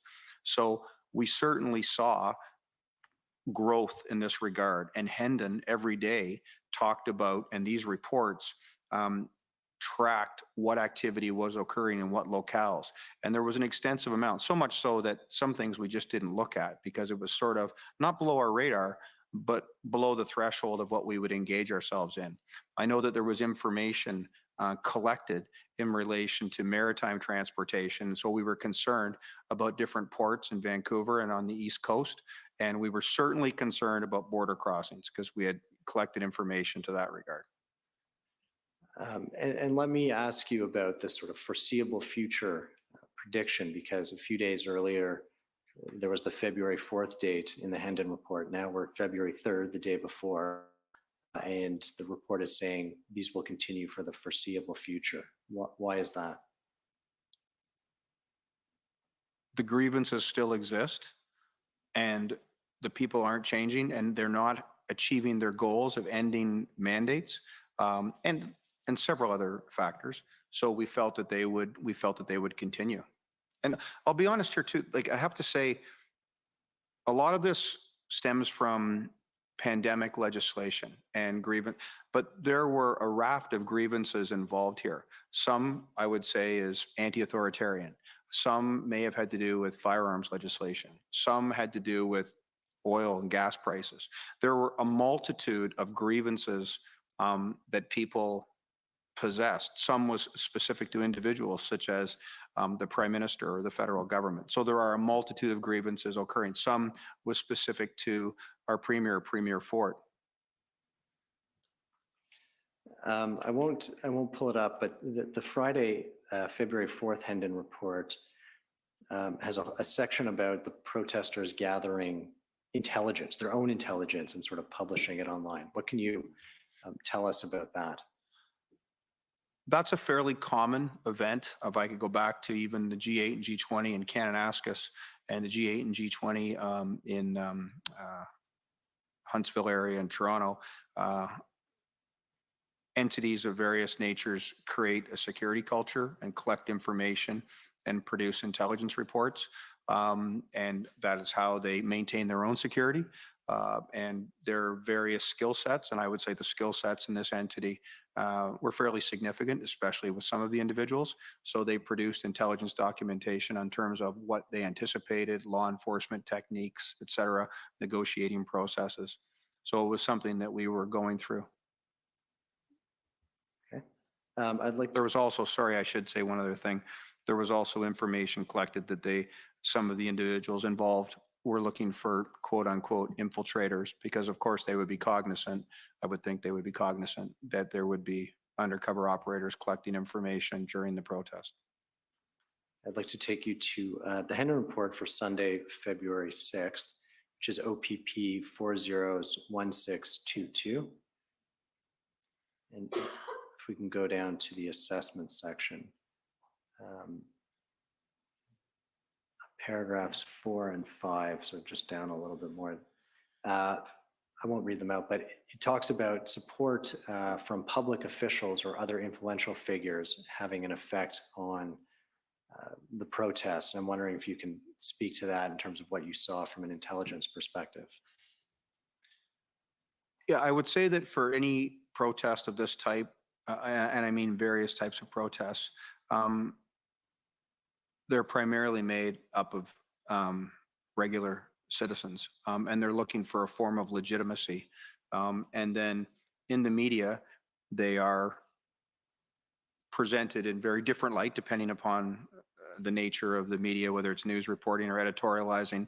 But by and large, they're looking for legitimacy. So, and I'm not casting a judgment on this, but when they receive legitimacy, whether it's an Indigenous issue in Tyendinaga based upon past grievances, residential schools, or whether it's a Freedom Convoy issue in Ottawa based upon perceptions of civil liberties and constitutional rights, they become emboldened because they feel themselves to be legitimate already. And when they're lent legitimacy, they feel emboldened. Thank you. And they communicate to that effect. That's part of the strategy. I want to take us to the next day's Hendon report, OPP 401623, and under assessment on page 5. Sorry, I lose track of the date. What? Okay, This the is 7th. Monday, February 7th. So we're past the sort of second weekend of the protest in Ottawa. And so the assessment, the first paragraph, the situation in Ottawa remains volatile and represents a public safety threat, an officer safety threat, and potentially a national security threat. The available information suggests that the blockade has ample moral, logistical, and financial support to remain in place long term. Why did it use the phrase national security threat? Yeah, it's a great question. It's one I anticipated, and it's one that on that day, we had a great deal of discussion about. Why? We put in that there was a potential national security threat because of the movement to the borders, and specifically to the Ambassador Bridge. The apparent long-term capacity for the protesters to stay in place in Ottawa, the ongoing calls for actions elsewhere, the events in Coots, and the movement to the Ambassador Bridge, and discussion of the tunnel. The Ambassador Bridge specifically because I believe it has the largest sort of exchange in terms of financial, like a dollar value in our country.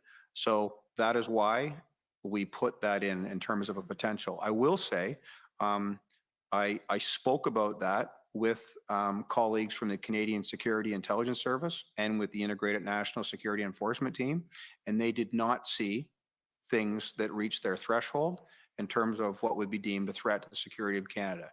So we were an anomaly in that regard, but we phrased it as a potential.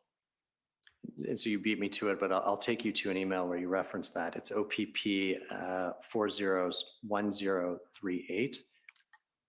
This is an email from yourself to Jim Walker and Brian Barclay, and just after midnight on February 8th. So just after you've published this Hendon report on the 7th. If we could scroll down at the bottom to point number 5. In terms of national security, the wording in Hendon assessment concerned me slightly. I agree with the potential for officer safety and public safety, but INSET and CSIS concur there are no national security concerns. Confirmed today. If we have access to something they don't, we can meet them to discuss, but I'm not aware of it. And so what is it, again, from your discussions with them, what were their concerns about your use of the word national security threat? Sorry, okay, I just want to be clear. They weren't concerned about me utilizing it. I wanted to be certain that we were using the best terminology we could in a very fluid situation. So when this information is collected, our analysts are, I use the phrase, drinking from a fire hose in some regards, and trying to produce intelligence under tight timelines. So they came to the determination that there were potential national security threats. I reviewed the report, and we had, Inspectors Barclay and Walker and I, significant discussions about it. And it's why I reached out to my colleagues. I became content with the phrasing that it was a potential, and that I was also content with their assessment. I want to take you to the next day's Hendon report, February 8th, which is OPP 401624. And we'll go to page 4 when we get there, under the assessment section.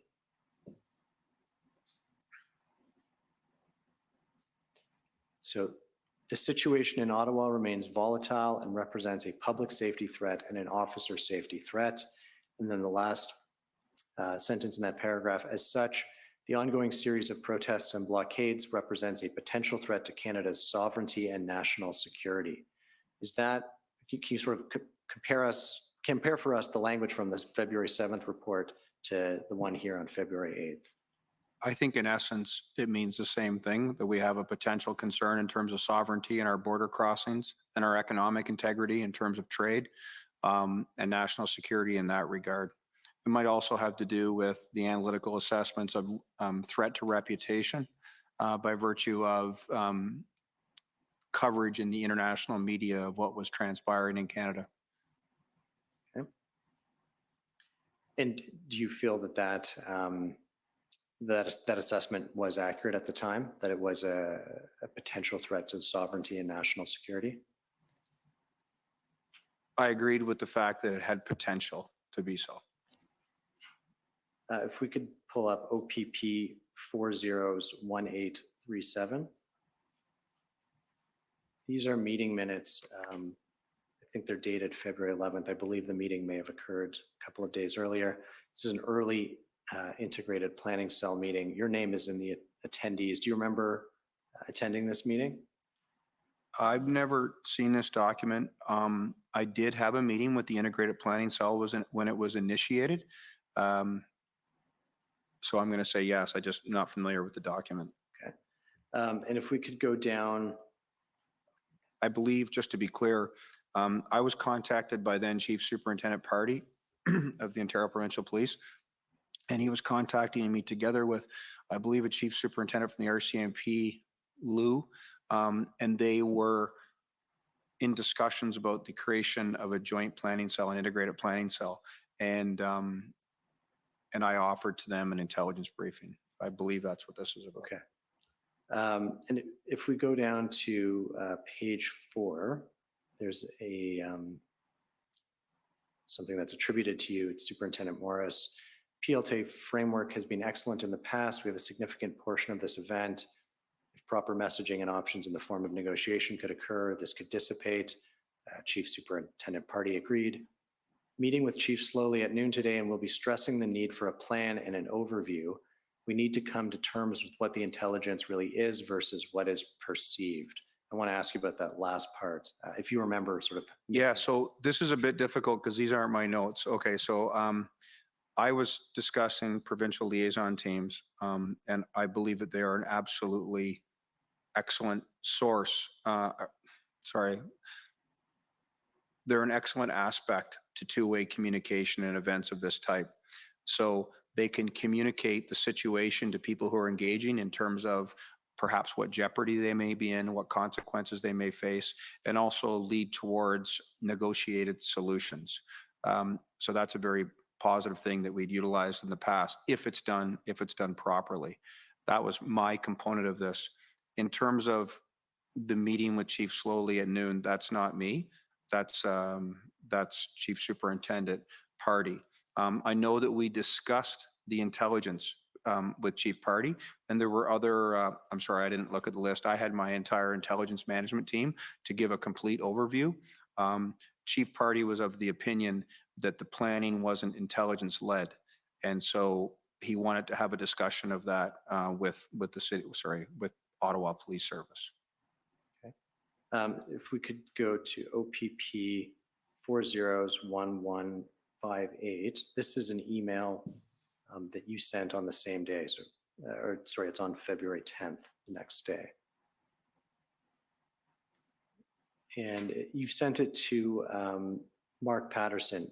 Who was Mark Patterson? Mark Patterson was the superintendent of the Ottawa Police Service Intelligence Directorate. We were notified of that in January, early January. Okay, and you've copied Chuck Cox and Brian Barclay of the OPP, and Ken Bryden. Who is he? Ken Bryden was the inspector of the Ottawa Police Service Intelligence Director and reported to Mark Patterson. Okay. And I don't need you to sort of read out the whole email, but perhaps if the hearing clerk can kind of scroll through and you can skim it. And I just want to ask you why you sent this email at this point in time.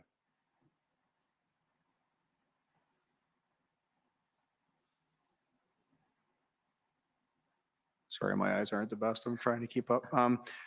Yeah, okay, so I began giving, I was requested by Commissioner Creek and Superintendent McDonnell of both of the OPP to provide intelligence briefings to what were referred to as the Big 12, meaning the Big 12 services of Ontario, the chiefs of police. I did so. And following that briefing, there's parts of this that don't involve me. So I believe Detective Constable Stefan Quinnell of the Ottawa Police Service sent an email to Inspector Barclay of the OPP, and that email stipulated that Chief Slowly wished to have every Hendon report since its inception. And I was surprised by that request because the Ottawa Police Service did have every Hendon report since its inception, and Chief Slowly himself had received every Hendon report since January 1st of 2021, so for over a year. And so we were very, very engaged in a lot of operations and analysis, and I didn't want people to be looking for reports to disseminate for the course of what was almost 2 years at that point when the police service already possessed them, and they weren't relevant. The Hendon reports in February of 2020 were not relevant to the situation at hand. So I was explaining this to Mark Patterson so that he could deal with it internally in the Ottawa Police Service. And did you understand why someone on your team was being asked to put all this information together?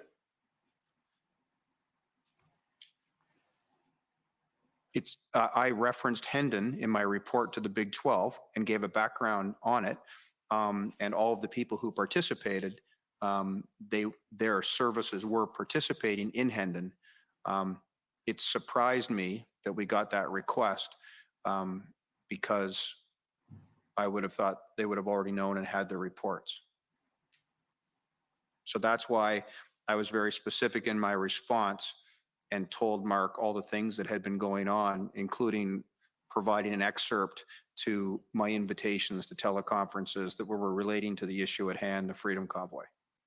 And Chief Slowly asked you directly for some information at some point. Is that correct? Yeah, so I'm sorry, I don't have my notebook here, but anyways, I believe it was on February 11th. It was a Friday. I believe it was Friday, February 11th. And so that was a briefing that I provided to the Big 12. Again, I want to be clear on this. I can't tell you how many people were on that call, but they were chiefs of police. There were definitely more than 12. And I had been asked to provide this, and it was, I think it occurred 7 times. So I was asked to provide, I believe I had 5 questions, and they pertained to 4 geographic locales. So the locales were the City of Ottawa, the City of Toronto, City of Windsor, and Sarnia / the 402 just outside of Sarnia in OBP jurisdiction. That was the 4 locales. The questions, to the best I can, I think I should be able to remember it. I could pull up a document if you'd like. Okay. Why don't we do that? I do recall them. If we can pull up OPS 3010411.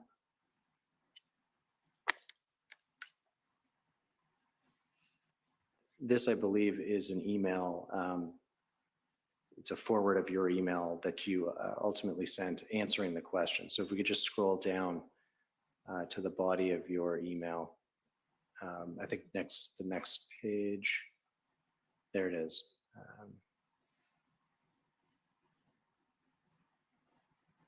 Are these the 5 questions that Chief Slowly asked you to answer? Yeah, that's correct.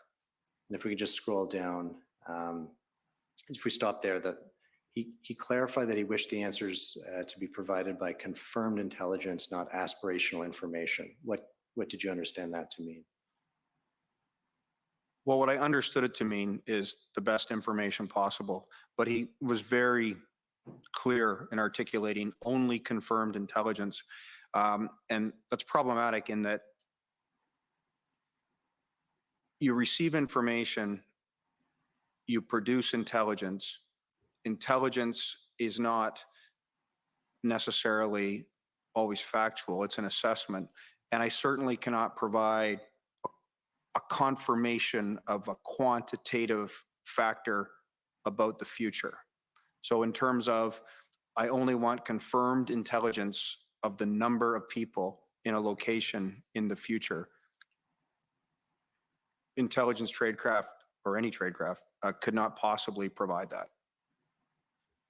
And had you had this request previously in the last 2 weeks before this, or was this the first time you had faced this request? No, that was the first time we had the request. And was it unusual for the chief of police of a sort of different police force to ask you for this kind of information? Yeah, I've never experienced it before. I found it unusual. And one thing that I perhaps found unusual is that generally the chief of police is trying to ascertain information or intelligence about their jurisdiction. And, you know, the Ontario Provincial Police or the RCMP may be different in that regard, but not about the exact number of protesters on Highway 402 in Sarnia in the future. And I understand the next day, so that puts us at Saturday, February 12th, you gave a presentation to the OACP. Do you remember that? Yes. So, yeah, sorry, there are 2 presentations.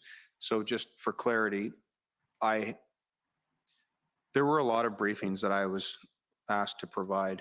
The Ontario Association of Chiefs of Police had formulated a planning entity. Our lead in that regard was Superintendent Mike McDonnell and Superintendent Dan Alakis.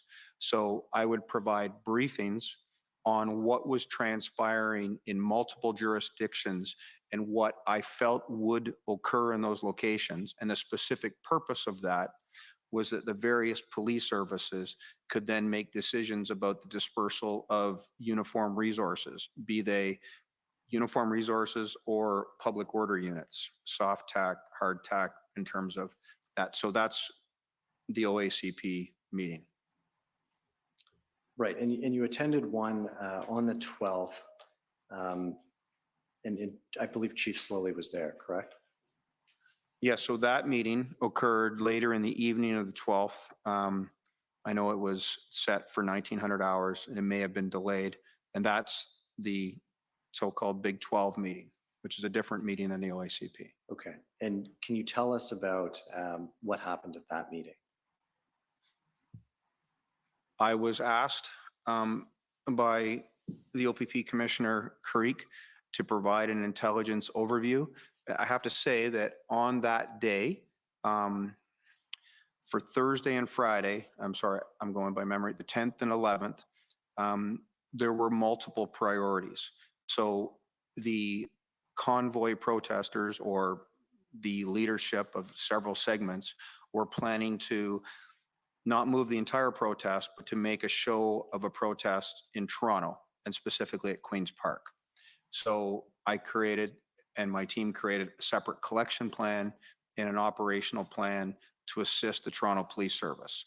And it involved multiple entities, I mean police services, because there were multiple rallying points and we were dispersing our intelligence personnel to go to the rallying points to collect the information, to produce the intelligence for Toronto in real time in their incident command center, major event center, et cetera. That protest was to have occurred and did occur on Saturday the 12th. So the meeting you're referring to occurred after that. So I gave an intelligence overview of what was transpiring across the province. Obviously, Toronto, the events in Toronto played a significant component or took up a significant component of that. Chief Slowly was not happy with the briefing or the presentation. He made his displeasure evident and articulated that he didn't like comparisons between Toronto and Ottawa, and then spoke about Hendon, basically about the Ontario Provincial Police not fulfilling their intelligence mandate to assist police services of jurisdiction, and that he and his, I don't want to misspeak, I'm going to say his team, but he referred to a scribe and he referred to a lawyer that were present, which surprised me. I never encountered that before in an intelligence briefing either. Had reviewed the Hendon reports, and there was nothing, I don't know what his word was, so nothing of value or nothing of significance or nothing that could have assisted them.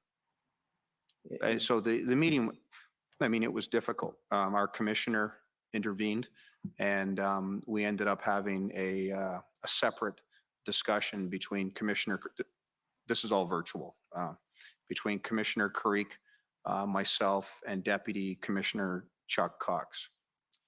And what was your view of Chief Slowly's assessment of the Hendon reports?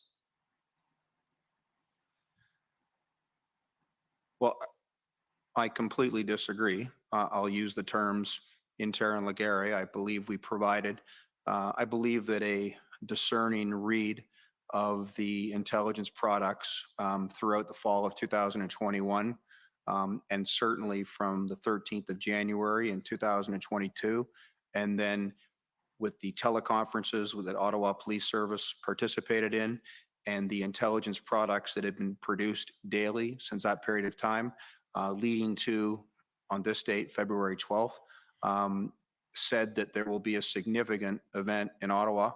It will begin on the 28th or 29th of January. It will incorporate large groups of motivated people who are protesting. These are their grievances. It will incorporate large use of commercial motor vehicles, tractor trailers.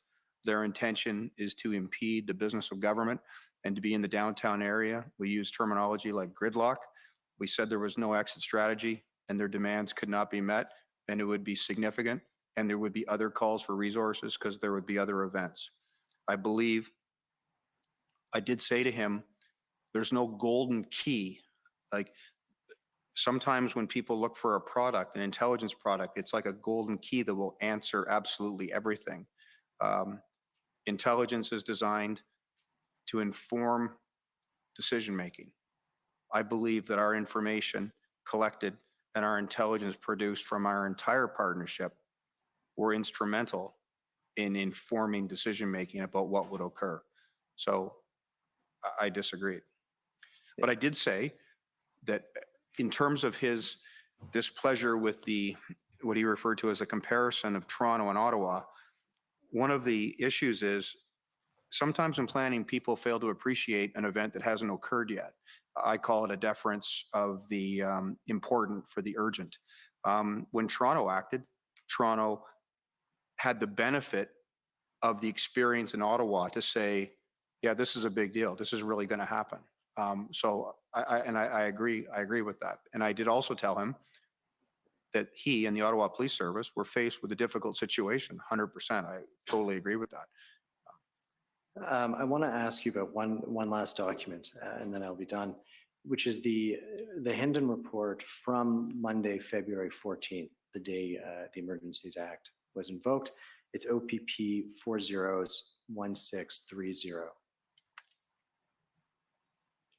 If we can go to page 6, there's a bolded paragraph.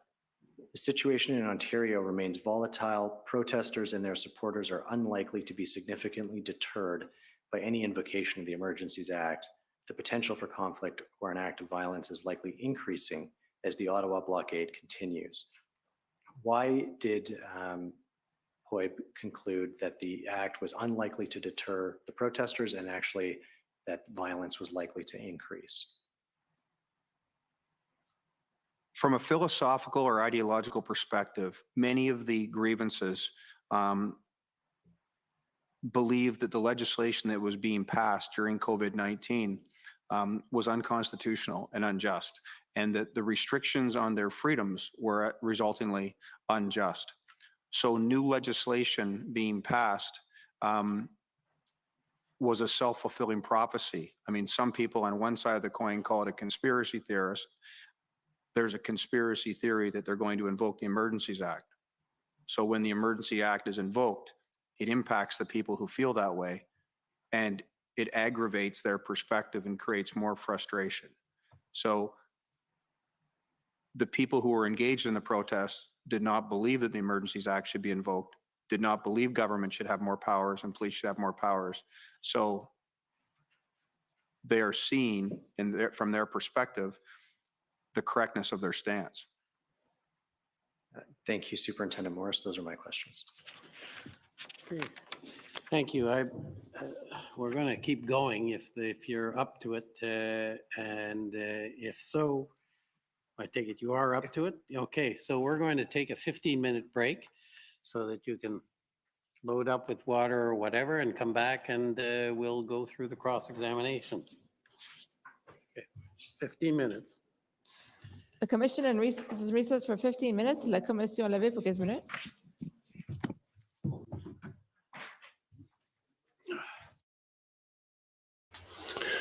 All right. Well, that was pretty cool. Actually, we had another good witness, some good straight shooting talking, not trying to sugarcoat anything, not trying to stick to any narrative, just being straight, and we like that.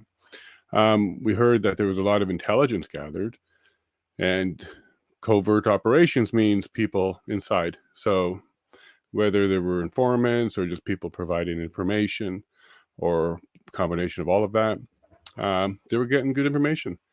They knew the size of the trucks, each convoy, where they originated, the dates, kind of named them based on locations of where they were meeting to initiate. Yeah, I believe that's true. Yeah, Don. He's an excellent witness. And we may be getting quite a few of these because the next little batch is going to be police officers, various levels, and we might be getting that. And you're seeing a distinction between city officials, councillors, staff, and police services, and then political appointments on police service boards. There's quite the distinction between how these people operate and work.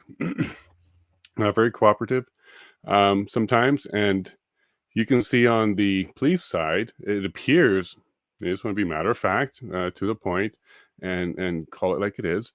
But on the political side, optics is a very important thing. So I found that interesting as well. We had some good conversation in the chat about, well, for starters, there's a tunnel between Windsor and Detroit. So Windsor-Detroit tunnel, that was fully operational. That wasn't blocked.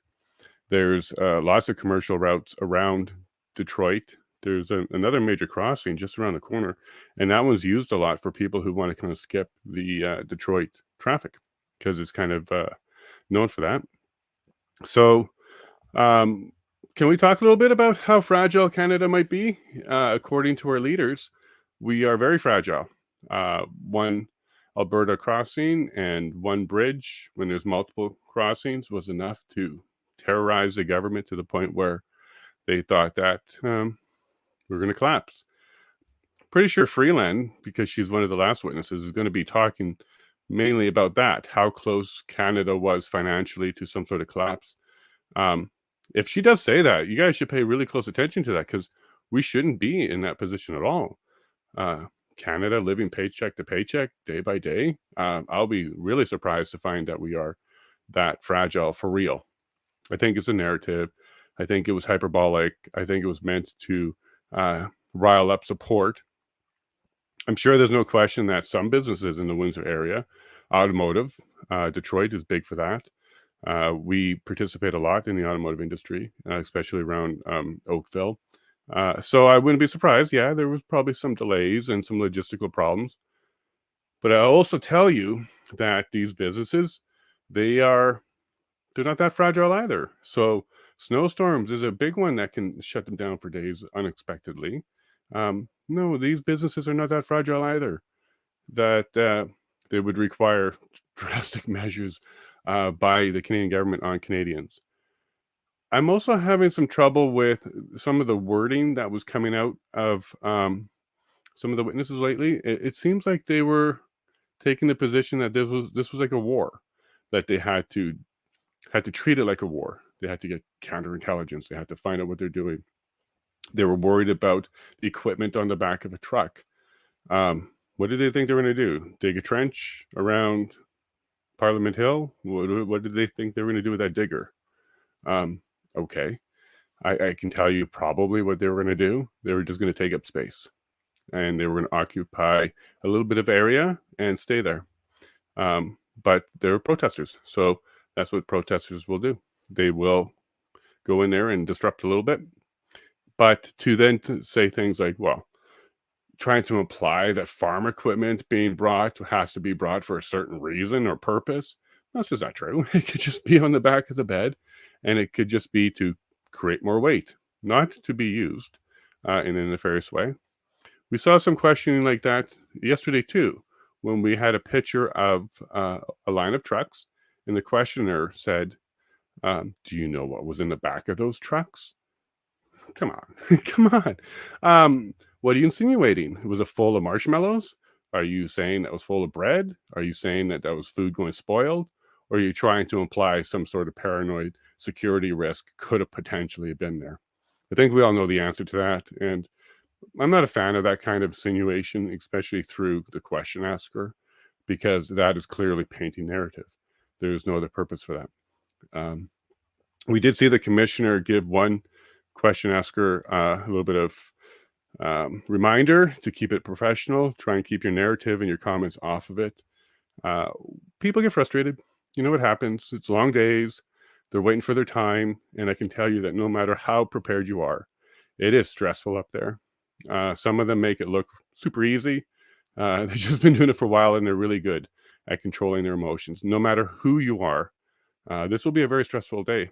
So I'm not surprised to see a little bit of the emotions getting better of the one or two of the question askers.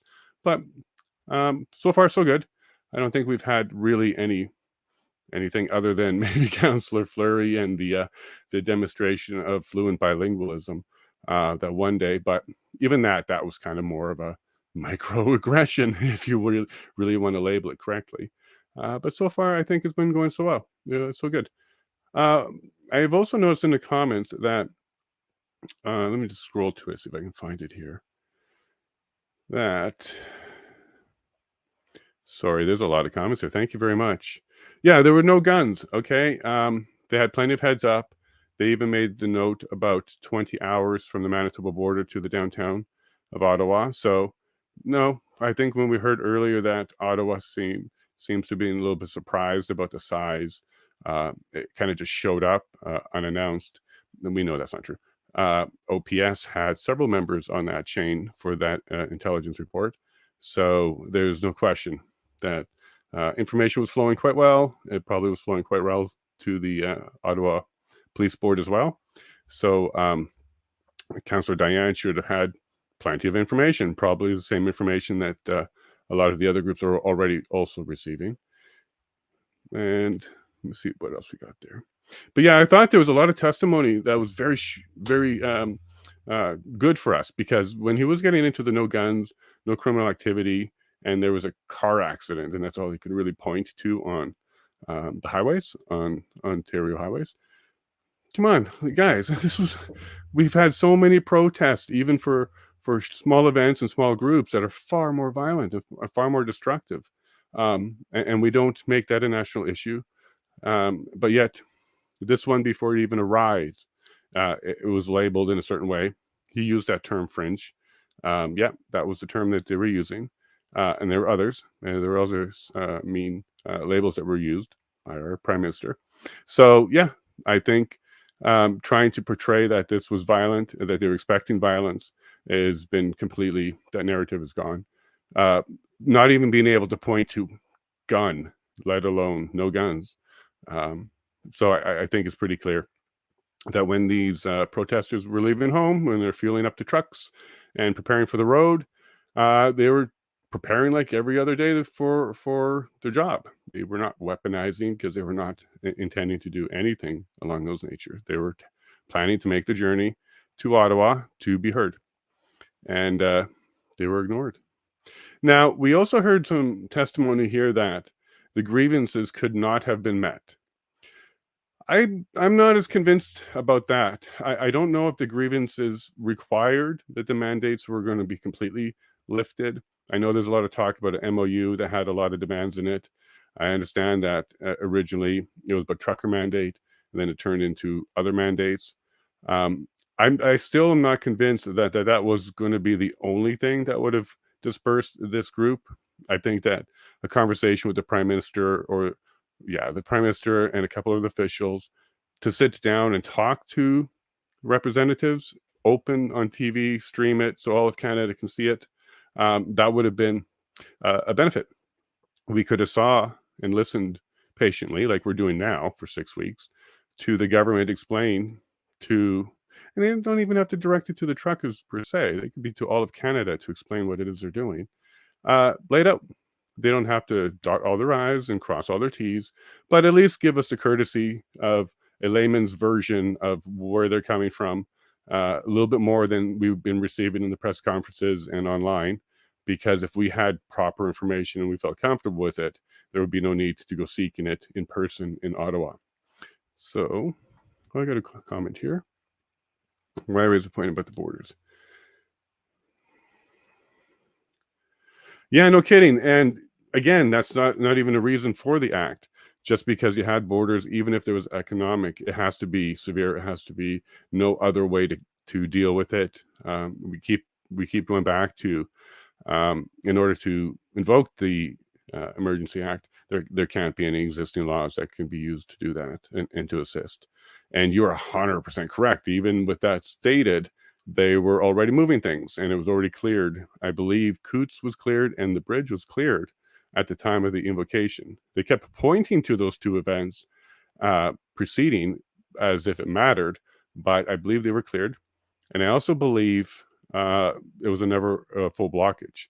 There might have been a blockage at some times, but the intent, just like the emergency lanes in Ottawa, was to keep one lane open. So I know that Alberta had one lane open at all times, so it slowed down the traffic. It did cause congestion, but it wasn't a blockage. Okay.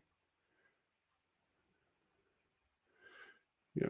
So I'm not seeing, even at this point, with the straight shooting talking from this police officer, the superintendent, that there's grounds for the Emergency Act. It sounds like they had intelligence. They were sharing it. They had some pretty good intelligence in the way that there was no weapons other than the flurry-defined trucks themselves. There were no weapons, and there was no intent of actual violence.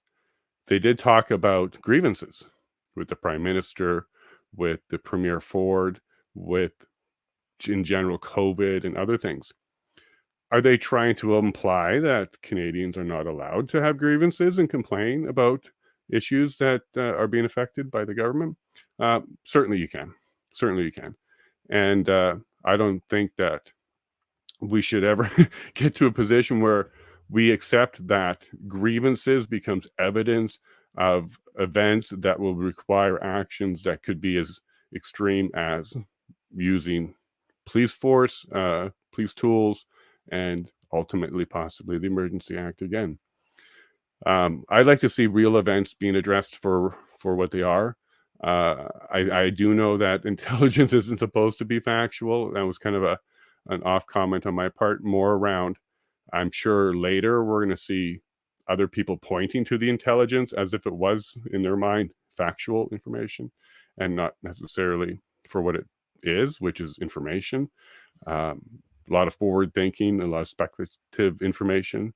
It's a lot like reading investor documents. They're painting a picture on purpose. And it's not supposed to be factual, but it's supposed to be pretty close to what they believe to be true and accurate as far as they're concerned. And I'm hearing him say things like the purpose of intelligence is to drive decision making. I think that's going to be the cop-out for Trudeau. I think at the end of all of this, he's going to be pointing to the intelligence that he received, and he's going to say, I use that for my decision-making.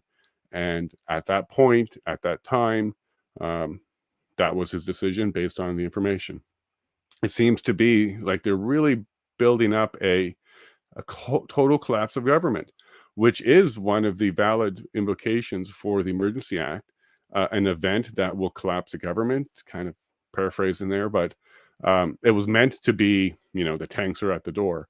But if the government admits on all levels of complete incompetence and that we were a big house of cards and we were very fragile, notwithstanding the trucker protest, we were at the brink already. So maybe they're going to come out and say it wasn't really necessarily the convoy trucker that put us over the edge.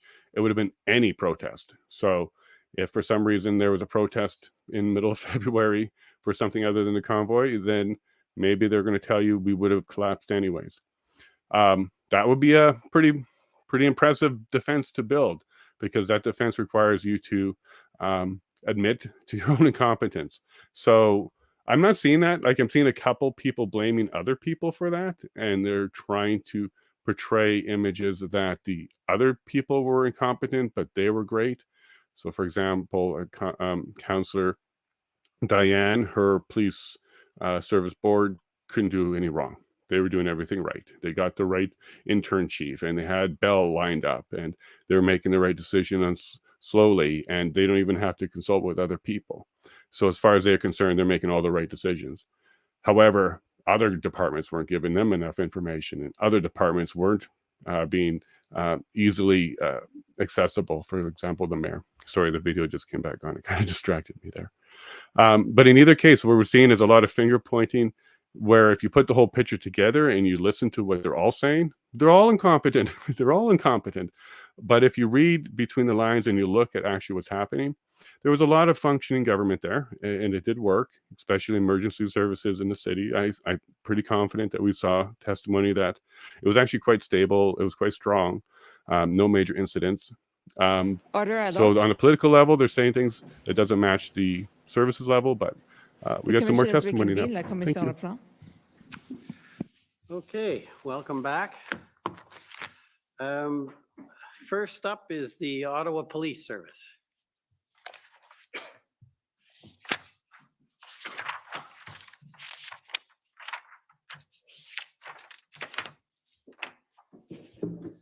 Good evening, Superintendent Morris. How are you?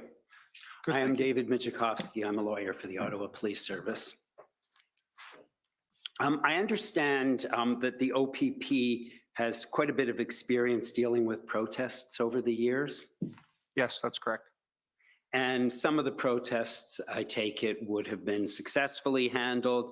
Some have resulted in some public criticism of OPP's role. Yes, that's correct. For instance, if we go back, Ipperwash and Dudley George were notorious examples of where things went wrong.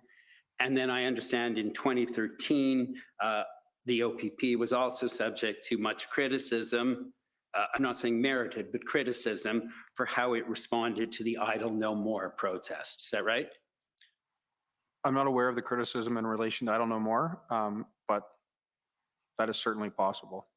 I seem to recall that there was criticism of the OPP for not ending blockades of rail arteries at the time, and injunctions had been issued. Is that coming back to you? I do recall that criticism, yes. And as I recall, the OPP commissioner went on YouTube and said it can be sometimes difficult for the public to understand why the police don't always immediately take enforcement action. And I recall that, and I certainly understand that as well. And you would agree with that as well, I take it? I agree that the events are difficult. I agree that it would be difficult for the public to understand what actions the police do or do not take. Yes. And in some situations, the right approach may be to not take immediate enforcement action, but for instance, to use the national framework for protests and investigate and lay charges after the event where appropriate. And that may be the appropriate approach, yes. And so, that may be because immediate enforcement can sometimes be dangerous in terms of the public and officer safety. And certainly that's a consideration. That's a possibility, yes. And immediate action can inflame or incite or lead to even death in some cases, correct? Yes, it could, as in it occurred in Ipperwash, yes. Am I correct that based on the OPP's significant experience, they've learned some valuable lessons and have developed some expertise? Yes, I agree with that, yes. And much of that expertise comes from the experiences they've had. And I take it after a protest is handled by the OPP, there's probably a review and an analysis of what went well and what did not. That's correct, yes. And then you build on that experience to address policing protests in the future to hopefully do it better. That's correct. And the situation in Ottawa, we've heard, was unique and unprecedented, are words that we've seen. And you agree with that, correct? I agree that there were elements of this protest in Ottawa that were unprecedented. The financial component, the travel. I agree with elements of that were unprecedented, yes. And a demonstration of this size involving large vehicles, which became an occupation and resulted in upheaval and trauma to the community. There's no other municipal police service in Canada that's experienced something like that, is there? I don't know that I can answer that necessarily. I can say this. I do believe there were elements in it, as you said. I do believe there have been attempts to do things like this for shorter periods of time, as in Toronto on February 12th. But I definitely agree that the longevity and some of the tactics utilized are unprecedented, and the financing. And we're going to be hearing from some other witnesses, and you can tell me if you would agree with that, that planning for major events can be a very labor-intensive job. Is that fair? It's fair that planning can be labor-intensive, yes. And so sometimes months of planning take place with consultation with many experts in different areas in preparation for an event. It's true that months could be required in relation to certain events. It's also true that circumstances present themselves that require more immediacy in terms of planning. The G8, G20 is an example of the months of planning. Other examples illustrate themselves and don't permit that. Right. The first mention of the Freedom Convoy, I think was on the January 13th Hendon, is that correct? That's the first production of intelligence from the Ontario Provincial Police, yes. And then 15 days later, it began to arrive in Ottawa on the 28th of January. That's correct. And so there wasn't a lot of advance notice. No, that's true. There was 15 days. Yeah. And then the January 13th, I'm not going to pull it up in order to save some time, but I think you're pretty comfortable with it. But if you're not, please let me know. The January 13th Hendon report did not provide a lot of information because not a lot of information was known at that time. It provided our best assessment based upon the known information, and it stimulated further collection. Right. So there was no indication in that report of the size of the convoy.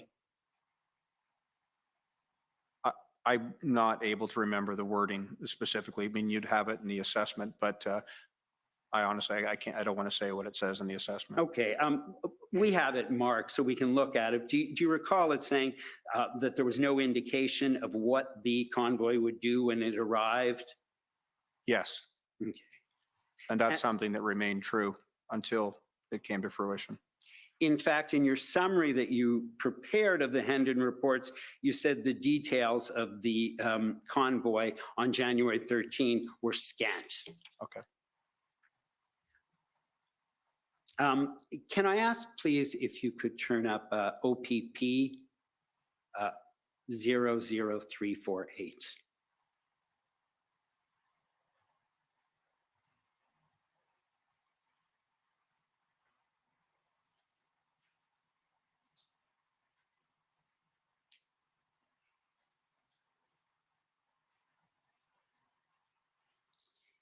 And if you scroll down a bit,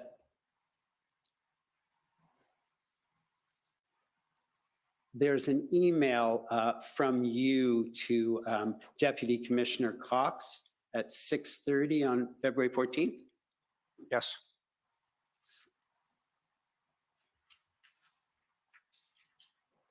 And if we go to the second page of that email,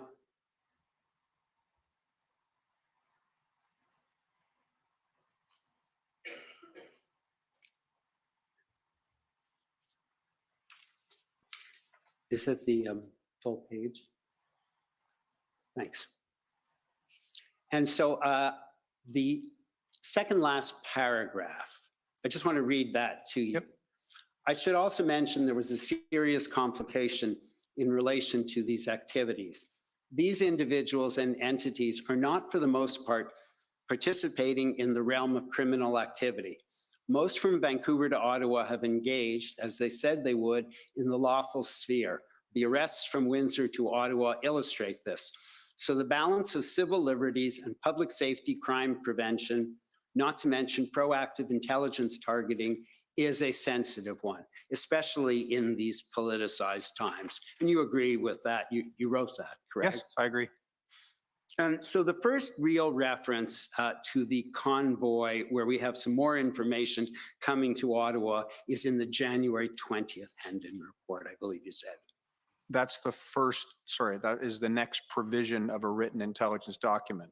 In the interim, there had been communication back and forth between the Provincial Operations Intelligence Bureau and Ottawa Police Service intelligence personnel. And so on the January 20th one, again, without turning it up, you would agree with me, I take it, that there was some information that turned out not to come to fruition. And so I can give you some examples if you want. Sure. Do you mind pulling it up? Just so I'll give you this example. And one of the things one of the things it did say was that it would almost certainly disrupt the movement of vehicular traffic. And that obviously is true. And that's true about most protests, correct? True, yeah.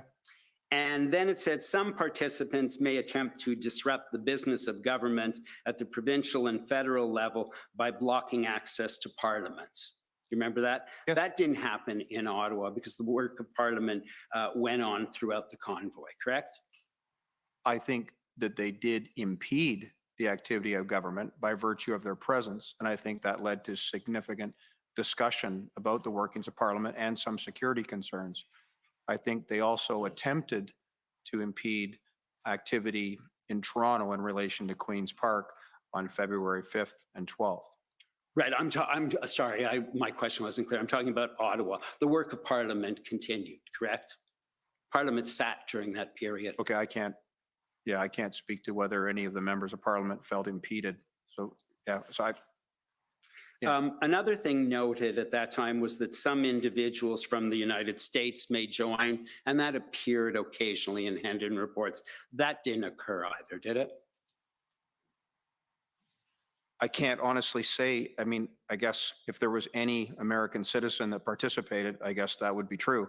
I can say that the impact and influence that was feared possibly by some American activists never occurred.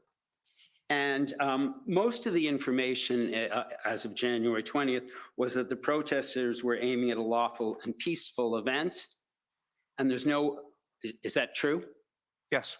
And there was no indication in the January 20th report that the trucks would end up in residential neighborhoods and that they'd break noise bylaws. That wasn't part of the Hendon report, was it? Yeah, to be honest, we don't concentrate, I mean, generally speaking, in intelligence on bylaw infractions, although that was an important point here. I do believe that it spoke to impeding the business of government in the downtown core and business. Right. We did not make specific reference to residential areas. Right, and so there was no reference to trucks idling their engines or having hot tubs or bouncy castles or harassing residents or engaging in antisocial behavior. Yeah, it's a subjective term, but no, there's no reference to that, no.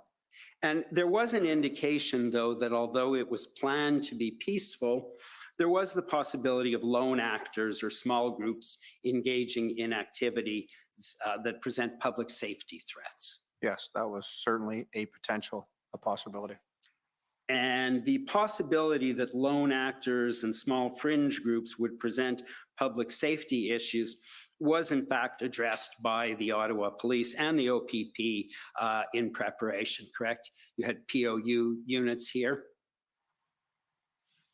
Yes, I mean, I have to say from my perspective, the proactive handling of those possibilities was done through intelligence operations.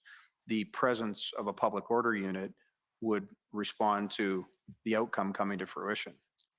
And the threats to public safety, fortunately, didn't materialize on that first weekend. Is that right? Yeah, I would concur with that. And although obviously very inconvenient for residents, that first weekend was calm, no serious threats or acts of serious violence. Correct. The January 20th Hendon report, it was noted, was difficult to complete comprehensively because it involved a wide array of individuals with multiple motivations and plans that were loosely formed. That's correct. So I just want to point out on that, there were multiple affinity groups and multiple individuals, multiple grievances, and we were trying to address that and did through the creation of tactical intelligence reports that were completed later in that week and provided to the Ottawa Police Service. And so another Hendon report on January 22nd that I believe you referenced earlier notes that the number of potential participants in Ottawa was unknown. And I believe what we see on it is that online claims of the size are of unknown reliability. Yeah, that's true. So, I mean, when we follow social media, it will be of unknown reliability. We tried to mitigate that unknown factor with juxtaposing it in the context, and we came to the determination that there was significant support. And the January 22nd Hendon report in the assessment section also notes that an intelligence gap at that point is the number of participants, correct? That's correct. And I should say, as part of intelligence tradecraft, that is always a gap right up until the event actually occurs, because we would never know the exact numbers. And the January 22nd Hendon report has a section headed tactical considerations. And I see in that section, I don't know if this you recall this, that one organizer there claimed 1 million individuals and 10,000 trucks would attend. Do you remember that? I do remember reading that. That didn't happen, did it? No. January 26th, so that's another Hendon report. That's 2 days before the arrival. Am I right? Yep. And that has a section called the seriousness of the threats and lists a number of points in terms of the seriousness. None of those threats mention the horns or the idling, open fires, harassment of residents. That's not one of the threats, is it? It's not listed as one of the threats, no. And again, it talks about the potential presence of individuals who espouse fringe ideologies and have access to weapons. And that too wasn't a problem in Ottawa, correct? That's correct. Well, I should comment on that. In terms of, it's a subject, weapons? No. In terms of being discerned as such? No. Presence of people with fringe views? I would say there were people present with fringe views, depending upon your determination of fringe. And I believe that Hendon report indicates, so 2 days before, and it's, I believe in bold, that Project Hendon has not identified any concrete, specific, or credible threats with regard to the convoy. That is accurate, true. And the concern about the heavy machinery, that heavy machinery wasn't used for any destructive purposes in Ottawa, was it? Not that I'm aware of. That would be best posed to the Ottawa Police Service. I just want to point out, I was involved in the production of strategic intelligence and providing a best assessment to inform decision-making. In terms of some of the questions you're asking, in terms of the use of, I think that's best to the operational commanders from the city of Ottawa, or sorry, from the Ottawa Police Service. And if we look at January 26 again, even 2 days before the arrival, we still don't have any good indications, and I'm not being critical of the intelligence, of the numbers and the length of the stay, correct? Well, words such as significant in terms, I mean, the numbers to me become, if it's significant and there are large numbers, then perhaps the actual quantity is not as important. But no, we didn't mention the length of stay, but we did certainly say that we felt it would be long-term based upon the fact that they were going to stay until their demands were met, and we felt they couldn't be. And the OPP and the Ottawa Police Service did work together from even before the first convoy arrived, and had POU units in Ottawa cooperated with each other. So we worked together in Hendon with the Ottawa Police Service, and that was sort of my purview of responsibility. In terms of public order, et cetera, that would be a question that should be asked to Superintendent Abrams in terms of the OPP operations. Okay. I didn't see any memos or briefings or emails from the OPP to the OPS saying, what are you doing? What are your plans? You're not aware of such memos, are you? I'm not aware of the memos, but I wouldn't be in my capacity as the intelligence leader. And the OPP, I take it, knows that if Ottawa Police needs assistance, it's likely to call on the OPP because of their size. You have a very large police service. Yes. And OPS has, OPP has PLTs who were activated for this protest. Yes. And OPS also had PLTs who were activated before the protest as well, correct? That is not, I'm not certain how PLT was utilized in the Ottawa Police Service. Okay. And if I look at the Hendon report of January 27th, the day before, I still see that indication in bold that there's no concrete, specific, or credible threat identified, correct? That's correct. And to be quite blunt, you're going to see that throughout, because there was no, apart from the public order event that would occur and be significant and of long standing, there was no specific intelligence about a specific action, i.e. an attack on Parliament, an attack on anything else. If you could please turn up OPP 00815. page 7. Your time is just about out on my clock, so if you could try and wrap up. Sure.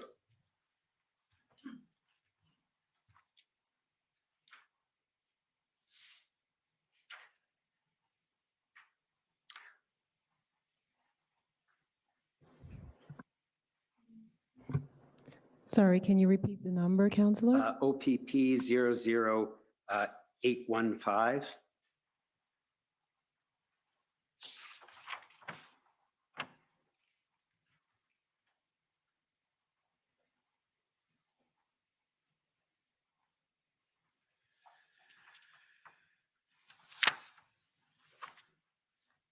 Thank you.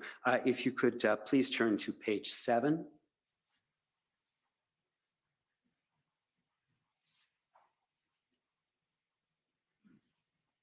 And under the section assessment. So this is the January 28th report. So January 28th being the date that they're here. And so what we see in the first paragraph is the available information indicates that the protesters plan to remain in Ottawa at least until February 4th, 2022, correct? Yes. And then we see we continue to identify indicators to support at least some protesters remaining beyond the weekend of 2022-01-29/30. So in other words, some of them are going to remain past 29/30 and some of them are going to remain until February 4th, correct? I want to be clear on this. We felt it would be of long standing. The reason that February 4th was cited was because there was a specific piece of information that they would be there until at least February 4th. But it does not preclude the long-standing significant event that we said that would occur until the demands were met, which they wouldn't be. And finally, my final point is I understand that the OPP provided some assistance to Toronto when they had the protest occurring in Toronto the following week, correct? Yes, so there were two. I'm sorry, is the one on February 12th, which was the Saturday, February 12th? Yes, and there was another one as well. There was one on February 5th as well. Right. And so when I looked at your notes, I saw that you in fact attended meetings with Toronto prior to the protest arriving in Toronto. Do you recall that? Yeah, virtual meetings with the people in intelligence to set up our collection and our information and intelligence routing to assist them in their plans. Right. And you referenced what happened in Ottawa as a learning experience. Yes. Thank you very much. Those are my questions. Thank you. Next is are the convoy organizers.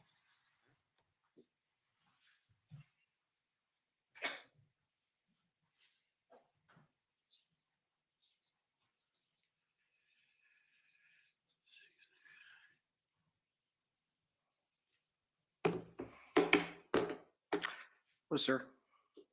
My name is Brendan Miller. I'm counsel for the Convoy or Freedom Corp, which is an entity that represents the protesters that were in Ottawa on January and February of 2022. I just have a few questions for you. Okay. First, again, thank you for your service and thank you very much for your forthright testimony earlier. Just on something you spoke about in your evidence in chief, you spoke about the demand of protesters and those demands would simply not be met. I take it that by that you mean the demand for the removal of vaccine or COVID mandates. Is that correct? In the main, yes, there were a multitude of demands, but those were some significant ones. And for the federal government to drop some of their regulations and mandates, and we didn't feel that would be met. Yes. Yes, right. And these questions are going to be, you're going to be able to know exactly where I'm going. So I'm just going to be blunt. You didn't see any evidence in the intelligence of espionage or in support of espionage. Is that correct? That's correct. You didn't see any evidence in the intelligence of sabotage or anything in support of sabotage? That's correct. You didn't see anything in the evidence, any evidence in the intelligence of any form of foreign influenced activities within or relating to Canada that involved the threat to any person. I saw media accounts, yes. I saw no information collected or intelligence produced in that regard, no, to support that, no. Now, for my following question, when I say serious violence against a person, you'll understand I mean violence that would result in serious personal injury, okay? You didn't see any evidence in the intelligence of activities within or relating to Canada directed toward or in support of the threat of a use of acts of serious violence against persons for the purpose of achieving a political, religious, or ideological objective within Canada or a foreign state. So yes, I know where you're going, and I want it to be fair to my colleagues in planning. I saw online rhetoric. I saw information on social media. I saw assertions of that type of activity. Information. I'm aware of no intelligence that was produced that would support concern in that regard. Thank you. And now for my next question, when I say serious violence against property, you'll understand I mean violence against property of the nature such as arson or destruction, a bomb, that sort of thing, okay? You didn't see any evidence in the intelligence of activities within or relating to Canada directed toward or in support of the threat of use of acts of serious violence against property for the purpose of achieving a political, religious, or ideological objective within Canada or a foreign state. So again, not to be contradictory because I'm just trying to be fulsome. Our role is crime prevention, law enforcement, assistance to victims, public order, and emergency management. Therefore, in relation to the things you're discussing, we collected all the information, which some information asserted attempts at that. So we did see that and had to consider that. Did we have any credible intelligence that that would occur? No. Thank you. And you touched on in your oral evidence about the labeling of someone as being an extremist. You said that that term you have a lot of problems with, and I'm wondering if you can elaborate on that for me. I can. Sorry, where did I say I have problems with that? You said just in your evidence in chief. Okay. So the word extremism does not have a description in law. Section 83 of the Criminal Code speaks to terrorist offenses, which possibly could be synonymous with extremism. Sections 318, 319, and 320 of the Criminal Code speak to hate-motivated crimes, advocation of genocide, etc. Other sections of the Criminal Code, such as Section 430, speak to acts against religious property that could be deemed to be extremist. I have problems with the term because everyone has a subjective belief as to what extremism means. At the low end and banal end, it means someone I disagree with, and I find that problematic. As a working definition for myself, I utilize extremism and I try to premise it in law by somebody who would advocate and utilize violence to achieve their goals. And they could be motivated politically, ideologically, religiously, etc. Right. And I take it that in practice, if the federal government's intelligence apparatus or law enforcement sees a legitimate, credible threat, as we just discussed, they would let you know about it, correct? We work with the Canadian Security Intelligence Service on a daily basis. We have a provincial anti-terrorism section that is integrated with the Canadian Security Intelligence Service.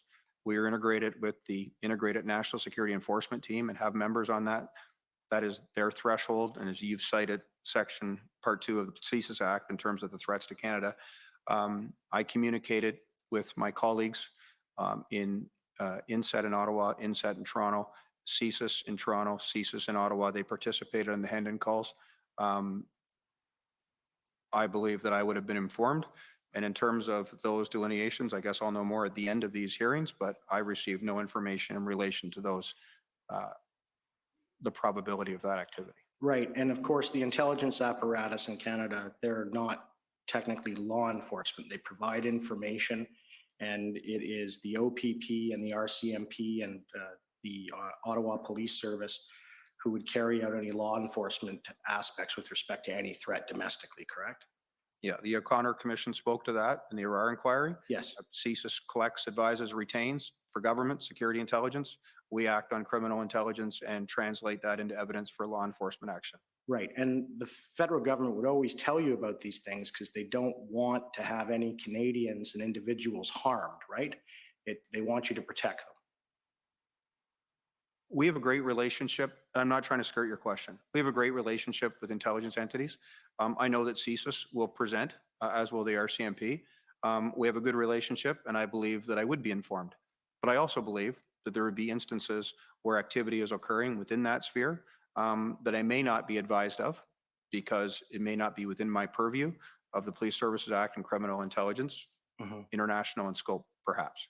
To your knowledge, have you been advised by any of those actors that you have not been informed of everything? Have I been advised by those actors that I have not been informed of something? Yes. No. Thank you. Now, dealing with the issue of lone wolf attackers, can you agree that the last lone wolf attack in the Capitol was on October 22nd, 2014, when Michael Zaf Bibu attacked Parliament with a firearm? Is that correct? I remember the events, and I would attribute that to what I refer to as an independent asymmetric threat. I don't want to say that that's the last event just because I don't want to misspeak. I am aware of other events, but they weren't that I'm aware of in the National Capital Region. Now, can you agree that following that attack, lessons were learned on how law enforcement intelligence agencies would gather intelligence with respect to lone wolf attackers? Yes, I believe that lessons were learned. I believe that resources were increased. I believe that cooperation and collaboration was enhanced. I will say this as a caveat. An independent asymmetric threat, a lone wolf, is the largest concern for somebody in a position such as mine or other people who appear before you, because we rely upon the collection of information to produce intelligence. And in the instance of an independent asymmetric threat, the circle of trust may be one. And that is a very difficult environment in which to succeed. Right. And those lessons that were learned from that attack, they were incorporated within the intelligence gathering apparatus, both at the OPP and federally, correct? Yes, certainly. I mean, that's an area where the age of social media can assist us, because in many examples of lone wolves, as you refer to, those are preceded by indicators of activity. So that is of assistance, and that is something that the Provincial Operations Intelligence Bureau engages in. Right. And a lone wolf attack does not need a protest in order to be carried out, does it? It does not require one, no. Thank you. Those are my questions. Thank you. Next is for former Chief Slowly.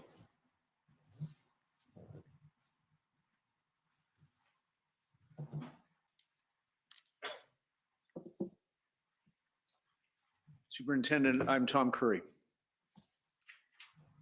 I want to start at the end, recommendations. The commissioner has the task of considering whether there are recommendations that he can make concerning the issues that we're here about, Emergencies Act, demonstrations of the kind.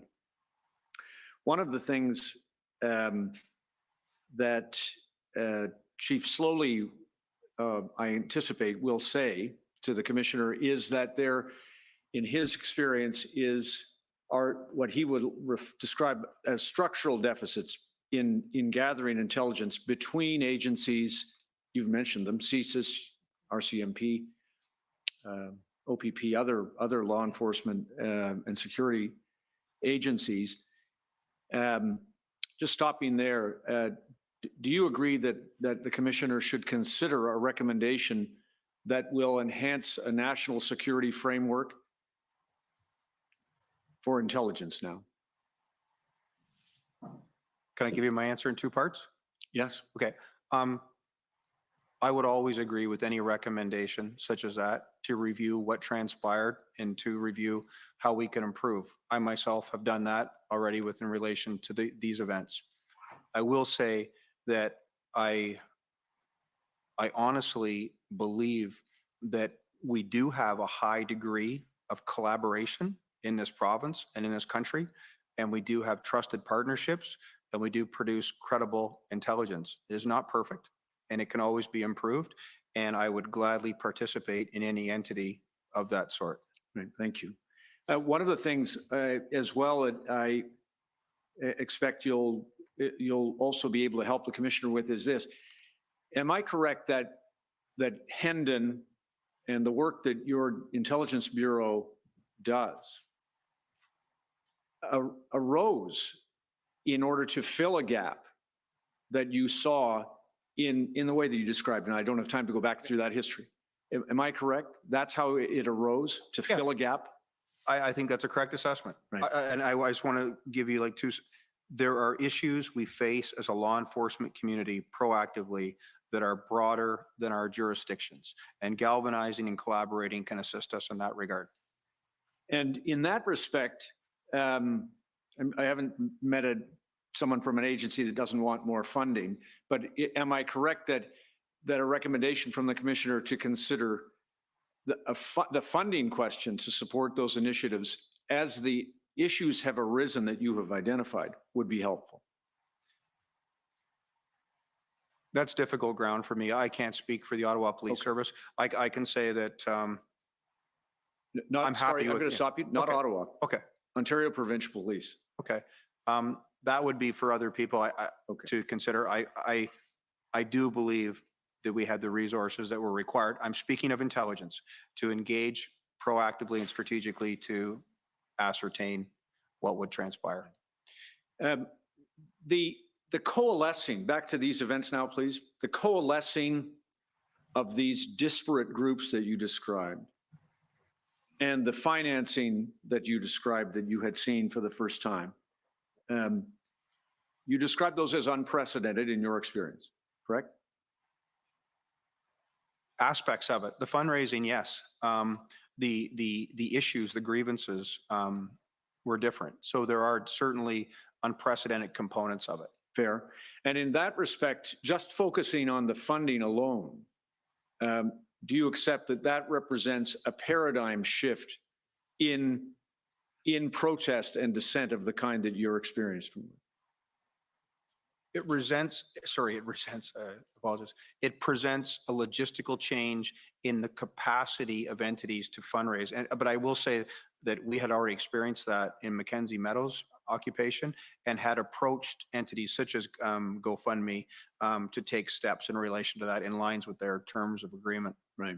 Mackenzie Meadows, if I understand that protest or occupation was a single development parcel. That's a First Nations or Indigenous dispute, land dispute. Is that correct? It's roughly, yeah. It's complex, but that's accurate. Complex. And the coalescing of on a national scale, people coming from across the country to one destination, that's a first. Yeah, it's different for sure. 100%. I agree. Now, my colleague for the Ottawa Police Service has already reviewed some details of the Hendon reports. I don't have the time to go back through them, but suffice it to say, it was not your purpose in describing the Hendon reports to provide operational planning. It is an input into operational planning, correct? Yeah, sorry. I think I understand. Our purpose in the strategic intelligence reports of Hendon was to inform decision-making. Part of that decision-making is police operational planning to prepare. Understood. But I just have to say that there were other components. Once the event becomes a reality, then the tactical intelligence collection through different investigative techniques and the information acquired by that activity lends itself to more operational and enhanced operational planning. Right. So for example, we won't see in a Hendon report or any of those other documents to which you've referred any advice to the Ottawa Police Service in the days ahead of the convoy that it should close specific roads, correct? That's correct. That it should divert traffic in a particular fashion. That's correct. And the OPP itself, so far as you know, Intelligence Bureau didn't direct OPP operations in any part of the province to intercept convoy protesters at the border of Manitoba or Quebec, correct? The OPP Intelligence Bureau did not advise entities to do that. That's Right. correct. I just want to say that in the Ontario Provincial Police, like within a police service, intelligence is part of a major incident management group where when things impact our jurisdiction, we have discussions of that. But no, we certainly as an intelligence bureau, as a Hendon, did not act to advise Ottawa what they should do. Nor your own team at the why was the convoy not intercepted at the Manitoba border? Many people have asked that question in hindsight, of course. Why not? I think the answer there was no reasonable grounds to believe that they were committing a criminal offense at the time. Right. They were in transit and we were collecting information for that purpose. They were in transit, and they were engaging in a lawful way. In fact, that was impressed upon us by the information collection. Right. And that remained true as a convoy protester, individually or collectively, came into the border of the city of Ottawa, correct? I would agree with that assessment. And also the intelligence said that there would not be an event, a public order event, until they entered the city of Ottawa. Right. My colleague has already dealt with this, but many of the Hendon reports, the 25th, my friends for the commission took you to one document on the 25th and showed you a line or two. But in that report, it refers to what is likely to be a 3-day event. There are a number of references that pointed that way, correct? I don't accept that. I don't recall any information which would lead to the induction that this will only be a 3-day event. We believed, and our belief only became more enhanced as time went on, that it would be a longer event. I do know that February 4th, that came from a piece of information, but in all of our discussions and my read of the intelligence is this will be a significant event and it will be an event of long standing. And there were also convoys arriving, leaving, et cetera, with a great deal of alteration. I don't have time to take you to it, but later look at the 25th. Okay. Can I show the witness, please, OPP 4348.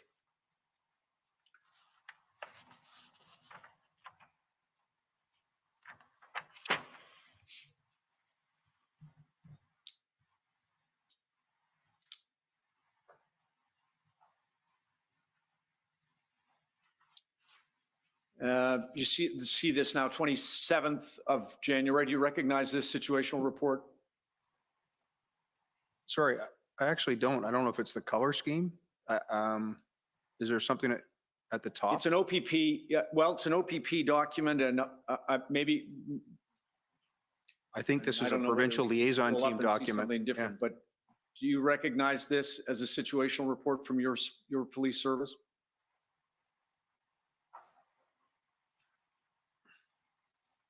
I'm sorry, it's the first document that I've seen that I don't recognize as such. It may be, I've never seen this before, and it may be a provincial, I'm just gonna read.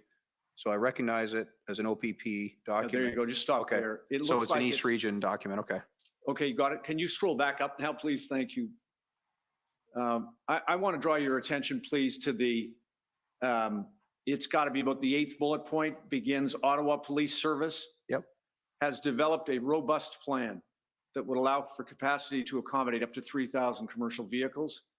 There are a number of other things there, but that colleagues of yours in the OPP, different group, no doubt, had access clearly to the plans that the Ottawa Police Service had described, correct?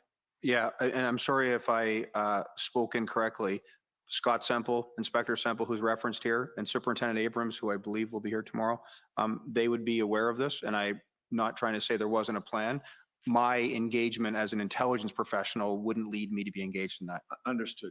So to put it this way, if OPP had an issue with the plan that the Ottawa Police Service was pursuing to allow the protesters to protest, then it would have spoken up, you would expect.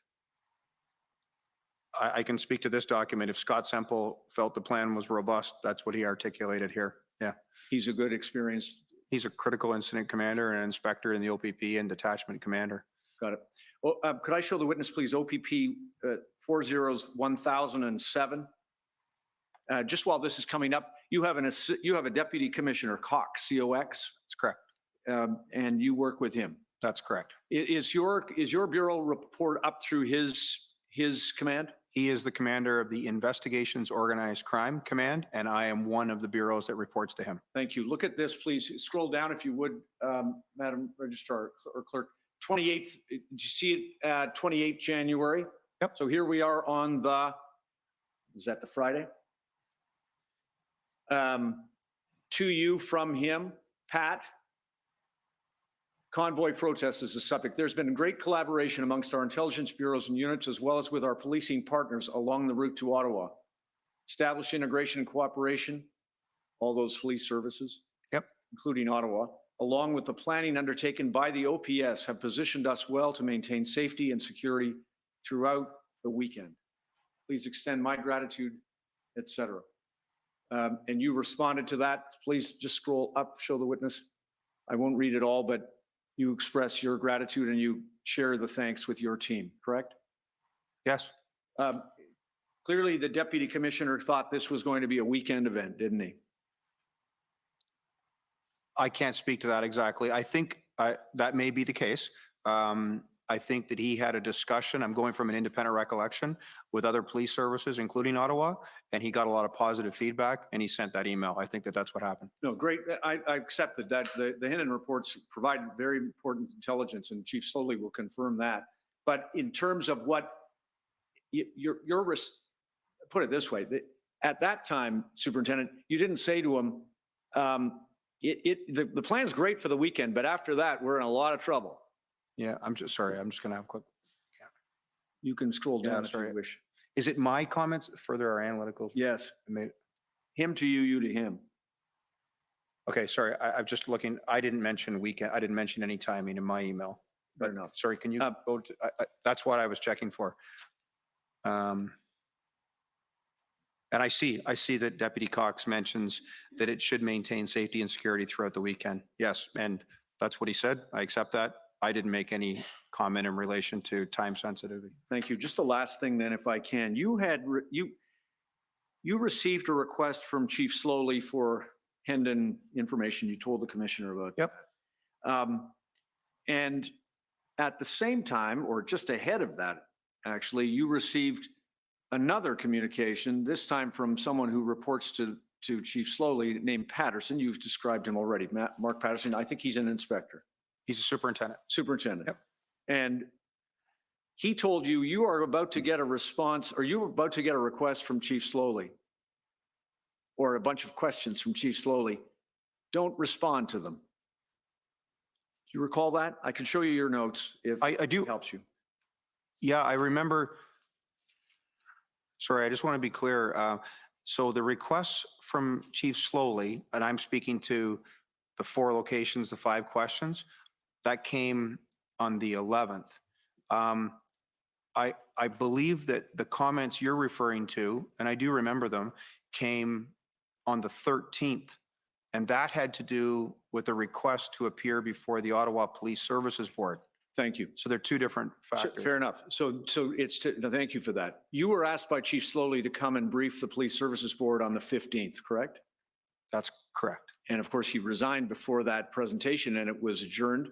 Yep. Okay. Thank you for orienting me to that.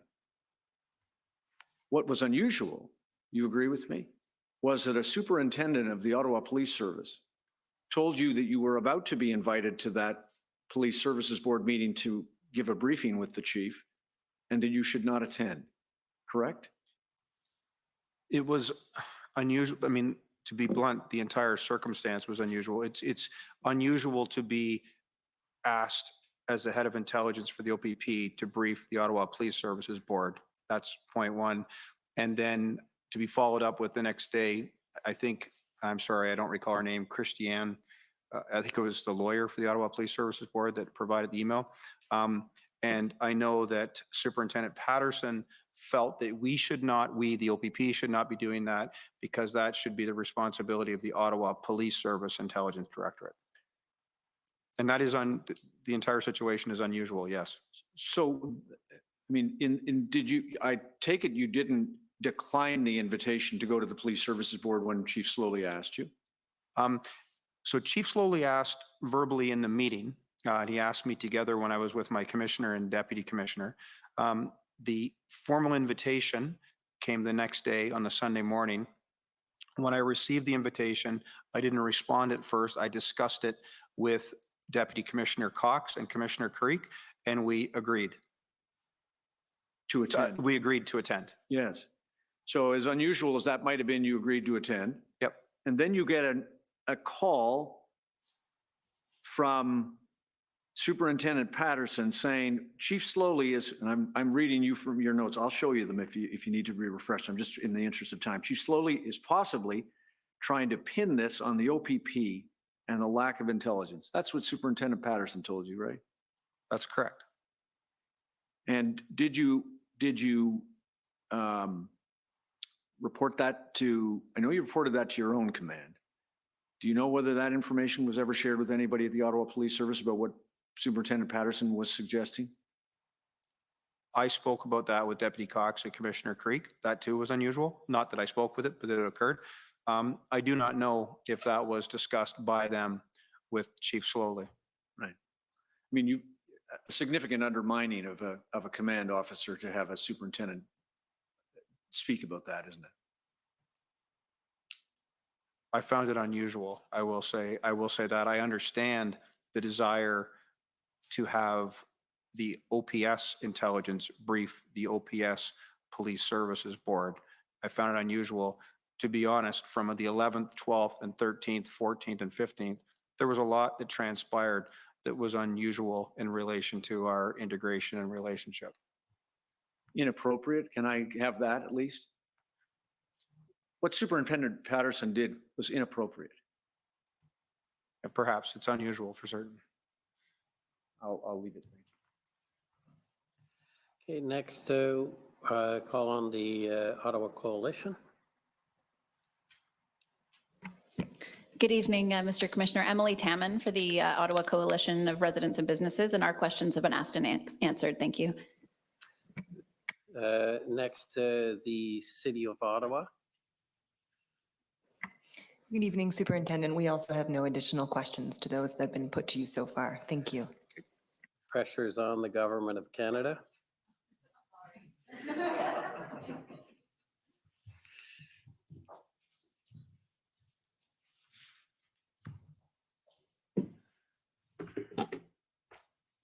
Good evening, Superintendent. Good evening. My name is Donna Nygaard. I'm counsel for the Government of Canada. I just have a couple of brief questions for you. When my friend from the Commission was discussing with you your January 29th Hendon report, you talked about, and this is right at the beginning, obviously, of the protest, and you talked about the fact that there had been no criminal activity as the convoy moved across the country, but, and I'm not going to quote you directly because I'm not that good a note taker, but something to the effect of, but when a plan meets a counter plan, you don't know what to expect, and that these kinds of events attract others with other agendas, including lone wolves. Does that roughly accord with your recollection of what you said? That's roughly, and can I just comment on that? Absolutely. Just in intelligence tradecraft, I find it's a bit like financial advice. You always want exactly what's going to happen in the future. And we like to say that a plan never survives contact with the enemy. So it's impossible to expect that it will be exactly like that. So I just say that as context for what you said, but I agree with what you said. Yes, and what I wanted to ask you about that, because one of my other friends said that, asked you the question that a protest is not necessary for a lone wolf attack, but I take it from those comments you made about what can happen when these groups come together, that an event such as this that brings all these groups together can increase the likelihood or provide more opportunity for a lone wolf attack. Would that be I agree with that assessment. Can we have document OPP 401837, please. One of my friends took you to this document earlier. It was, you said you hadn't seen it before. It was the notes from the integrated planning cell on February 11th that you attended. And just so I'm understanding correctly, this was a briefing that you were giving on the intelligence that you had collected in relation to these events? Sorry, can you just go up to the very top? I just want to make sure. So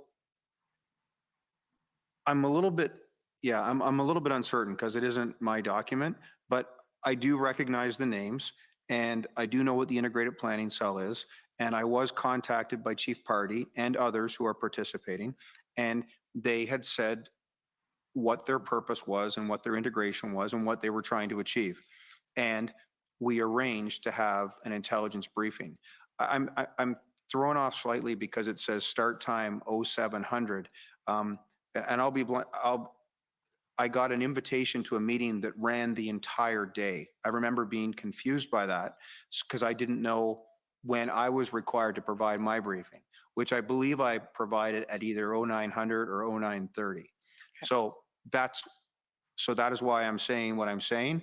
And we provided a briefing on everything, and I had all of the managers there to provide the different aspects, provincial, Ottawa, all the different areas that were ongoing. So if we scroll down just a little bit so you can see where it says minutes and then it says that you're speaking, correct? Yep. And if we scroll on to the next page, just a few lines up from that redaction, it says, in terms of Ottawa Convoy, since they started on 24th of January, there have been very few criminal acts. Yesterday, there was an increase in hostility, antagonism, anti-police, anti-establishment sentiment. And then if we go down to the next 2 bullet points, this situation is incredibly volatile, which may have national security implications. And then the next bullet point. Sorry, I'm sorry. Oh, you're not following? I'm just trying to. No, I'm just trying to find where we are. So this situation is incredibly volatile. And then 2 lines down, there are extremist groups, Diagolon involved, and Farfada is a QC-based group. So just a couple of questions for you on this. I assume that you were telling this group all of this information because this was based on the intelligence you had gathered. Okay, so the difficulty with this for me is these aren't my notes. Yeah. And it's consistent with what we told Chief Slowly in relation to his questions. Everybody was asking about extremism. We weren't seeing much evidence of it. The group Diagolon, in my experience, they are an extremist entity. They hold extremist views. Farfada is a group that until this event, I was not familiar with. And I was informed by the Sûreté du Québec that they were not a violent group, although they were opposed to the pandemic mandates, et cetera, et cetera. So I referenced that Diagolon and Farfada were 2 entities, and that Farfada was geographically situated in a specific area, I believe Rideau and Sussex, and that we had people on ground ascertaining intent, motivation, individuals, mood, sentiment, et cetera. Okay. That is my recollection of what I was providing. So maybe I'll just back up for a moment. Is from your recollection, is what's here, or at least the parts that I took you to, is that from your recollection an accurate recording of what you would have told this group amongst other things? I think generally, yes. I may have is synonymous with potential national security implications, and that spoke to issues beyond Ottawa. I was talking about the situation at a global level. Yes. And the increasing volatility was, there were points in Ottawa Police Service, I remember Ken Bryden, the inspector, talking about this. There were points when information came back from people on the ground speaking to joviality and congeniality. And there were points when it became more aggressive and egregious.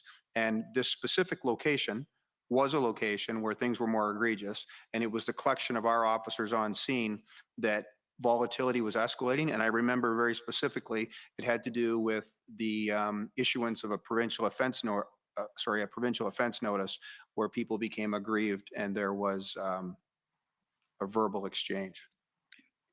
And I don't think, well, this is February 11th, so you would not have been aware of it yet. But in addition, if there was at one point some arrests made in Coutts, Alberta, which you asked about, Yes. and that was also informing what was going on in Ottawa. Yeah. So to be fair on that, when the arrests occurred, we took multiple steps to acquire the information, specifically, as I discussed with the former council, to see what is the impact, what is the connection, et cetera. We determined, we got the information from the RCMP. I spoke with the assistant commissioner, I believe assistant commissioner or deputy commissioner Mark Flynn, and then with the person leading the investigation. And we determined that there was very little connection to Ottawa, and that therefore our assessment was there would be very little impact, and there was not. And then lastly, I want to take you to OPP 401783. This is the timeline document that you refer to in your statement. Oh, okay. Yep. And I understand from your statement that although this was mostly written by an analyst, it was something that you approved the entire document. That's correct. And I just want to take you to page 3. Can I just say that this document was produced, I can't be entirely specific, it was produced for our Commissioner Carrick for his presentation or testimony, I'm not sure which, to a parliamentary committee in March of 2022. And we were asked by Superintendent McDonnell to comment on certain elements. And I personally believe that this document to a reader might seem unusual because the last component in relation to sexual assault seems to be out of context. That was a specific request due to a specific incident. And I wasn't going to go to that part. Okay. But just, so I take it, given the fact that you reviewed and approved it, that the information in this document you consider to be accurate. Yes. So just before the title, towards the bottom of page 3, that says with respect to intelligence failure, you're discussing in the paragraph above that the freedom movement, or this document is discussing the freedom movement and the Freedom Convoy. And that paragraph concludes saying these potentially unintended consequences that stretched into national security realm could not be left unaddressed, and the political climate, along with the growing civil unrest of the movement as a whole, where threats of violence were omnipresent, and particular to the Ottawa occupation, appeared to necessitate enhanced policing powers to resolve the conflict. So the reference to the threats of violence were omnipresent. Is that in particular to relation to the Ottawa occupation, or was that the movement as a whole? That was the movement as a whole, and they were threats of violence. The threats were omnipresent, and we tried to address them as we went along. In terms of producing intelligence, we found no credible intelligence of threats. When you say you found no credible intelligence of threats, were you involved in the investigations into particular threats that were made to various politicians and other public figures in Ottawa, or is that something that the OPS dealt with? Primarily, that would be activity that the OPS engaged in. Okay. And also, I'm talking about, threats generally that would be premised in intelligence. Like, I'll give you an example. On February 2nd at 18:30 hours, we're going to breach security to the West Wing of Parliament, et cetera. And I have been engaged in protests before where things like that have happened, and we could find no credible intelligence of threats. Those kinds of threats. So you're not talking about a threat that may be made against a particular individual, for example. But we never, that's true, but we never had intelligence of that, threats of those. And I mean, I've reviewed the arrests and the charges and stuff to try and ascertain how accurate we were. And there was, I would say, the lack of violent crime was shocking. The lack, I mean, even in the arrests and charges, considering the whole thing in totality, I think there were 10 charges for violent crime, 6 of which were against police officers. But where threats were made against individuals, precautions were taken to protect those individuals. Right. So And- yeah, those yeah. threats didn't actually materialize, but that doesn't mean that the threats weren't originally credible. Yeah, and I can't speak to whether those threats were, I mean, if they were, I guess charges would have been laid for uttering threats, death threats. Potentially. But you Well, if weren't there was an involved, you actual- weren't involved in any of those. No, but if there was an actual threat, then there would have been an investigation. And if there was an actual threat, I assume the Ottawa Police Service would have laid a charge for uttering threats. If the person who uttered the threat could be identified. Right, right. Hard to lay a charge if you can't yeah. identify an anonymous threat. Or even to ascertain if it's an actual threat, if you can't identify the individual. No, but when security is provided, Right. then presumably the threat is credible. Right. Thank you. Okay, next is the Democracy Fund.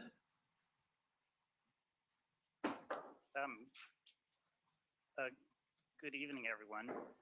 I just have I'm getting a message here that I cannot start my video because the host has stopped it. Mr. Commissioner, if it's fine by you, I will ask my questions without any video.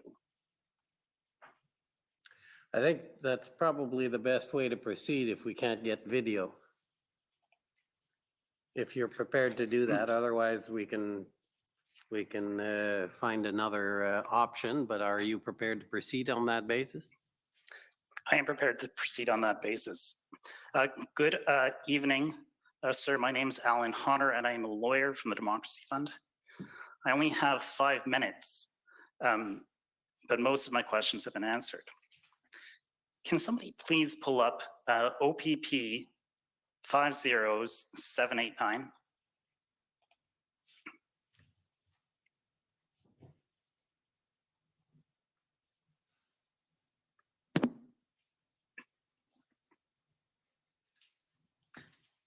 Sir, do you recall this email dated February 22nd, 2022?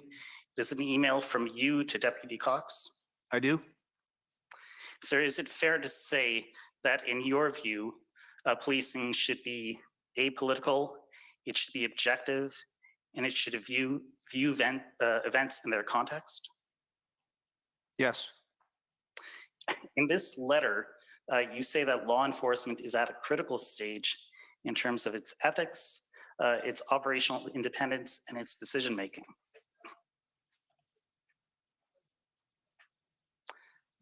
Right at the top, sir, you agree with me? Oh, yes, I agree. Thank you very much. That was an easy one. And if we can scroll down to the second last paragraph of the second page, I'm going to read something to you. But before I do that, can you just confirm for me that it's fair to say that one of your concerns here is that the public discourse has become sensationalized and it's become inaccurate? Yeah, so this is a large conversation. I mean, I think it's evident that I was concerned by a politicization, and I was concerned by hyperbole, and I was concerned by the affixing of labels without evidence to individuals, movements, etc. And if I can, I don't want to waste your time, but this doesn't just speak to this movement. I can give you a very specific example. Many people, law enforcement included, have an insatiable appetite. I can give you an example of person of interest profiles, etc. I've always been very hard and fast, no matter what the event is. I can use protests against Coastal GasLink, etc. That we don't do POI, person of interest profiles, unless we have reasonable grounds to suspect or reasonable grounds to believe that those individuals will be engaged in criminal activity or illegal activity that'll present a public safety risk. And I believe that the public expects people like me in my position to consider those things in the course of my duties. Your concerns aren't limited to this protest, but they do apply to this protest. Is that fair? That's correct. Yep. And I'm just going to read you one paragraph here, and then I'm going to ask you the question which I really want to, which is what I really want to explore. And I'm almost finished here. But the second last paragraph of the second page. But now the public discourse is dominated by political figures and the media, and the commentary is providing a very different picture from what law enforcement collectively gathered. It is painting a different picture. It speaks to extremism. It offers parallels to terrorism. It speaks of sedition. This is a reference to what is going on in Ottawa. Is that right? It's a reference to what's going on in relation to the protest writ large, not just Ottawa, but Ottawa is certainly the largest component of it. Thank you, sir. And here's my question to you. In your view, were politicians and the media responsible for a certain amount of disinformation and misinformation with respect to these protests?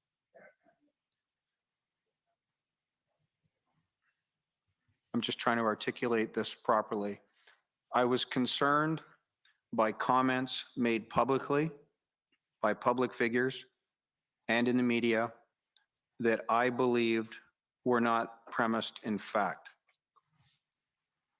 I would be just another person with a subjective perspective in this case, except for the fact that from my perspective, I was leading the criminal intelligence collection of information and the production of criminal intelligence in relation to these events. So I believed I was in a unique situation to understand what was transpiring. So when I read accounts that the state of Russia had something to do with it, or that this was a result of American influence, either financially or ideologically, or that Donald Trump was behind it, or that it was un-Canadian, or that the people participating were un-Canadian, and that they were not Canadian views and they were extremists, I found it to be problematic because what I ascertained from my role, which is not all-knowing, and certainly there may be information that is presented to this committee that illustrates the error of my ways, but I did not see validation for those assertions. You found it to be problematic and the media was part of the problem. Is that right? I hesitate to, I don't want to say that necessarily because the media has an important role and I'm not trying to skirt the question. The media can provide editorials and editorial boards can have stances. I believe that a lot of people were making assertions that weren't accurate. And if they were based in investigation and in fact, then there was information that I was not privy to. And I wondered why. And I accept that I might not be privy to it. If the Communications Security Establishment of Canada or the Canadian Security Intelligence Service or the Integrated National Security Enforcement Team has received information at a classification above my level, I accept that. And that's fine. I'm just saying that from my perspective as operational command of Hendon and that joint force operation, I did not see information that substantiated what was being said publicly and via the media. And I found that the subjective assertions sensationalized, yes, and exacerbated conflict. Thank you. And just one last question for you when you speak of the media there. And when I read to you from your letter, you said the public discourse is dominated by the media. You're speaking about the mainstream media. Is that right? Again, that's highly subjective. I mean, in my line of work, so you can tell me what you meant. Well, a lot of media that I read, I can't say that they were slanted, and I mean on both sides. I can't say that because I'd have to know subjectively what they were hoping to achieve. The person who was writing it could have objectively believed that they were speaking the truth, and I'm not in a position to know that. But I do know that there are multiple media outlets, and even the definition of media has altered substantially, and there are multiple perspectives, and some of those perspectives seem to be based in confirming a worldview as opposed to, and I'm not talking about editorials because that's different. I'm talking about news reporting. That's what's important to me because people, including law enforcement officers, are informed by that information. And I saw that information, those assertions, foreign influenced, monies, et cetera, being played out by any number of people and talked about. And I would challenge that. And my point in this email was to make this point, which I believe is an ethical and moral point, and a point premised in law. Things like mens rea and actus reus are incredibly important in this, in determining what we see and what we base it on. So the labeling was problematic to me. Thank you, sir. I believe I'm out of time. So thank you for your answers to my questions. Okay, thank you. Next is the CCLA. Good evening, Superintendent Morris. Can you hear me okay? I can. Good evening. My name is Kara Zwiebel. I am a lawyer for the Canadian Civil Liberties Association. I have also just 5 minutes with you, and I know I'm the only person now keeping everyone from their dinner, so I will try to be as brief as possible. If I could get the document actually that we just had up on the screen, OPP 40789, please.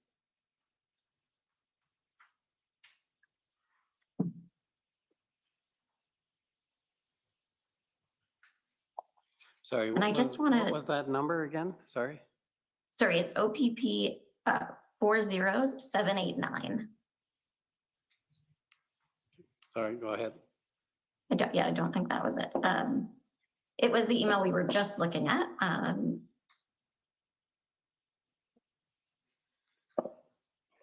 5 zeros.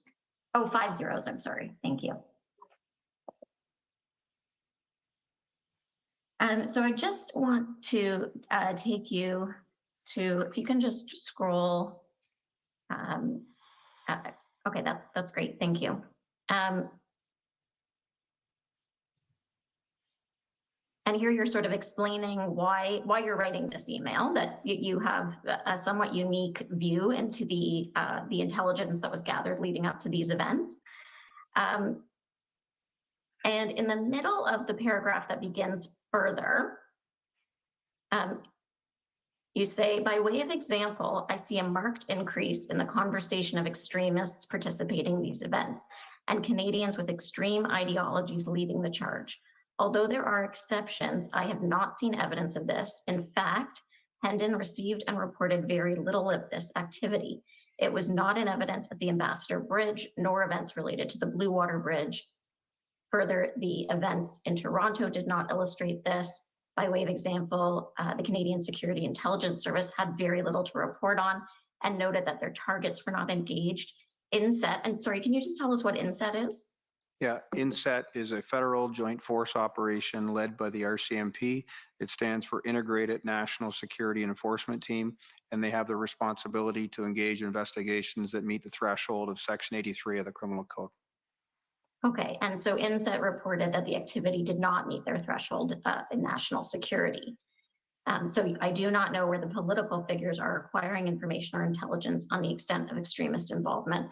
So here, you're expressing the concern that this narrative around extremism is not consistent with the intelligence that you gathered, collected, reviewed over the course of the weeks leading up to these events. That's correct. Okay. And is it fair to say, I think Commission Council took you to, I think it was the February 7th, one of the February 7th documents, where you had a discussion about sort of the use of the term a threat to national security, and why you were careful about that term and how you explained that to some of your colleagues within the OPP. Is it fair to say that at no point during the convoy protest did you receive reliable intelligence that would lead you to conclude that there was a risk to national security that would rise above the potential threat to national security that you identified in that report? That's correct. Okay, thank you. Can I get document OPP 40850? I think it's 4 zeros, maybe it's 5.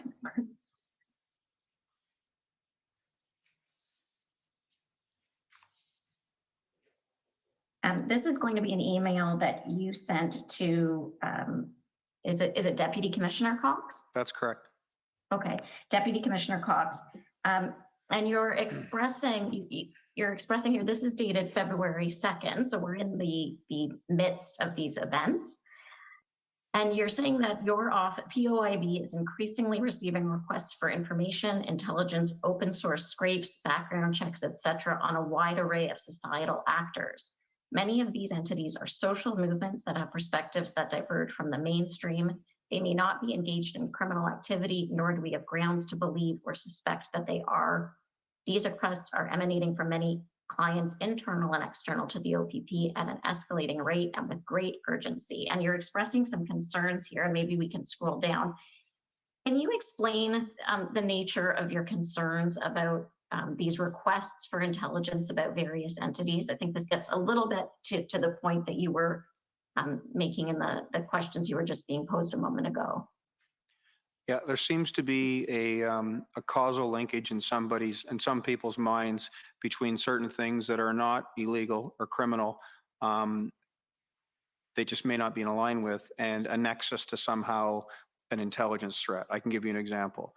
I have had instances where people have approached me professionally because there were bumper stickers that had to do with entities that they disagreed with. So therefore, those people shouldn't be police officers, or they shouldn't be parked in parking lots. And I heard terminology, that person is right wing, so, and then therefore an assumption. I used to hear all that all the time about left wing, and I was very concerned about it because I worked in anti-terrorism at the time of the 9/11 attacks, and I saw what these knee-jerk reactions do, where we get information from the public on any number of issues related to what they perceive to be threats from Wahhabism or Salafism or Sunni extremism. And there always seems to be an overreach that comes with this politicization. And I've had many instances where I've been asked to go through these intelligence checks without the reasonable grounds to suspect or believe that there is a threat posed. There is merely the presence of something or someone that someone doesn't like. Okay, thank you. And on the ethical front, you noted you were concerned that the targets of these requests were not engaged in criminal activity, or there was no reasonable and probable grounds to believe that they were. Is that right? Yeah. Can I give you an example, just to make an example of this? Sure. If somebody engages in criminal activity, violent activity, et cetera, that impacts people, such as has occurred in London, Ontario, such as occurred in Nova Scotia, these terrible things, or people who are engaged in weapon stockpiling, et cetera, or illegal activity, or we even have grounds to suspect that, then certainly ideological affiliations, religious motivation, political motivations, mental health issues, all become issues to assess and look at. But because somebody has, I'm just going to use an example, a Trump sticker on their bumper does not a requirement to put the powers of the state against that individual. It illustrates to me that somebody who owned that car previously or currently supported or wanted to be seen as supporting a former president or candidate Trump. And it's as simple as that. Okay, So it's indicative of politicization. Thank you. That was my timer. I'm just, if I can get the commission's indulgence for just one more question.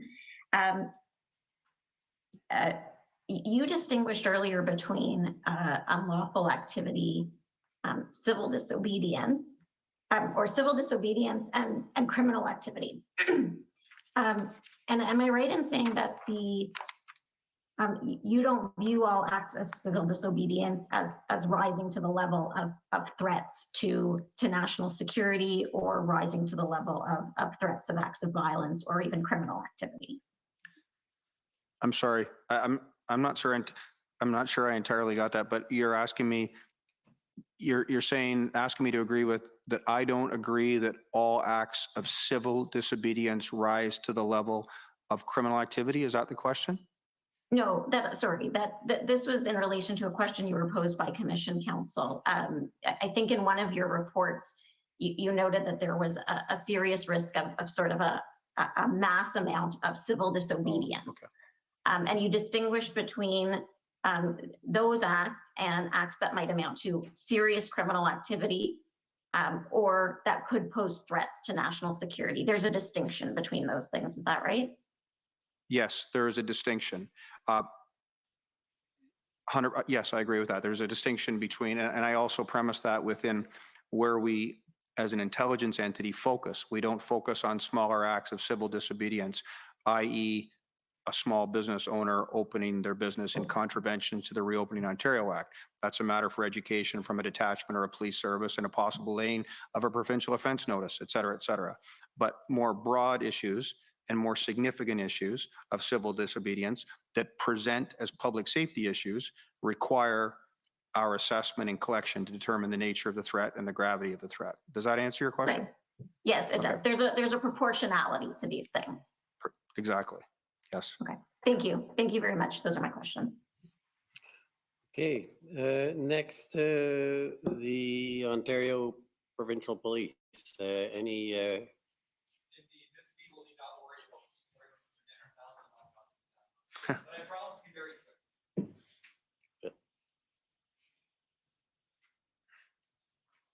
Superintendent, my name is Christopher Diana, as you know. I'm counsel to the OPP. Just a couple of questions.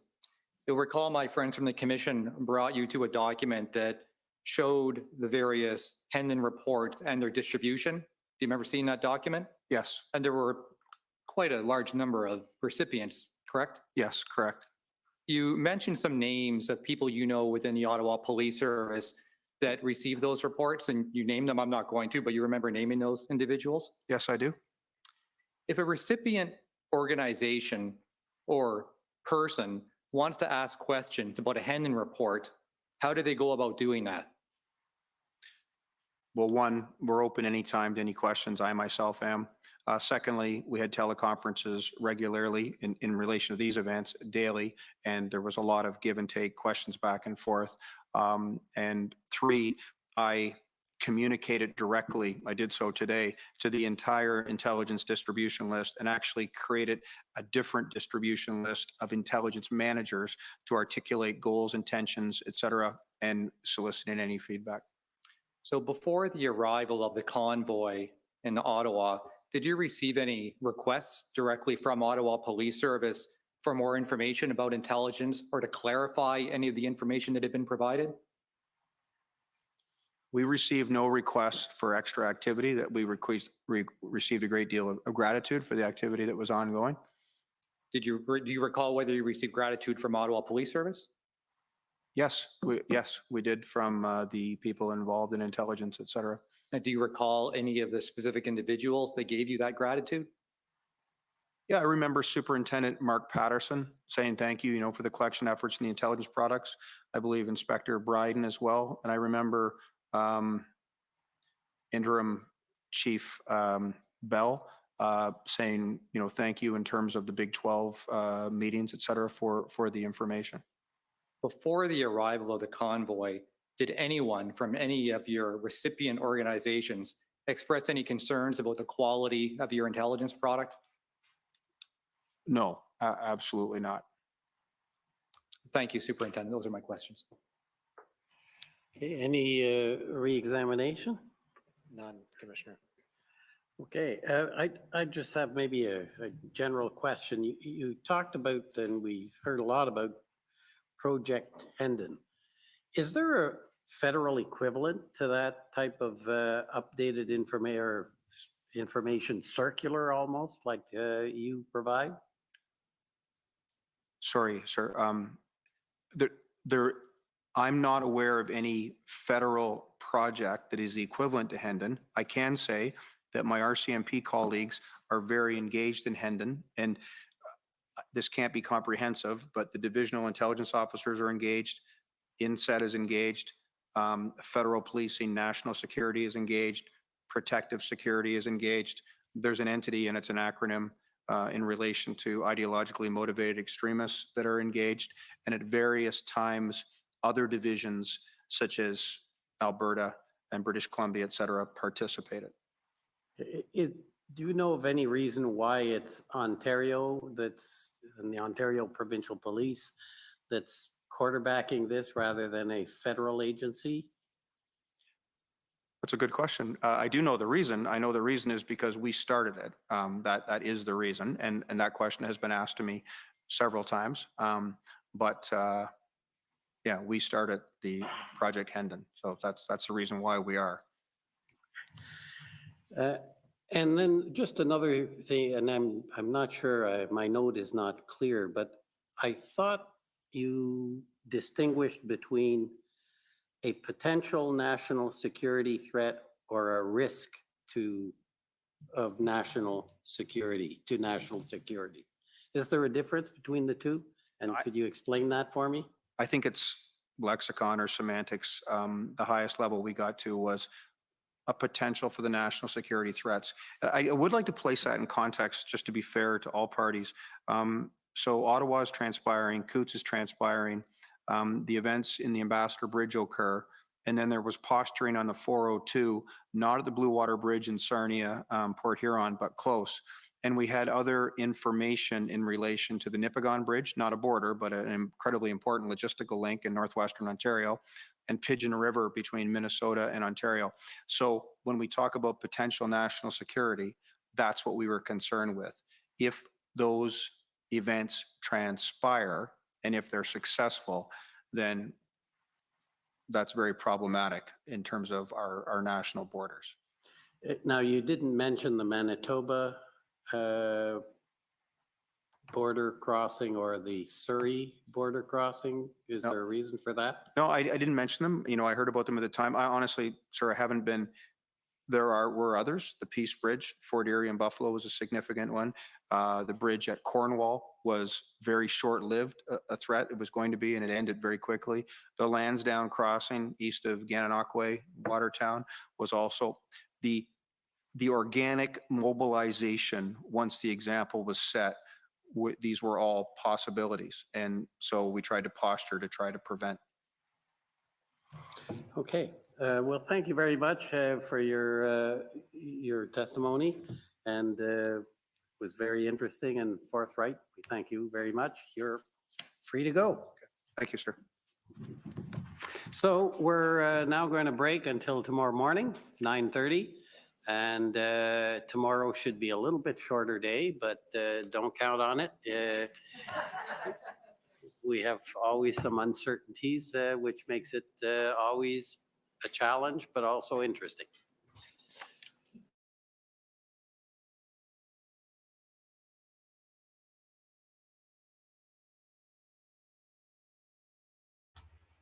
Oh, that was a marathon, but that was worth it. Oh my goodness.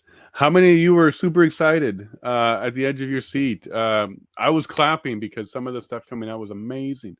He was so good. His integrity was high. His ethics were high.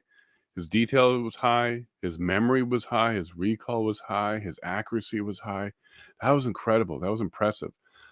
We had some decent witnesses, but this guy, Pat Morris, is it too late to rename my firstborn? Because that was amazing. I was very happy with that. No problem, Denise or Dennis. Have yourself a great night. We'll see you tomorrow. Get some rest. Yeah, for sure, James. That was epic. That could have been our Amber Heard moment. I was waiting for a moment where we were going to get so much truth that it was just, it's going to be so compelling. No extremists, no violence. He was very clear that violence was not happening. He even made comments like he was surprised and it was shocking at how little violence there was. And then he broke down 10 charges. He said 10 charges for violence, but 6 of those were from police officers who were charged. Wow. So 60% of all charges for violence was from the police officers themselves. That leaves 4 people in a group of 100,000 over the 3 weeks, however many there were. That's incredible. Okay, that's incredible. I don't know what we're going to be doing for the next 25 days now. Is it going to be a lot of digging out of this hole that it now exists? I'm very frustrated that none of his information and intelligence was making it up to us at all in the media or through officials or anything like that. It does seem like he was being silenced a bit because he certainly did not go with the narrative, and even the witnesses we heard just before him, not even close. I did like how he was talking about the media and how he wrote all that stuff down way back when. And at the time, that the hyperbolic and over-exaggeration from the media was definitely problematic. The labeling of people, okay, he used that term. He found it was problematic that somebody was labeling people without evidence. We all know who he's talking about and what labels he's talking about, en français or not. Those were just to have an emotional response from the protesters. They were definitely provoking. They were definitely trying to get more out of them. And to all the convoy participants out there, today was your day here, because you've just been vindicated over this whole narrative of extremist views, violence, fringe, etc. Never happened. We knew that. We knew that at the time. The people who were really paying attention, watching alternate media, etc. So I was really, really happy with today, and I'm sure you are as well. Yeah, well, what if we get a better one than that too? Wow. Yeah, I'm curious what they're going to be doing for 25 days now. Diagonalong came up, so this is the first day we got that name. I was waiting for it. If you watch one of my videos with Students Against Mandate way back in September, I was doing research around Diagonalong to see what they were all about, because I didn't know about them. I didn't know about them during the trucker convoy. I didn't know about them prior to about, I would say, July or August of this year. I looked into them, and yeah, you know, they're a meme group. They like to have some fun. They are comedy, but if you actually listen to them, Mackenzie, if you check out some of his podcasts, you know, he's a really smart guy. He's got some good views, and but he's angry. He's frustrated. It's turned into a bit of a group who definitely wants to express their frustrations, and they're doing it non-violently. They're doing it through memes. They're doing it through merch. They're doing it through meetings. I consider them mostly harmless. So if you are a Hitchhiker's Guide to the Galaxy fan, you would know that reference, which basically is the the label for Earth. It's mostly harmless. And that's what I see here too with Diagonalong. They have the potential, but any group that's frustrated and comes together has potential to do a lot of things. Whether or not it's likely that anything's going to happen, I don't think so. I think that they're well-intentioned in the fact that they're trying to troll Justin and his team, and I don't think they'll ever give Justin what Justin's looking for, which would be some sort of justification to point at Diagonalong as more than just a collection of vocally frustrated Canadians. I didn't find him threatening at all. I went through some of the stuff. I found some of it not my humor, but it certainly doesn't mean anything. Just because a bumper sticker is not something I would like, or etc., it doesn't mean anything. So I'm very, very happy that we had Pat Morris today. Very, very impressed with him. Yeah, very impressive indeed. Very, very impressed with him, and I could do more hours of him, but I guess we don't have to. So that's day 5. We're going to wrap up day 5 with, it was a marathon. We're now at 10 hours and 54 minutes on this recording. I believe my limit was 10, so I'm gonna have to figure out how to get the rest of this video, but that's not my problem. Thank you very much for joining me. We had a lot of fun at the end. It was super exciting, and it might get better because we do have some more OPP officers coming up. Pat was the first one, but let me quickly go look at the list to see how many we have on the list. Craig Abrams, Ontario Provincial Police. Carson Party. Marcel. We got quite a few. Tom Creek. Yeah, we got a few. Scrolling through here. Yeah, we got quite a few. So we may have a lot more testimony throughout the OPP, which will corroborate what Pat had to say, because it does seem like the OPP did have a good organization for intelligence going. So much so that the commissioner himself was questioning why Canada didn't have this particular system in place. Excellent question, but I'm pretty sure CSIS is Canada's version. And I guess maybe the commissioner's question should have been, why didn't CSIS or Canada's intelligence on the federal level also come up with the same type of information. I think the commissioner was very impressed with it. He agreed with it. He understood it. I don't think he had any doubt that it was truthful. And at the end of the day, no matter how hard the Canadian government's lawyer tried to put words into his mouth, she just simply couldn't. Potential violence, the prospect of violence, that's just always there every day, no matter what. So you can't point to that as reasons for your Emergency Act. Nice try. Let's see what we got here. Thank you, Jason. It's a good place to express for sure. And yeah, thanks for coming, Connie. And for sure, it's a safe place. As we know, OPP, and there's a lot of intelligence and stuff, and they collect social. But oh well, we're sitting here, we're talking, we're being honest, we're not doing anything bad, and I'm actually having a good time, especially at this last little bit. Check out tomorrow. Great, James. You make sure you come. You have some excellent questions, and sorry about your cell phone bill. You did say that you're doing most of this streaming over your cell phone. I don't know if there's a audio only version or something that can help you there, but thanks a lot for the commitment to make sure you're getting all the information you can, and you're one of the informed ones. So when you're talking to your friends, you can actually tell them, hey, did you check out Pat Morris? Go check it out. And if I knew how to do those videos where they put the glasses on and stuff like that, I would do that for this for sure, because he certainly is the man. He dropped the bomb, and he dropped the mic on that one. Hey, Donald.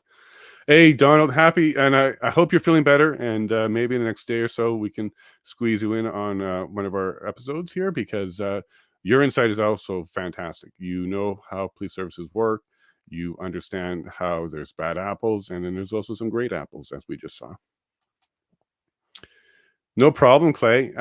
Yeah, and I'm doing what I can here. It's getting late. I'm pretty tired. I don't normally sit and talk to a computer, but I'm glad you guys are enjoying it. I'm enjoying it. I'm learning a lot, and thank you for all your comments. It's also helping me learn things and figure things out. So I appreciate that. And to everybody that joined me again today, thank you so much. I didn't play any music, so this stream should not be blocked from YouTube. And I'll do my best to get day 4 up as soon as I can. I am releasing the whistleblower video tonight, so if you're a subscriber, you can look for that. It's about an hour, and it was the surprise guest from yesterday. It's not online right now unless you're on Rumble, but I'll be putting it up on YouTube tonight. Well, have yourself a great night. I'm going to have to get a lot of rest, and I'll see you all in the morning. Good night. Take care. And I know I'm going to feel good with Pat Morris and his testimony. Take care, everybody.